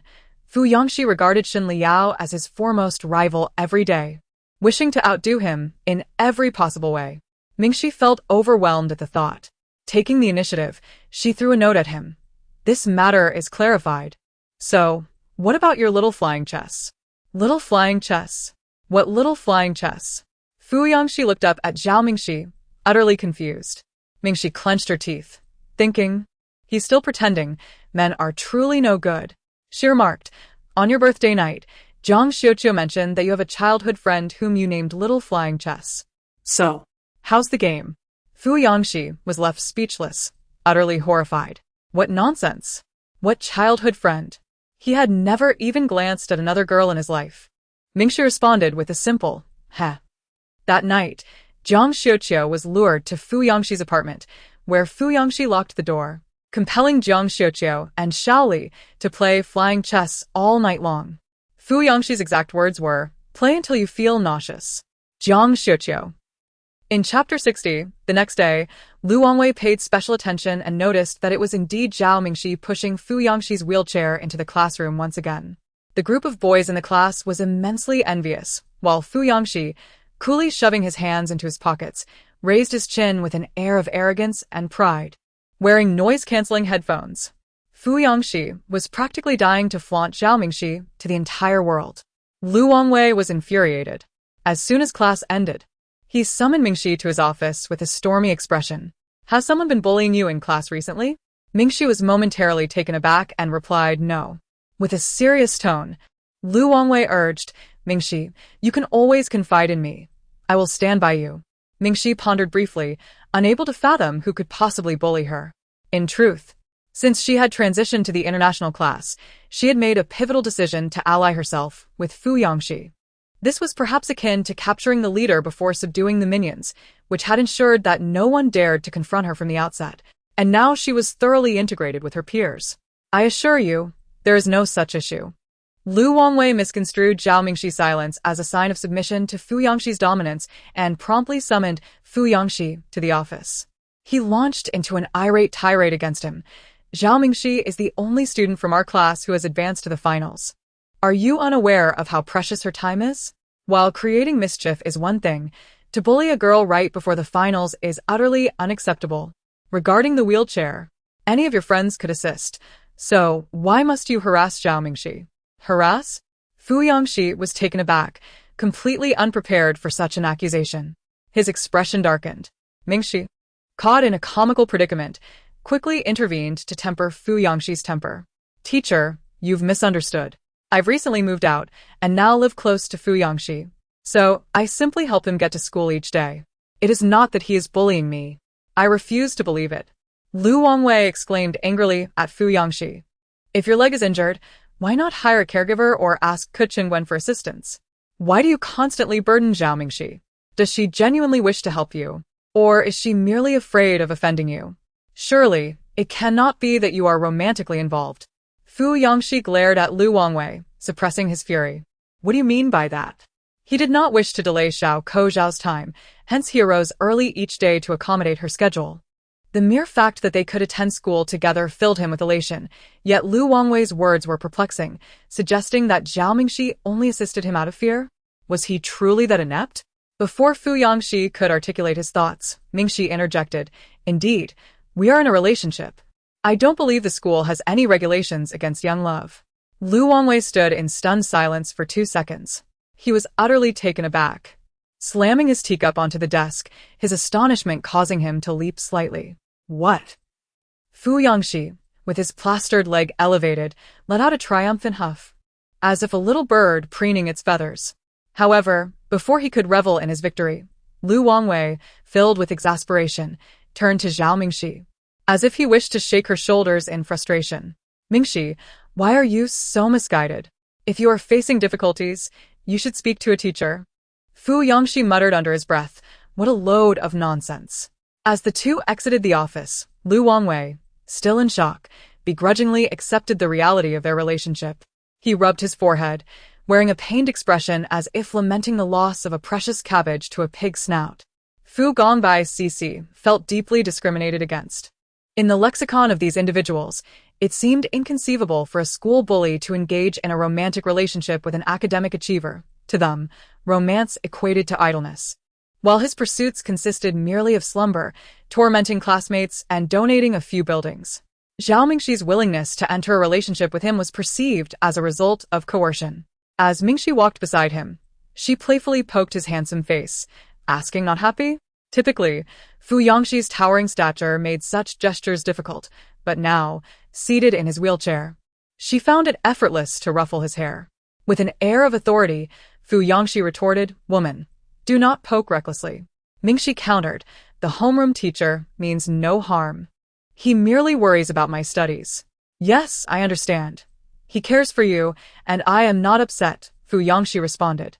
He felt a twinge of melancholy, wondering if his prior reputation as a troublemaker had cast a long shadow. Several teachers who were aware of his past seemed genuinely concerned. Would the Dong family, who considered him a relative, accept him? Mingxi gazed at him and remarked, then smile for me.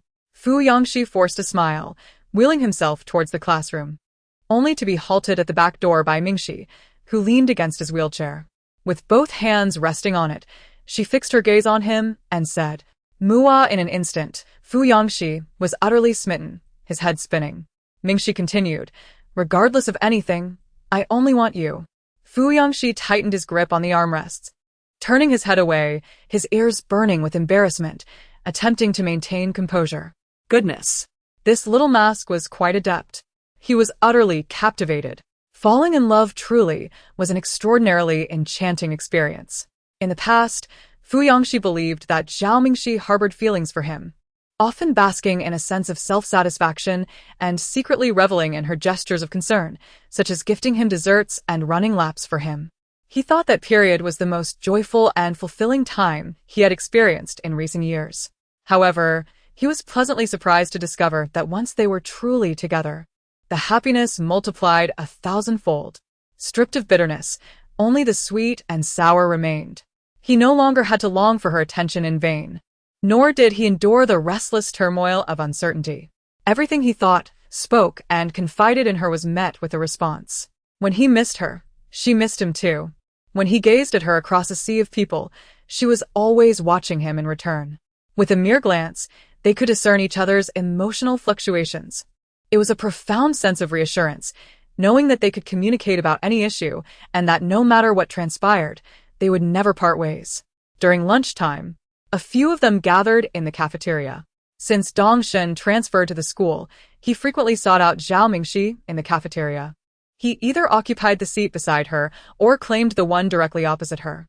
Strangely, Zhao Mingxi treated him quite well, often accommodating him. Fu Yangxi, who had never found him particularly likable, sat next to Zhao Mingxi, glaring icily at him as he served her food. It was one thing to serve her food, but he was offering her vegetables while snatching away the braised pork. Zhao Mingxi was already slender and ate little. The meager amount of weight she had gained from snacks was swiftly taken away by Dong Shen. Fu Yangxi's fists clenched in frustration. He slammed down his chopsticks and, with a long face, remarked, "At your age, why are you not pursuing a girlfriend and instead coming here to bother mine every day?" Dong Shen cast a glance at Fu Yangxi. "Your girlfriend? How naive. Do you see Mingxi acknowledging you? With so many suitors vying for her attention, why would she choose to hang her hopes on you, especially with that foul temper of yours?" Fu Yangxi remained silent, a storm brewing on his face. Ke Changwen observed the tension, pondering how this brash newcomer, Dong Shen, managed to consistently hit the sore spots of his friend. He quickly intervened. "Dong Shen, manners dictate that one should not speak while eating, do you understand?" Undeterred, Dong Shen was about to unleash another round of mockery when Mingxi, exasperated, interjected, "Just eat your food. Why do you have so much to say every day? Next time, dine with your classmates and spare us your company."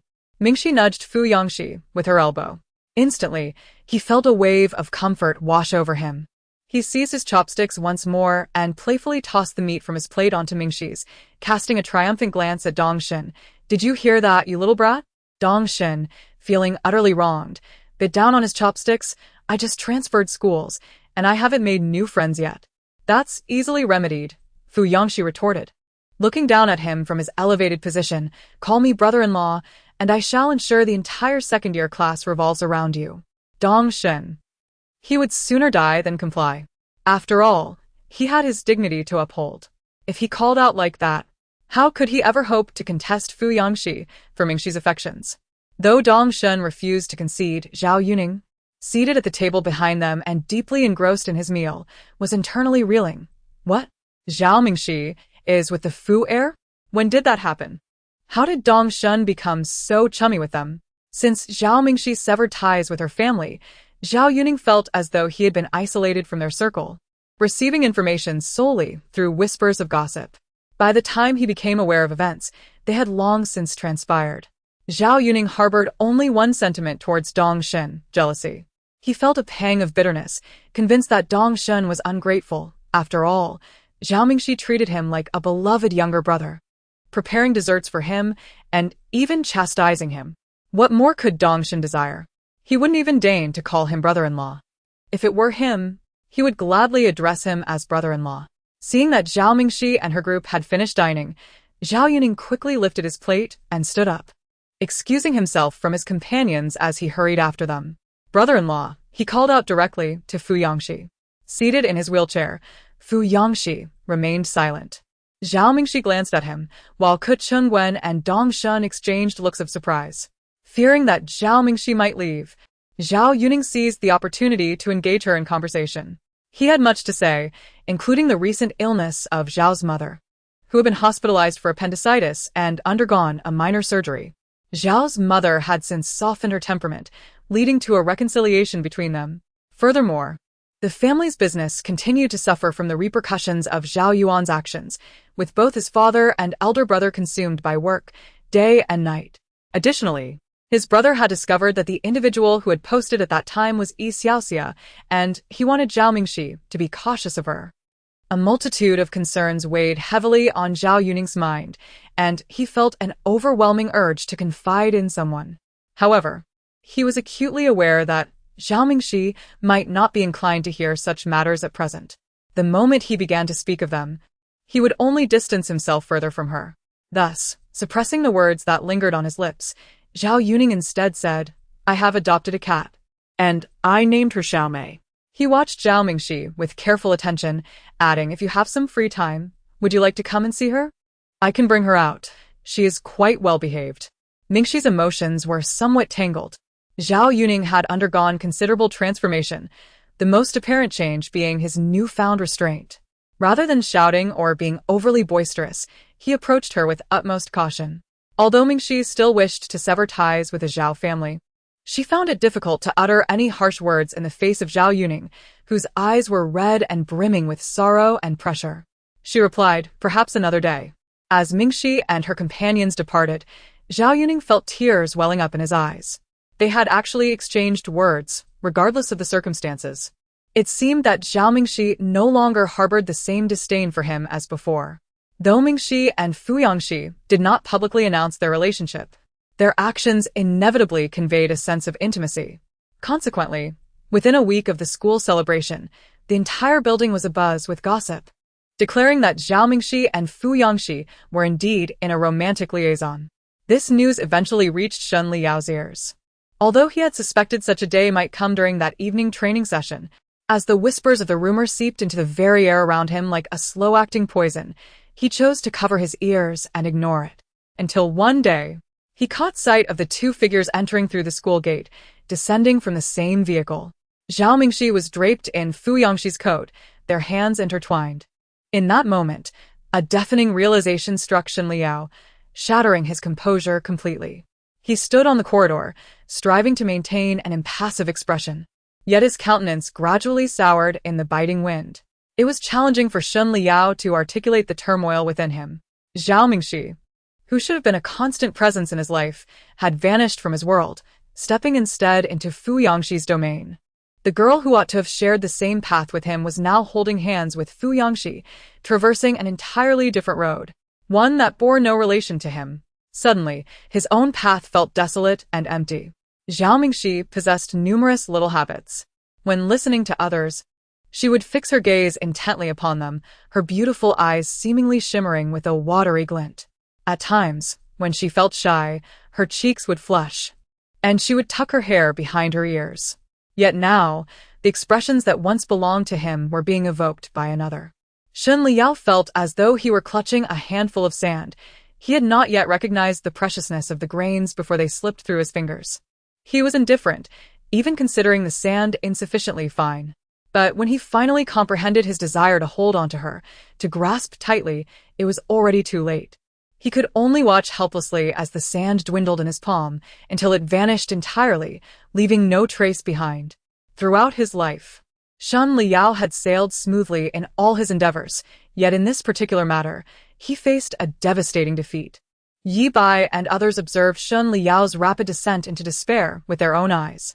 Shen Liao was inherently aloof, rarely engaging in conversation with others. Although his companions surrounded him and created an illusion of liveliness, none were confidants with whom he could truly share his thoughts. He consistently concealed his inner feelings, leading others to perceive him as proud, exceptional, and radiant, eliciting admiration while remaining oblivious to his true desires. It became apparent that he harbored feelings for Zhao Mingxi, yet his youth rendered him unaware that his involuntary glances signified affection, mistaking them instead for annoyance at being pursued by her.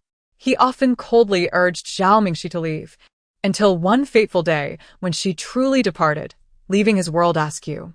On this particular day, Zhao Yuan carried a wheelchair while fiancé hopped up the stairs on one foot, with Mingxi trailing behind, clutching a bag of snacks as they jovially ascended. Upon reaching the upper floor, they spotted Shen Liao standing at the back door of the international classroom. Despite being in the adjacent class, Shen often occupied the laboratory, and Mingxi never sought him out, making a chance encounter quite rare. Their last meeting had been over a month ago when Shen and fiancé had clashed on the basketball court. Now noticeably thinner, Shen Liao presented a stark contrast to fiancé's spirited demeanor. He wore a down jacket over his meticulously arranged blue and white school uniform, the collar pulled up to its highest point. The wounds on his mouth and cheek, remnants of fiancé's earlier blows, had healed, leaving only faint marks, while his cold gaze appeared desolate. Care to chat? Shen Liao's eyes fixated on Mingxi. What for? Fiancé cast a wary glance at him, a layer of frost immediately settling upon his countenance. Did Shen truly believe him to be dead? Even in his presence, he dared to encroach upon his territory? Mingxi surmised that Shen Liao had learned of her association with fiancé. This was likely to be their final conversation. Every matter must reach a conclusion.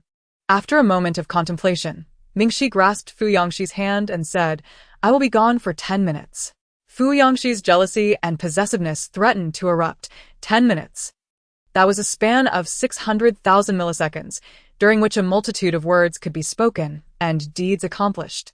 Moreover, the little mask had genuinely harbored feelings for Shen Liao. Fu Yangxi had been vigilantly guarding against him, for Shen Liao was the one he feared the most. Naturally, he felt uneasy. Yet, Fu Yangxi also believed such feelings to be somewhat petty. A gentleman ought not to behave in this manner. If he allowed it to persist, he would soon transform into a jealous woman, easily cast aside. He suppressed his possessiveness, exhaling a breath of icy air, and smiled at Mingxi, saying, "Very well." Mingxi regarded him uncertainly. "Are you all right? Why are you suddenly smiling so strangely?" "It's nothing. I am not so petty," Fu Yangxi asserted with an air of authority. Mingxi replied, "Then you should." However, Fu Yangxi continued to firmly grasp Mingxi's hand. He released her, coolly placed his hands in his pockets, and prepared to leave. As he turned slightly, he was reminded that he was still seated in a wheelchair. His hands in his pockets rendered him unable to walk. "Mingxi." Qu'est-ce qui vi conven? Fu Yangxi's icy demeanor instantly faltered. He withdrew his hands and maneuvered the wheelchair, his expression devoid of emotion as he entered the classroom. Meanwhile, Mingxi and Shen Liao descended the stairs. As soon as the two departed, Fu Yangxi hastily maneuvered his wheelchair out of the classroom. The constraints of the wheelchair were undeniably cumbersome. He grimaced at Ke Chengwen, urging, "Quickly, push me to the side of the corridor." Ke Chengwen retorted, "Come on. Isn't that a bit petty? As a single dog, I cannot fathom the world of those in love." Meanwhile, Mingxi and Shen Liao found themselves in the alley between two teaching buildings, where tranquility enveloped them, punctuated only by the distant sounds from the basketball court. The winter breeze swept through the alley, brushing against their faces. Mingxi removed the scarf that had been blown onto her face. It was a gift from Fu Yangxi, enveloping her neck in warmth. The winter was nearing its end, yet she had little to say to Shen Liao and chose instead to await his initiation. Shen Liao gazed intently at Zhao Mingxi for an extended period. The silence lingered until Mingxi, unable to withstand it any longer, pulled out her phone to check the time. She looked up at Shen Liao and said, "What is it you wish to convey?" "Class is about to commence." After a prolonged pause, Shen Liao finally spoke, inquiring, "Do you truly like him?" Mingxi replied, "Yes." Shen Liao was taken aback by the unwavering certainty and decisive nature of Zhao Mingxi's response, as if she had not even pondered the question. His fingers, clenched within his pocket, tightened, a pang of pain akin to being cut by a knife piercing his heart. Mingxi herself could not comprehend why this question was being posed so frequently. Ke Chengwen was skeptical of her feelings for Fu Yangxi. Their homeroom teacher was similarly astonished. And Shen Liao's inquiry about her genuine affection for him lingered in the air. Fu Yangxi is indeed a person worthy of admiration, Mingxi could not help but assert. As she spoke, a myriad of emotions surged within her, marked by pride and the joy of discovering a treasure, but predominantly, it was the delight in conjuring the vivid expressions of that person, his laughter, his anger, that filled her heart. She did not glance at Shen Liao's expression and declared, "To me, Fu Yangxi is akin to an onion. As one peels away its layers, one discovers an essence that inspires admiration, reverence, affection, and a tender sense of cherishment. You do not truly know him. You are only aware of his noble lineage and his arrogant demeanor. Hence, you remain oblivious to the fact that he is the finest person I have ever encountered, pure and gentle. He is the only one in the world who meticulously safeguards Zhao Mingxi's fragility, who unconditionally supports her at every moment." The notion of favoritism is something Mingxi has never experienced, save for with Fu Yangxi. He favors only her. Thus, how could I not unreservedly champion him? Mingxi resolutely conveyed to Shen Liao, "I am immensely grateful for my affection for him, and equally grateful for the journey we shall embark on together." The wind in the alley wailed mournfully. Zhao Mingxi's words resonated with clarity. Shen Liao gazed at her, feeling a chill enveloping him, his heart ablaze with turmoil. Uncertain of what he wished to hear, perhaps a glimmer of hope. Yet, Zhao Mingxi offered him no chance for redemption. She disregarded his feelings and candidly expressed her fondness for Fu Yangxi. "But have you ever considered that you might merely be enamored with the way he treats you?" Shen Liao suppressed the fury and jealousy simmering within him, articulating each word with deliberation as he addressed Zhao Mingxi. "He spends lavishly, flying you back, assisting you in driving away the Zhao family, celebrating your birthday, all merely to pursue you. Is this what you call affection? You are with him solely because you are enamored by his gestures. Mingxi regarded Shen Liao with a shake of her head. You truly do not comprehend anything. The order is reversed. His kindness towards me does not stem from a desire to win me over. Rather, it arises from my significance to him. Similarly, I cherish him. Even if he were to cease his kindness or become incapable of showing it, my feelings would remain unchanged. It is simply because he is who he is. Mingxi was not angered by Shen Liao's words. She found them amusing instead. It seemed that he had never truly grasped the meaning of liking someone. In his world, he always looked down upon others. Yet there was a certain pity in his situation. He had grown accustomed to the flattery of those around him, interpreting all such kindness as self-serving. Thus, he could not believe that Fu Yangxi's goodwill towards Mingxi was devoid of ulterior motives. Even when Mingxi did not reciprocate his feelings and even caused him pain, he never turned away from her. Shen Liao was not that type of person, and therefore, he could not fathom such an emotion. Having been elevated in his own world for so long, he was utterly oblivious to the proper way of treating another person.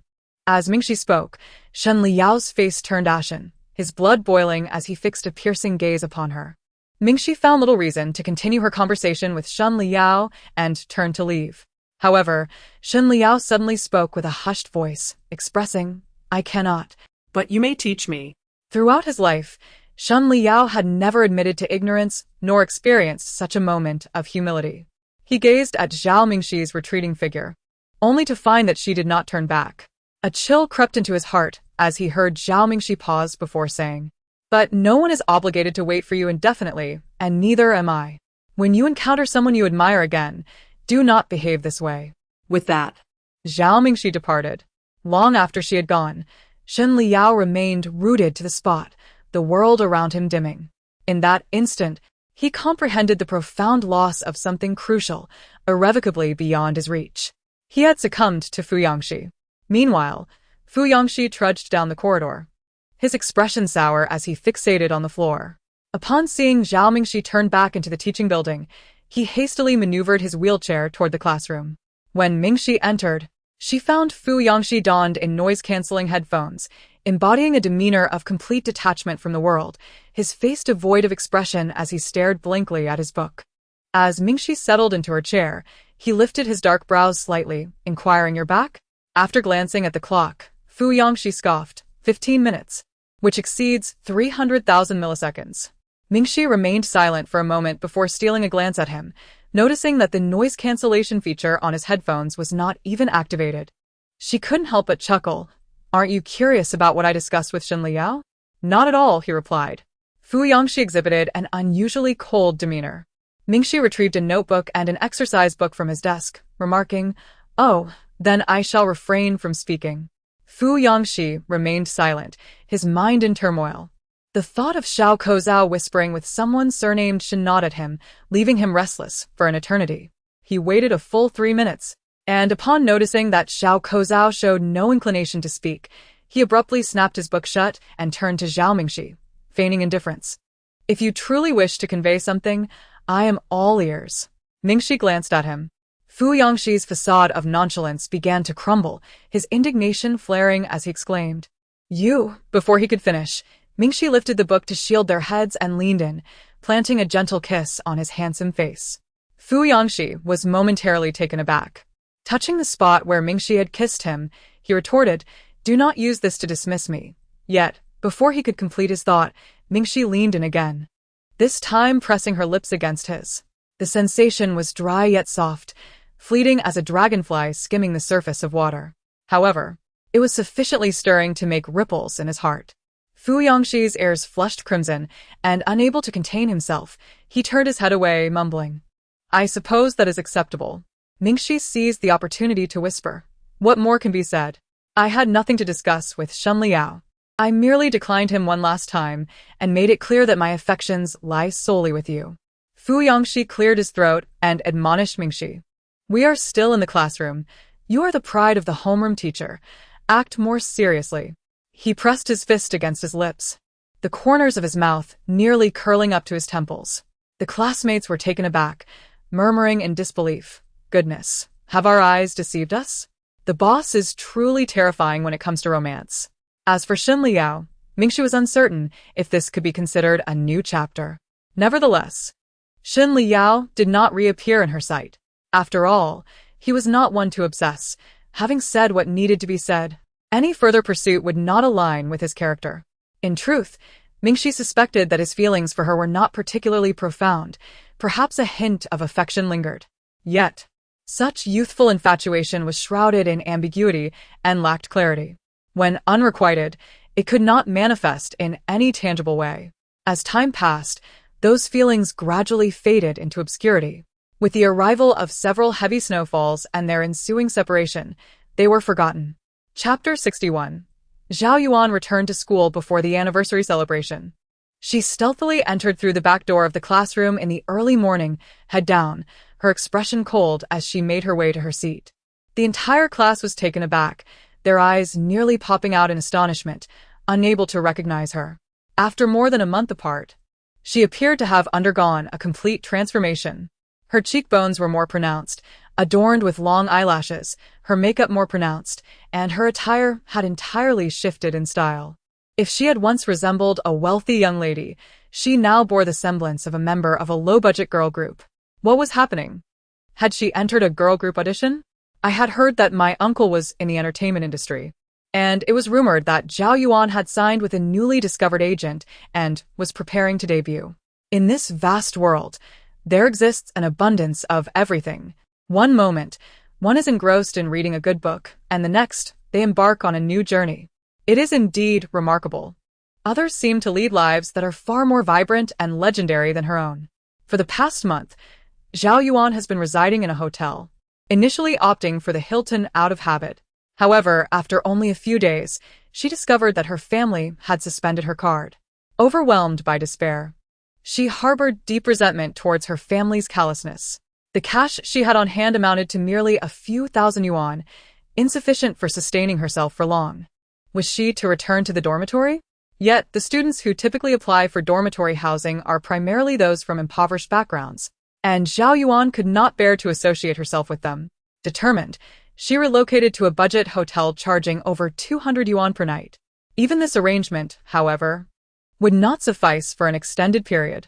Fortunately, while packing her belongings, she managed to take her designer bags and clothes with her. During this time, she sold off most of them. However, second-hand items hold little value, and things worth hundreds of thousands were sold for approximately 100,000 yuan. Zhao Yuan was utterly at a loss regarding her future. The situation was driving her to the brink of a nervous breakdown. She had contemplated transferring schools, but throughout the month, every attempt to contact her family was met with silence. It seemed as though they were resolutely intent on redirecting the course of their misguided actions. Consequently, she was left to linger in uncertainty until a talent scout approached her, believing her appearance to be well-suited for the entertainment industry. They offered her an advance payment. After signing the contract and receiving the money, she managed to evade the repercussions of her previous troubles for more than half a month before finally returning to school. With only one semester remaining, it was inconceivable for her not to complete it. When Zhao Yuan arrived, the inhabitants of the building displayed a hint of surprise. However, being students, they were not the sort to indulge in idle gossip, and thus the topic of Zhao Yuan soon faded away, mentioned only in passing during casual conversations. In fact, after Zhao Yuan transformed her appearance from that of a naive innocent to a more daring style featuring thigh-high boots, the attention from the ordinary class boys intensified, with suitors multiplying in number. Yet, Zhao Yuan felt acutely sensitive to the gazes directed her way, perceiving a distinct change in their scrutiny. Pu Shuang had grown cold as ice, disregarding her entirely, while Lu Yi no longer regarded her with the same warmth. His eyes now held a certain awkwardness, lacking the brilliance they once possessed. Her friends had formed new cliques, excluding her completely. The hosting opportunity she had fought so hard to secure was now handed over by the arts department teacher to the star student, Zheng Jiao. Though the teacher presented a facade of kindness, stating that the upcoming school celebration was drawing near and that Zhao Yuan had been unable to rehearse due to her absence, Zhao Yuan felt that the teacher was merely reveling in her misfortune. It seemed as though everyone was watching her downfall. Clenching her teeth in frustration, Zhao Yuan believed that no one could possibly comprehend the sensation of plummeting from paradise to the depths of despair. Her life had been utterly upended, and the catalyst for all this turmoil had been the return of Zhao Mingxi 2.5 years prior. Upon returning to school, Zhao Yuan did not alter Mingxi's life in any significant way. After all, the youth class and the international class were not even on the same floor, rendering the absence of visibility a source of relief. Although she occasionally hears rumors of Su Xiaxia causing some sort of disturbance or engaging in the intrigues typical of female rivalry with Zhao Yuan, Mingxi finds herself utterly disinterested in such matters. Instead, she dedicates her focus to preparing for the year-end finals. Simultaneously, due to the increased physical contact with Fu Yangxi, her potted plants flourish exuberantly. Mingxi anticipates that after the finals, her collection of potted plants will reach a remarkable 500. The intensive training for the finals is scheduled to commence right after the school's anniversary celebration. These days of the celebration represent Mingxi's final moments of relaxation. Each class is tasked with preparing a performance. The international class boasts a wealth of talent, yet this year, with the school belle in their midst, everyone is eager to showcase Zhao Mingxi, curious to see just how splendid she can appear. Consequently, Lu Wangwei sifted through various options and ultimately settled on a stage play script. As high school students, they are hardly equipped to perform an intricate, professional production. Thus, a simple and easily comprehensible script is preferable. Lu Wangwei's chosen narrative revolves around a prince and princess, reimagined such that the princess is imprisoned in a castle by her deranged and brooding brother, while the prince valiantly rides forth, overcoming obstacles to rescue her. In the end, the prince vanquishes the villain and claims his beloved. However, with Fu Yangxi present, no one dares to portray Zhao Mingxi's prince under his watchful gaze, who would risk their life. The dilemma arises from the fact that Fu Yangxi currently has his leg in a cast, rigidly bound, and it will take another 10 days before it can be removed. Confined to a wheelchair, must he then play the role of a wheelchair-bound prince? Lu Wangwei decisively declared, "It seems you are destined to portray the villainous brother, who, fittingly, is also a wheelchair-bound deranged character in the script." Fu Yangxi's face turned ashen with rage, his hair bristling in agitation. "What do you mean, Lu Jiangwei?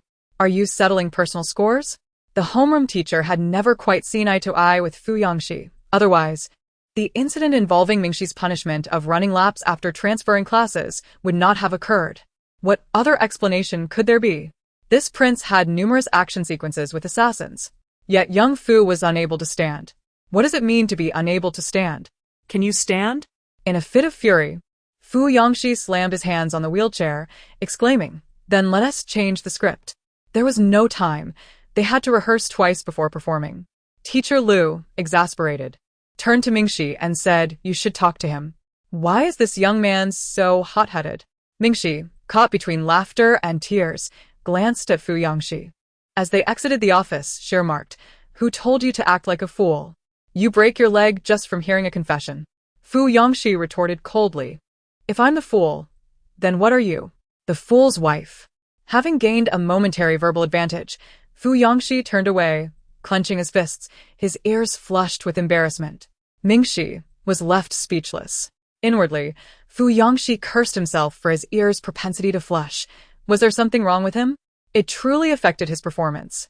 Was there a surgery to thicken one's skin, even just a bit?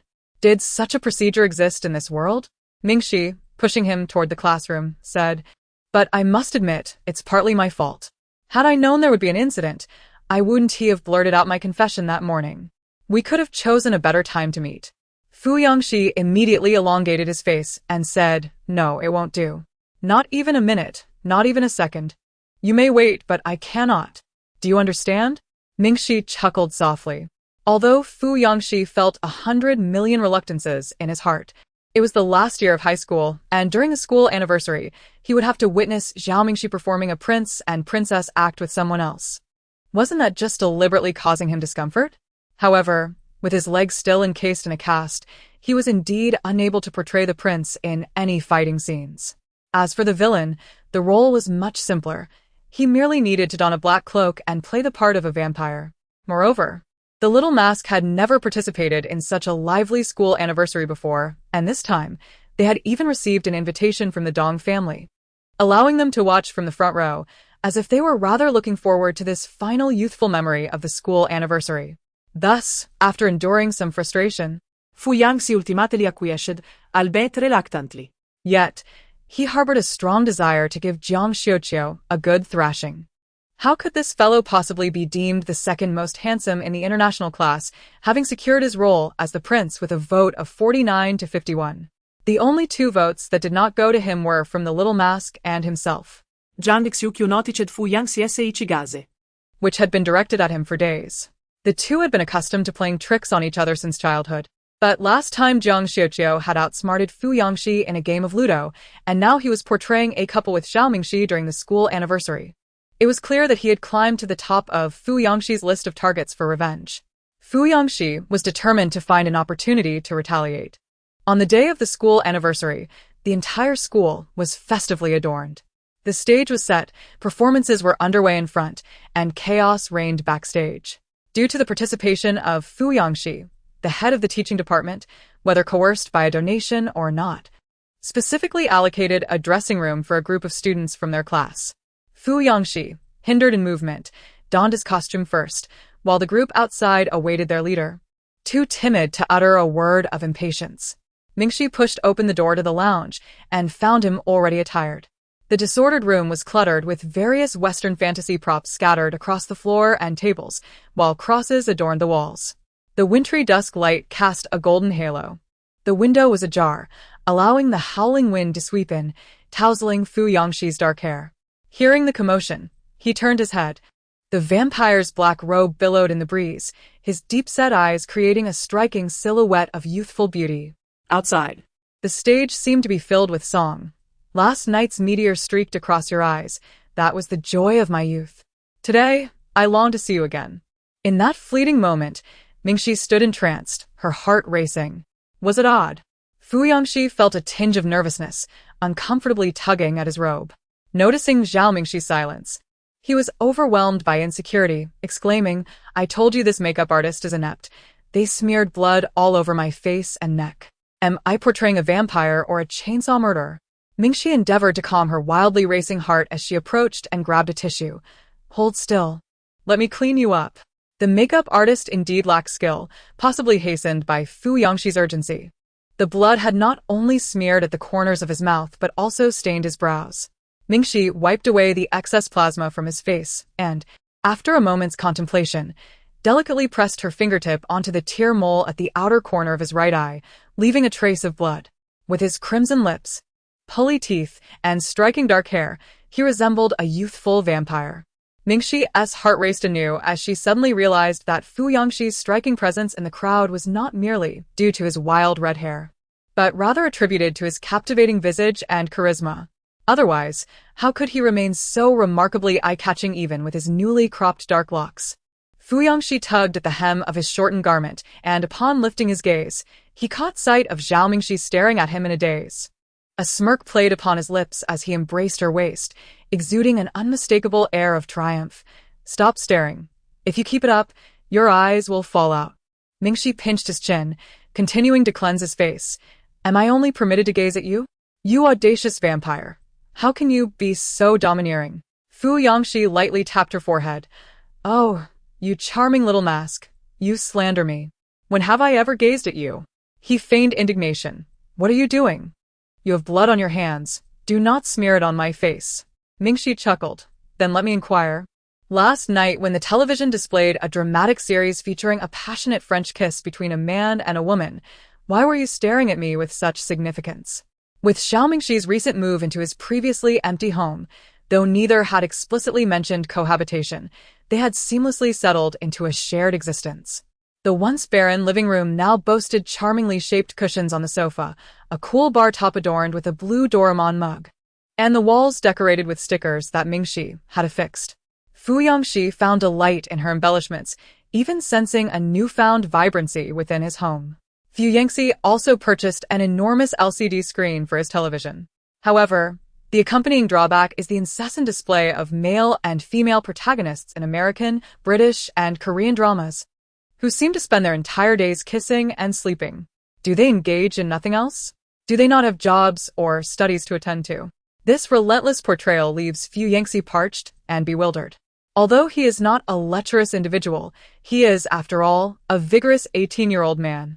He and his companion, wearing a mask, are both exceedingly bashful, having only exchanged a few gentle pecks at the corners of their lips, akin to mere stamps, without ever experiencing the profound kisses depicted on television.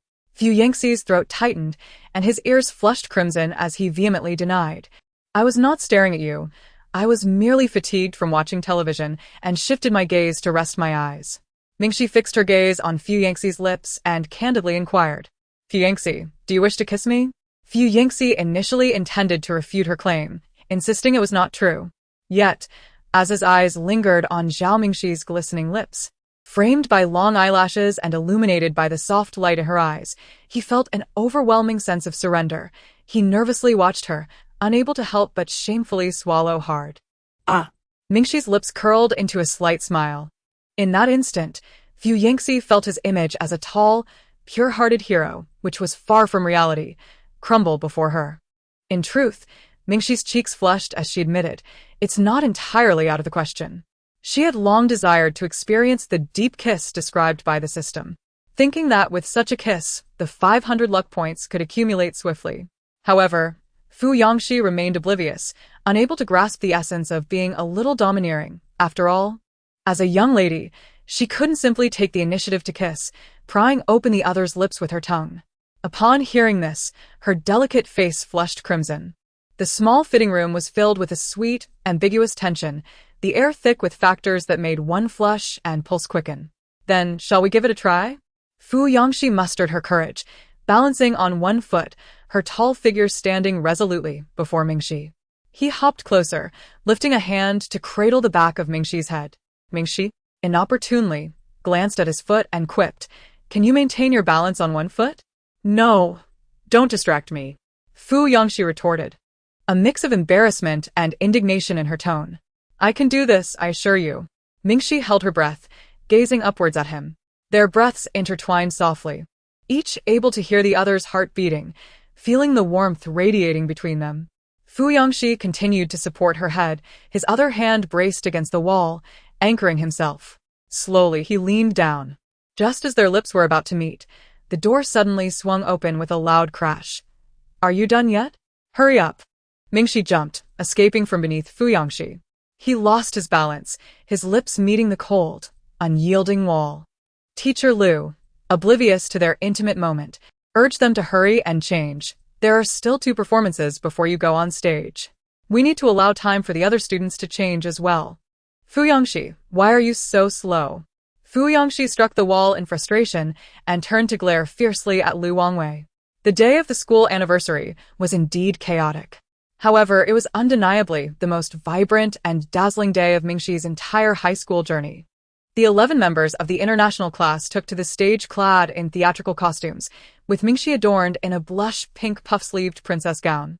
Her dark hair topped with a shoddy crown, the origin of which was unknown to their homeroom teacher, Mr. Lu Wangwei.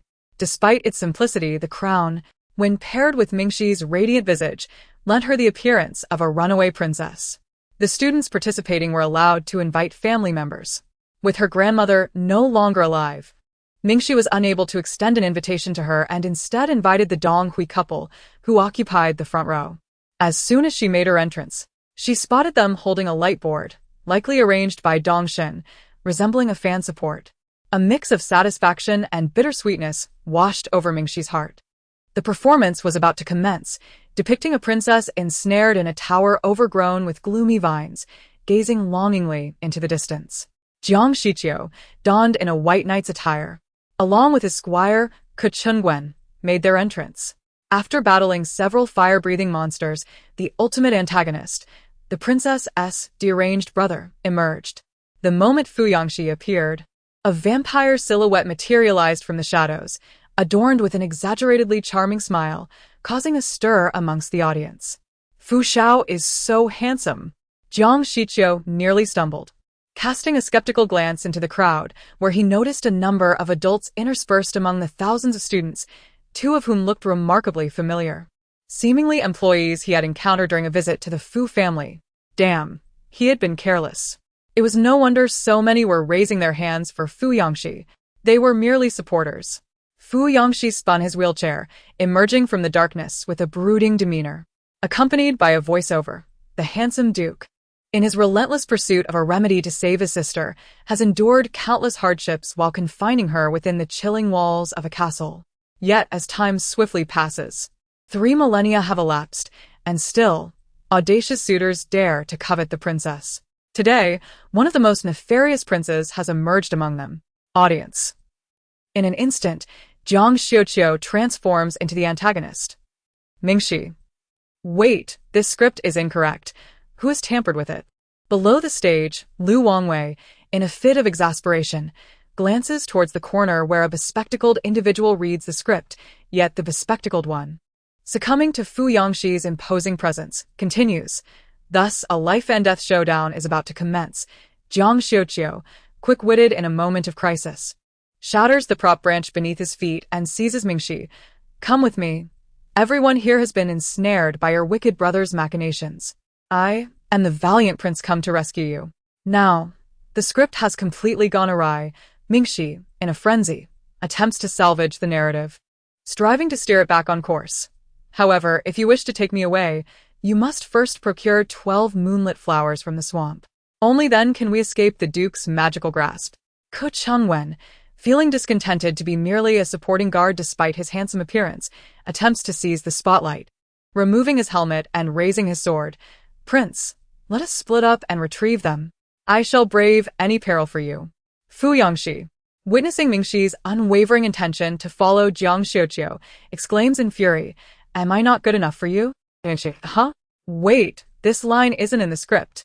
Fu Yangxi, seated in a wheelchair, slowly emerged, his delicate, sickly visage presenting a haunting appeal.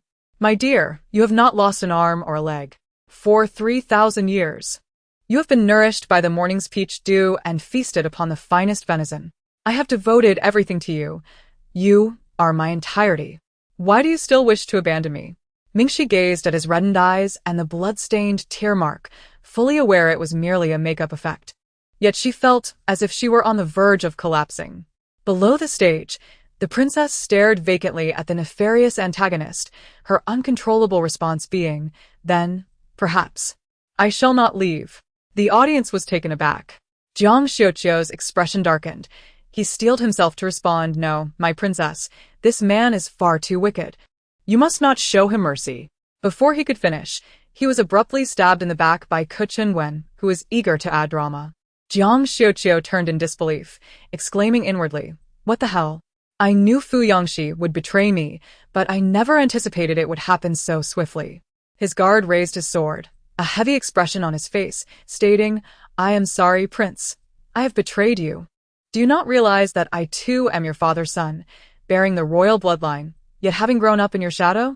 Here, thousands of words are omitted. Just as Zhang Xiuqiu was rendered speechless, Fu Yangxi approached Zhao Mingxi, seizing her wrist and pulling her close. The audience erupted in laughter, clearly aware that the international class, with their peculiar antics, could never produce a genuinely earnest performance. The stage was in utter disarray. The rhythm was thrown off by Fu Yangxi from the very beginning. The monsters that were supposed to engage in combat with the prince appeared bewildered, forcing them to awkwardly emerge at this moment to strike the prince down. Lu Wangwei was infuriated, smoke seemingly billowing from his 7 orifices, as numerous esteemed leaders watched from the audience. He leapt from the back to the stage, urging the narrator to hastily conclude the performance. The narrator promptly delivered the final line, which Fu Yangxi had deemed the most crucial. In the end, the princess was once again taken back to the castle by the Duke. The crimson curtain was poised to descend slowly. Fu Yangxi took Zhao Mingxi's hand, gently kissing the back of her hand, sporting a sickly sweet smile. You cannot escape. At that moment, the curtain fell completely. The music began to swell, resonating profoundly. The audience below was left in stunned silence before erupting into frenzied screams. What on earth was this grotesque tale of forbidden love? The international class truly lived up to its name, displaying audacious boldness. Throughout the chaos, Mingxi was swept along, only aware of her class's haphazard performance, yet ultimately, the astonishingly bizarre tale garnered the highest vote count of the evening. The Chongqing class's choral performance paled in comparison. Among the international class, aside from the disheartened Jiang Xiuxiu, who had been duped, everyone else backstage was roaring with laughter. Their homeroom teacher, Lu Wangwei, was livid, nearly exploding with rage as he berated Fu Yangxi. Unfazed, Fu Yangxi even stifled a yawn. Mingxi, resplendent in her princess attire, attracted many curious first- and second-year students who sneaked backstage to catch a glimpse, only to be chased off by the fierce gaze of Fu Yangxi. The props were smeared with a crimson liquid, and, surprisingly, a subordinate dared to approach Fu Yangxi with such audacity, prompting a nearly convulsive smile from Mingxi Zhao. Below the stage, Zhao's mother and Zhao Zhanhui, seated in a central position, were engulfed in a tumult of emotions. They had purchased their tickets independently. Zhao Mingxi had not extended an invitation, and had instead offered the family seating to the Dong family. Presently, Zhao Mingxi radiated brilliance, surrounded by a throng of admirers, immersed in laughter and joy, rendering them utterly unnecessary. Though more performances were to follow, Zhao's mother felt a profound sense of despair, devoid of the will to continue watching. She sighed. I previously contemplated a scheme to persuade the school to deny Mingxi accommodation, yet it proved utterly futile. I've heard that Mingxi recently moved out of the school, but hasn't returned home. Zhao's father immediately furrowed his brows. Then where is she staying now? Zhao Zhanhui replied, it is said she is residing at Fu Yangxi's home. Zhao's father erupted in fury, cohabiting at such a young age while still pursuing her studies? What kind of propriety is this? However, after his outburst, the other two remained silent, their expressions tinged with melancholy. Indeed, Zhao's father had failed to fulfill his paternal responsibilities in the past. What right did he have to discipline Zhao Mingxi now? Having witnessed Mingxi's performance, the Zhao family decided to depart before the event concluded. Upon reaching the school gate, they spotted Zhao Yuan approaching from a distance. The expressions of the three Zhao family members stiffened. They too noticed the significant changes in Zhao Yuan. Yet, it was no longer of any concern to them.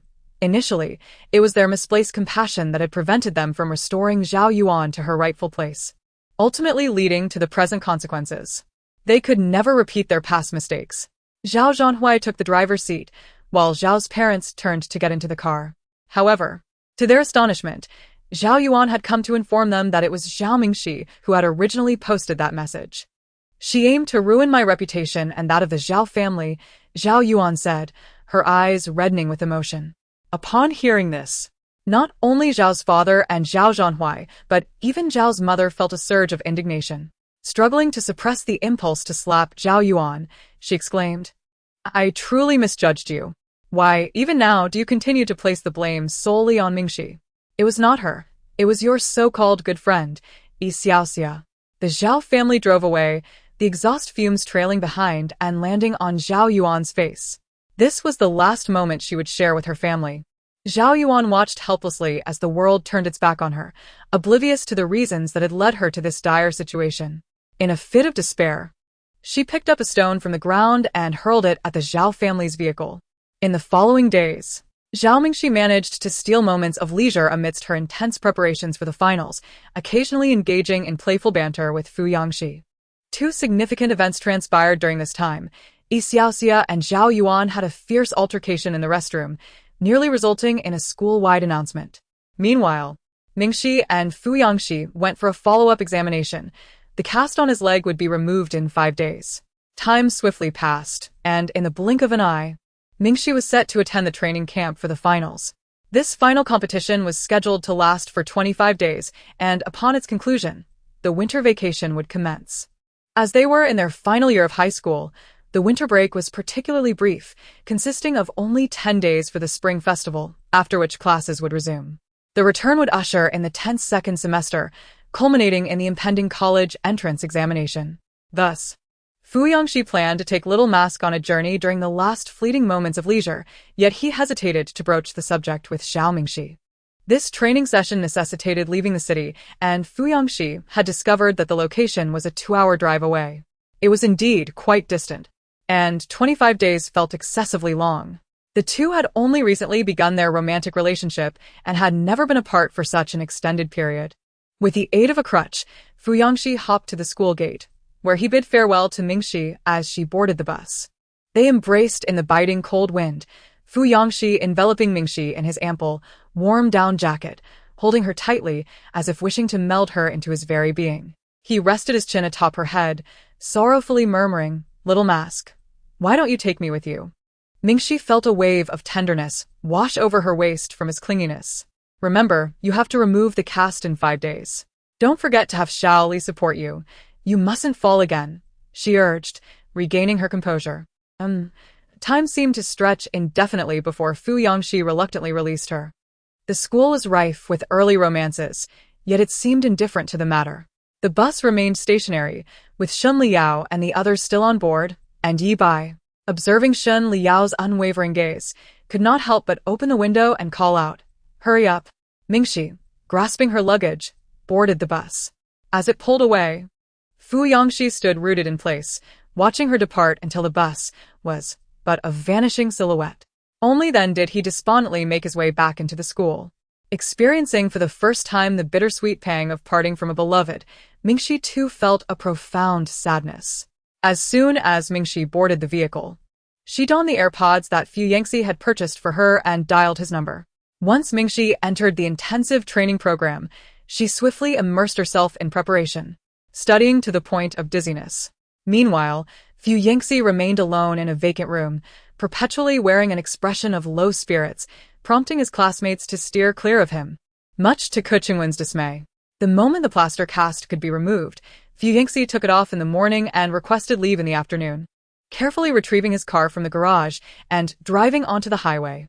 Unbeknownst to Mingxi, Fiancé intended to visit her. Prior to this, she had been diligently solving problems when she was unexpectedly summoned outside.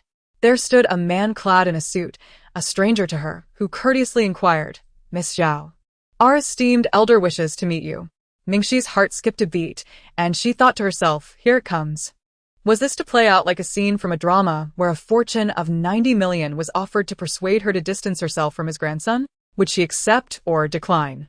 Perhaps due to her mental preparation, the day had arrived, and she remained remarkably composed, neither servile nor arrogant.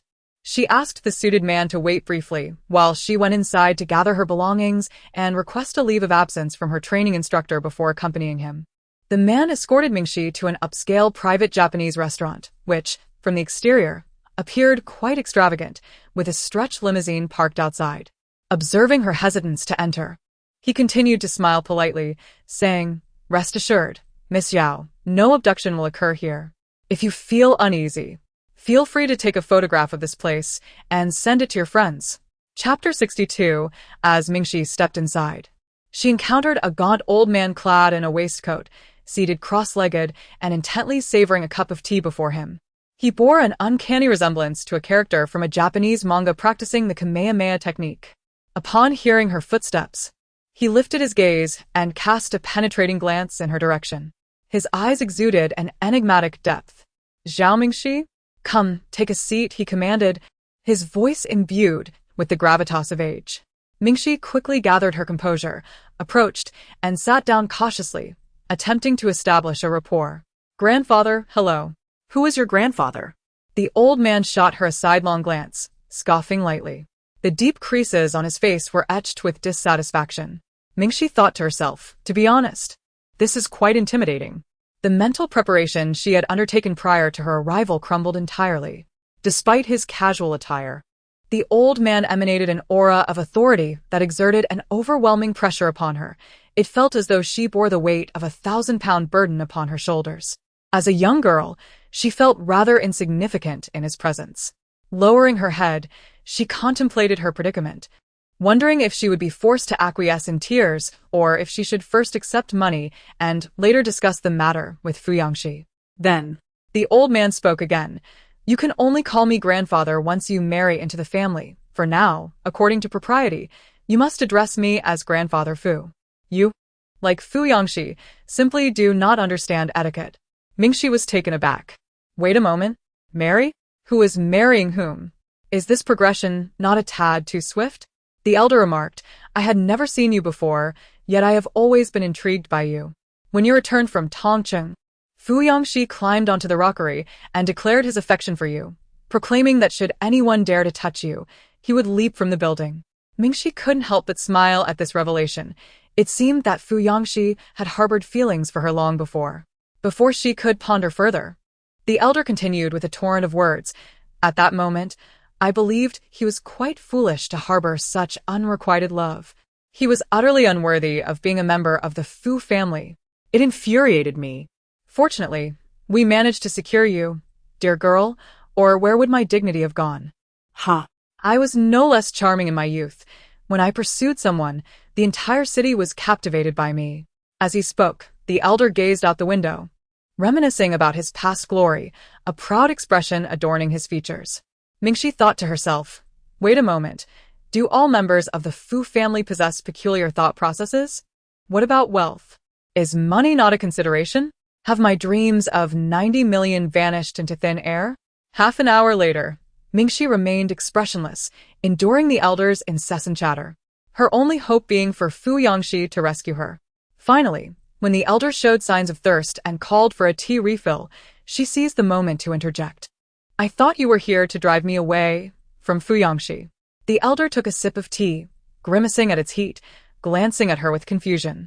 You young people must watch too many idle dramas. The Fu family is in the business world, not the mafia. Did you really think I would offer you a few million to leave my grandson? Earning a few million is no easy feat, you know? Why should I settle for such a lowly sum, you little girl? Mingxi. She had overthought the matter, believing there would be at least 90 million, only to discover that the old man had no intention of parting with even a few million. Truly, he was a shrewd businessman, deserving of admiration. The old man's calculations rang clear. If I compel you to part ways with fiancé, that young man will undoubtedly create a scene, and I could potentially lose millions. Moreover, I would have to give you a few million as well, which, when all is said and done, amounts to the loss of a granddaughter-in-law, and over 10 million. It would be a complete financial folly. Besides, apart from you, who else would want him with his incessant foolishness? Mingxi. However, if you were to marry into our family, your intellect could very well generate greater wealth for the Fu family. That would be my gain. The old man continued to ponder. I have reviewed your academic record. Initially, it was indeed quite dismal, but now that you've attained the 35th position in the province, it indicates that your mind is quite capable, at least more so than that of fiancé. Thus, if you could secure a gold medal at the national competition, I would directly sponsor your studies abroad. All tuition and living expenses would be covered by me. Mingxi. Study abroad? Here comes the crucial point. Is he planning to send her off to some remote country? Indeed, you and fiancé could go together. Attending university domestically is also an option. I believe it would be best for you both to study 2 years in the country and 2 years overseas. Mingxi. You certainly have a long-term vision. After concluding his calculations, the old man scrutinized Mingxi's face intently. Mingxi felt a sense of unease under the old man's scrutinizing gaze. What? What is it? She stammered. The elder replied, when you entered, you were wearing shoes that added a height of 1.70 meters. For a girl of this stature, it is quite sufficient. Your features are also quite pleasing, and your genes appear commendable, surely. You have not undergone any cosmetic procedures? Mingxi remained silent, feeling as though she were not visiting an elder, but rather lying exposed on a chopping board, subjected to the thorough examination of the old man's businesslike eyes, reminiscent of X-rays. Unable to restrain herself, she inquired, does the Fu family not require any strategic marriages? Isn't that how it is portrayed in dramas?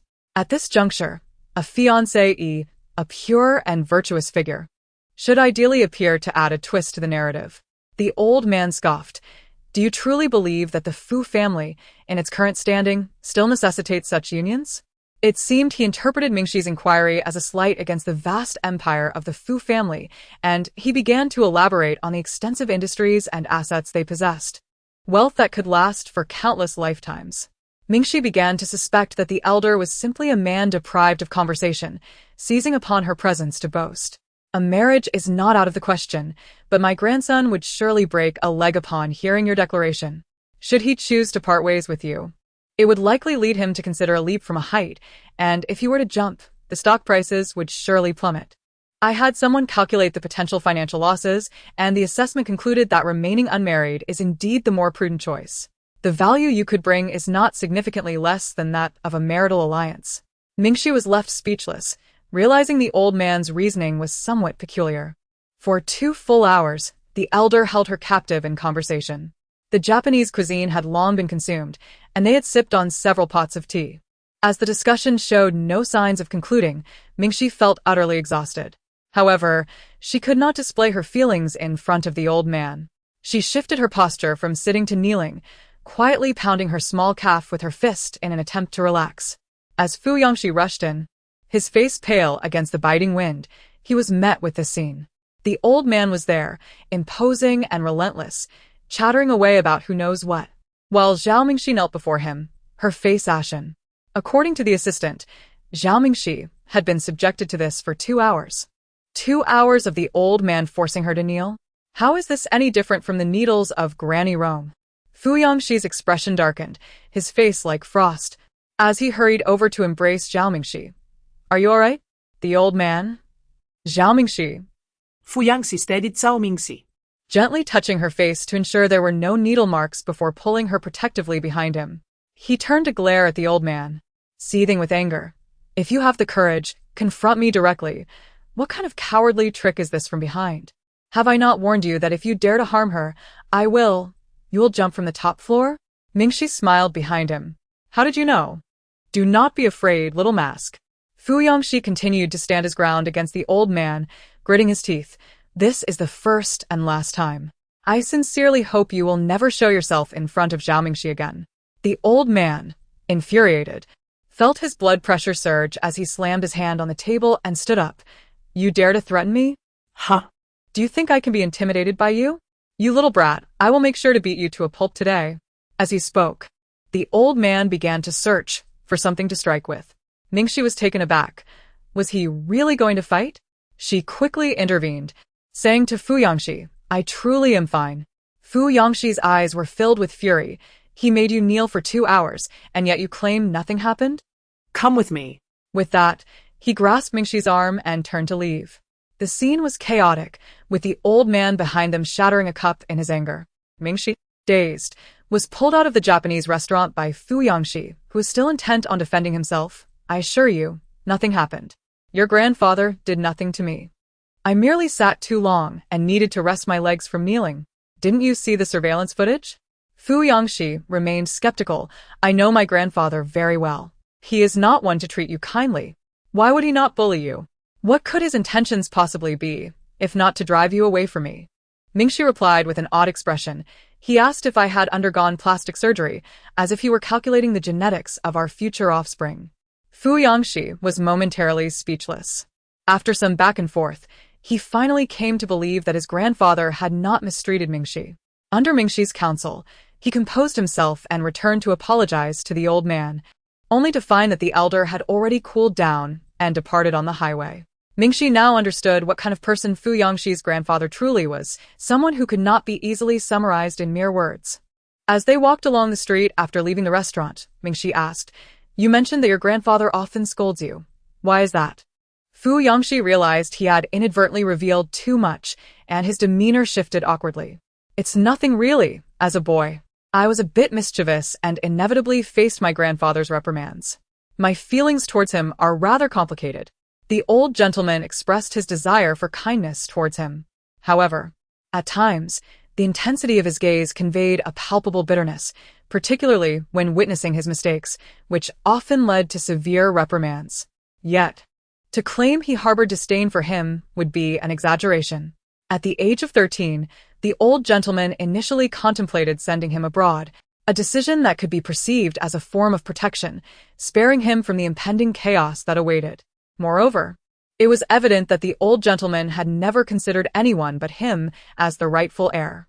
His mention of the old gentleman to the little mask was merely due to the familiarity that had developed over the years spent by his side since the age of 13. Mingxi then inquired, Is your leg completely healed? Indeed, it is fully recovered, he replied. Does it not heal rather swiftly? With a flourish, Fu Yangxi opened his arms.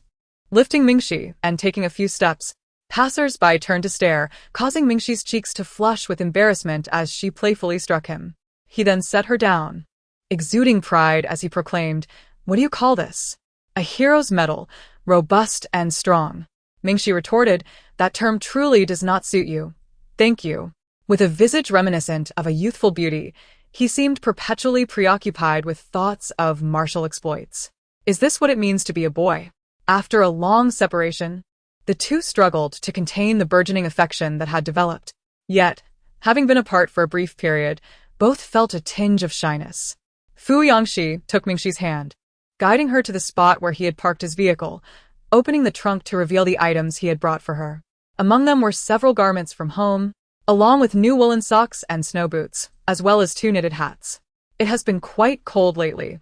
Take good care of yourself, and ensure my little mask does not catch a cold. As Fu Yangxi spoke, he forcefully tore off the label and casually tossed it into the trunk, placing a knitted cap atop Zhao Mingxi's head. He cradled her head with both hands, gently tugging downwards to envelop her delicate ears within the hat. It felt quite fitting. A smirk played on his lips as he remarked, "It seems my prediction about your head circumference was accurate." Initially, Mingxi felt a warmth in her heart, but upon hearing the words head circumference, she could not help but retort angrily, "What do you mean? Are you saying my head is big?" Fu Yangxi playfully ruffled Zhao Mingxi's hair and, with a satisfied tone, replied, "Well, it certainly isn't small." Mingxi responded with a swift kick to him. Fu Yangxi then rummaged through the car for more items. "I also have warm patches and brown sugar," he faltered, his ears flushing bright red.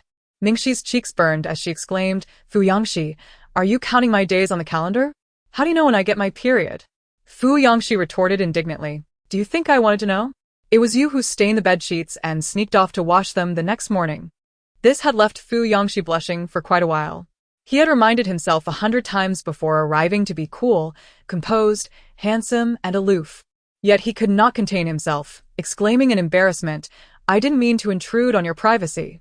Mingxi nearly burst into laughter, saying, "I thought you were the domineering boyfriend type, but now you seem to have a fatherly vibe. However, I also recall that shortly after we met, you gifted me 2 large comforters and some undergarments. When I opened them in the library, they fell to the floor, and anyone unaware of the situation might have thought you were transforming." Mingxi's words trailed off, gently stifled by Fu Yangxi's palm covering her mouth. Time seemed to come to a standstill. Fu Yangxi abruptly pulled her into his embrace, resting his chin upon her neck, holding her tightly. One hand pressed against the back of her head, as if he wished to meld her into his very being. His voice, slightly hoarse against the biting wind, whispered, "Zayakuzo, I truly miss you." Fu Yangxi's down jacket was unbuttoned, and Mingxi's cheek was pressed against his black sweater. Feeling its coarse texture while also sensing the vigorous heartbeat of a youthful spirit, an enveloping warmth and a surge of joy washed over her. It was dusk, with traffic bustling all around. Mingxi buried her face in the hollow of Fu Yangxi's collarbone, obscured from the twilight. Yet she could see the blood coursing through his veins towards his heart. "So do I, very exceptionally. I miss you." Mingxi closed her eyes and returned his embrace. After returning their belongings to the hotel, both felt the pangs of hunger. Mingxi, disliking Japanese cuisine, found the presence of the elder too overwhelming, which added to her anxiety. Thus, she hardly ate anything at the Japanese restaurant. Coincidentally, Fu Yangxi had also not eaten during his drive.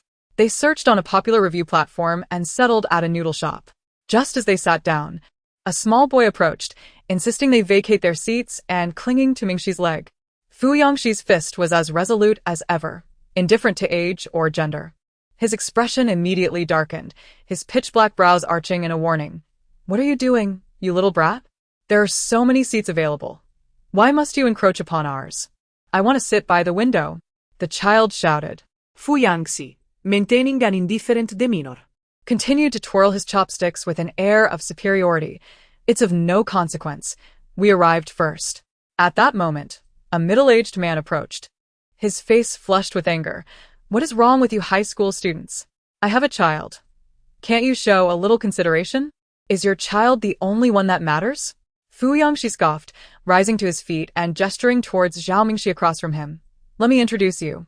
This is my child, Mingxi." Middle-aged man. This was truly shameless. The middle-aged man, noticing Fu Yangxi's tall stature and commanding presence, felt his own bravado wane slightly. He muttered under his breath, Let us move to another seat. The little boy burst into tears as the man dragged him away. Fu Yangxi resumed his idle twirling of chopsticks when Mingxi suddenly recalled that they had yet to take a photo together. She turned around, seizing the moment while Fu Yangxi was distracted. Look up. Fu Yangxi, momentarily bewildered, lifted his gaze. Mingxi raised her phone, capturing the moment and framing them together. Initially, she thought Fu Yangxi might object to such an impromptu photograph. To her surprise, his ears flushed crimson, a hint of pride evident in his demeanor. Do not take clandestine photos. I permit you to capture me openly. Mingxi. I was taking it openly in the first place. Thank you very much. Please refrain from your self-important assumptions. A few days ago, Mingxi encountered a name during training, Fu Zi. Had it not been for the sudden emergence of this name, Mingxi might have almost forgotten that this individual ranked third on the coveted luck leaderboard. Upon inquiring with a training instructor, Mingxi learned that Fu Zi was a competitor from another city's school who had come to participate in the training. Recently, he had transferred back from abroad, initially intending to enroll in School A, but for reasons unknown, he later chose a different institution. When Mingxi mentioned this person to Fu Yangxi, a frown immediately creased Fu Yangxi's brow. A sense of apprehension gripped Mingxi as she wondered if there were some hidden secrets within prestigious families. She asked, Are you not on good terms with him? Not necessarily, Fu Yangxi replied, placing a piece of beef in Mingxi's bowl. In fact, we seldom meet. I find him both detestable and pitiable. In short, it's a matter akin to familial burdens, like foot-binding cloths, trivial details you wouldn't care to know. Fu Zi was known to be an illegitimate child, possessing an inexplicably peculiar temperament. To Fu Yangxi, he remained a mere impostor. Yet, it seemed unjust to blame Fu Zi for his circumstances, which is why Fu Yangxi had never sought to confront him. Moreover, due to Fu Zi's prolonged stay abroad, their encounters had been exceedingly rare. Mingxi chose not to press further, believing that in due time, she would uncover the truth when Fu Yangxi felt inclined to share it with her. After finishing their noodles, the clock struck 8. Mingxi had already been out for a full 4 hours and still had a pile of exam papers awaiting her attention. She needed to return to her studies and could not spare any additional time to accompany Fu Yangxi. Despite his seemingly arrogant demeanor, Fu Yangxi was always accommodating towards Mingxi in matters such as these. He escorted her to the entrance of the building. After a prolonged separation, the two were reunited for a mere 2 hours before parting ways once again, leaving both with an overwhelming sense of loss. They embraced and shared a gentle kiss, and only then did Fu Yangxi watch as Mingxi ascended the stairs. Even long after Mingxi had gone upstairs, Fu Yangxi remained gazing upwards. It was only after a considerable time that he turned and faded into the shadows of the night. Fu Yangxi felt as though he had only just said goodbye, yet he was already beginning to think of her. It is often said that men seldom experience longing. What was happening to him? He sensed his eyes growing moist. This was illogical. It must be an illusion. In the days that followed during training, Mingxi remained engulfed in her studies. Occasionally, she would engage in video calls with Fu Yangxi. Initially, she would make a point to wash her hair before their calls, but as the demands of her studies intensified, daily washing became impractical, and after spending time together, she grew accustomed to it. Eventually, she became too lazy to wash her hair at all. Reassured by the belief that Fu Yangxi was utterly devoted to her and would not mind her disheveled appearance. One day during training, while Mingxi took a breather in the corridor, she unexpectedly spotted Fu Zi emerging from the adjacent classroom. Fu Zi bore little resemblance to Fu Yangxi. He appeared more reserved and exuded an air of refinement. He made his way downstairs. Suddenly, Mingxi noticed a familiar and elegantly attired woman waiting for him by the car below. Not merely familiar. Wait a moment, wasn't that? Mingxi quickly conducted a mental search, her heart racing. She realized she had not been mistaken. That was Fu Yangxi's mother. As Fu Zi approached Yu Jiarong, she instantly brightened, regarding him with a look of affection. She gently patted Fu Zi's head, offering him some food and draping a coat over his shoulders before guiding him into the car. Mingxi felt a peculiar sensation. It seemed that Fu Yangxi's mother and Fu Zi did not share a particularly close bond. Yet her treatment of him resembled that of a biological son. Standing on the second floor, Mingxi noticed that Fu Zi had also caught sight of her, lifting his gaze momentarily in her direction. Initially, Mingxi had anticipated gleaning insights into the secrets of the affluent from Fu Yangxi. The reluctance of Fu Yangxi to divulge certain matters undoubtedly stemmed from his own reasons. Nevertheless, Mingxi found herself increasingly restless. As this issue lodged itself in her throat like a fishbone, Jiang Xiuqiu had no intention of revealing anything to her, so Mingxi resolved to inquire of Fu Ziyi. At first, she assumed Fu Ziyi would be difficult to approach, yet he turned out to be the antithesis of Fu Yangxi in temperament. Fu Ziyi appeared somewhat repressed, as though he harbored a multitude of unspoken thoughts. Yu Jiarong had come to fetch him 3 times in total, and each time he returned, he seemed to be in a rather dismal mood. Over the course of the 20-plus days of training, Mingxi occasionally probed Fu Ziyi about Fu Yangxi's past. Initially, Fu Ziyi barely acknowledged her. Perhaps he perceived her as merely Fu Yangxi's girlfriend and felt no obligation to respond to her inquiries, given their rather indifferent relationship. However, after Yu Jiarong's 3rd visit to bring him back, Mingxi finally managed to pry open Fu Ziyi's lips. Observing him return to the classroom with an assortment of beverages, she curiously remarked, "Do you not wish to go out with Brother Xi's mother? If one does not wish to participate, is it not sufficient to simply decline?" Fu Ziyi cast her a glance of disdain. "Do you think I desire this?" That evening, overwhelmed by his own misery, Fu Ziyi, after indulging in excess, poured forth his grievances. What Mingxi gleaned was but a fragment of his narrative. Absurdly, he bore a striking resemblance to the deceased Fu Jihong at the age of 18, and for years, Fu Yangxi's mother had clung to his presence as a means to keep her dreams alive. Thus, from Fu Ziyi's sparse words, Mingxi caught a fleeting glimpse of the 13-year-old Fu Yangxi. She envisioned how young Fu Yangxi had struggled, battered and bruised, emerging from a pack of wild dogs, anxiously jostled amidst the police cordon, desperately inquiring about his brother and father. She witnessed the heart-wrenching moment when he saw his mother conjure another person as a mere shadow of the one lost, utterly forsaking him. In the midst of a torrential downpour, Fu Yangxi remained ensnared in the shadows, yet he ventured to the police station to recount his account, repeatedly reliving the nightmare under the blinding lights. The scenes, rendered in somber hues, flickered through her mind like a revolving lantern. Fu Ziyi's words were merely a straightforward recounting, devoid of embellishment. Yet that night, Mingxi found herself restless, a subtle hum resonating within her chest. A remnant of Fu Yangxi's anguish. Every detail since their acquaintance replayed vividly in her mind, each moment vibrant and alive, the youth laughing and lamenting in the wind. She believed she understood Fu Yangxi thoroughly. However, numerous facets remained obscured from her comprehension. Now, upon reflection, many things began to crystallize into clarity. Why does he transform into a different person upon encountering a dog, his gaze plummeting into a nightmare in an instant? Why does he struggle to find solace in sleep? Why does he often bear the marks of injury upon his body? Mingxi tossed and turned, recalling the wound upon his neck, a gash from glass, several centimeters long. Though it was slight and not deep, one can only imagine the excruciating pain at the moment of its infliction. The scars on his body had long since healed, yet at this moment, they were uprooted in Mingxi's heart. A profound ache settled within her. She found no means to alleviate her sorrow.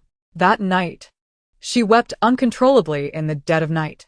When Fu Yangxi's video call came through, she refrained from answering. In her current state, she could not bear the thought of breaking down in tears upon picking up. Fu Yangxi would likely arrive within the hour. Instead, she replied with tear-blurred eyes, stating she had gone to sleep and would see him back at school the next day. The most heart-wrenching reality was that all these wounds were now in the past, and standing before her was an 18-year-old Fu Yangxi whose self-healing abilities had restored him. Yet the little Fu Yangxi, who had fled in despair on that winter night at 13, could find no solace now. Zhao Mingxi could not traverse back to that time, nor could she grasp Fu Yangxi's hand then. Her heart ached terribly. With eyes wide open, she stared at the ceiling as the dawn light gradually brightened outside, longing to see Fu Yangxi as soon as possible. The following day was the weekend. As expected, Mingxi's eyes had swollen to the size of walnuts. Despite applying cold water for an extended period, it proved futile, and she could only sit on the bus, returning home.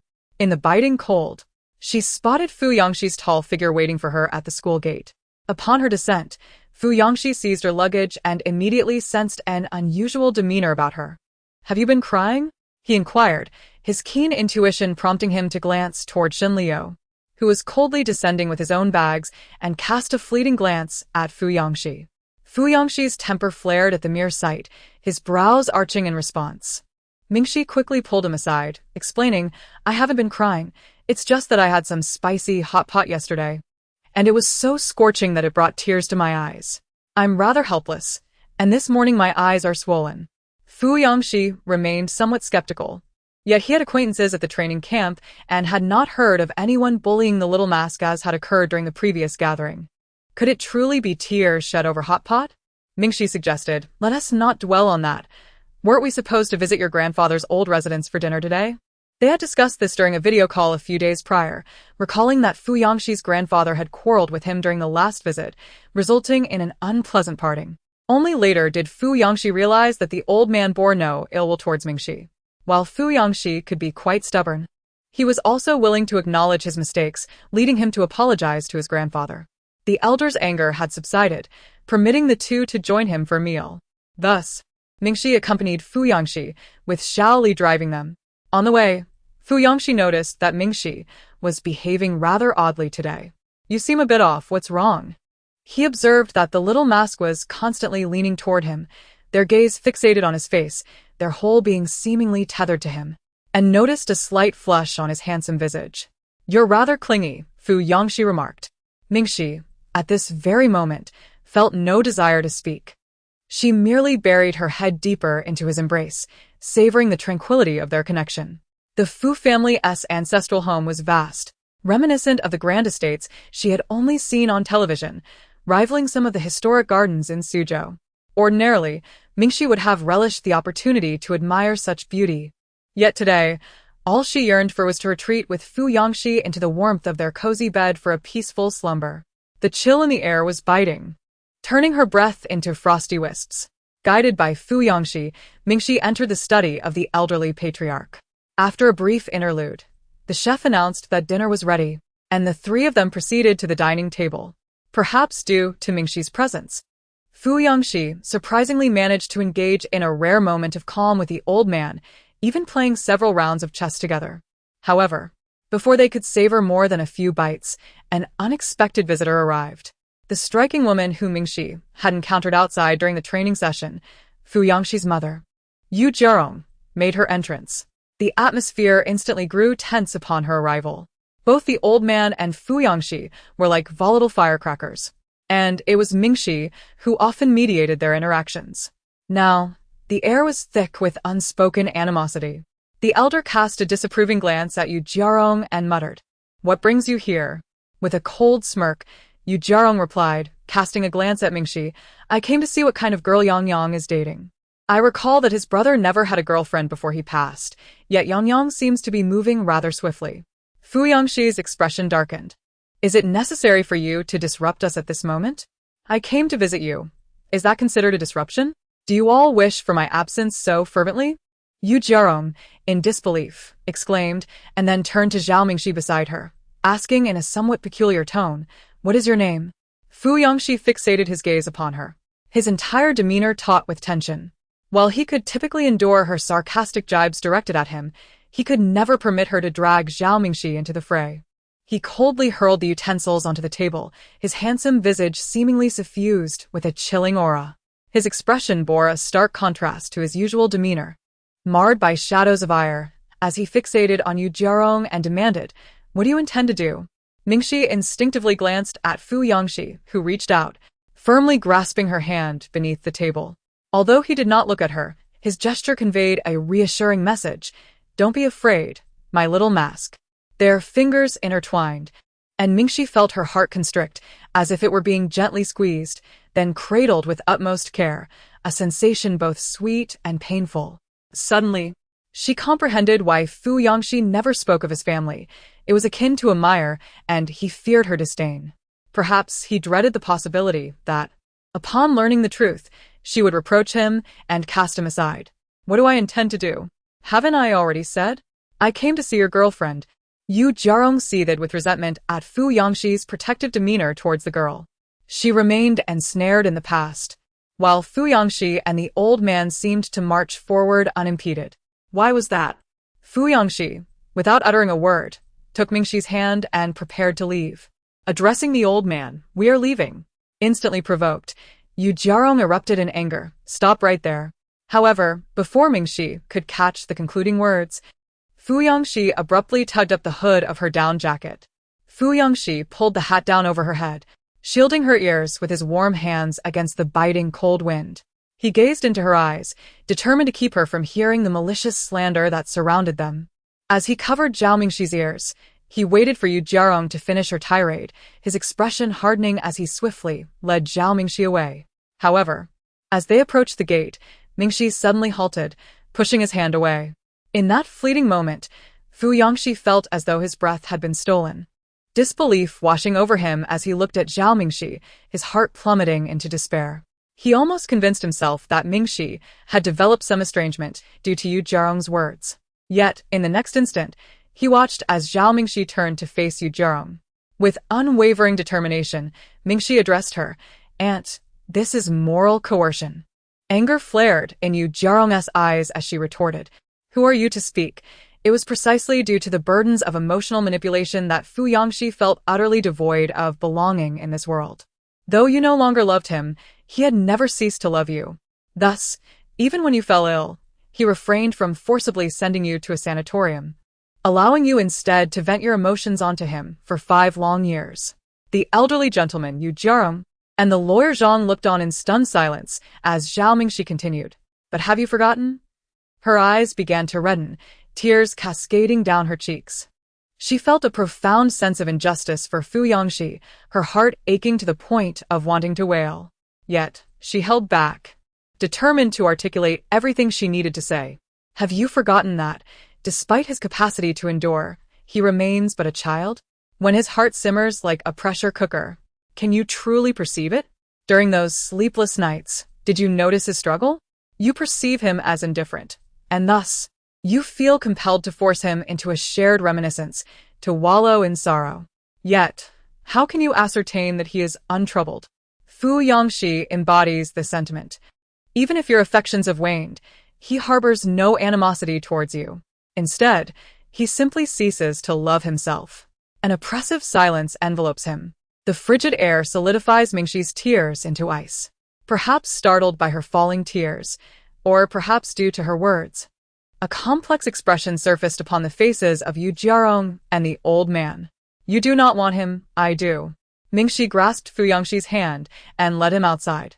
She rarely experiences such profound sorrow. After her grandmother passed away, she knelt in the morning hall, believing it to be the final moment of grief in her life. Yet now, she feels her heart wrenched as if by a knife. She regrets not embracing Fu Yangxi sooner, not rushing towards him through the crowd. Yet she takes solace in the fact that it is not too late. For several minutes, Fu Yangxi was rendered speechless, breath caught in his throat, staring blankly at the figure of Zhao Mingxi as she pulled him away. His mind was a void, his heart raced. He knew that the little girl was crying, as she repeatedly raised her hands to wipe her tears. Rarely does he witness Zhao Mingxi in tears, once when she was intoxicated, and now in this moment. Fu Yangxi felt a constriction in his throat, as if his heart were embraced by a warm tide. Often, this place, home, signifies a chaotic darkness for Fu Yangxi. He was oblivious to what the next moment would bring, uncertain if he would be fortunate enough to find solace in sleep that night. He wandered alone until he encountered the little mask, who grasped his hand and rescued him, fluffing him up and allowing him to bask in the sunlight. She was the sole guardian of his spirit. There were times when she needed to do nothing but stand by his side. Yet her presence alone sufficed to envelop him in warmth. Together, they ventured beyond the confines of the courtyard. Mingxi wiped away her tears. Not out of desire, but because the torrents flowed so fiercely that they chilled her neck, making her shiver.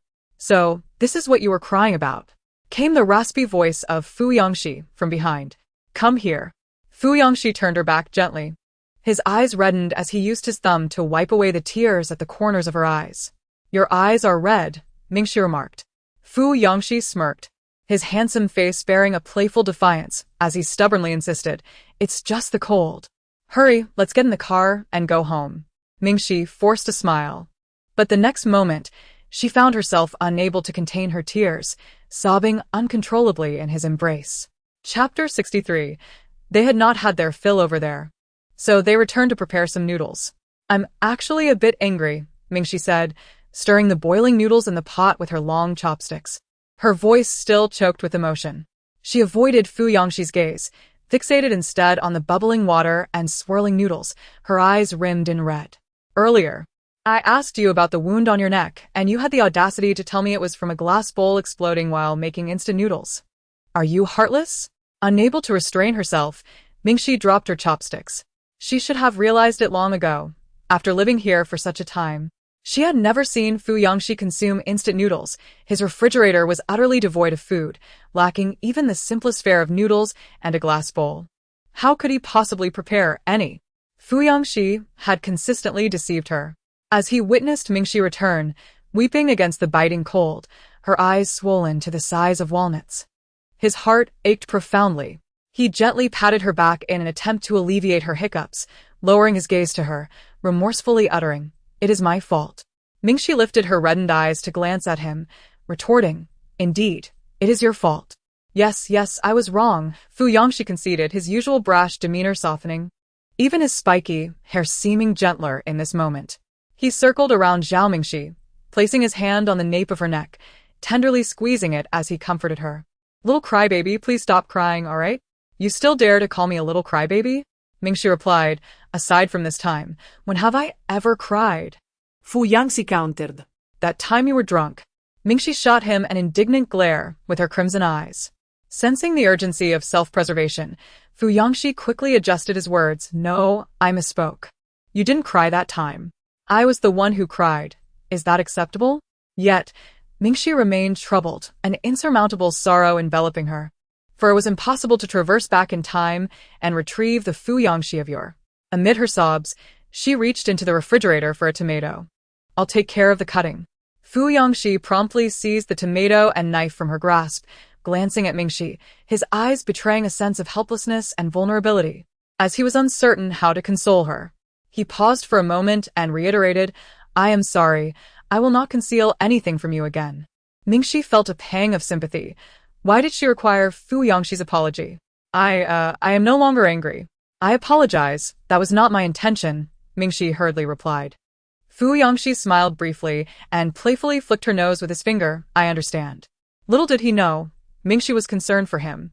Fu Yangxi was still basking in happiness when Mingxi stepped closer, wrapping her arms around his waist, resting her cheek against his back. Fu Yangxi was quite tall, and her cheek fit perfectly against his spine, allowing her to sense the youth's bones beneath his clothing, reminiscent of the sun and bamboo, growing vigorously. Fu Yangxi. "I have a singular thought. I wish for you to become smaller," Mingxi suddenly declared. Her words were abrupt and disjointed. Fu Yangxi, ao guardi slicing a tomato. Turned his head slightly, puzzled. "Become smaller? And then? Then I shall create a soft nest for you to reside in. I will envelop you and the nest together, fiercely cradling you in my embrace." Mingxi's unexpected declaration made Fu Yangxi feel quite bashful. "Fiercely cradling you? What audacious words are these?" He glanced back at Mingxi, his expression a mix of confusion and indignation. How could a formidable figure like myself, standing at 188 meters, endure such an affront? My little mask is truly too audacious. Yet, despite his internal turmoil, the corners of his mouth betrayed him, curving into a smile. "From your description, it seems you wish to keep me. Is that permissible?" Mingxi inquired. However, Fu Yangxi suddenly adopted a serious demeanor, retrieving a tissue to wipe his hands before turning back to her. Mingxi reluctantly released her embrace around his waist. Fu Yangxi leaned in slightly, grasping her shoulders. Under the glow of the kitchen light, Fu Yangxi's dark eyes bore into her with earnest intensity. Mingxi saw her own reflection mirrored in his gaze. "What's the matter?" she inquired. Fu Yangxi reassured her, "I truly am fine, little mask. Do not dwell on it any longer. It has all passed." Yet, Mingxi continued to gaze at him with a heavy heart. Fu Yangxi spoke gently. "Though you found Fu Zi's words alarming, they are hardly significant. Every family has its own challenges. You may not know Jiang Xiuqiu well, but despite his seemingly carefree demeanor, his parents have long been divorced, embroiled in scandalous affairs, each having betrayed the other countless times. They are still entangled in legal disputes, and with a multitude of illegitimate children, 9 out of 10 of them vying for inheritance. He has his burdens, yet he carries on as if unaffected. Look at your own family. That night at the police station nearly gave me a heart attack. I almost left your second brother in ruins. It would have been too lenient had I not. Yet, here you are, emerging unscathed, flitting forward like a delicate butterfly, soaring far beyond their reach. So what troubles could I possibly have? With wealth, looks, and a beautiful little mask by my side, I am indeed a winner in life. If it were anyone else, they would be envious beyond measure. Yet here you are, feeling sorry for me. Do you not find that foolish? Your partner could take on too. Do not treat him as a fragile flower. Mingxi felt a mix of emotions, wanting to both cry and laugh. What does flitting even mean? Did you pass your Chinese class? Fu Yangxi raised an eyebrow and smiled. So let us live well, continue our journey, eat when we should, drink when we desire, fall in love when the moment calls for it, and share a kiss when the time is right. With that, he lowered his head, cradled Mingxi's face, and suddenly planted a kiss on her cheek. Mingxi, taken aback, wondered, what is this sudden recitation of poetry? Fu Yangxi, brimming with pride, proclaimed himself the creator of this impromptu piece. Mingxi, amused yet exasperated, couldn't help but laugh, her hiccups finally subsiding. Hey, the noodles are about to overflow, she exclaimed, hastily pushing Fu Yangxi away and turning off the heat. Eventually, Mingxi stopped crying, and Fu Yangxi breathed a sigh of relief. With the television humming in the background, the two settled onto the high stools at the bar and began to enjoy their steaming noodles, the warmth enveloping their faces. Once they finished, Fu Yangxi stated with utmost seriousness, I shall do the dishes. His version of washing dishes merely involved placing the utensils into the dishwasher. Mingxi rolled her eyes at him, retrieved an orange from the refrigerator, and began to peel it. Once she had removed the skin, she discarded it into the trash, divided the fruit into 2 halves, and approached Fu Yangxi, calling out to him. Fu Yangxi turned his head. Mingxi lifted her hand and gently placed a segment of orange between his lips. Is it sweet? She inquired. Fu Yangxi was caught off guard. As his lips brushed against the orange segment, they also came into contact with Zhao Mingxi's delicate fingertips. The girl's fingers were slender and soft, unbeknownst to her.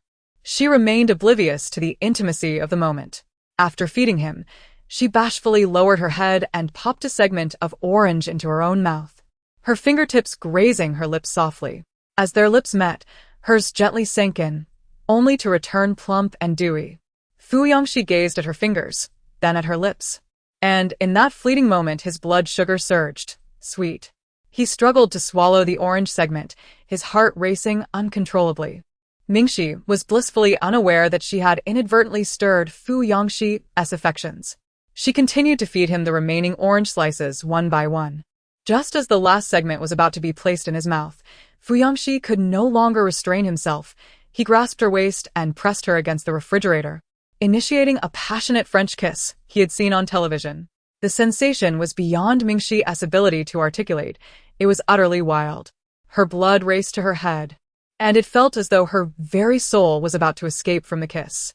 While kissing her, Fu Yangxi's ears flushed with warmth. His arm rested against the refrigerator, cradling Mingxi's head in the bend of his arm, while his other hand gently grasped her waist, kissing her with earnestness and innocence.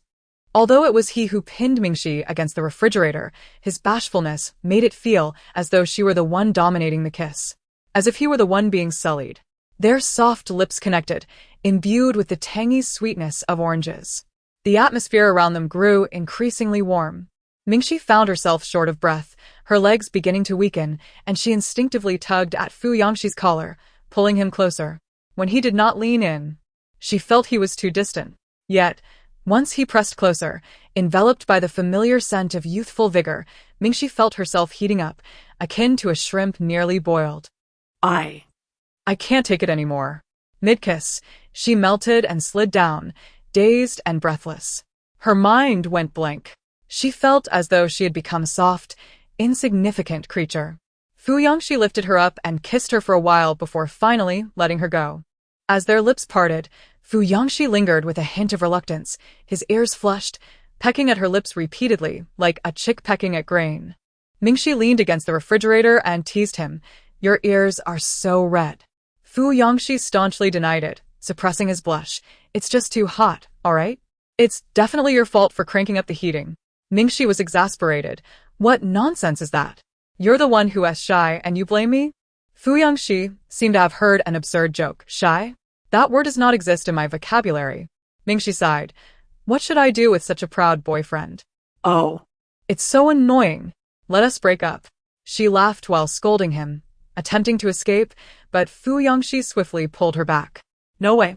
He would never let her go. Mingxi took her shower first. After Fu Yangxi entered the bathroom, Mingxi wandered aimlessly in the apartment, clad in a fluffy sleepwear. Love is indeed a wondrous thing. Previously, aside from studying, she found enjoyment in watching dramas and playing games. However, now, whenever he wasn't by her side, even for a brief moment, everything seemed dull. Nothing was as entertaining as Fu Yangxi. She longed to do everything with him, be it watching shows or dining together. Just a glance from him could evoke waves of emotion within her, akin to the vastness of the ocean, the sweetness of summer watermelon, or the tartness of the most unripe orange slice. The spacious apartment has gradually transformed since Mingxi moved in. She seems like an intruder, infusing the once desolate space with vibrant colors. Fearing the cold, Fu Yangxi kept the heating on, banishing the bone-chilling sensation that once permeated the air.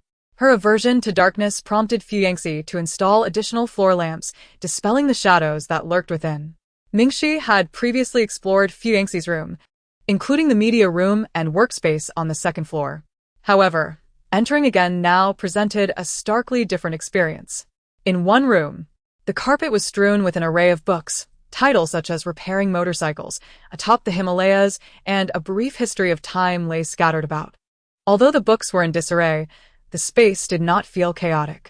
Vinyl records and films, seemingly well-loved, were also unsealed and appeared to have been thoroughly enjoyed.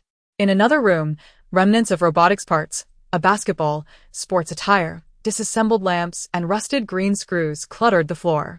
Mingxi felt as though she were standing in a corridor of time, witnessing a solitary child illuminated by fleeting shadows, who, shunned by others, rarely returned home. Living alone in this space for years, he had engaged in countless activities, watched innumerable films, read a multitude of books, listened to music, and dismantled countless models and furniture. Alone, he would shoot hoops in the nearby vacant lot, the basketball striking the rain-soaked ground with a solitary echo. Fu Yangxi had indeed perused a vast number of books. His academic performance could not be poor. At this moment, Mingxi's perplexities were finally unraveled, understanding why he approached problem-solving with such decisiveness, yet his exam answers seemed like mere scribbles. He may not be unaware that he was also a victim in that incident years ago, yet he continues to blame himself. Consequently, he finds himself at a crossroads, tossing and turning in the solitude of the night, lost and bewildered. He is likely aware that the burdens weighing upon him were choices he could have opted to evade. Nevertheless, he has chosen to confront them. He will never succumb to malevolence, nor will he be torn apart by the fangs of life, nor dragged down by the mire of troubling circumstances. When Mingxi beheld him, he was already radiating brilliance. In that moment, Mingxi suddenly comprehended why she had been drawn to him step by step. Her attraction to Shun Liao stemmed from his remarkable achievements that set him apart from the crowd. Yet her ultimate downfall for Fu Yangxi was because Fu Yangxi was the blazing sun she gazed up at in awe. That night, as Mingxi lay awake in bed, her thoughts were consumed with worry about whether Fu Yangxi could fall asleep in the adjacent room. She even contemplated the idea of sharing a bed with him. Was it too soon given that they had only just come of age? And would anything untoward happen if they shared the same bed? After all, he was youthful and vigorous, his morning ardor more intense than that of others. What was she even thinking? The progression seemed to be moving rather swiftly and rather shamelessly. The tantalizing sensation within her was difficult to endure, yet she did not wish to reveal her eagerness. Covering her head with a pillow, she tossed and turned in bed. 3 minutes later, Mingxi began to search, Is it inappropriate for newly adult lovers to sleep together? The responses below left Mingxi blushing with embarrassment, predominantly advising her to refrain from pursuing her desires, insisting that the majority of young men would inevitably take advantage of young women. Just seeing those 4 words made Mingxi's face flush with heat. She tossed and turned restlessly in bed for a while. Eventually, she rose, clutching her pillow, and tremblingly descended from the bed. Fu Yangxi, too, was awake, seated cross-legged on his bed, contemplating whether he should send a message to Mingxi. Thus, when the door to her room creaked open, the sound reached Fu Yangxi's ears. Not wishing to reveal his insomnia to her, he swiftly turned off the bedside lamp and lay back down, closing his eyes. Mingxi pushed open his door, peeking in with her head. "Shiga, are you asleep?" she inquired. Fu Yangxi feigned deep slumber, remaining utterly still. "No way, have you really fallen asleep?" Mingxi questioned in disbelief. Wasn't he supposed to be sleepless? Had he taken medication? And was its effect taking hold? Since he appeared to be asleep, Mingxi deemed it unnecessary to wake him. She genuinely wished for him to enjoy a good night's rest. Thus, she resolved to quietly close the door.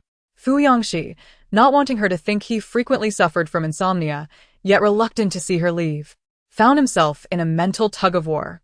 Suddenly, he rolled over, skillfully pretending to awaken, his eyes widening in exaggerated surprise. He sat up abruptly, rubbing his forehead. You startled me. I had just fallen asleep when you barged in. Little mask, what are you stealthily doing in my room? Mingxi instantly perceived his ruse of feigning sleep and felt an overwhelming sense of frustration. How could this person be so perplexing? Unable to sleep, yet feigning slumber to soothe her. I merely came to check if you had drifted off, intending to join you in your wakefulness should you remain restless. Together in slumber? Could such a fortunate occurrence be possible? Fu Yangxi's heart raced, tousled hair framing his face as he stared blankly at Zhao Mingxi. She cast him a glance and, with deliberate intent, remarked, "Since you can sleep peacefully without insomnia, I shall take my leave." Clutching her pillow, she turned to retreat to her room. Yet, scarcely had she taken 2 steps when Fu Yangxi sprang from the bed behind her. He enveloped her in his embrace, arms encircling her, his head resting upon her shoulder, burying himself in the crook of her neck, his voice laced with a hint of vulnerability. "All right, truth be told, I cannot sleep. Would you mind?" Fu Yangxi's ears flushed with embarrassment as he whispered, "Please don't go." A moment later, the two lay side by side on the bed, Both supine. The atmosphere was thick with silence, only the rhythmic pounding of their hearts reverberating in the stillness. Mingxi had never shared a bed with anyone before, and Fu Yangxi was no exception. Accustomed to solitary slumber, they found themselves at a loss for how to position their bodies. Unsure of where to place their hands or how to arrange their legs, feeling akin to 2 small, rigid zombies, their bodies tense, while their blood raced uncontrollably. Moonlight streamed through the gaps in the window. After a few minutes, Fu Yangxi cautiously turned over. Mingxi's toes were taut with tension. She remained flat on her back, while Fu Yangxi lay on his side facing her, their bodies pressed closely together. Fu Yangxi turned over, yet he felt as though he were cornered, forced and sullied. In the darkness, he gazed at Mingxi and asked, "May I embrace you?" Mingxi's heart raced irregularly, her mind a complete void, filled only with the scent of pine from Fu Yangxi. Confusion clouded her thoughts as she pondered the fragrance he wore. Was it a men's cologne, or perhaps the aroma of fate? What if, in a while, he sought a passionate kiss? Had she brushed her teeth that evening? She believed she had, but what had he just said? In a daze, she murmured a vague response. Fu Yangxi then endeavored to compose himself, and after a moment, he pulled Zhao Mingxi into his embrace. Mingxi turned slightly, and their proximity was suddenly intimate. It was not that they had never been close before, but that had been while standing on solid ground. Now they found themselves on the same bed, beneath a shared blanket, their skin touching through their sleepwear, dry and warm, permeated with a fluffy scent of winter. As their distances vanished, their noses nearly touched, breaths entwined, and hearts beat in sync. Fu Yangxi held Mingxi tightly, his mind blank. The girl he cherished most lay in his arms. He kissed the corner of her mouth gently, as though she were a fragile treasure. Suddenly, Fu Yangxi released Mingxi and scooted to the edge of the bed. Realization dawned on Mingxi, and her cheeks flushed crimson as she pulled the blanket over her head. Fu Yangxi, feeling a mix of shame and frustration, exclaimed, "I'm sorry." He reacted, bewildered by how easily she ignited his own responses. Mingxi felt an overwhelming heat on her face, burying it beneath the blanket while teasing him. "Are you a little lecher?" "I am not," Fu Yangxi retorted, flustered and angry. "I simply have feelings for you." Which young man wouldn't he feel something when embracing the girl he cherishes the most? "I am not a monk." Mingxi lifted a corner of the blanket, revealing her eyes, and slightly raised her head to gaze at him. "How about we engage in some of the things we enjoy doing?" Mingxi believed her capacity for acceptance was quite strong, and she had already made up her mind about the person before her. She felt there was nothing wrong with it. "No," Fu Yangxi firmly declined. "You have just turned 18. We should adhere to propriety. Let's discuss this again when you are 20. To her surprise, Fu Yangxi demonstrated remarkable self-control. Mingxi, with a vacant expression, lay back down. "I think you might as well be a monk." "A kiss is permissible," Fu Yangxi said bashfully. He leaned in cautiously and planted a gentle kiss on Mingxi's earlobe. "If not, I'm tired." Mingxi pushed his head away. "What good is a fleeting kiss? It barely stirs anything." Still feeling somewhat discontented, she turned to Fu Yangxi and asked, "Do I lack any allure for you?" Fu Yangxi pulled her into his embrace and replied earnestly, "It is not like that. This step carries a different significance. Little mask, you hold extraordinary meaning for me. I cherish you more than anyone else, and I would never want to do anything that could harm you. I do not wish to merely spend a winter with you. I yearn to traverse life together until we are both silver-haired. I hope that when you reflect upon our journey, the inception will not feel devoid of significance. I desire your happiness, your fulfillment, and your completeness, surpassing that of anyone else, with not a trace of regret. On the day I present you with the ring, if you declare your readiness, I shall rush towards you without hesitation." Mingxi had originally jested, yet was taken aback when the typically unserious Fu Yangxi earnestly elucidated such a profound sentiment. Her eyes brimmed with warmth. The love of 18 is fervent and tumultuous, yet she finds herself entwined in Fu Yangxi's future. Sniffling, Mingxi buried her head in Fu Yangxi's chest, saying, "I know I was only joking. Please do not be anxious. Let us sleep, Shigo. Hold me close and see if slumber finds us." Fu Yangxi tightened his embrace around Zhao Mingxi. She would no longer be taken from him. She belonged to him. Throughout that night, Zhao Mingxi remained in Fu Yangxi's arms. His heart raced with the fervor of youthful affection and love, cradling his most cherished girl. Fu Yangxi anticipated a sleepless night, yet strangely, he gradually succumbed to slumber. The fractures in his dreams began to mend slowly. It felt as though he was holding onto a piece of floating ice, warm and smiling, guiding him across the ocean. Amidst Mingxi's gentle, shallow breaths, Fu Yangxi felt as if he were pulled to the shore, onto a soft beach where the waves caressed and soothed his being. He drifted into a peaceful sleep. Chapter 64. Another 2 snowfalls. The students in the international class noticed a subtle shift in the atmosphere between Zhao Mingxi and their leader after the finals. Before the competition, their bond was palpable, resembling that of a couple deeply in love. However, following the finals, something seemed to have changed. It was unclear whether it was merely their imagination. Yet it felt as though Zhao Mingxi had become particularly attentive to their leader, akin to an eagle fiercely guarding its chick. Take their homeroom teacher Lu Wangwei, for instance. Due to Fu Yangxi, he had not received a performance bonus for 3 consecutive years, which was entirely understandable given his grievances. With Zhao Mingxi transferring to the class this semester, the frequency of Fu Yangxi's disturbances had significantly declined, leading Lu Wangwei to believe he could finally breathe a sigh of relief. However, during the recent school celebration, Fu Yangxi unexpectedly altered the performance, inciting the wrath of the school administration. Consequently, once again, Lu Wangwei found his performance bonus disappearing.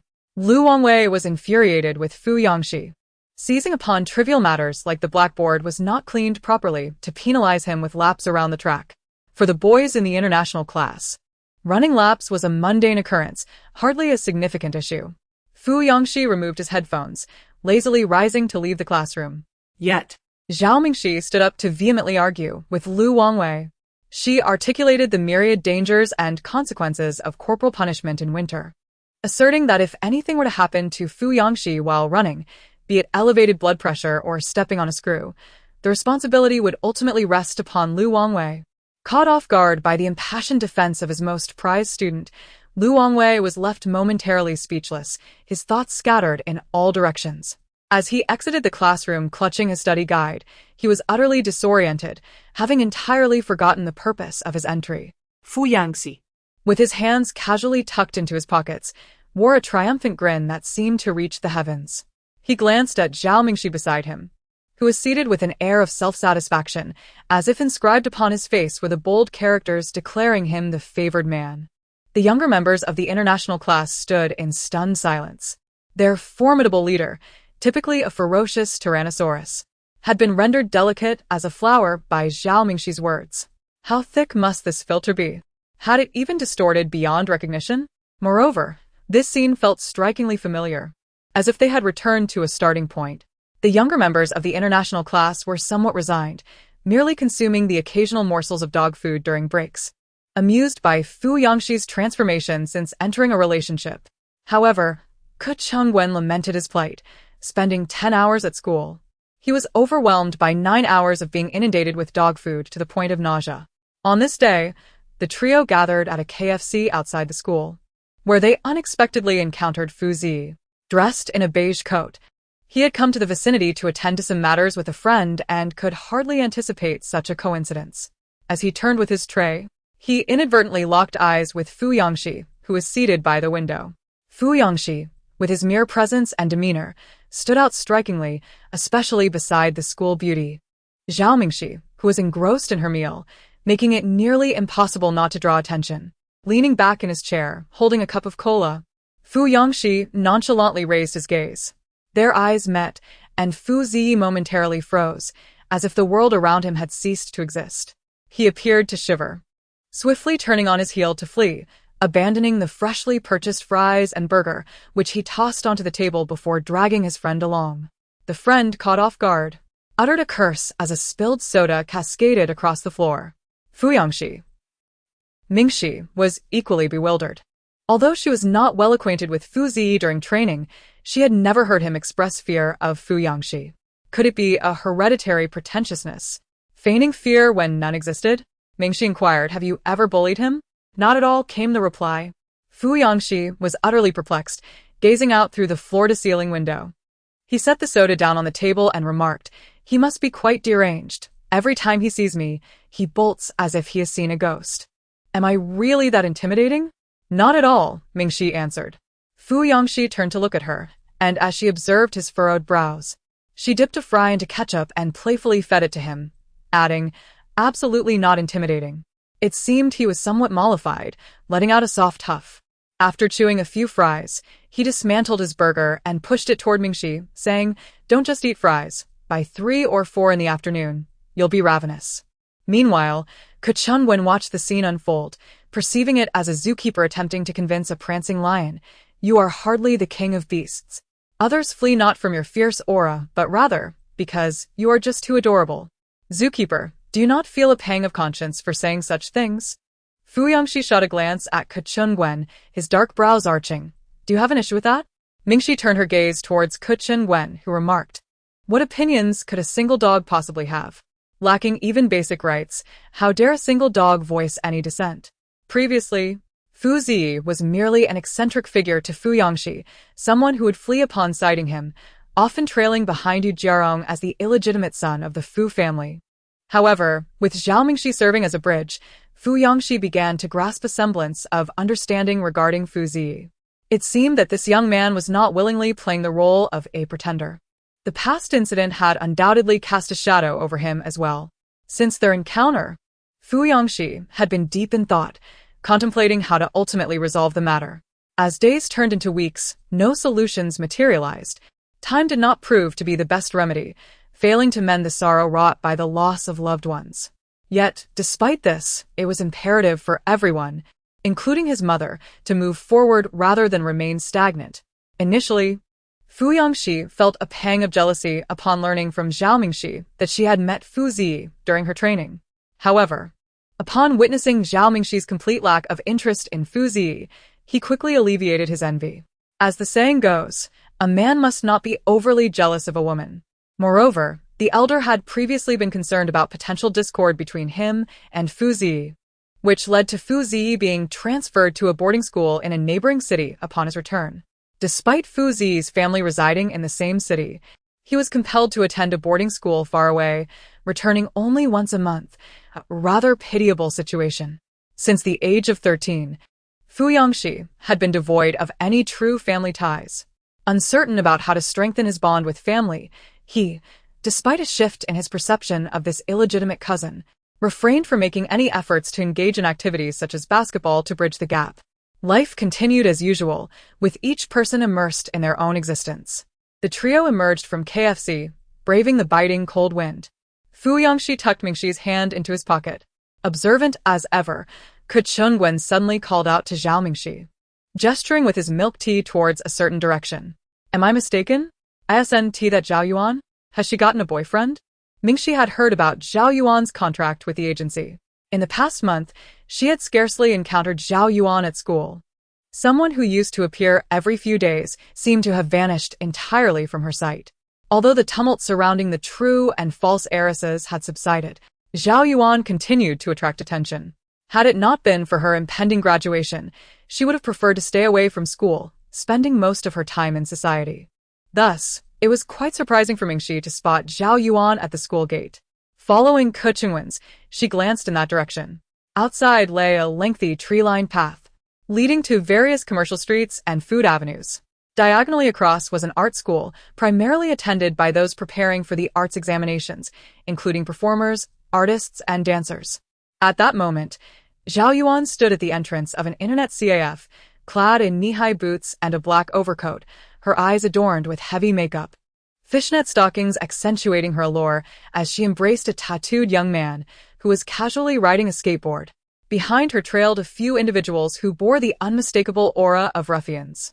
Mingxi had yet to ascertain their identities when a passing girl caught sight of them and remarked, "Isn't that the heartthrob from the art school across the street? How could Zhao Yuan possibly associate with such a crowd? They are nothing but a band of delinquents.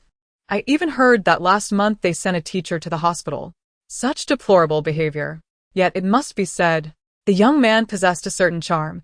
Did he remain oblivious to the scandals that had previously tarnished Zhao Yuan's reputation? Given the uproar, he surely must have been aware. But perhaps upon hearing these tales, he viewed Zhao Yuan as a delicate flower in need of his protection." Mingxi felt a twinge of astonishment. At this juncture, it was evident that events had diverged drastically from the original narrative.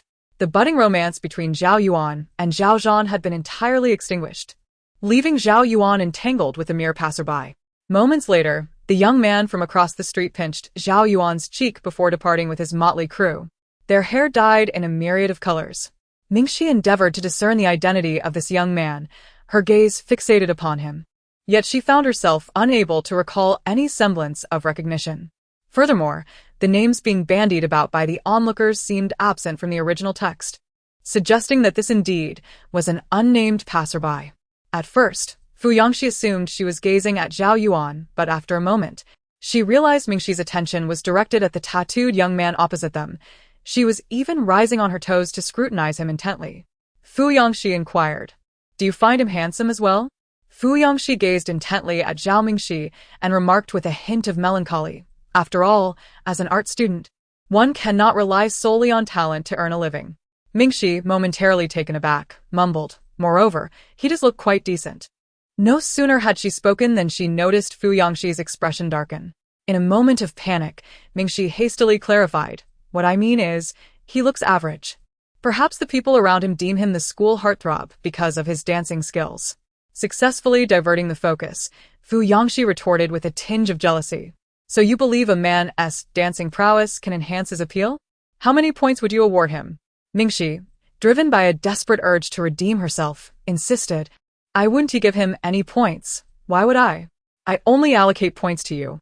Fu Yangxi, with an expression of disbelief, felt a wave of frustration wash over him. He had just cautioned himself against excessive jealousy, yet here he was, witnessing his boyfriend openly praise another beautiful dancer in front of his girlfriend. What girlfriend could endure such a thing? You, my dear, have transformed into a scoundrel. Fu Yangxi lamented, his expression woeful. Mingxi, bewildered, protested, I am not. I have done nothing. She quickly added, in my eyes, you are the most handsome. Fu Yangxi replied, See, that's precisely what scoundrels often say. In my heart, you are the most beautiful and so forth. As Fu Yangxi continued to ramble, Mingxi felt overwhelmed. In a moment of frustration, she grasped the collar of Fu Yangxi's shirt, stood on her tiptoes, and planted a firm kiss on his chin. This tactic had never failed her before. Fu Yangxi's voice suddenly ceased, and indeed, he quieted down. He stroked his chin and glanced around, noticing several pairs of eyes directed towards him. The tips of Fu Yangxi's ears flushed crimson as he donned his hat, then deftly retrieved the hat from behind Mingxi. Placing it atop her head, he grasped her hand, and the two, one tall and the other petite, hastily made their way towards the classroom. Ke Chungguen, trailing behind, thought to himself, wait a moment, have these two forgotten that they had come out to eat with him as well? Mingxi, at the school gate, merely cast a fleeting glance and had little interest in Zhao Yuan's personal affairs. She deemed the agency Zhao Yuan had signed with quite dubious, as it seemed to promote an excessively revealing image of her. Moreover, Zhao Yuan's new boyfriend gave her an unsettling feeling that something was amiss. Yet, this seemed irrelevant to her, considering her current strained relationship with Zhao Yuan. In the blink of an eye, the semester was drawing to a close. The list of finalists for the competition would be announced online during the winter break, and until the results were released, Mingxi was in a constant state of anxiety. However, worrying proved futile since the exams were already completed. All that remained was to anxiously await the outcomes. Initially, she had intended to secure extra points and abstain from further competitions in order to focus on preparing for the college entrance examination. However, Fu Yangxi's grandfather had suggested that if she were to win a gold medal at the national competition, he would send both her and Fu Yangxi abroad for their studies. Who could resist such an enticing offer? The prospect of tuition and living expenses no longer being a concern was simply too tempting. Thus, Mingxi eagerly approached teacher Lu Wangwei to request the registration form for the national competition for the upcoming semester. After several days of close interaction, her potted plant had grown to 488, just a step away from flourishing. The winter break was a brief span of merely 10 days, requiring little in the way of packing. Nevertheless, it could be considered the most prolonged holiday for the tense third-year students, with some of the international class members already beginning to tear pages from their books in celebration, scattering shreds of paper everywhere. Jiang Xiuqiu was dozing at her desk, unexpectedly overwhelmed by the fallen scraps. Fu Yangxi, now aware that he had a girlfriend, felt the need to adopt a more mature demeanor. Thus, he sat in his chair with an air of cool detachment, hands in pockets, choosing not to engage. Mingxi, on the other hand, was cheerfully stuffing books into her backpack. She and Fu Yangxi planned to spend the first 3 days at home before heading to Hainan for the remainder of the break. Mingxi rarely ventured far and was brimming with anticipation. Once she had gathered her belongings and was prepared to leave with Fu Yangxi, they were halted by Lu Wangwei, who intended to seize the opportunity to provide her with some extra guidance on the essential topics from previous national competitions. Consequently, Mingxi had no choice but to remain behind. Coincidentally, Fu Yangxi also needed to make a trip back to his ancestral home, having not returned since Mingxi had last pulled him out a fortnight ago. In the corridor, Mingxi expressed her concern, furrowing her brow. Do you really have to go back? Will your mother visit your grandfather this time? Fu Yangxi tousled her hair and replied, Lawyer Zhang called me. He was vague, but he hinted that my grandfather seems determined to send my mother for treatment. Mingxi looked up in astonishment. The cold wind tousled Fu Yangxi's short hair, making him appear slightly more mature. Previously, she would visit the sanatorium intermittently. Yet each time, she could hardly remain for a few days before escaping. I had no means to compel her to stay. Fu Yangxi's expression appeared somewhat enigmatic. After a brief pause, as if resolved, he declared, However, I have made up my mind to ensure she receives treatment until she is well. Perhaps this is the finest choice for her. Moreover, Fu Yangxi lifted the corner of his lips and gently pinched Zhao Mingxi's cheek. It wasn't just the little mask. Your sudden outburst last time left my mother and grandfather utterly astounded. My mother. Recently, Yu Jiayong had sent Fu Yangxi numerous messages, her mental state having been rather poor. In the past, she even resorted to sending him scathing texts. However, her recent messages have gradually taken on a more tranquil tone, reminiscing about the past and even advising Fu Yangxi to prepare for the rain. Upon reading these recent messages, Fu Yangxi felt a tumult of emotions. He was uncertain whether this constituted a positive change. Nevertheless, with Zhao Mingxi by his side, he felt as though he stood beneath the sun, inexplicably imbued with confidence that everything would eventually be all right. In any case, one step at a time. As long as I have you. Mingxi tightly embraced him, murmuring, then, return early. I shall await you at home. As Mingxi expressed her wish to return swiftly, it turned out that teacher Lu Wangwei was as verbose as Tang Sung. So much so that he returned home even later than Fu Yangxi. Upon entering the password, she was greeted by the pulsating sound of energetic music. Mingxi's heartbeat quickened in an instant. She almost feared she had stumbled upon a thief. She nervously peeked into the living room, only to find Fu Yangxi energetically immersed in his dance. While others danced gracefully, he looked as if he had been electrocuted, moving like a robot despite his long legs. Mingxi, caught between laughter and exasperation, remarked, Fu Yangxi, are you still dwelling on this? She had merely suggested that a man who could dance would earn extra points. The music blared so loudly that Fu Yangxi failed to hear Mingxi enter. It wasn't until he heard her shout that he turned his head. In a flurry, Fu Yangxi swiftly turned off the music, his face flushed as he retreated into his room. Chapter 65. The Day of Departure to Sanya. With only 2 hours remaining before heading to the airport, Mingxi was in a frantic rush to change her clothes. Hurry, Suga, do you think this looks good? Fu Yangxi, crouched in front of the television fiddling with a crooked switch controller, heard the bedroom door open and instinctively looked up. The moment he did, his hand trembled, spilling coffee everywhere. Are you sure you want to wear that? His ears burned with embarrassment. Mingxi, brimming with excitement, replied, what's wrong with it? I checked the temperature there. It's over 30 degrees, definitely as hot as summer. She donned a strapless, daisy-patterned mini dress, her collarbone delicate enough to hold a coin, with long, slender legs that were both pale and elegant. Noticing Fu Yangxi's gaze, she leaned against the doorframe, her dark hair cascading over her shoulders, striking several poses fit for a car model. Fu Yangxi felt an overwhelming sense of anxiety, as if ants were crawling within his heart. He couldn't even be bothered to wipe the coffee off the floor. Isn't this pair of trousers a tad short? Will it expose too much? And why is there no fabric on the shoulders? Won't the garment slip off? What if it falls down? This is a dress, not trousers. Mingxi retorted. I'm wearing leggings. How could it possibly expose anything? Don't you men understand what leggings are? With that, she approached him and lifted a corner of her skirt to reveal the white, thigh-length shorts underneath, adorned with a small Pikachu. Fu Yangxi was taken aback. Goodness. The little mask is intentional. Isn't it? Mingxi continued. And this is a strapless dress.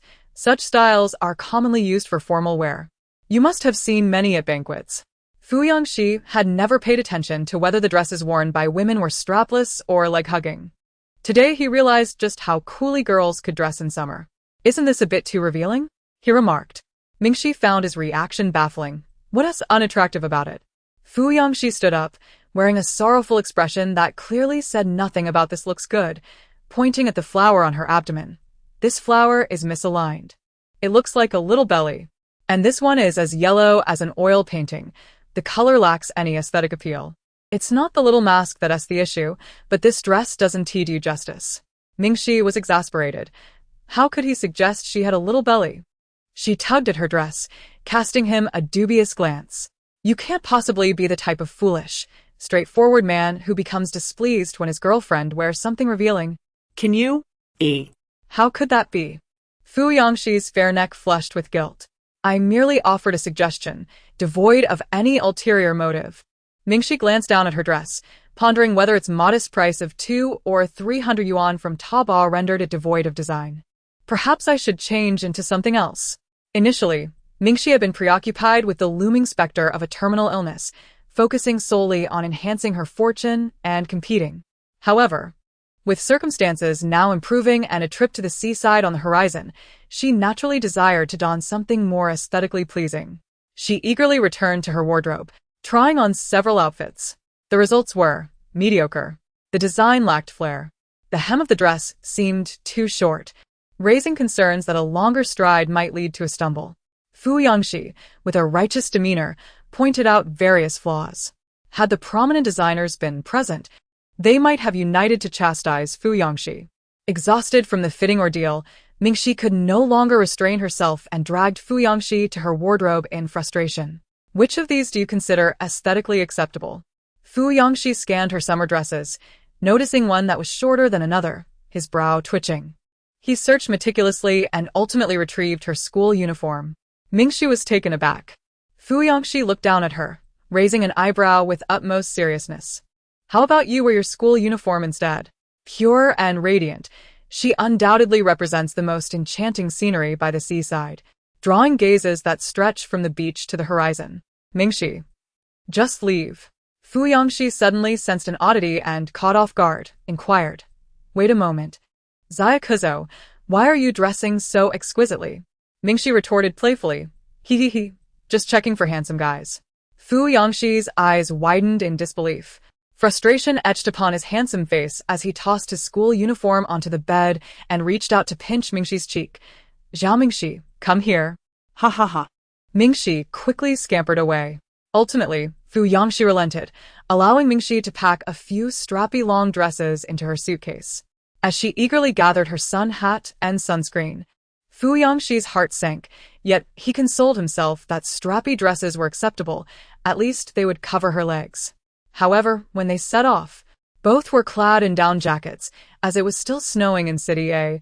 Standing in the biting wind, they breathed in the icy air, awaiting Zhao Li to retrieve the car from the garage. Fu Yangxi pushed 2 suitcases, while Mingxi carried only a small bag, her excitement barely contained. She eagerly zipped up her bag to ensure she had her ID and other essentials. Are we going for a seafood feast? Are you allergic to anything? I'm not. I can eat anything. What if I can't dive? I heard there's a bonfire party by the sea tonight. By the way, which hotel did you book? It was the first time Fu Yangxi had seen Xiao Koxiao so exhilarated, an unusual sight indeed. The corners of his lips couldn't help but curl upwards. It's just like that drama you watched, the one with the breathtaking scenery. Mingxi gazed at Fu Yangxi in astonishment. With an air of triumph, Fu Yangxi retrieved his phone with one hand, displaying the hotel reservation details to Zhao Mingxi. Not long ago, Zhao Mingxi had watched a series featuring a captivating seaside hotel, boasting an underwater world and a plethora of amenities. At night, guests could gaze upon dolphins swimming gracefully outside their windows. Fu Yangxi had casually caught a glimpse of Zhao Mingxi, who was utterly entranced by the male lead, exclaiming how dashing he was. At that moment, Fu Yangxi felt. Now Mingxi leaned in, swiftly scrolling through his phone. Her eyes nearly popping out of her head. The Poseidon Underwater Suite 108, 888 a night? Am I hallucinating? Hundreds, thousands, tens of thousands? Fu Yangxi. Are you out of your mind? Fu Yangxi retorted. Why is it that the male lead in the drama is charming, yet when it comes to me, Em deemed insane. One mustn't be so hypocritical. Mingxi urged, you need to cancel that reservation. I don't think such extravagance is necessary. It's excessive. Is it expensive? Fu Yangxi countered. This is our first outing together. How many such firsts do we have in life? Booking the finest hotel ensures unparalleled service, the best experience, and the most delightful memories. I believe it's quite a bargain. Mingxi remained silent, her suspicions leaning towards his ostentatious display of wealth. Thus, Fu Yangxi, with an icy expression, pointed to his cheek. Ha ha, Mingxi laughed uncontrollably, leaned in, wrapped her arms around his neck, and planted a sudden kiss. Brother Shi, you are so handsome. Fu Yangxi's ears flushed crimson, and his spirit soared. The airplane arrived around 5 in the afternoon, and the two pushed their luggage to the seaside hotel. The moment Mingxi entered the room, she was overwhelmed with joy, throwing herself onto the bed and rolling around, before rushing to the expansive glass window to gaze at the vibrant, swimming fish. Fu Yangxi raised an eyebrow with a smile, pulling her into the bathroom, urging her to quickly shed her sweater and don summer attire, lest she risk overheating. Recently, Sonia had been experiencing typhoon weather, but it seemed the storm had passed. leaving the sky brilliantly clear. Dressed in a strappy sundress, Mingxi tugged Fu Yangxi, now clad in a floral shirt, outside just as the sun began to set. The horizon was ablaze with hues of orange and deep purple, casting a fiery glow upon the sea, where the azure waves crashed against the shore. Many people ran barefoot along the beach. Standing in the golden light, Mingxi's long hair and dress danced in the gentle breeze. Fu Yangxi captured a photograph of her with his DSLR and shared it in their group chat. Fu Yangxi, my wife is truly beautiful. Meanwhile, Wen, who was idly playing games at home, replied. Damn. Moments later, Fu Yangxi was removed from the group chat by Jiang Xiuqiu. The two indulged in a seafood feast and later made their way to the beach. As darkness fell, they frolicked in the sand, resembling two joyous little lunatics. Though they initially intended to return to the hotel early for rest, they were drawn into a bonfire party by the lively crowd on the beach. Mingxi's tolerance for alcohol was never particularly strong, and that evening, she indulged excessively, persuaded by a newly acquainted couple to consume several cans of beer. Despite Fu Yangxi's attempts to intervene, he was unable to stop her. Thus, that night, Fu Yangxi was once again reminded of the terrifying side of Zhao Mingxi when inebriated. He lifted the drunken Zhao Mingxi and carried her towards their hotel room.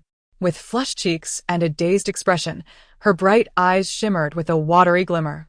Under the streetlights, she thrashed about in his arms, fiercely demanding, "What are you doing? Are you going to sell me for money?" Fu Yangxi was utterly amused. For one hand supported her neck while the other cradled her knee, both hands occupied. He leaned down and affectionately tapped her nose with his, playfully responding, "Indeed. I am selling you to the most handsome person in your class." Mingxi gasped in horror. "You intend to sell me to Jiang Xiuqiu? Absolutely not. I refuse." Fu Yangxi retorted with indignation. "What nonsense is this? You think Jiang Xiuqiu is the most handsome? You little tease, always claiming that I am the most handsome. So, this is your true opinion after a few drinks, is it? No way. I refuse to let you be sold to Jiang Xiuqiu. He is far too fickle." Mingxi continued to struggle, gripping Fu Yangxi's collar tightly, nearly tearing the floral short-sleeved shirt he had purchased for 232 yuan from Taobao. Fu Yangxi was on the verge of losing his composure. He halted in his tracks and gently placed Mingxi on the swing by the roadside. "You have offended your partner. You ought to reflect on your actions." Before he could finish his sentence, Zhao Mingxi's cool arms wrapped around his neck once more, and in a soft, pleading tone near his ear, she implored, "Good person, please sell me to Fu Yangxi." Fu Yangxi was momentarily taken aback, his face gradually flushed like ink dispersing in water. He swallowed hard, struggling to suppress the tingling sensation that Zhao Mingxi's breath had ignited at his ears. Turning his head away, he coldly replied, "Who is Fu Yangxi? And why should I sell you to him?" Mingxi maintained her embrace around his neck, gazing at him with dreamy eyes, and stated, "He is the treasure of my heart." Fu Yangxi could only mutter in disbelief. This is too absurd. Her whispered words sent a tremor through his very being. Chapter 66. Fu Yangxi exerted considerable effort to finally manage to carry Zhao Mingxi on his back, trudging along the beach with a mix of deep and shallow steps. Was there anyone more unfortunate than him, having to coax and persuade Zhao Mingxi to remain still, clinging to his neck to avoid falling? After a good 15 minutes, they returned to the hotel. Sweat beaded on Fu Yangxi's forehead, while Zhao Mingxi remained refreshingly unperturbed. He retrieved the room card and entered, the floor lamp illuminating the space in response. Vibrant schools of fish darted about behind the floor-to-ceiling glass, wiping the sweat from his brow. Fu Yangxi turned his back to the sofa and gently set Zhao Mingxi down. "Are you going to abandon me here?" Zhao Mingxi, with a pitiful expression, inquired softly. Her arms were still wrapped around his neck, her cheeks flushed, her gaze fixed intently on the back of his head. Fu Yangxi tilted his head slightly, soothingly murmuring, "No. It's just for a moment." "Absolutely not," Mingxi resolutely refused. "A man's words are but deceitful illusions. How long is just for a moment? 3 seconds? 5 seconds? 3, 2, 1. She released her grip on Fu Yangxi's neck for a mere 3 seconds, only to urgently cling to him again, her legs entwined around his waist. 3 seconds are up. Heavenly Father, why is this little mask so clingy after a bout of drunkenness? Fu Yangxi was utterly charmed, his heart racing with delight. He licked his lips, feeling a sense of triumph and joy.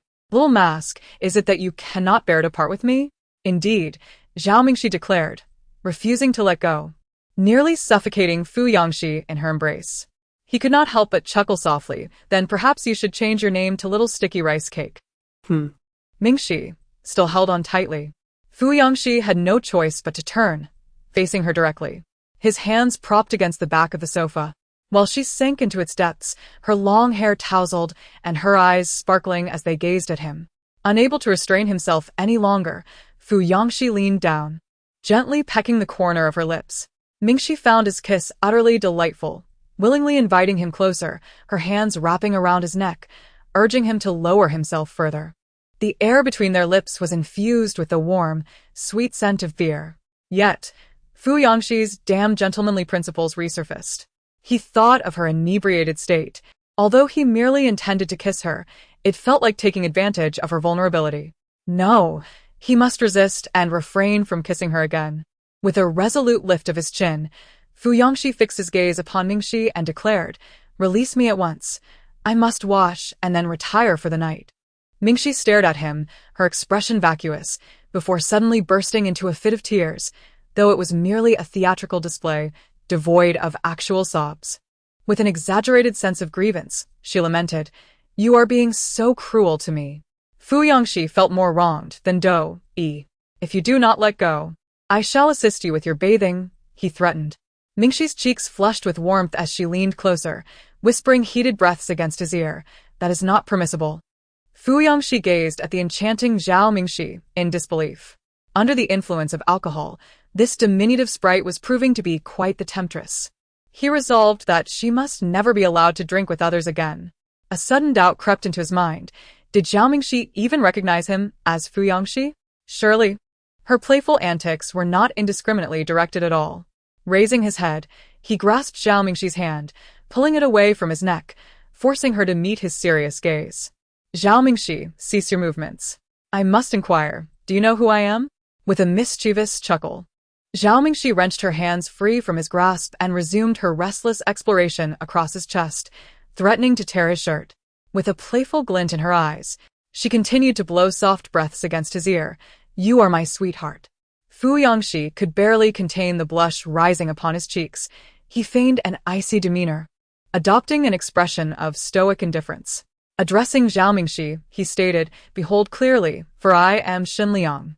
Although Mingxi was quite intoxicated, perceiving the moon as a mooncake and envisioning Fu Yangxi with a layer of fuzz, she could not possibly mistake him for Xin Liao.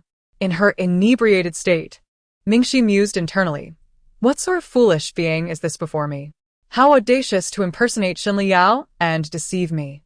Nevertheless, she cooperatively pushed Fu Yangxi away and retorted fiercely, "Xin Liao, do not touch me."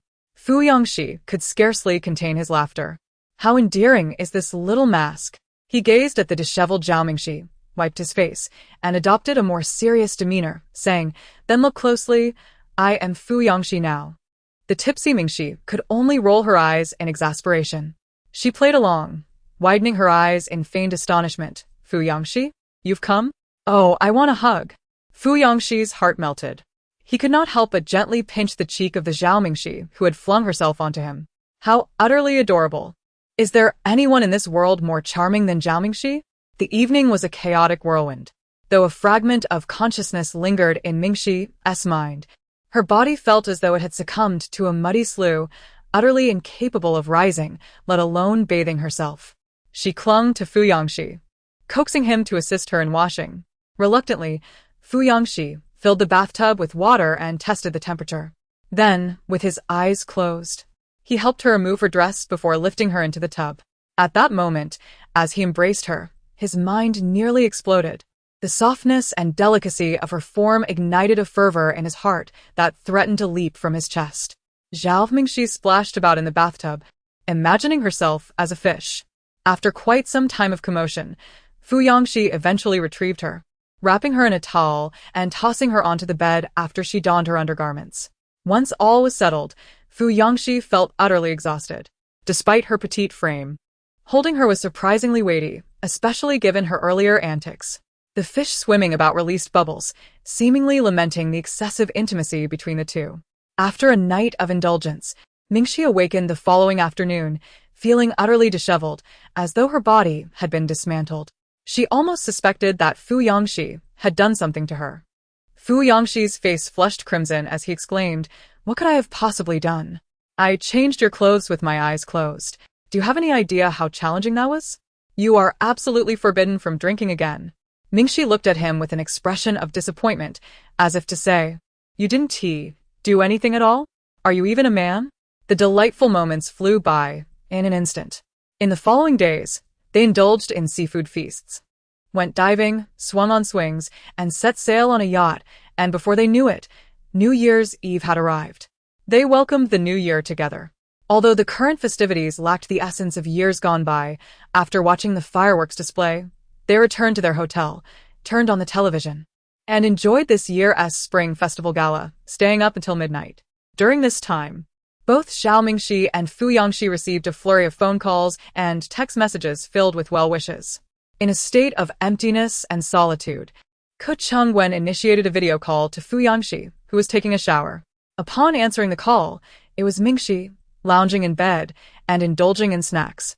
The moment the video opened, Ke Chengwen let out a desolate cry of "Oh, my eyes," and promptly ended the call.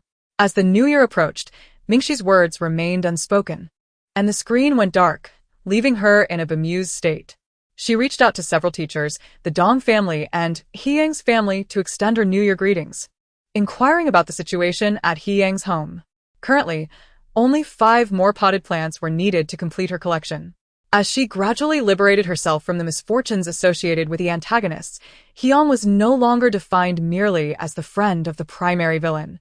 The streak of bad luck afflicting He Yang's family had begun to dissipate entirely, preventing any recurrence of the tragic outcomes depicted in the original narrative. This transformation held immense significance for Mingxi. She yearned not only for her own fate to improve, but was more concerned about the lives of those she wished to protect, hoping their destinies would not mirror the mistakes of the previous generation. Fu Yangxi stepped away to make a phone call during the conversation, returning with a complex expression, confirming that following the new year, his mother would be sent abroad to a sanatorium for long-term care.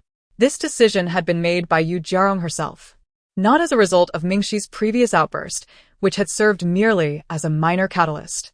Yu Jiarong had long been ensnared in a struggle between reality and the past, rendering her a mere shadow of herself, utterly exhausted.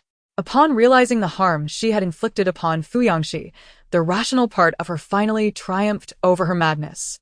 She realized that she could not control herself. Perhaps it was indeed due to her illness. If left untreated, she would inflict even greater, irreparable scars on her remaining child in the future. So, what else could she do? Yu Jiarong refused to acknowledge the demise of her husband and son. However, she could not allow her youngest son to vanish from this world as well. The old gentleman had scheduled an appointment for Yu Jiarong on the 7th day of the new year, just before Fu Yangxi's return. As Yu Jiarong herself stated, she did not wish to see Fu Yangxi again until she had received treatment. Fu Yangxi respected her decision. Mingxi was uncertain whether everything was progressing in a positive direction, but it seemed that things had not worsened. During the worst of times, she had already walked through it all alongside Fu Yangxi.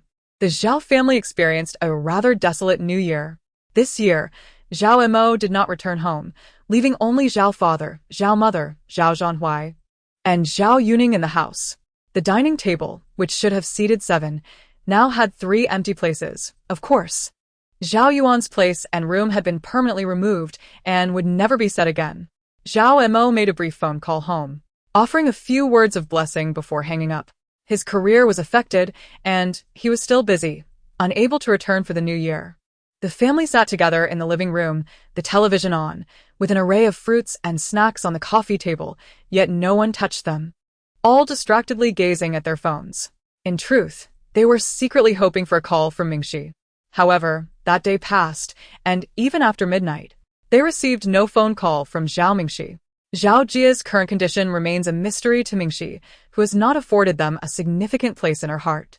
As the clock struck midnight this year, she and Fu Yangxi ventured to the seaside, where the vibrant bonfire and throngs of people created a lively atmosphere. Mingxi gazed at the waves crashing against the shore, listening to the jubilant cheers of the crowd, and felt a surge of emotion welling up in her eyes. Her life, so distinct from the previous one, had been realized.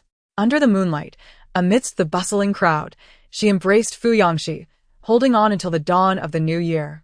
On the return journey, as the sun rose, Mingxi and Fuyangxi finished their buffet breakfast. Fuyangxi strolled to a nearby fruit shop to purchase a few oranges for Mingxi to take on the plane. Dressed in a floral dress, she stood by their luggage. Her dress and long hair tousled by the wind. As she fumbled to put on her straw hat, a photographer nearby unexpectedly captured her image. Before she could react, Fuyangxi, who was across the street paying for the fruit, strode over to the photographer, his expression dark, demanding the deletion of the photograph. At that moment, Mingxi received a call from Teacher Liu. Over the phone, Teacher Liu excitedly rambled on, but Mingxi could make out little beyond a few words. When she hung up, her mind was a blank, her blood racing to her head.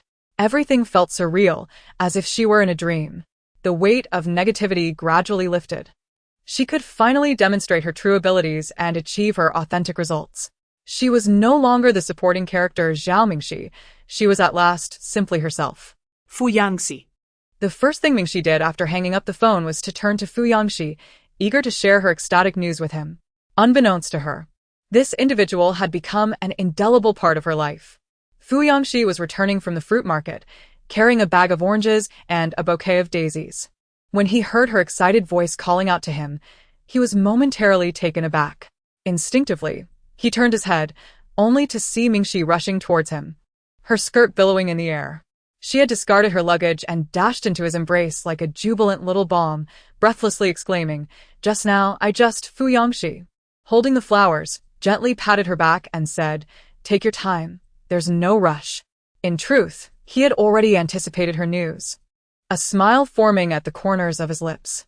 Mingxi caught her breath and then exclaimed excitedly, "The finals, first in the province." Fuyangxi inhaled sharply. Aware that her expression signified exceptional performance, yet he was astounded to learn it was indeed first in the province. No sooner had Mingxi finished speaking than Fuyangxi thrust the daisies into her hands and lifted her off the ground, spinning her around in sheer joy. "Isn't this marvelous, my dear? You are my pride." Mingxi, dizzy from the twirls, felt a mix of shyness and exhilaration at the endearment. Holding the pale yellow daisies, she covered her face above Fuyangxi's head. In that moment, she vividly envisioned the potted plant she had nurtured for so long, finally blossoming into a perfectly aligned 10 trees. Mingxi could hardly contain her excitement as she shook her shoulders in disbelief, exclaiming, "What does this mean? Have I truly gathered 500 points?" The system responded with genuine admiration. "Indeed, congratulations. Happy New Year." Mingxi replied, "Happy New Year, woo woo woo." The system encouraged her further. "You can continue to accumulate. After 500 points, your fortune will entirely embody the protagonist's halo. With this halo, your future will surely be smooth sailing." Suddenly, Mingxi turned to Fuyangxi and declared, "I love you." Fuyangxi, taken aback, stammered, "Why the sudden?" His ears flushed with color as he struggled to muster a commanding response or utter some profound saying. Yet in that moment his mind was a blank canvas, and all he could manage was a simple, foolish "me too." Unbeknownst to Fuyangxi, he had bestowed upon Mingxi the most unique and significant New Year's gift she had ever received over the years. He had saved her life and granted her a rebirth. Mingxi was overwhelmed with joy, nearly losing her composure. The photographer, having witnessed the scene after having been reprimanded by Fuyangxi, couldn't resist capturing the moment with a click. The scene unfolded with an exuberant, tall, handsome youth and a long-haired girl, her eyes glistening with tears of joy, her floral dress swirling around her. Daisies held high. A few white birds glided above the sea, while a yacht carved white waves across the horizon. Nearby, a flower shop displayed "A new day has come." Under the radiant sun, everything seemed impossibly beautiful. At the moment the shutter clicked, time appeared to freeze, encapsulating the essence of being 18. The blissful days spent by the seaside left Mingxi and Fuyangxi feeling somewhat lost upon their return. However, their homecoming coincided with the 8th day of the new year, marking the end of the winter break and swiftly diminishing the festive spirit surrounding the new year. Shaoli drove the two back to school. And as they stepped into the classroom, the international class erupted in lamentations over the examination papers laid upon their desks. As they embarked on their final semester of high school, even those from affluent backgrounds in the international class, many of whom were preparing to study abroad, felt an overwhelming surge of pressure. Mingxi, wrapped in a scarf and shivering from the cold, entered the classroom just as fiancé exchanged a knowing glance with Ke. Instantly, a group led by Ke aimed colorful streamers at the classroom entrance, showering Mingxi and fiancé with vibrant confetti. The crowd of classmates erupted in cheers, exclaiming, "Look who's here, the top in the province. Scholar, when are you heading to Oxford?" Laughter filled the air, and someone mischievously shouted, "Wishing you a century of happiness, boss." The classroom radiated with a jubilant atmosphere, and Mingxi felt a flush of embarrassment from the praise. The current hot topic of conversation throughout the school was undoubtedly Mingxi's triumph in the finals, where she had bested Shen Liao, claiming the top position in the province. Previously, she had only garnered attention in the preliminary round, finishing 35th in the province, but this time, it was clear that she had captured the entire school's interest. After all, Shen Liao holds a significant reputation in A, and even throughout the city, even the first and second-year students are aware of his consecutive victories and unmatched prowess. Yet this time, Shen Liao faced a disheartening defeat in the finals, securing only third place in the province, a mere 3 points behind Zhao Mingxi, thus becoming the second in his school. It is widely acknowledged that this marks the first setback in what has otherwise been a smooth-sailing journey for Shen Liao. Curiously, the question arises, how could this happen? Whispers of speculation ripple through every corner of the campus. Zhao Mingxi truly impresses. We have all witnessed her tumultuous journey, rising from an ordinary class to claim the top spot in the province, showcasing remarkable excellence. Indeed, it is astonishing that for the first time in 3 years, someone has ranked above Shen Liao. However, the debate lingers. Is it merely Zhao Mingxi's rapid progress, or did Shen Liao simply underperform this time? Have you not heard? It seems Shen Liao has not been in good form lately, though the exact reason remains unclear. A heartbreak? Unlikely. He has never harbored feelings for Zhao Mingxi. So, what heartbreak could it be? Perhaps he fell ill during the exam? However, only Shen Liao and Yi Bai knew that he was neither sick nor unwell during the finals. Zhao Mingxi surpassed him through sheer merit. This reality left Yi Bai and others in a state of shock, exchanging bewildered glances, their minds buzzing with disbelief. Nonetheless, it is true that Shen Liao's condition has faltered. He had not made an appearance throughout the entire winter break, and when he finally returned, he appeared significantly more gaunt. Dressed in a black coat, carrying a broken robot, his pallid complexion exuded an aura of cold silence. During the winter break, Shen Liao seemed to have come to terms with certain matters. When Yi Bai and others encountered him again, his gaze no longer involuntarily drifted towards the international classes Zhao Mingxi as it had in previous times. Upon meeting Zhao Mingxi at school, he maintained a stoic expression, treating her as a stranger and allowing their paths to cross without acknowledgement. Occasionally, upon hearing gossip about Zhao Mingxi and fiancé, the tip of his pen would unwittingly etch an unsightly and sharp mark upon the page. However, it appeared he was making a concerted effort to suppress these emotions. By the time Yi Bai glanced over, his feelings had vanished like droplets of water sinking into the vast ocean, leaving no trace behind. Shen Liao had always been meticulous in planning his life. Yi Bai and the others speculated that this time would be no exception. Although he struggled to let go, he was striving to force himself to do so, suggesting that it was merely a matter of time.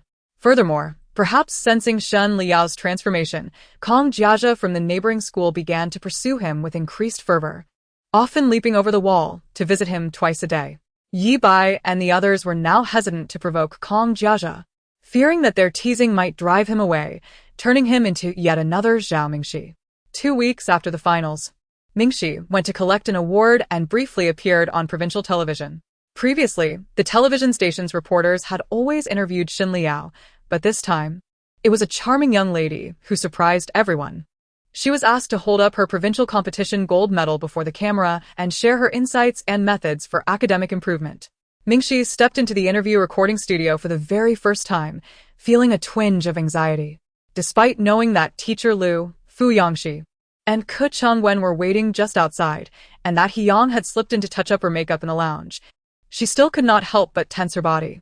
If she were to articulate any profound insight, one phrase resonated deeply with her. Flowing water does not vie to be first, it strives to be ceaseless. Mingxi suppressed her nerves and remarked, "Many things are exceedingly challenging." For instance, the day she severed ties with the Zhao family marked a significant turning point in her life. For her previous self, making such a difficult decision would have been utterly inconceivable. Before she managed to transition from the ordinary class to that prestigious building, she had invested an immeasurable amount of effort, continually battling against her own misfortunes. She endured every bout of anxiety during exams, the sudden onset of hypoglycemia, and moments when her vision darkened.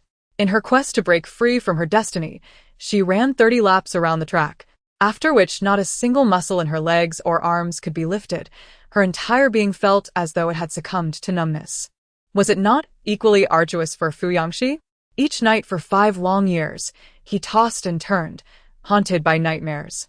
Yet he did not relinquish his sense of self, and neither did Mingxi. No matter how daunting the challenges may be, there will always be someone who accomplishes them. So, why should we not aspire to be that person?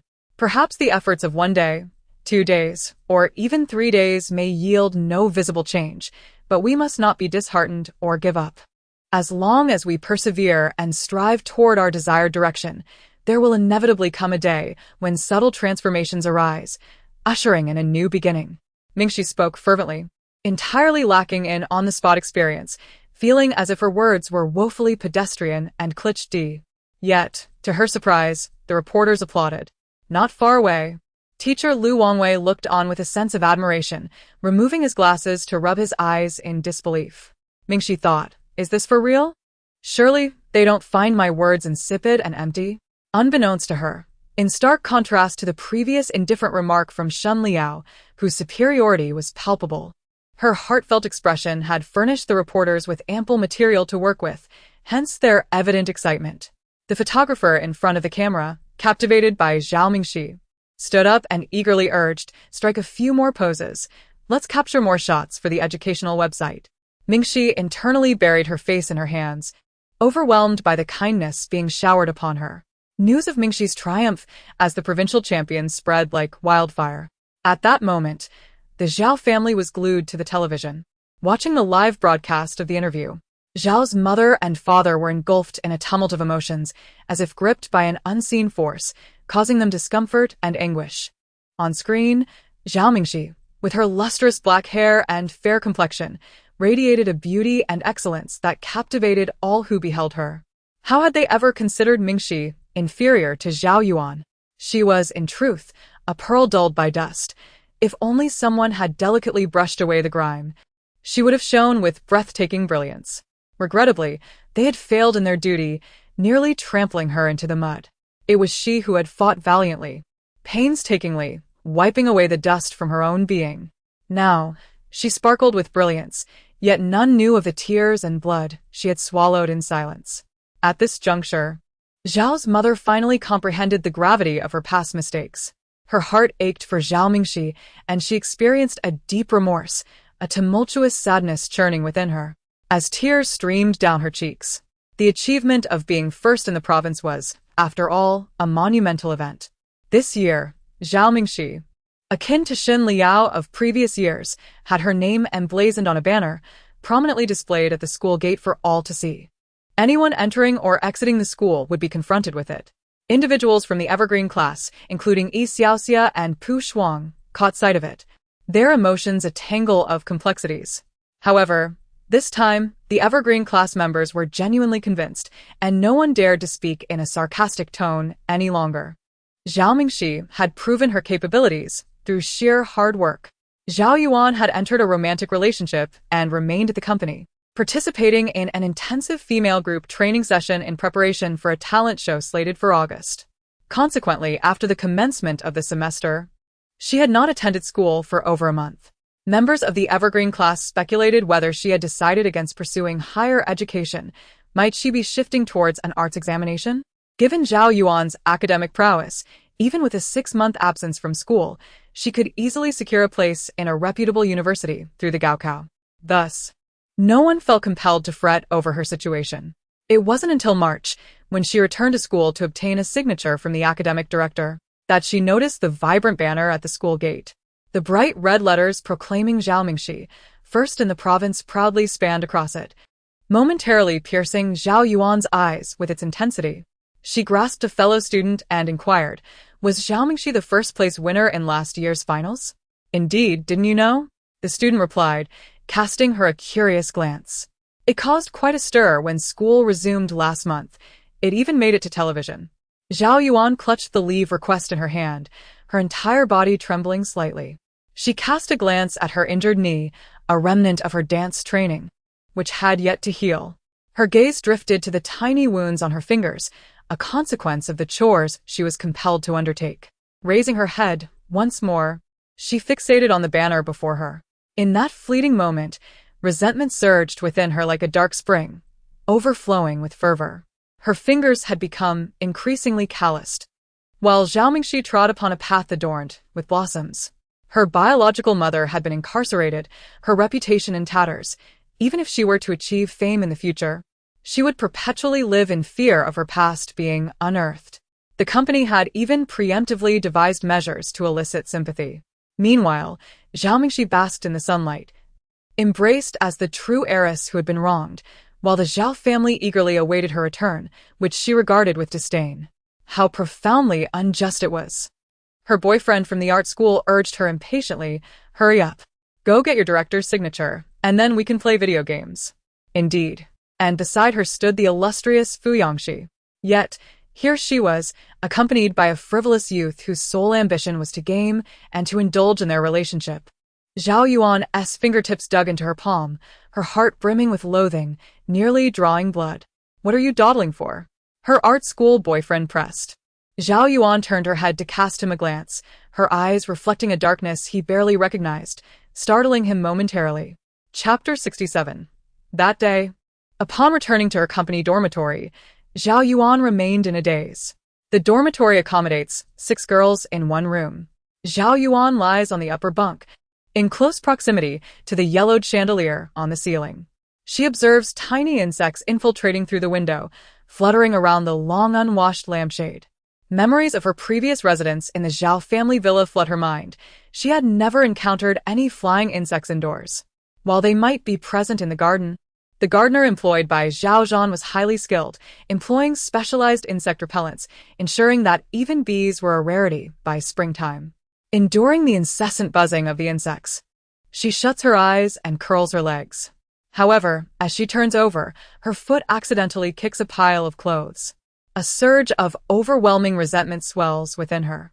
Her former room was larger than the combined space of these 3 dormitories, complete with a walk-in closet exceeding 10 square meters, filled with designer clothing and jewelry for her to mix and match at will. During that time, the concept of financial constraint was foreign to her.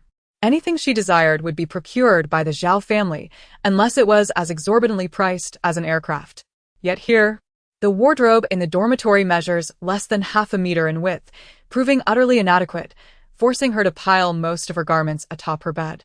The single bed is in disarray, with some clothes becoming wrinkled, rendering them devoid of their former elegance. Now, even lying down, she cannot extend her legs comfortably. Soon, a few girls return from the dance studio, slamming the door shut with a loud bang.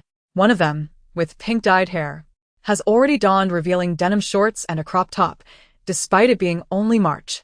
Another girl sports indigo hair, dressed in a gender-neutral style, a cigarette dangling from her mouth while cradling a basin of clothes that has not been washed in so long that they are on the verge of becoming foul. Zhao Yuan tightly shuts her eyes, facing the wall. However, the acrid odor of sweat in the air, the fermented scent of various garments crammed into a single dormitory, the pungent aroma of nail polish, and the lingering fragrance of takeout all amalgamated into a nauseating stench that invaded her nostrils. Zhao Yuan clenched the sheets tightly, her stomach churning. Everything was far removed from her expectations. After leaving the Zhao family, she realized how arduous life outside truly was. Upon signing a contract with her agent, she had anticipated a swift descent into the entertainment industry, envisioning fame and fortune. Yet, she soon discovered that her agent represented a multitude of girls like herself, many even more beautiful and adept at dancing. The trainees varied greatly in skill, with some possessing an education level as low as elementary school. For instance, there was the girl with pink hair, whose insults were a monotonous repetition of terms like pig and bitch, while another with indigo hair spoke little but was notoriously unkempt, allowing her undergarments to languish unwashed for over 10 days. The few washing machines available, only 3, were shared among a dozen trainees, leading Zhao Yuan to resort to hand-washing her underwear after witnessing someone toss a fortnight's worth of soiled garments into a machine. She watched helplessly as her life descended into chaos, while Zhao Mingxi thrived effortlessly. The bitterness and resentment within her grew steadily, intensifying her feelings of animosity. In April, Zhao Yuan visited Zhao Zhanhuai's company, as he held a unique significance among the Zhao family. He was the brother she had idolized, admired, and loved since childhood. While residing in the cramped dormitory for trainees, she even dreamt of Zhao Zhanhuai driving over to take her home. She yearned for Zhao Zhanhuai to reminisce about their past and extend some assistance to her, even if it was merely a sum of money, a word of support to her entertainment company, or a simple expression of comfort. However, to her dismay, after 10 attempts to reach Zhao Zhanhuai, she was turned away by the company as security guard on 8 occasions, and on 3 instances, she nearly caught up with his vehicle. Yet it remained uncertain whether he noticed her, as the car swiftly departed before her eyes. It was not until her last visit that Zhao Yuan finally encountered Zhao Zhanhuai in the underground parking lot. By then, Zhao Zhanhuai was thoroughly exasperated by Zhao Yuan's persistent advances. He could not fathom why she would seek him out again. One would think she would possess a modicum of self-awareness to keep her distance. Upon realizing that Zhao Yuan was soliciting money, Zhao Zhanhuai was nearly amused by the absurdity. "Zhang Yuan, first and foremost, you must understand that our family owes you nothing. It was your mother who exchanged the children. She is the perpetrator who has shattered our family into pieces. The expenses we incurred for you over the years totaled no less than several million. In fact, we, out of consideration for our past bond, did not even demand repayment. Under these circumstances, I failed to comprehend your rationale in approaching me for financial assistance." Zhao Zhanhuai's expression darkened. "Greed knows no bounds. Should you continue to harass me and linger outside the company, I will have no choice but to summon security." Tears streamed down Zhao Yuan's cheeks as she stood in front of Zhao Zhanhuai's car, confronting him with an anguished plea. "Brother, my mother is the perpetrator behind the child swap, but what wrong have I committed? Do you truly believe we are ignorant of the identity of the person who sent the message that enabled Zhang Yufan's escape?" Zhao Yuan's complexion turned pale. Zhao Zhanhuai, a tempest of fury brewing within him, retorted sharply, "Miss Zhang, have some dignity. After receiving over a decade of education in our household, do not let your life culminate in becoming a person as despicable as your biological mother." With that, he pressed the accelerator forcefully, ordering Zhao Yuan, "Step aside." In disbelief at Zhao Zhanhuai's treatment, Zhao Yuan hesitated momentarily. However, the car barreled toward her with relentless determination. A wave of adrenaline surged through her, prompting her to flee in terror just in time. Zhao Zhanhuai then made a sharp turn, driving away with haste. Zhao Yuan stood frozen in place, the early May air chilling her to the bone. She had witnessed the disdain in Zhao Zhanhuai's eyes. Upon her disheartened return to the trainee dormitory, she was met with snide remarks from others who had heard about her confrontation with Zhao Zhanhuai. One voice mockingly chimed in, "If you have a wealthy brother, why bother squeezing in with us for a chance at the spotlight?" Zhao Yuan dug her nails into her palm, suppressing the urge to confront the girl. "Mumenzlate." The assistant manager arrived to conduct a room check, admonishing them to keep the noise down and to avoid using high-powered appliances, as the season posed a fire risk. "If you need to blow-dry your hair, please use the lower floors for high-wattage dryers." A few days ago, a building in our city caught fire. Although the blaze was ultimately extinguished, the damage amounted to millions. The cause of the fire remains undetermined. "A fire?" Zhao Yuan inquired, somewhat bewildered. She lifted her gaze to the tiny flying insects dancing on the ceiling, lost in thought, her stare unwavering. The others in the dormitory found her behavior peculiar and assumed she had been unsettled by something. They shivered with unease and chose to steer clear of her. As the second semester of senior year progressed, time seemed to slip away rapidly. The biting winter, where even a breath could freeze, gave way to a fleeting spring, and Mingxi found herself directly thrust into May amidst a whirlwind of activity. Several classes were intensely focused, and although most students in the international class were preparing for overseas studies, they still felt the palpable urgency of the final semester echoing from the bustling ordinary classes in the school cafeteria. Since the beginning of this semester, Fuyangxi had significantly reduced his instances of dozing off during lessons. The pillow Mingxi had gifted him proved to be of no use. After washing it, he discarded it on the sofa at home. While Mingxi diligently tackled practice questions, he languidly propped his head up, adorned with silver noise-canceling headphones, occasionally flipping through books or simply gazing at Mingxi with a look of bemusement, as if her face had blossomed with flowers. Though he was not yet fully engaged in his studies, this behavior was a marked improvement from the previous semester, where he had spent most of his time sleeping in class and causing disturbances. Last month, Fuyangxi refrained from causing any trouble for an entire month, resulting in Lu Wangwei receiving his first performance bonus in 3 years, which brought him to tears of joy. Meanwhile, the younger members of the class appeared despondent. Although Fuyangxi had a fierce demeanor and a temper that was not easily provoked, he was, in fact, the linchpin of cohesion within the entire class. Now, it is akin to a young sovereign gradually maturing, becoming increasingly reluctant to play the role of a reckless leader who leads them astray. Instead, he is evolving into a mature man who delights in treating his beloved Xia Tian to ice cream in the summer and ginger tea in the winter. This transformation inevitably evokes a sense of melancholy among them. As graduation approaches, Zhao Mingxi may have the opportunity to be with Fuyangxi forever. Yet for the others, they must embark on their separate journeys. After school that day, one student spontaneously recited a poem directed at Zhao Mingxi and Fuyangxi. Ah, youth! Mingxi was taken aback and turned to glance at the younger student. The boy continued to cry out with fervor, "Must it always come to an end?" Someone chimed in, "Just like the black gold skull chain around the leader's neck, has it truly vanished without a trace? What nonsense is this? Scram!" Fuyangxi responded with disdain, grabbing a book to hurl at the boy, who quickly dodged, causing the book to strike the blackboard with a resounding thud. Laughter erupted throughout the classroom, filling the air with a joyous atmosphere. Mingxi chuckled, suddenly feeling a sense of familiarity with the scene. Upon reflection, it reminded her of that lively moment at the beginning of the last semester when she had asked Lu Wangwei to sit at the same desk as Fuyangxi. The atmosphere in the class had been strikingly similar. Indeed, memory is a cycle. For a fleeting moment, it felt as if it had occurred just yesterday. Yet a glance at the calendar revealed that more than half a year had passed. Noticing Mingxi's gaze, Fuyangxi suddenly felt a flush of embarrassment and hastily attempted to salvage his image. "Don't listen to his rambling. What black gold chain? Is my taste truly that dreadful?" Primarily, it was during those 2 days when Kuchun when engaged in a motorcycle wager with several individuals outside of school. Merely adopting a kill mat style was insufficient to overpower the competition in terms of presence.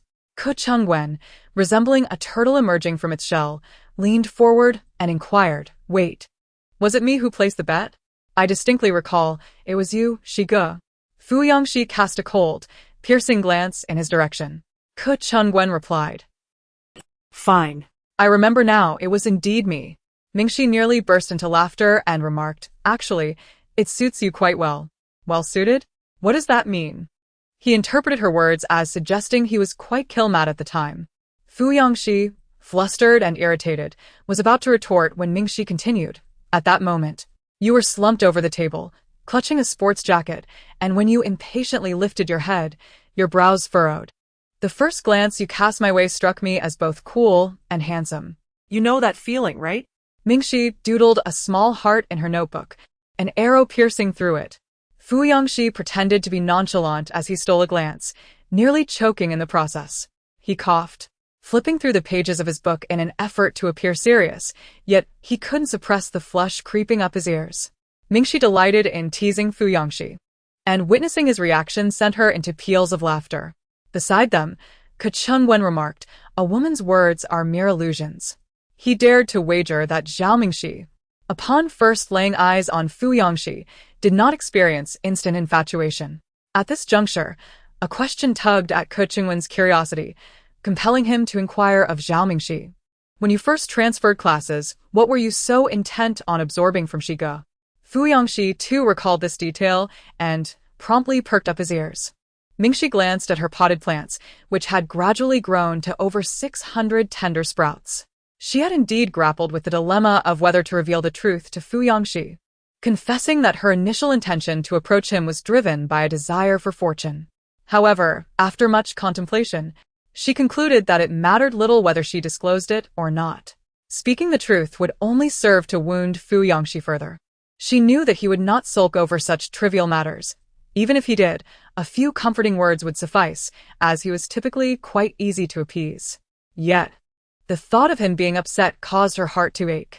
What truly mattered was the future. She no longer sought his company for the sake of fortune. Her feelings for him had blossomed into genuine affection. Thus, Mingxi wove a small, benevolent falsehood, stating actually during that time, "I was drawn to you because the scent of your shower gel was so delightful that I couldn't help but inhale it a little more." The mystery was solved. It turned out to be this. Ke Qingwen exclaimed in astonishment, "Yangxi, you ought to be grateful for that shower gel you used during those days. Otherwise, Zhao Mingxi might not have developed feelings for you. Are you seeking death?" Fu Yangxi's expression darkened instantly. Was this even a coherent statement? He erupted in fury, grabbing the book in his hand and hurling it at Qingwen. Thanks to Ke Qingwen, that afternoon Mingxi hurried to soothe him, asserting that her affection was not merely due to the scent of the shower gel. However, just a few days later, Mingxi observed Fu Yangxi returning with several boxes of the very shower gel he had used. After bathing in the evening, enveloped in its fragrant aroma, he pretended to be nonchalant as he lingered beside Mingxi, his demeanor suggesting, "Why haven't you come to inhale my scent yet, Mingxi? Alas, will I have to rely on this shower gel for the next few years?" After the May Day holiday, Mingxi's collection of potted plants has accumulated to a total of 612. The rate of accumulation has noticeably slowed. At first, numerous beneficial actions, such as sending messages or gifting desserts, contributed significantly to her fortune, but now they seem to yield no further benefits. She wonders if marrying Fu Yangxi is the only way to reach her ultimate goal of 999 plants. However, Mingxi remains unperturbed. From the outset, her only objective was to counterbalance her negative fortune. She merely aspired to be an ordinary person unburdened by adverse luck. She never envisioned herself adorned with the halo of a protagonist. Yet, as her collection of saplings gradually increases, Mingxi perceives a remarkable transformation in her fortunes compared to her previously unfortunate days. For instance, while walking on the playground, a basketball came hurtling towards her. Had this occurred in the past, it would surely have left her with a bruised face. Yet now, inexplicably, a passing physical education teacher intervened just in time. Mingxi. Now, Mingxi comprehends the essence of a protagonist's luck. Is this not the epitome of serendipity? Even a basketball destined to strike her seems to veer away. Her fortune is truly remarkable. May 13th falls on a Sunday, and there remains less than a month until the college entrance examination. As spring wanes and summer approaches, the heat begins to rise, and vegetation flourishes wildly. Mingxi's weekly visits to Professor Gao have become a cherished tradition, though this may very well be her last visit before the exam, as she must focus on her preparations. The health supplements she purchased previously were dismissed by Professor Gao, as they appeared to be expired. Mingxi squatted on the ground, rummaging through the gifts that Professor Gao had previously discarded, lamenting, "What a waste. That old man is truly more difficult to please than I am." Fu Yangxi took a sip of water and approached, saying, "Last year, I told him that the weeds in the yard were growing rampant and that the dry grass could easily catch fire, yet he scolded us and chased us away. Later, we hired someone to clear the yard while he was away, but upon his return, he still beat me with a broom." However, this old man had unknowingly assisted Mingxi countless times over the past year. Fu Yangxi suggested, "How about we bring him some wine this time?" Mingxi had an idea and tilted his head, saying, "Moreover, let us not mention that it's a gift for him. We can carry it when we go, then pretend to forget it when we leave. He doesn't know our address, so he won't be able to send it back." Oh, And let us buy a few summer shirts for his grandson since summer is approaching. Clever little rascal. Fu Yangxi couldn't he help but chuckle, tousling Mingxi's hair. All right. Let us do this. I'll take you over first, and then I'll go buy the shirts and wine. Mingxi agreed, sure. Otherwise, if I'm late, Professor Gao will be displeased.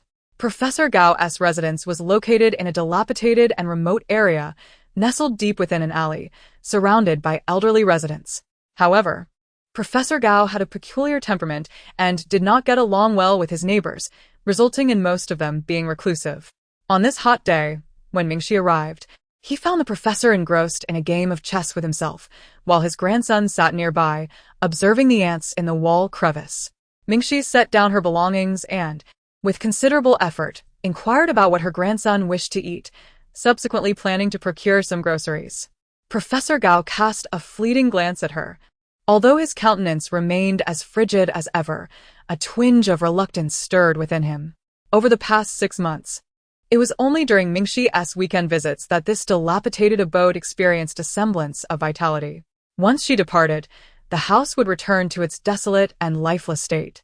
Soon, Mingxi would face the Gaokao, after which she would likely leave the locality to pursue her studies abroad, plunging their lives back into the stagnant waters of solitude shared between him and his grandson.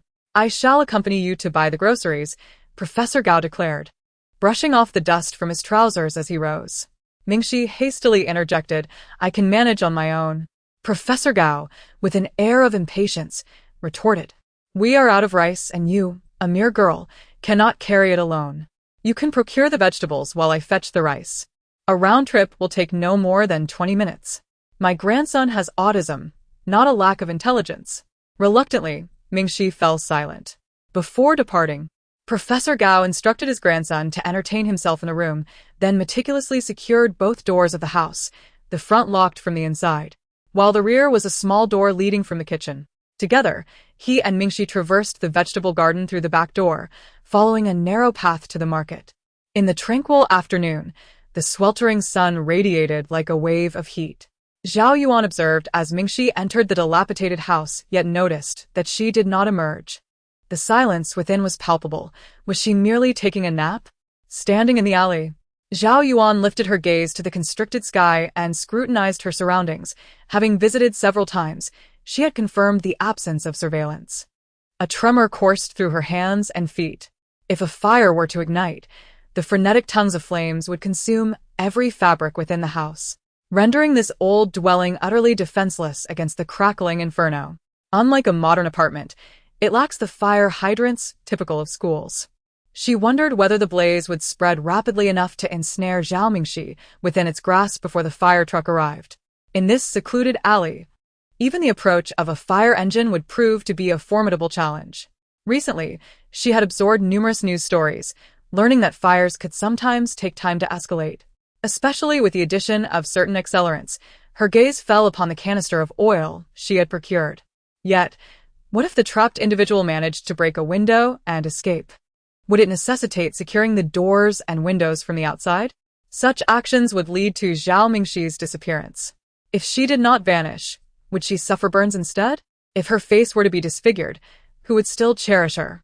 Certainly, Fu Yangxi would no longer wish to remain by her side. Zhao Yuan's heart raced, blood rushing to her throat. She recalled her 15th year, a time before Zhao Mingxi arrived in the city, when her life was seemingly perfect. She would swing in the garden while her mother, smiling gently, read beside her, and the nanny would bring forth 2 cups of English tea. Countless beautiful dresses hung in her wardrobe, awaiting her selection. She attended the finest school, surrounded by adoring friends.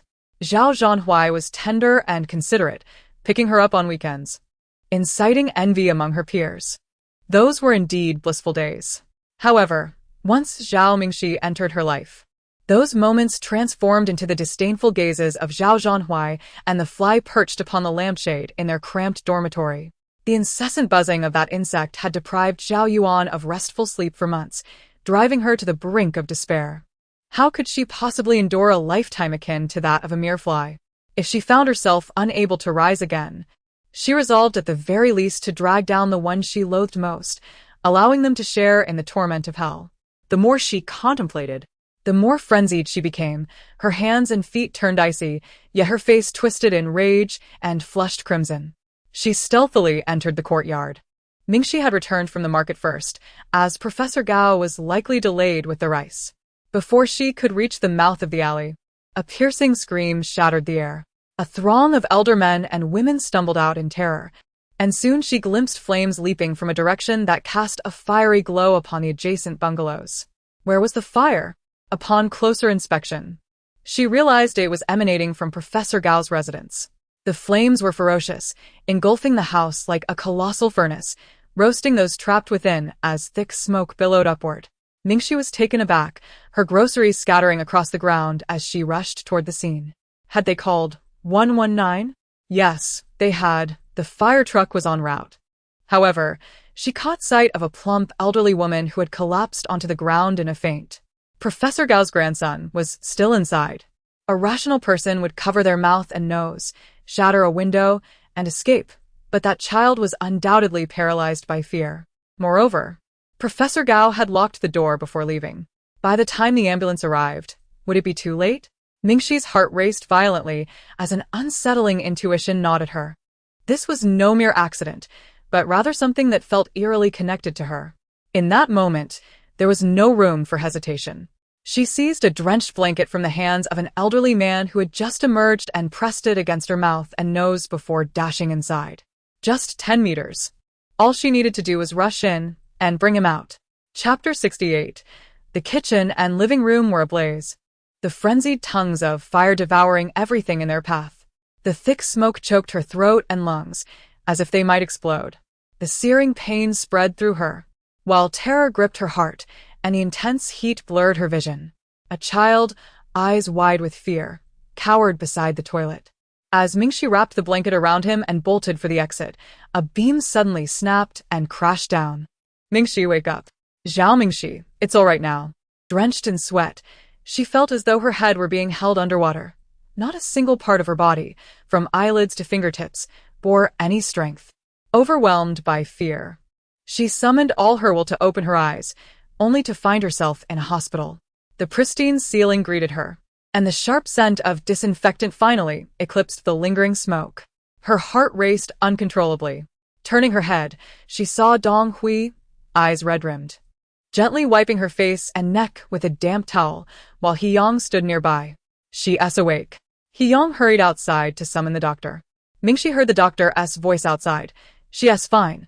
She inhaled some smoke, which has caused throat damage. For the next few days, try not to speak much, and drink plenty of water. With time, she will recover. Upon hearing this, Dong Hui and Hiyang both breathed a sigh of relief. Had she truly made it out? The sensation of searing heat seemed to linger upon her skin, leaving Mingxi engulfed in an aura of unreality. Suddenly, a thought struck her. Where was Fu Yangxi? As she attempted to speak, she realized her voice emerged as a mere whisper, akin to that of an elderly person. Struggling to sit up, her body felt as heavy as a leaden weight, immobilizing her completely. Only her thoughts remained active. Her arms, in particular, were weary, every cell within them languid and fatigued. She recalled the moment when fiery tongues of flame surged towards her, nearly causing the child to tumble from her grasp. And in that distorted heat, she had fallen into a cool embrace. The sheet covering her had been scorched to the brink of combustion, yet, in that fleeting instant, a fresh, damp blanket was swiftly wrapped around her, as someone carried her away with an invigorating force, as if delivering her to a new beginning. He is in the adjacent ward, Dong Hui had said. Indeed, it was not an illusion. A surge of fear gripped Mingxi's very core. What had happened to him? It's all right. Don't speak any further, or you will ruin your throat. Dong Hui hastily pressed Mingxi back down as she struggled to prop herself up. He is fine. He just hasn't awakened yet. Everyone is safe, Mingxi. You saved that child's life. However, the professor's room is likely damaged. The firefighters only managed to salvage half of it. Before she could finish her sentence, Dong Hui watched as Mingxi desperately attempted to elevate herself with her elbows, determined to descend from the bed. Yet, lacking strength, she tumbled to the floor with a thud. Oh dear, I said he is fine. You really are something else. Dong Hui and Hiyang hurried to assist, scanning their surroundings, but finding no suitable support. They gently helped Mingxi to sit on the bed. Dong Hui knelt down to help Mingxi with her shoes, saying, "Your uncle Dong has gone to communicate with the police. We haven't informed Dong Shen about this matter yet. It's best not to disturb your rest with too many people around. He will come tomorrow to bring you soup. Hyang, please go downstairs and rent a wheelchair." Mingxi's limbs remained weak and languid, as if she had just survived a harrowing marathon. Although she had only been caught in the chaos for mere minutes, now she felt lightheaded from low blood sugar. The absence of Fu Yangxi left her with a lingering sense of dread, her heart racing with anxiety, unwilling to relax. Hyang went downstairs to procure the wheelchair. It was difficult for Mingxi to speak. Her throat felt as if it had been scorched, forcing her to press her lips together and wait. She noticed she had been changed into a blue and white striped hospital gown and instinctively looked down to touch her neck, only to discover that the jade pendant she always wore was missing. Had her grandmother's heirloom been lost in the fire? At that moment, Dong Hui recognized her search and quickly retrieved a piece of jade from beneath her pillow, handing it to her. Mingxi's fingers trembled slightly as she accepted it, striving to wipe it clean with her shaking thumb. Fortunately, her grandmother's treasured possession appeared unharmed, merely covered in soot. After cleaning it, it returned to its original state, though the red string that had always hung around her neck was now burnt through. As Mingxi gazed into the depths of her watery eyes, Dong Hui explained, "It may have been the firefighters who helped you find it. When the ambulance brought you here, they likely tucked it into your pocket." Mingxi gradually nodded, her racing heart finally beginning to slow as she slowly emerged from the surreal and terrifying grip of the fire. Hyang pushed her wheelchair forward, and with a renewed sense of strength, Mingxi managed to support herself and take a few steps alongside Dong Hui. Upon stepping outside, they encountered several bodyguards clad in black suits, presumably from the Fu family. Ke Chengwen and Jiang Xiuqiu were in the adjacent ward. Upon seeing Mingxi being assisted, they inquired about her condition to Hyang and, upon receiving the reassuring response of her safety, collectively exhaled in relief. It could be considered a stroke of fortune amidst misfortune.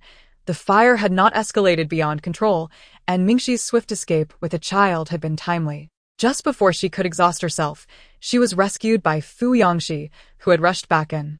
No one was injured, except Mingxi pushed past them, finally catching sight of Fu Yangxi lying on the hospital bed. His eyes were tightly shut, and his face appeared relatively unscathed, though his lips bore a pallid hue, and his handsome features were marred by dirt, with a tuft of his short hair singed. Just as Mingxi was about to breathe a sigh of relief, she suddenly noticed faint bloodstains on the pillow beneath the blanket. Her eyelids fluttered, and she drew in a sharp breath. Moving closer, she gently pulled back the covers, revealing that the upper half of his hospital gown hung loosely, with only one side donned. His right shoulder had been bandaged, the pristine white gauze smeared with ointment. Despite this, vivid crimson blood seeped from the shoulder, betraying the severity of his injury. Mingxi was overwhelmed with sorrow, rendered speechless, her throat tight and tears cascading down her cheeks. Was this truly nothing? Ke Chengwen approached to explain, saying, "Shigo has been administered anesthesia. He may awaken slower than you. However, the doctor has already examined him and confirmed that he is not in grave danger. He will simply need to rest and recuperate upon waking tomorrow." Mingxi cast a worried glance at Ke Chengwen, anxiously gesturing towards Fu Yangxi's shoulder. Ke Chengwen reassured her. "It's nothing serious, truly. Just a small area on his shoulder. The doctor has already attended to it, and he will heal." Frustrated and anxious, Mingxi struggled to articulate her feelings. Suddenly, a commotion erupted near the elevator, where several bodyguards rushed over to intervene. Mingxi's thoughts were entirely consumed by Fu Yangxi, leaving her indifferent to the disturbance. When she heard Dong Hui mention that the Zhao family wished to see her, she found herself lacking the emotional bandwidth to respond. Eventually, the bodyguards addressed the ruckus, and it dissipated without further incident. She then checked on Professor Gao's grandson, who was unharmed. His cheeks and hands had been gently wiped by the professor. At that moment, Professor Gao was exhausted, resting beside the bed. Mingxi quietly closed the ward door and returned to Fu Yangxi's room. The Fu family had also arrived, with lawyer Zhang cooperating with the police to investigate the cause of the fire. Initially, neighbors speculated that Professor Gao's grandson had accidentally ignited a fire while playing with electrical appliances, but after a thorough investigation, The police discovered traces of flammable chemicals in the yard. This revelation suggested that the fire might have been deliberately set. This statement sent chills down the spines of Ke Chun-wen, He-yong, and the others. Regardless, these matters will be entrusted to the police and the Fu family for investigation. Mingxi remained behind, patiently awaiting Fu Yangxi's awakening. That evening, Dong Hui prepared a soup, but she barely sipped a few spoonfuls.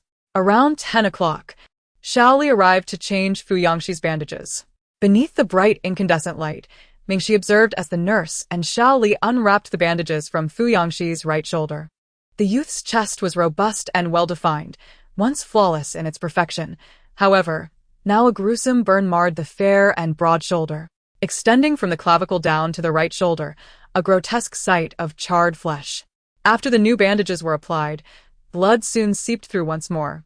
Fu Yangxi remained unconscious, his eyes tightly shut, his brow furrowed. Mingxi, in her heart, deduced the reason why the beam that had fallen prior to her loss of consciousness had inflicted no harm upon her. As she gazed at the wound on Fu Yangxi's shoulder, tears began to blur her vision. The repercussions of this fire were significant, making headlines across social media. With members of the Fu family involved, the police expedited their investigation. Almost immediately that very night, they traced Zhao Yuan and her artistic school boyfriend, along with a gang of delinquents. Ke Chun-wen and Jiang Xiuqiu stayed at the hospital until there was a semblance of clarity regarding the situation before they departed. They refrained from discussing much with Mingxi, who had just regained consciousness, fearing it might distress her. Nonetheless, Mingxi overheard the astonished whispers of some bodyguards outside the ward, leading her to piece together certain details. Thus, it became evident that this incident was premeditated. Initially, the target likely aimed at her. However, no one anticipated that she would emerge unscathed, while the calamity would ultimately befall Professor Gao's family and Fu Yangxi. Mingxi's gaze fell upon the tranquil figure of Fu Yangxi, peacefully slumbering upon the hospital bed. She extended her trembling hand, gently smoothing down a singed tuft of hair that amusingly curled upward.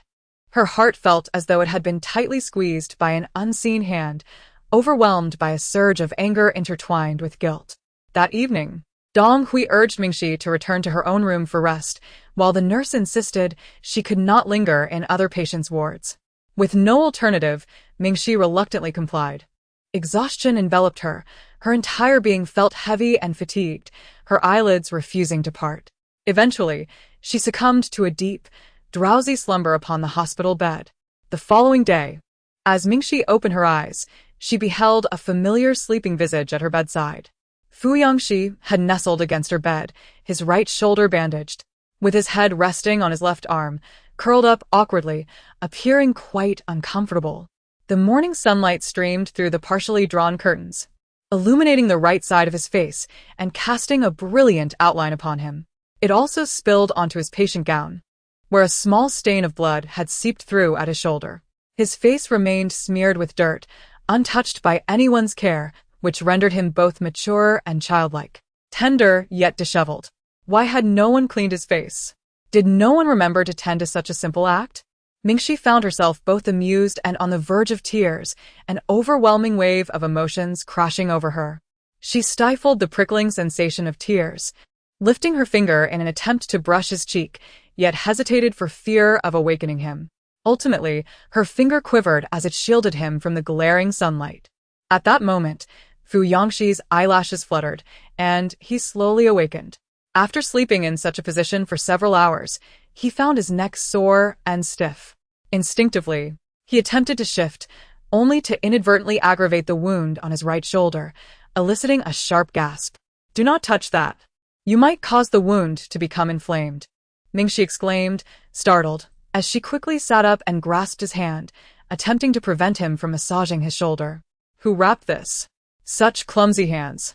I can hardly move my neck," he complained, his voice hoarse, casting a disdainful glance at the thick bandages encircling his shoulder up to his collarbone. Upon seeing him, Mingxi's eyes suddenly brimmed with tears. Feeling a pang of concern, Fu Yangxi asked, "What is it? Why are you crying again?" "None of your business," she retorted. Fu Yangxi reached out, brushing away the tears from Mingxi's face. "Was it you who wrapped it? Well done, it's quite meticulous. Definitely not clumsy at all."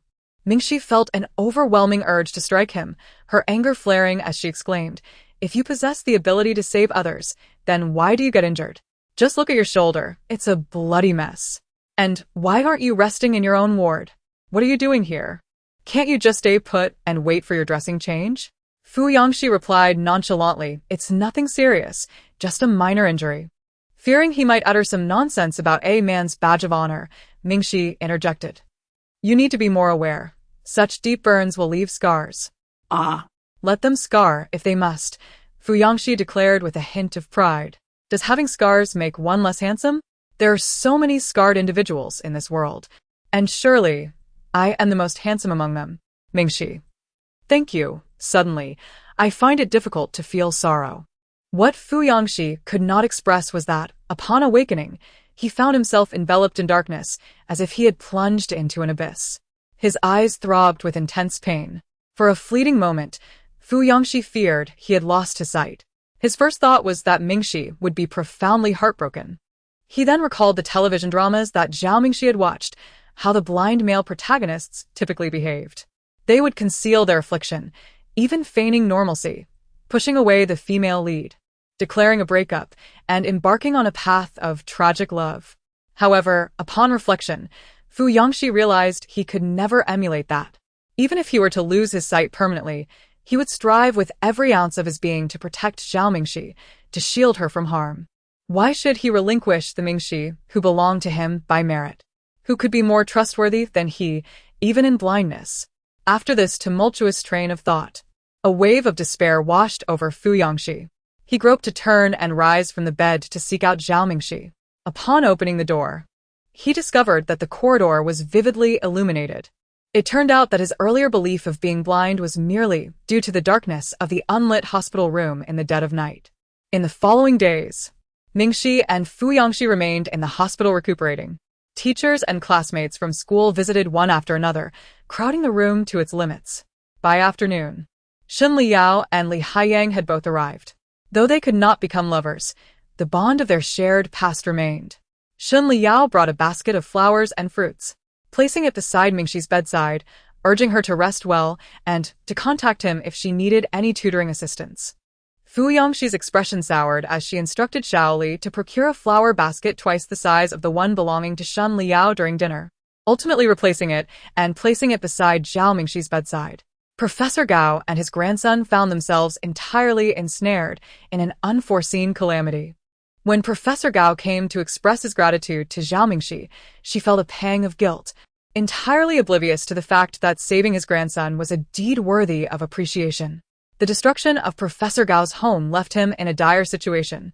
Fu Yangxi offered to purchase him a new residence, yet the professor resolutely declined. Known for his lifelong integrity and stubbornness, he had never accepted assistance from others. And this instance was no exception. Consequently, Fu Yangxi enlisted the help of lawyer Zhang to negotiate with the professor's insurance company for a more substantial compensation. Though ostensibly classified as insurance, the funds were, in fact, drawn from Fu Yangxi's personal account, intended to provide Professor Gao with some peace of mind in accepting it. With this compensation, the professor could relocate to a new community. As for the neighbors who had similarly suffered, the Fu family also ensured that a measure of benevolent compensation was distributed to them. After visiting Fu Yangxi, old Master Fu refrained from commenting, for the amount was but a trifling sum for the Fu family, allowing Fu Yangxi to expend it as she pleased. The Zhao family made several visits over 3 days, yet each time they were rebuffed by the bodyguards. Only Zhao Yuan managed to sneak in unnoticed. However, he arrived when Mingxi was on the rooftop, enjoying the breeze, and thus missed the chance to see her, leaving in disappointment with only the chicken soup prepared by Zhao's mother. This soup was later consumed by the parched Kachingwen. After spending 3 days in the hospital, Zhao Mingxi's voice finally returned. Fu Yangxi's shoulder remained unchanged, no longer bleeding, yet it burned with an unbearable ache and itchiness at night. Mingxi understood that such a substantial wound on his shoulder must be excruciating. Yet she had never witnessed him furrow his brows even once while conscious. Once Mingxi fully recovered, she took it upon herself to change Fu Yangxi's dressings. Each time she unveiled the bandages, a wave of anguish washed over her, as if her own flesh were seared and mangled. Fu Yangxi was reluctant for her to see that ghastly injury, preferring that Zhao Li tend to it, but Mingxi was resolute. She believed Zhao Li's clumsy hands would not be as adept at wrapping the bandages as she was. The police and legal team were still in pursuit of evidence, and it was rumored that Zhao Yuan had been detained. The connection between her boyfriend from the art school, the thugs, and this incident remained under investigation. Mingxi's pent-up fury simmered within her.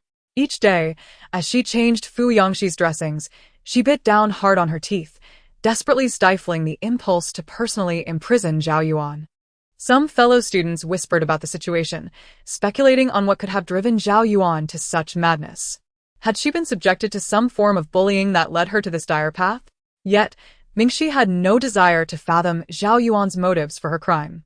A crime is a crime. Nearly taking a life warranted no exploration into the perpetrator's reasoning. Perhaps, had Mingxi been the sole victim, she might have cared. However, now that both Fu Yangxi and Professor Gao's grandson were embroiled in this turmoil, only rage remained in her heart. That evening, Fu Yangxi went to the rehabilitation room to exercise the strained muscles in his shoulder. Mingxi stood in the corridor, observing the patients playing football beneath the hospital. As the sun dipped low in the sky, a gentle breeze, slightly warm for mid-May, tousled her long hair and billowed her hospital gown, accentuating her slender form. She replaced her red string, readying the jade pendant around her neck.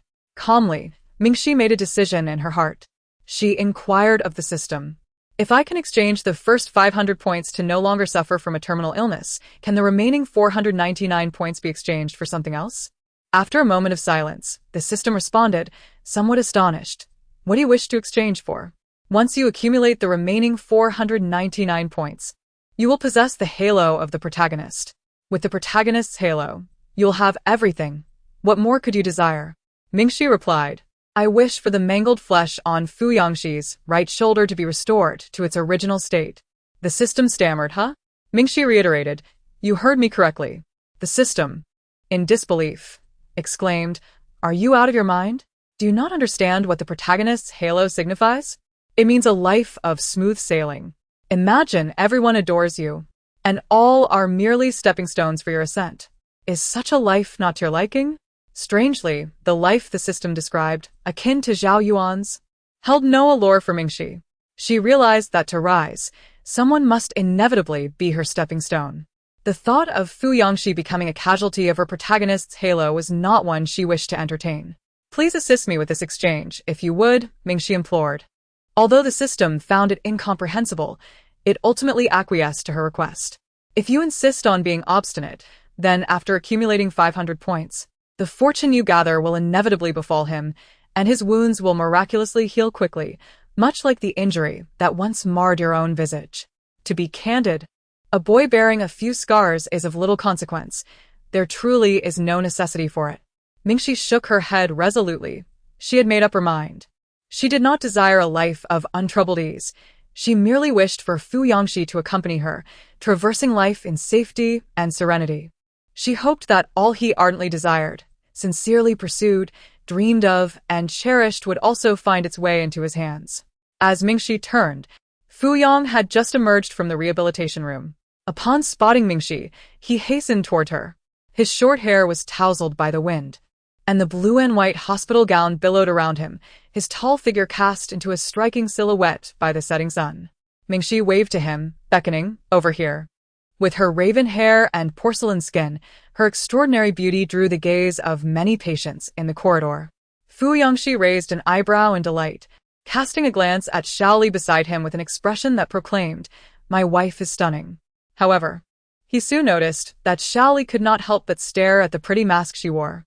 Fu Yangxi's expression shifted dramatically, darkening as he glared at Zhao Li. A chill in his voice. What are you looking at? Hurry and go buy dinner. Zhao Li, feeling the intensity of his gaze, quickly turned and fled. While Fu Yangxi continued to glare menacingly at those around him, Mingxi interjected, come back to the ward. Don't linger outside, or you'll catch a chill. It's May already. It's sweltering. How could you catch a chill? The two made their way toward the ward. As Fu Yangxi walked along, he felt the piercing gazes of several men upon him. Unbeknownst to him, Mingxi had relinquished her fortune of 500 points. choosing to forfeit her protagonist's halo in favor of restoring his health to its former glory. Similarly, Mingxi remained unaware that before her unconsciousness, when the beam fell, Fuyangxi had already shielded her and the child from harm. The injury on Fuyangxi's shoulder was sustained when he rushed back into the flames after bringing her to safety, in a desperate attempt to retrieve the precious jade she cherished most. These unspoken truths lingered between them. They would simply hold each other's hands and traverse all obstacles together until they beheld the resplendent stars. Chapter 69. 2 days later, Mingxi and Fuyangxi left the hospital together. Fuyangxi's shoulder wound healed remarkably quickly, astonishing the doctors. Typically, such injuries are prone to infection and require around 3 weeks for the bandages to be removed, yet Fuyangxi managed to do so in less than 4 days. Most attributed this to his youth and robust recuperative abilities. On the day of their discharge, Zhao Yuan had already been detained. Since her actions had not resulted in significant harm to anyone's life, but merely financial loss, she was sentenced to 3 years in prison. This was a fair and just ruling from the court, and the Fu family refrained from intervening, knowing that such interference would only exacerbate her sentence. Meanwhile, the accomplice from the art school, a delinquent friend of hers, received a 7-month prison term. Zhao Yuan entered the prison at 18 and would emerge at 21. Still relatively young, with the potential to start anew. However, the crux of the matter lay in whether she herself desired a fresh beginning. The outcome of this irrevocable situation was undoubtedly something the Zhao family wished to avoid. The Zhao family was filled with both anger towards Zhao Yuan for nearly taking Zhao Mingxi's life and sorrow over such a dismal conclusion. Zhao Zhanhui naturally contemplated that perhaps his repeated rejections of Zhao Yuan had provoked her. The last incident in the garage, where he expressed his disdain and indifference, had undeniably served as the spark for her arson. Yet, Zhao Zhanhui questioned himself. Had his family truly wronged Zhao Yuan? He believed they had not. Setting aside the years of devoted care, even after discovering that Zhao Mingxi was their biological child and Zhao Yuan was not, they continued to treat Zhao Yuan with the same affection. It was only upon realizing that Zhao Yuan's biological mother, Zhang Yufan, was the perpetrator who had switched the 2 children that the family, in a state of psychological collapse, expelled Zhao Yuan from the Zhao household. This was not solely due to their inability to confront Zhao Yuan, the child of a murderer, but also because keeping her in the home under such circumstances would have been a grave disservice to Zhao Mingxi, who had suffered for years in the outside world. In a moment of lingering affection, they refrained from demanding restitution from Zhao Yuan and did not report her complicity in aiding Zhang Yufan's escape to the authorities. Yet, despite their intentions, events had spiraled to this tragic outcome. Perhaps the fundamental failure lay in the family's approach to education. Zhao father and Zhao mother, in teaching their children to pursue their desires at any cost during their early years of abundance, had overlooked how to guide them in the face of adversity. Upon returning from the sea to the muddy environment she once knew, Zhao Yuan was consumed by an insatiable desire to seize everything, ultimately leading her down a misguided path. In a certain sense, the grandmother who adopted Zhao Mingxi may have been more successful in her upbringing than Zhao's own parents. At the very least, Zhao Mingxi learned from her how to remain resilient and grow in the face of adversity. This situation prompted much reflection among the Zhao family. However, at this point, everything was irrevocably altered. Upon discovering the time of Mingxi's discharge from the hospital, the Zhao family drove to the vicinity of the hospital, waiting for several hours. While Mingxi was still in her hospital room, the presence of the Fu family near the elevator prevented them from approaching. Now that Mingxi was leaving the hospital, they finally had the opportunity to catch a glimpse of her before she got into the car. In that brief moment, she appeared in a gray tracksuit, her hair tied back in a ponytail, her elongated neck fair, exuding vitality as she conversed with Professor Gao, who was also there to pick up his grandson. Seeing Zhao Mingxi in good health, with only a slight weight loss from her few days in the hospital, brought a sense of relief to the Zhao family. They remained in their vehicle, watching as the Fu family's car drove away, followed by the Dong family's vehicle, seemingly intent on treating Zhao Mingxi, Fuyangxi, and Professor Gao to a celebratory gathering. This time, they chose not to follow, for Mingxi appeared truly content. She had lovers, friends, and family. She lacked for nothing. To them, She might merely be a faint trace within their memories, unworthy of mending. Their following her would only render them unwelcome intruders, disturbing the delicate balance. Zhao Yuan was the first to speak, inquiring whether Mingxi would indeed marry Fuyangxi. Zhao Zhanhui recalled the fierce punch Fuyangxi had delivered to Zhao Mo's temple, unexpectedly finding humor in the recollection, and replied, "That would surely infuriate Zhao Mo." Zhao father fixated on the departing vehicle, his displeasure evident as he frowned. At such a tender age of 18, what talk is there of marriage? Moreover, I hold little regard for that scion of the Fu family. He is utterly devoid of manners. Having been with Mingxi for so long, he has yet to even introduce himself to her father. Wealth does not equate to compassion. I believe it would be wiser to seek a son-in-law of humble origins." Zhao Yuan retorted, "Father, your disapproval matters little. Regardless, she would not extend an invitation to us for her wedding." Zhao father, Zhao Zhanhui, Zhao mother. The Zhao family, seated within the car, was suddenly engulfed in a profound silence. They had previously betrayed Zhao Mingxi's genuine feelings. Like a shattered glass cup, some things, once broken, can never return to their original state. They once believed they could atone, yet if Mingxi had never received sufficient warmth from them, what could they possibly mend now? It seemed likely that on the day of her marriage, they would indeed find themselves absent from the guest list. "Let us return," Zhao father pronounced gravely. Zhao Zhanhui glanced at his mother, whose eyes were red and lips sealed, in the rear-view mirror.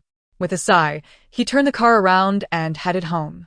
Zhao Yuan, recognizing his verbal misstep, felt the atmosphere grow somber and quickly added, "But a lifetime is long.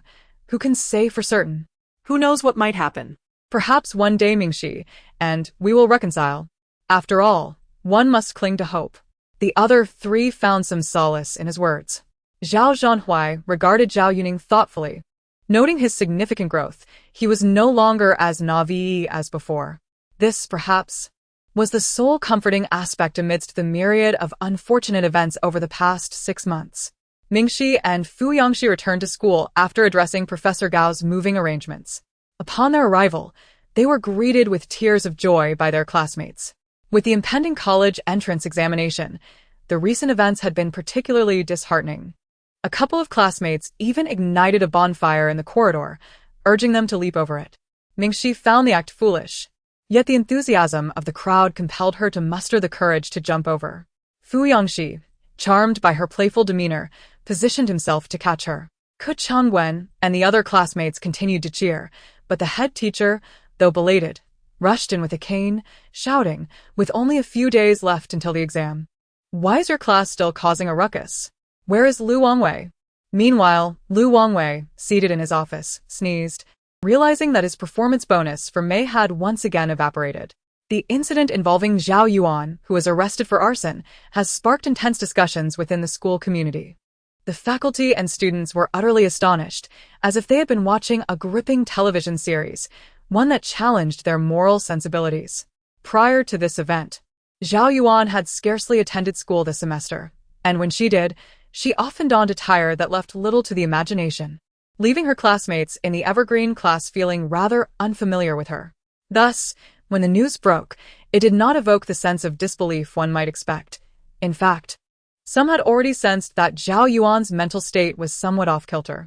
Nevertheless, the emotions surrounding the event were undeniably complex, especially for Pu Shuang and Yi Xiaoxia, one a former friend of Zhao Yuan and the other her adversary.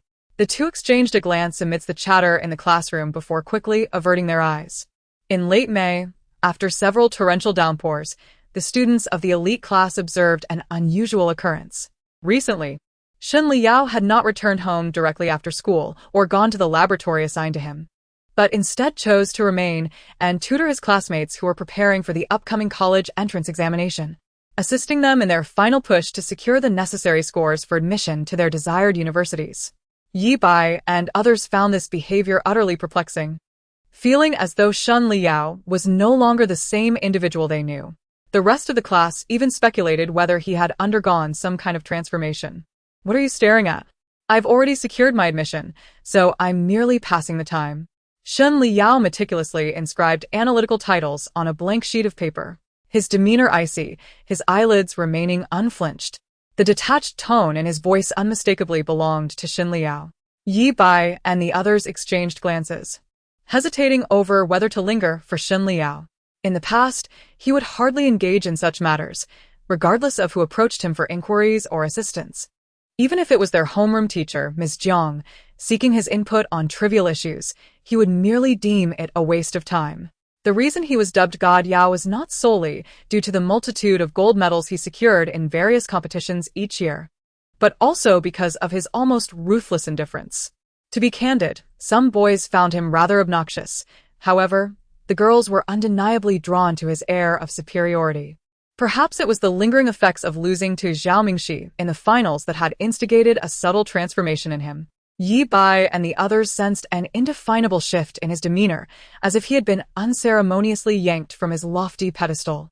With his gaze cast downward and lips pressed tightly together, Shen Liao calculated on the paper before him. Although he had vehemently resisted Zhao Mingxi's words that day, he gradually came to a realization. He had been born at the finish line, mistakenly believing himself exceptional, assuming he possessed the right to look down upon all others, convinced that it was only natural for everyone to gaze up at him in reverence. Yet, if that were the case, what he could acquire was merely adoration. Should he encounter someone he cherished, if he were to remain unchanged, the other person would inevitably feel a strain, and eventually would drift away from him. Perhaps it is only when he learns to cherish others and treat them with kindness that he will be worthy of receiving a deeper affection, one that transcends the boundaries of family background, appearance, and academic performance. Shen Liao never anticipated that one day Zhao Mingxi would impart such lessons to him, after he had fallen for her and she had turned her back on him. Naturally, Shen Liao would vehemently deny that he had ever perceived the dazzling qualities he now observed in Fu Yangxi. He found the latter's habit of rolling up his sleeves to reveal Zhao Mingxi's small hair tie upon spotting him on the basketball court to be exceedingly irksome. Subsequently, a flurry of significant events unfolded. Once Fu Yangxi's injuries had healed, an altercation of sorts transpired between him and Shen Liao on the basketball court. Though it did not escalate into a physical confrontation, the tension lingered palpably for quite some time. Upon returning home, Fu Yangxi abstained from dinner for 3 consecutive days, resulting in a weight loss of 2 kilograms, finally making him lighter than Shen Liao. A semblance of relief washed over his face. As for Mingxi, then came the national competition and the college entrance examination. There was no preparatory training for the national competition. Fu Yangxi merely accompanied Mingxi to complete her test, and that was that. This time, the outcome was solely based on her own true capabilities. Regardless of the results, she felt a sense of contentment.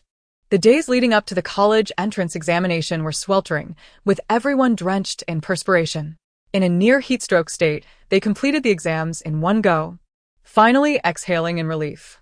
After the examinations, the international class erupted into a flurry of activity, some tearing their papers, others chasing and frolicking about, all seemingly caught in a frenzy.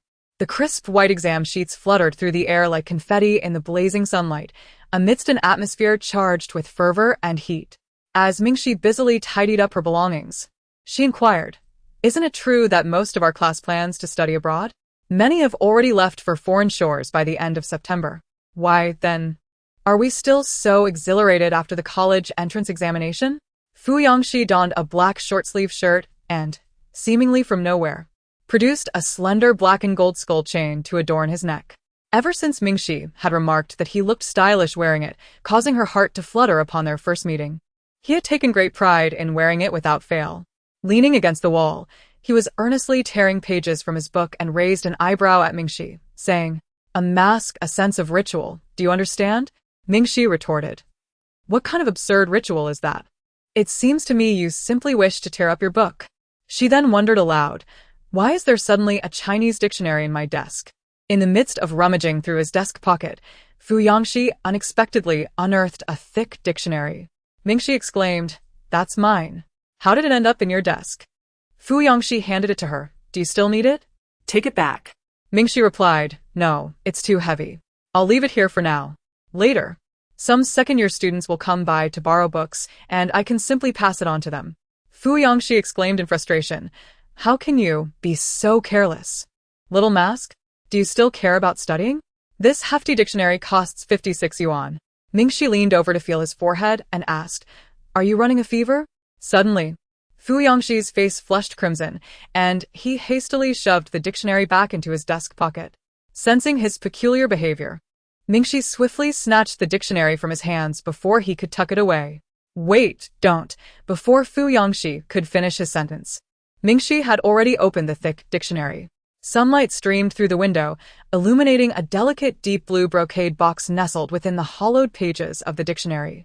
As Mingxi abruptly flipped open the dictionary, the box sprang open as well, revealing 2 silver rings standing upright inside. Mingxi's heart skipped a beat. Fu Yongxi rose to his feet, his face flushed as crimson as the setting sun. He had intended for Zhao Mingxi to personally take the dictionary home, hoping she would discover the starry arrangement he had prepared and then subtly suggest she open the dictionary. However, fate had other plans. The decorative lights, much like the last time, utterly failed to serve their purpose. Jiang Xiuqiu's tricks seemed ineffective every single time. Fu Yongxi felt a pang of despair. Was the tumultuous nature of love at 18 destined to be chaotic? If that were the case, he could hardly bear to wait another minute, another second. Little mask, give me your hand. Fu Yongxi lowered his gaze to Zhao Mingxi. She paused, then lifted her head. Though this approach felt cliché and trite, she couldn't help but be irresistibly captivated. The warm orange glow of the setting sun streamed through the window behind him, casting his tall silhouette upon her. Fu Yongxi gazed down at her, his brow arched, still as spirited as when they first met, radiant like the morning sun. Mingxi clutched the dictionary to her chest, her heart racing as their eyes met. It was Fu Yongxi. She was certain. He was the one for her in this lifetime. Amid the teasing shouts from their classmates, scraps of paper from the pristine exam sheets fluttered around. Mingxi's cheeks burned as she reached out to rest her hand atop Fu Yongxi's. Fu Yingxi appeared bashful, yet earnest, as he slowly slipped a ring onto her finger. Chapter 70. After the college entrance examination, Mingxi had indeed encountered Zhao's mother once. Upon emerging from the examination hall after completing her final subject, while the other students rushed towards their parents, she spotted Zhao's mother standing beneath a tree, sheltered by a sunshade. A pang of anxiety struck Mingxi, fearing that Zhao's mother would once again approach her in tears, yet to her surprise, this time Zhao's mother merely observed her from a distance. That day, Zhao's mother remained under the shade, watching as Mingxi and Heong gradually walked away. For once, she fulfilled her duty as a mother, accompanying her child through the final stretch of high school. In July, the weather was sweltering. Several matters occupied their time, assisting Professor Gao in settling into a new place and renovating the old house. Fiancé visited a nursing home, and Mingxi joined him for a meal with the elderly gentleman. Upon returning, the entire international class gathered for a meal, tears streaming down the faces of the younger boys, lamenting that they could no longer engage in friendly skirmishes with the Chongqing class. They rushed forward to embrace Fiancé and Zhao Mingxi, only to be disdainfully pulled away by Fiancé. Having wrapped up all their affairs, Mingxi and Fiancé planned to embark on a journey, awaiting the results of the college entrance examination and the national competition. Meanwhile, as soon as the summer vacation commenced, Ke Chunguan found himself languishing in boredom, desperately pleading over the phone for the two of them to include him. Ke Chunguan, take me along, please. I'm so incredibly bored. I've already completed The Legend of Zelda twice. The games are tedious, the television is uninteresting, the weather is scorching, and I have no desire to play basketball. Fu Yongxi crouched on the ground, stuffing shoes into the suitcase, and remarked coolly, "Are you thinking of bringing a peach along? Are you so eager to brighten our outing with your presence? You are already 18. Can't you manage to walk independently?" Qu'est-ce qui vi comme ven retorter? I can certainly refrain from being a third wheel. I can grill meat, read maps, and carry luggage. Having me along is undoubtedly a bargain. Do you think everyone can't grill meat? Is that really worthy of mention? Fu Yongxi scoffed at the last barbecue restaurant. All the meat that Zhao Mingxi enjoyed was grilled by me. Did you even contribute? Ke Chunguan shot back. Shiga, have you no shame? Those few pieces you grilled. Did Zhao Mingxi even eat them? Didn't they all end up on the floor? Fu Yongxi responded ominously. Have you grown bold? Is your memory so impeccable? Seeing no success in persuading Fu Yongxi, Ke Chunguan turned to the side, where Mingxi was watching a drama, and pleaded, I beg you, Zhao Mingxi, for the sake of our year together, but was abruptly cut off by Fu Yangxi's ruthless hand, ending the call. On the other end, Ke Chengwen muttered. Mingxi smiled gently. Actually, having a few more people can make it quite lively. Why not bring him along? Fiancé asked. It's a rare opportunity to have a moment of undistracted fun together. Do you realize how precious this is? Little Mask, why do you look so unenthusiastic?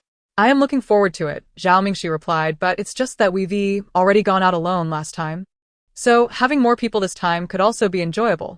Fu Yangxi questioned. What? Fu Yangxi, have you stopped loving me? Mingxi, speak properly. Hurry and pack your shoes. Don't dawdle.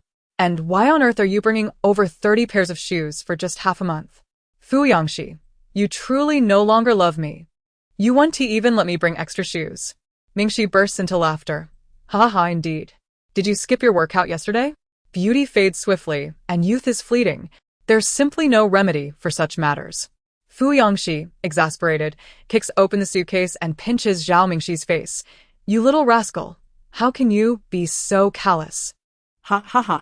Zhao Mingxi, laughing uncontrollably, spills snacks everywhere. Who told you to blush while sharing a bed? Are you even alright? Fu Yangxi, with a mournful expression, allow me to demonstrate just how well I am. Before their departure, Mingxi's points had accumulated to 698, and Fu Yangxi's injuries had fully healed. The system anticipated Mingxi might harbor some regrets, yet she felt none. The halo of the protagonist is not necessarily a blessing. If it means climbing over others and sacrificing loved ones, it would be preferable to live as an ordinary person, striving for a fulfilling life through one's own efforts. They initially planned to travel abroad, but just before their departure, Mingxi encountered issues with her visa, necessitating a postponement of their trip. Ke Chengwen was quite pleased and remarked over the phone. What do you call this? Man proposes, but heaven disposes. Yangxi, how about we take a trip first? And you two can travel separately afterward? Fu Yangxi, what a jinx you are. Mingxi had no objections whatsoever. She relished the lively atmosphere and promptly raised her hand. I agree. Fu Yangxi cast her a glance filled with the sort of disappointment that suggested she no longer loved him. Only after she affectionately leaned in and planted a kiss on his cheek did he reluctantly acquiesce to Ke Chengwen's proposal for a group trip. After securing the long-awaited permission, Ke Chengwen leaped into the air with palpable excitement, swiftly grabbing his travel backpack and borrowing 3 motorcycles. He eagerly returned with Jiang Xiuqiu to find Fu Yangxi and Mingxi. Downstairs, the 3 motorcycles stood in a row, exuding an air of authority. Fu Yangxi picked up a helmet and placed it on Mingxi's head, diligently fastening the chin strap with utmost care. Jiang Xiuqiu, a notorious charmer, casually helped Yang with her helmet as well. Meanwhile, A somewhat forlorn Ke Chengwen muttered, Am I mistaken? Fu Yangxi bent down to lift Mingxi's legs, placing her gently onto the motorcycle. Mingxi tucked away a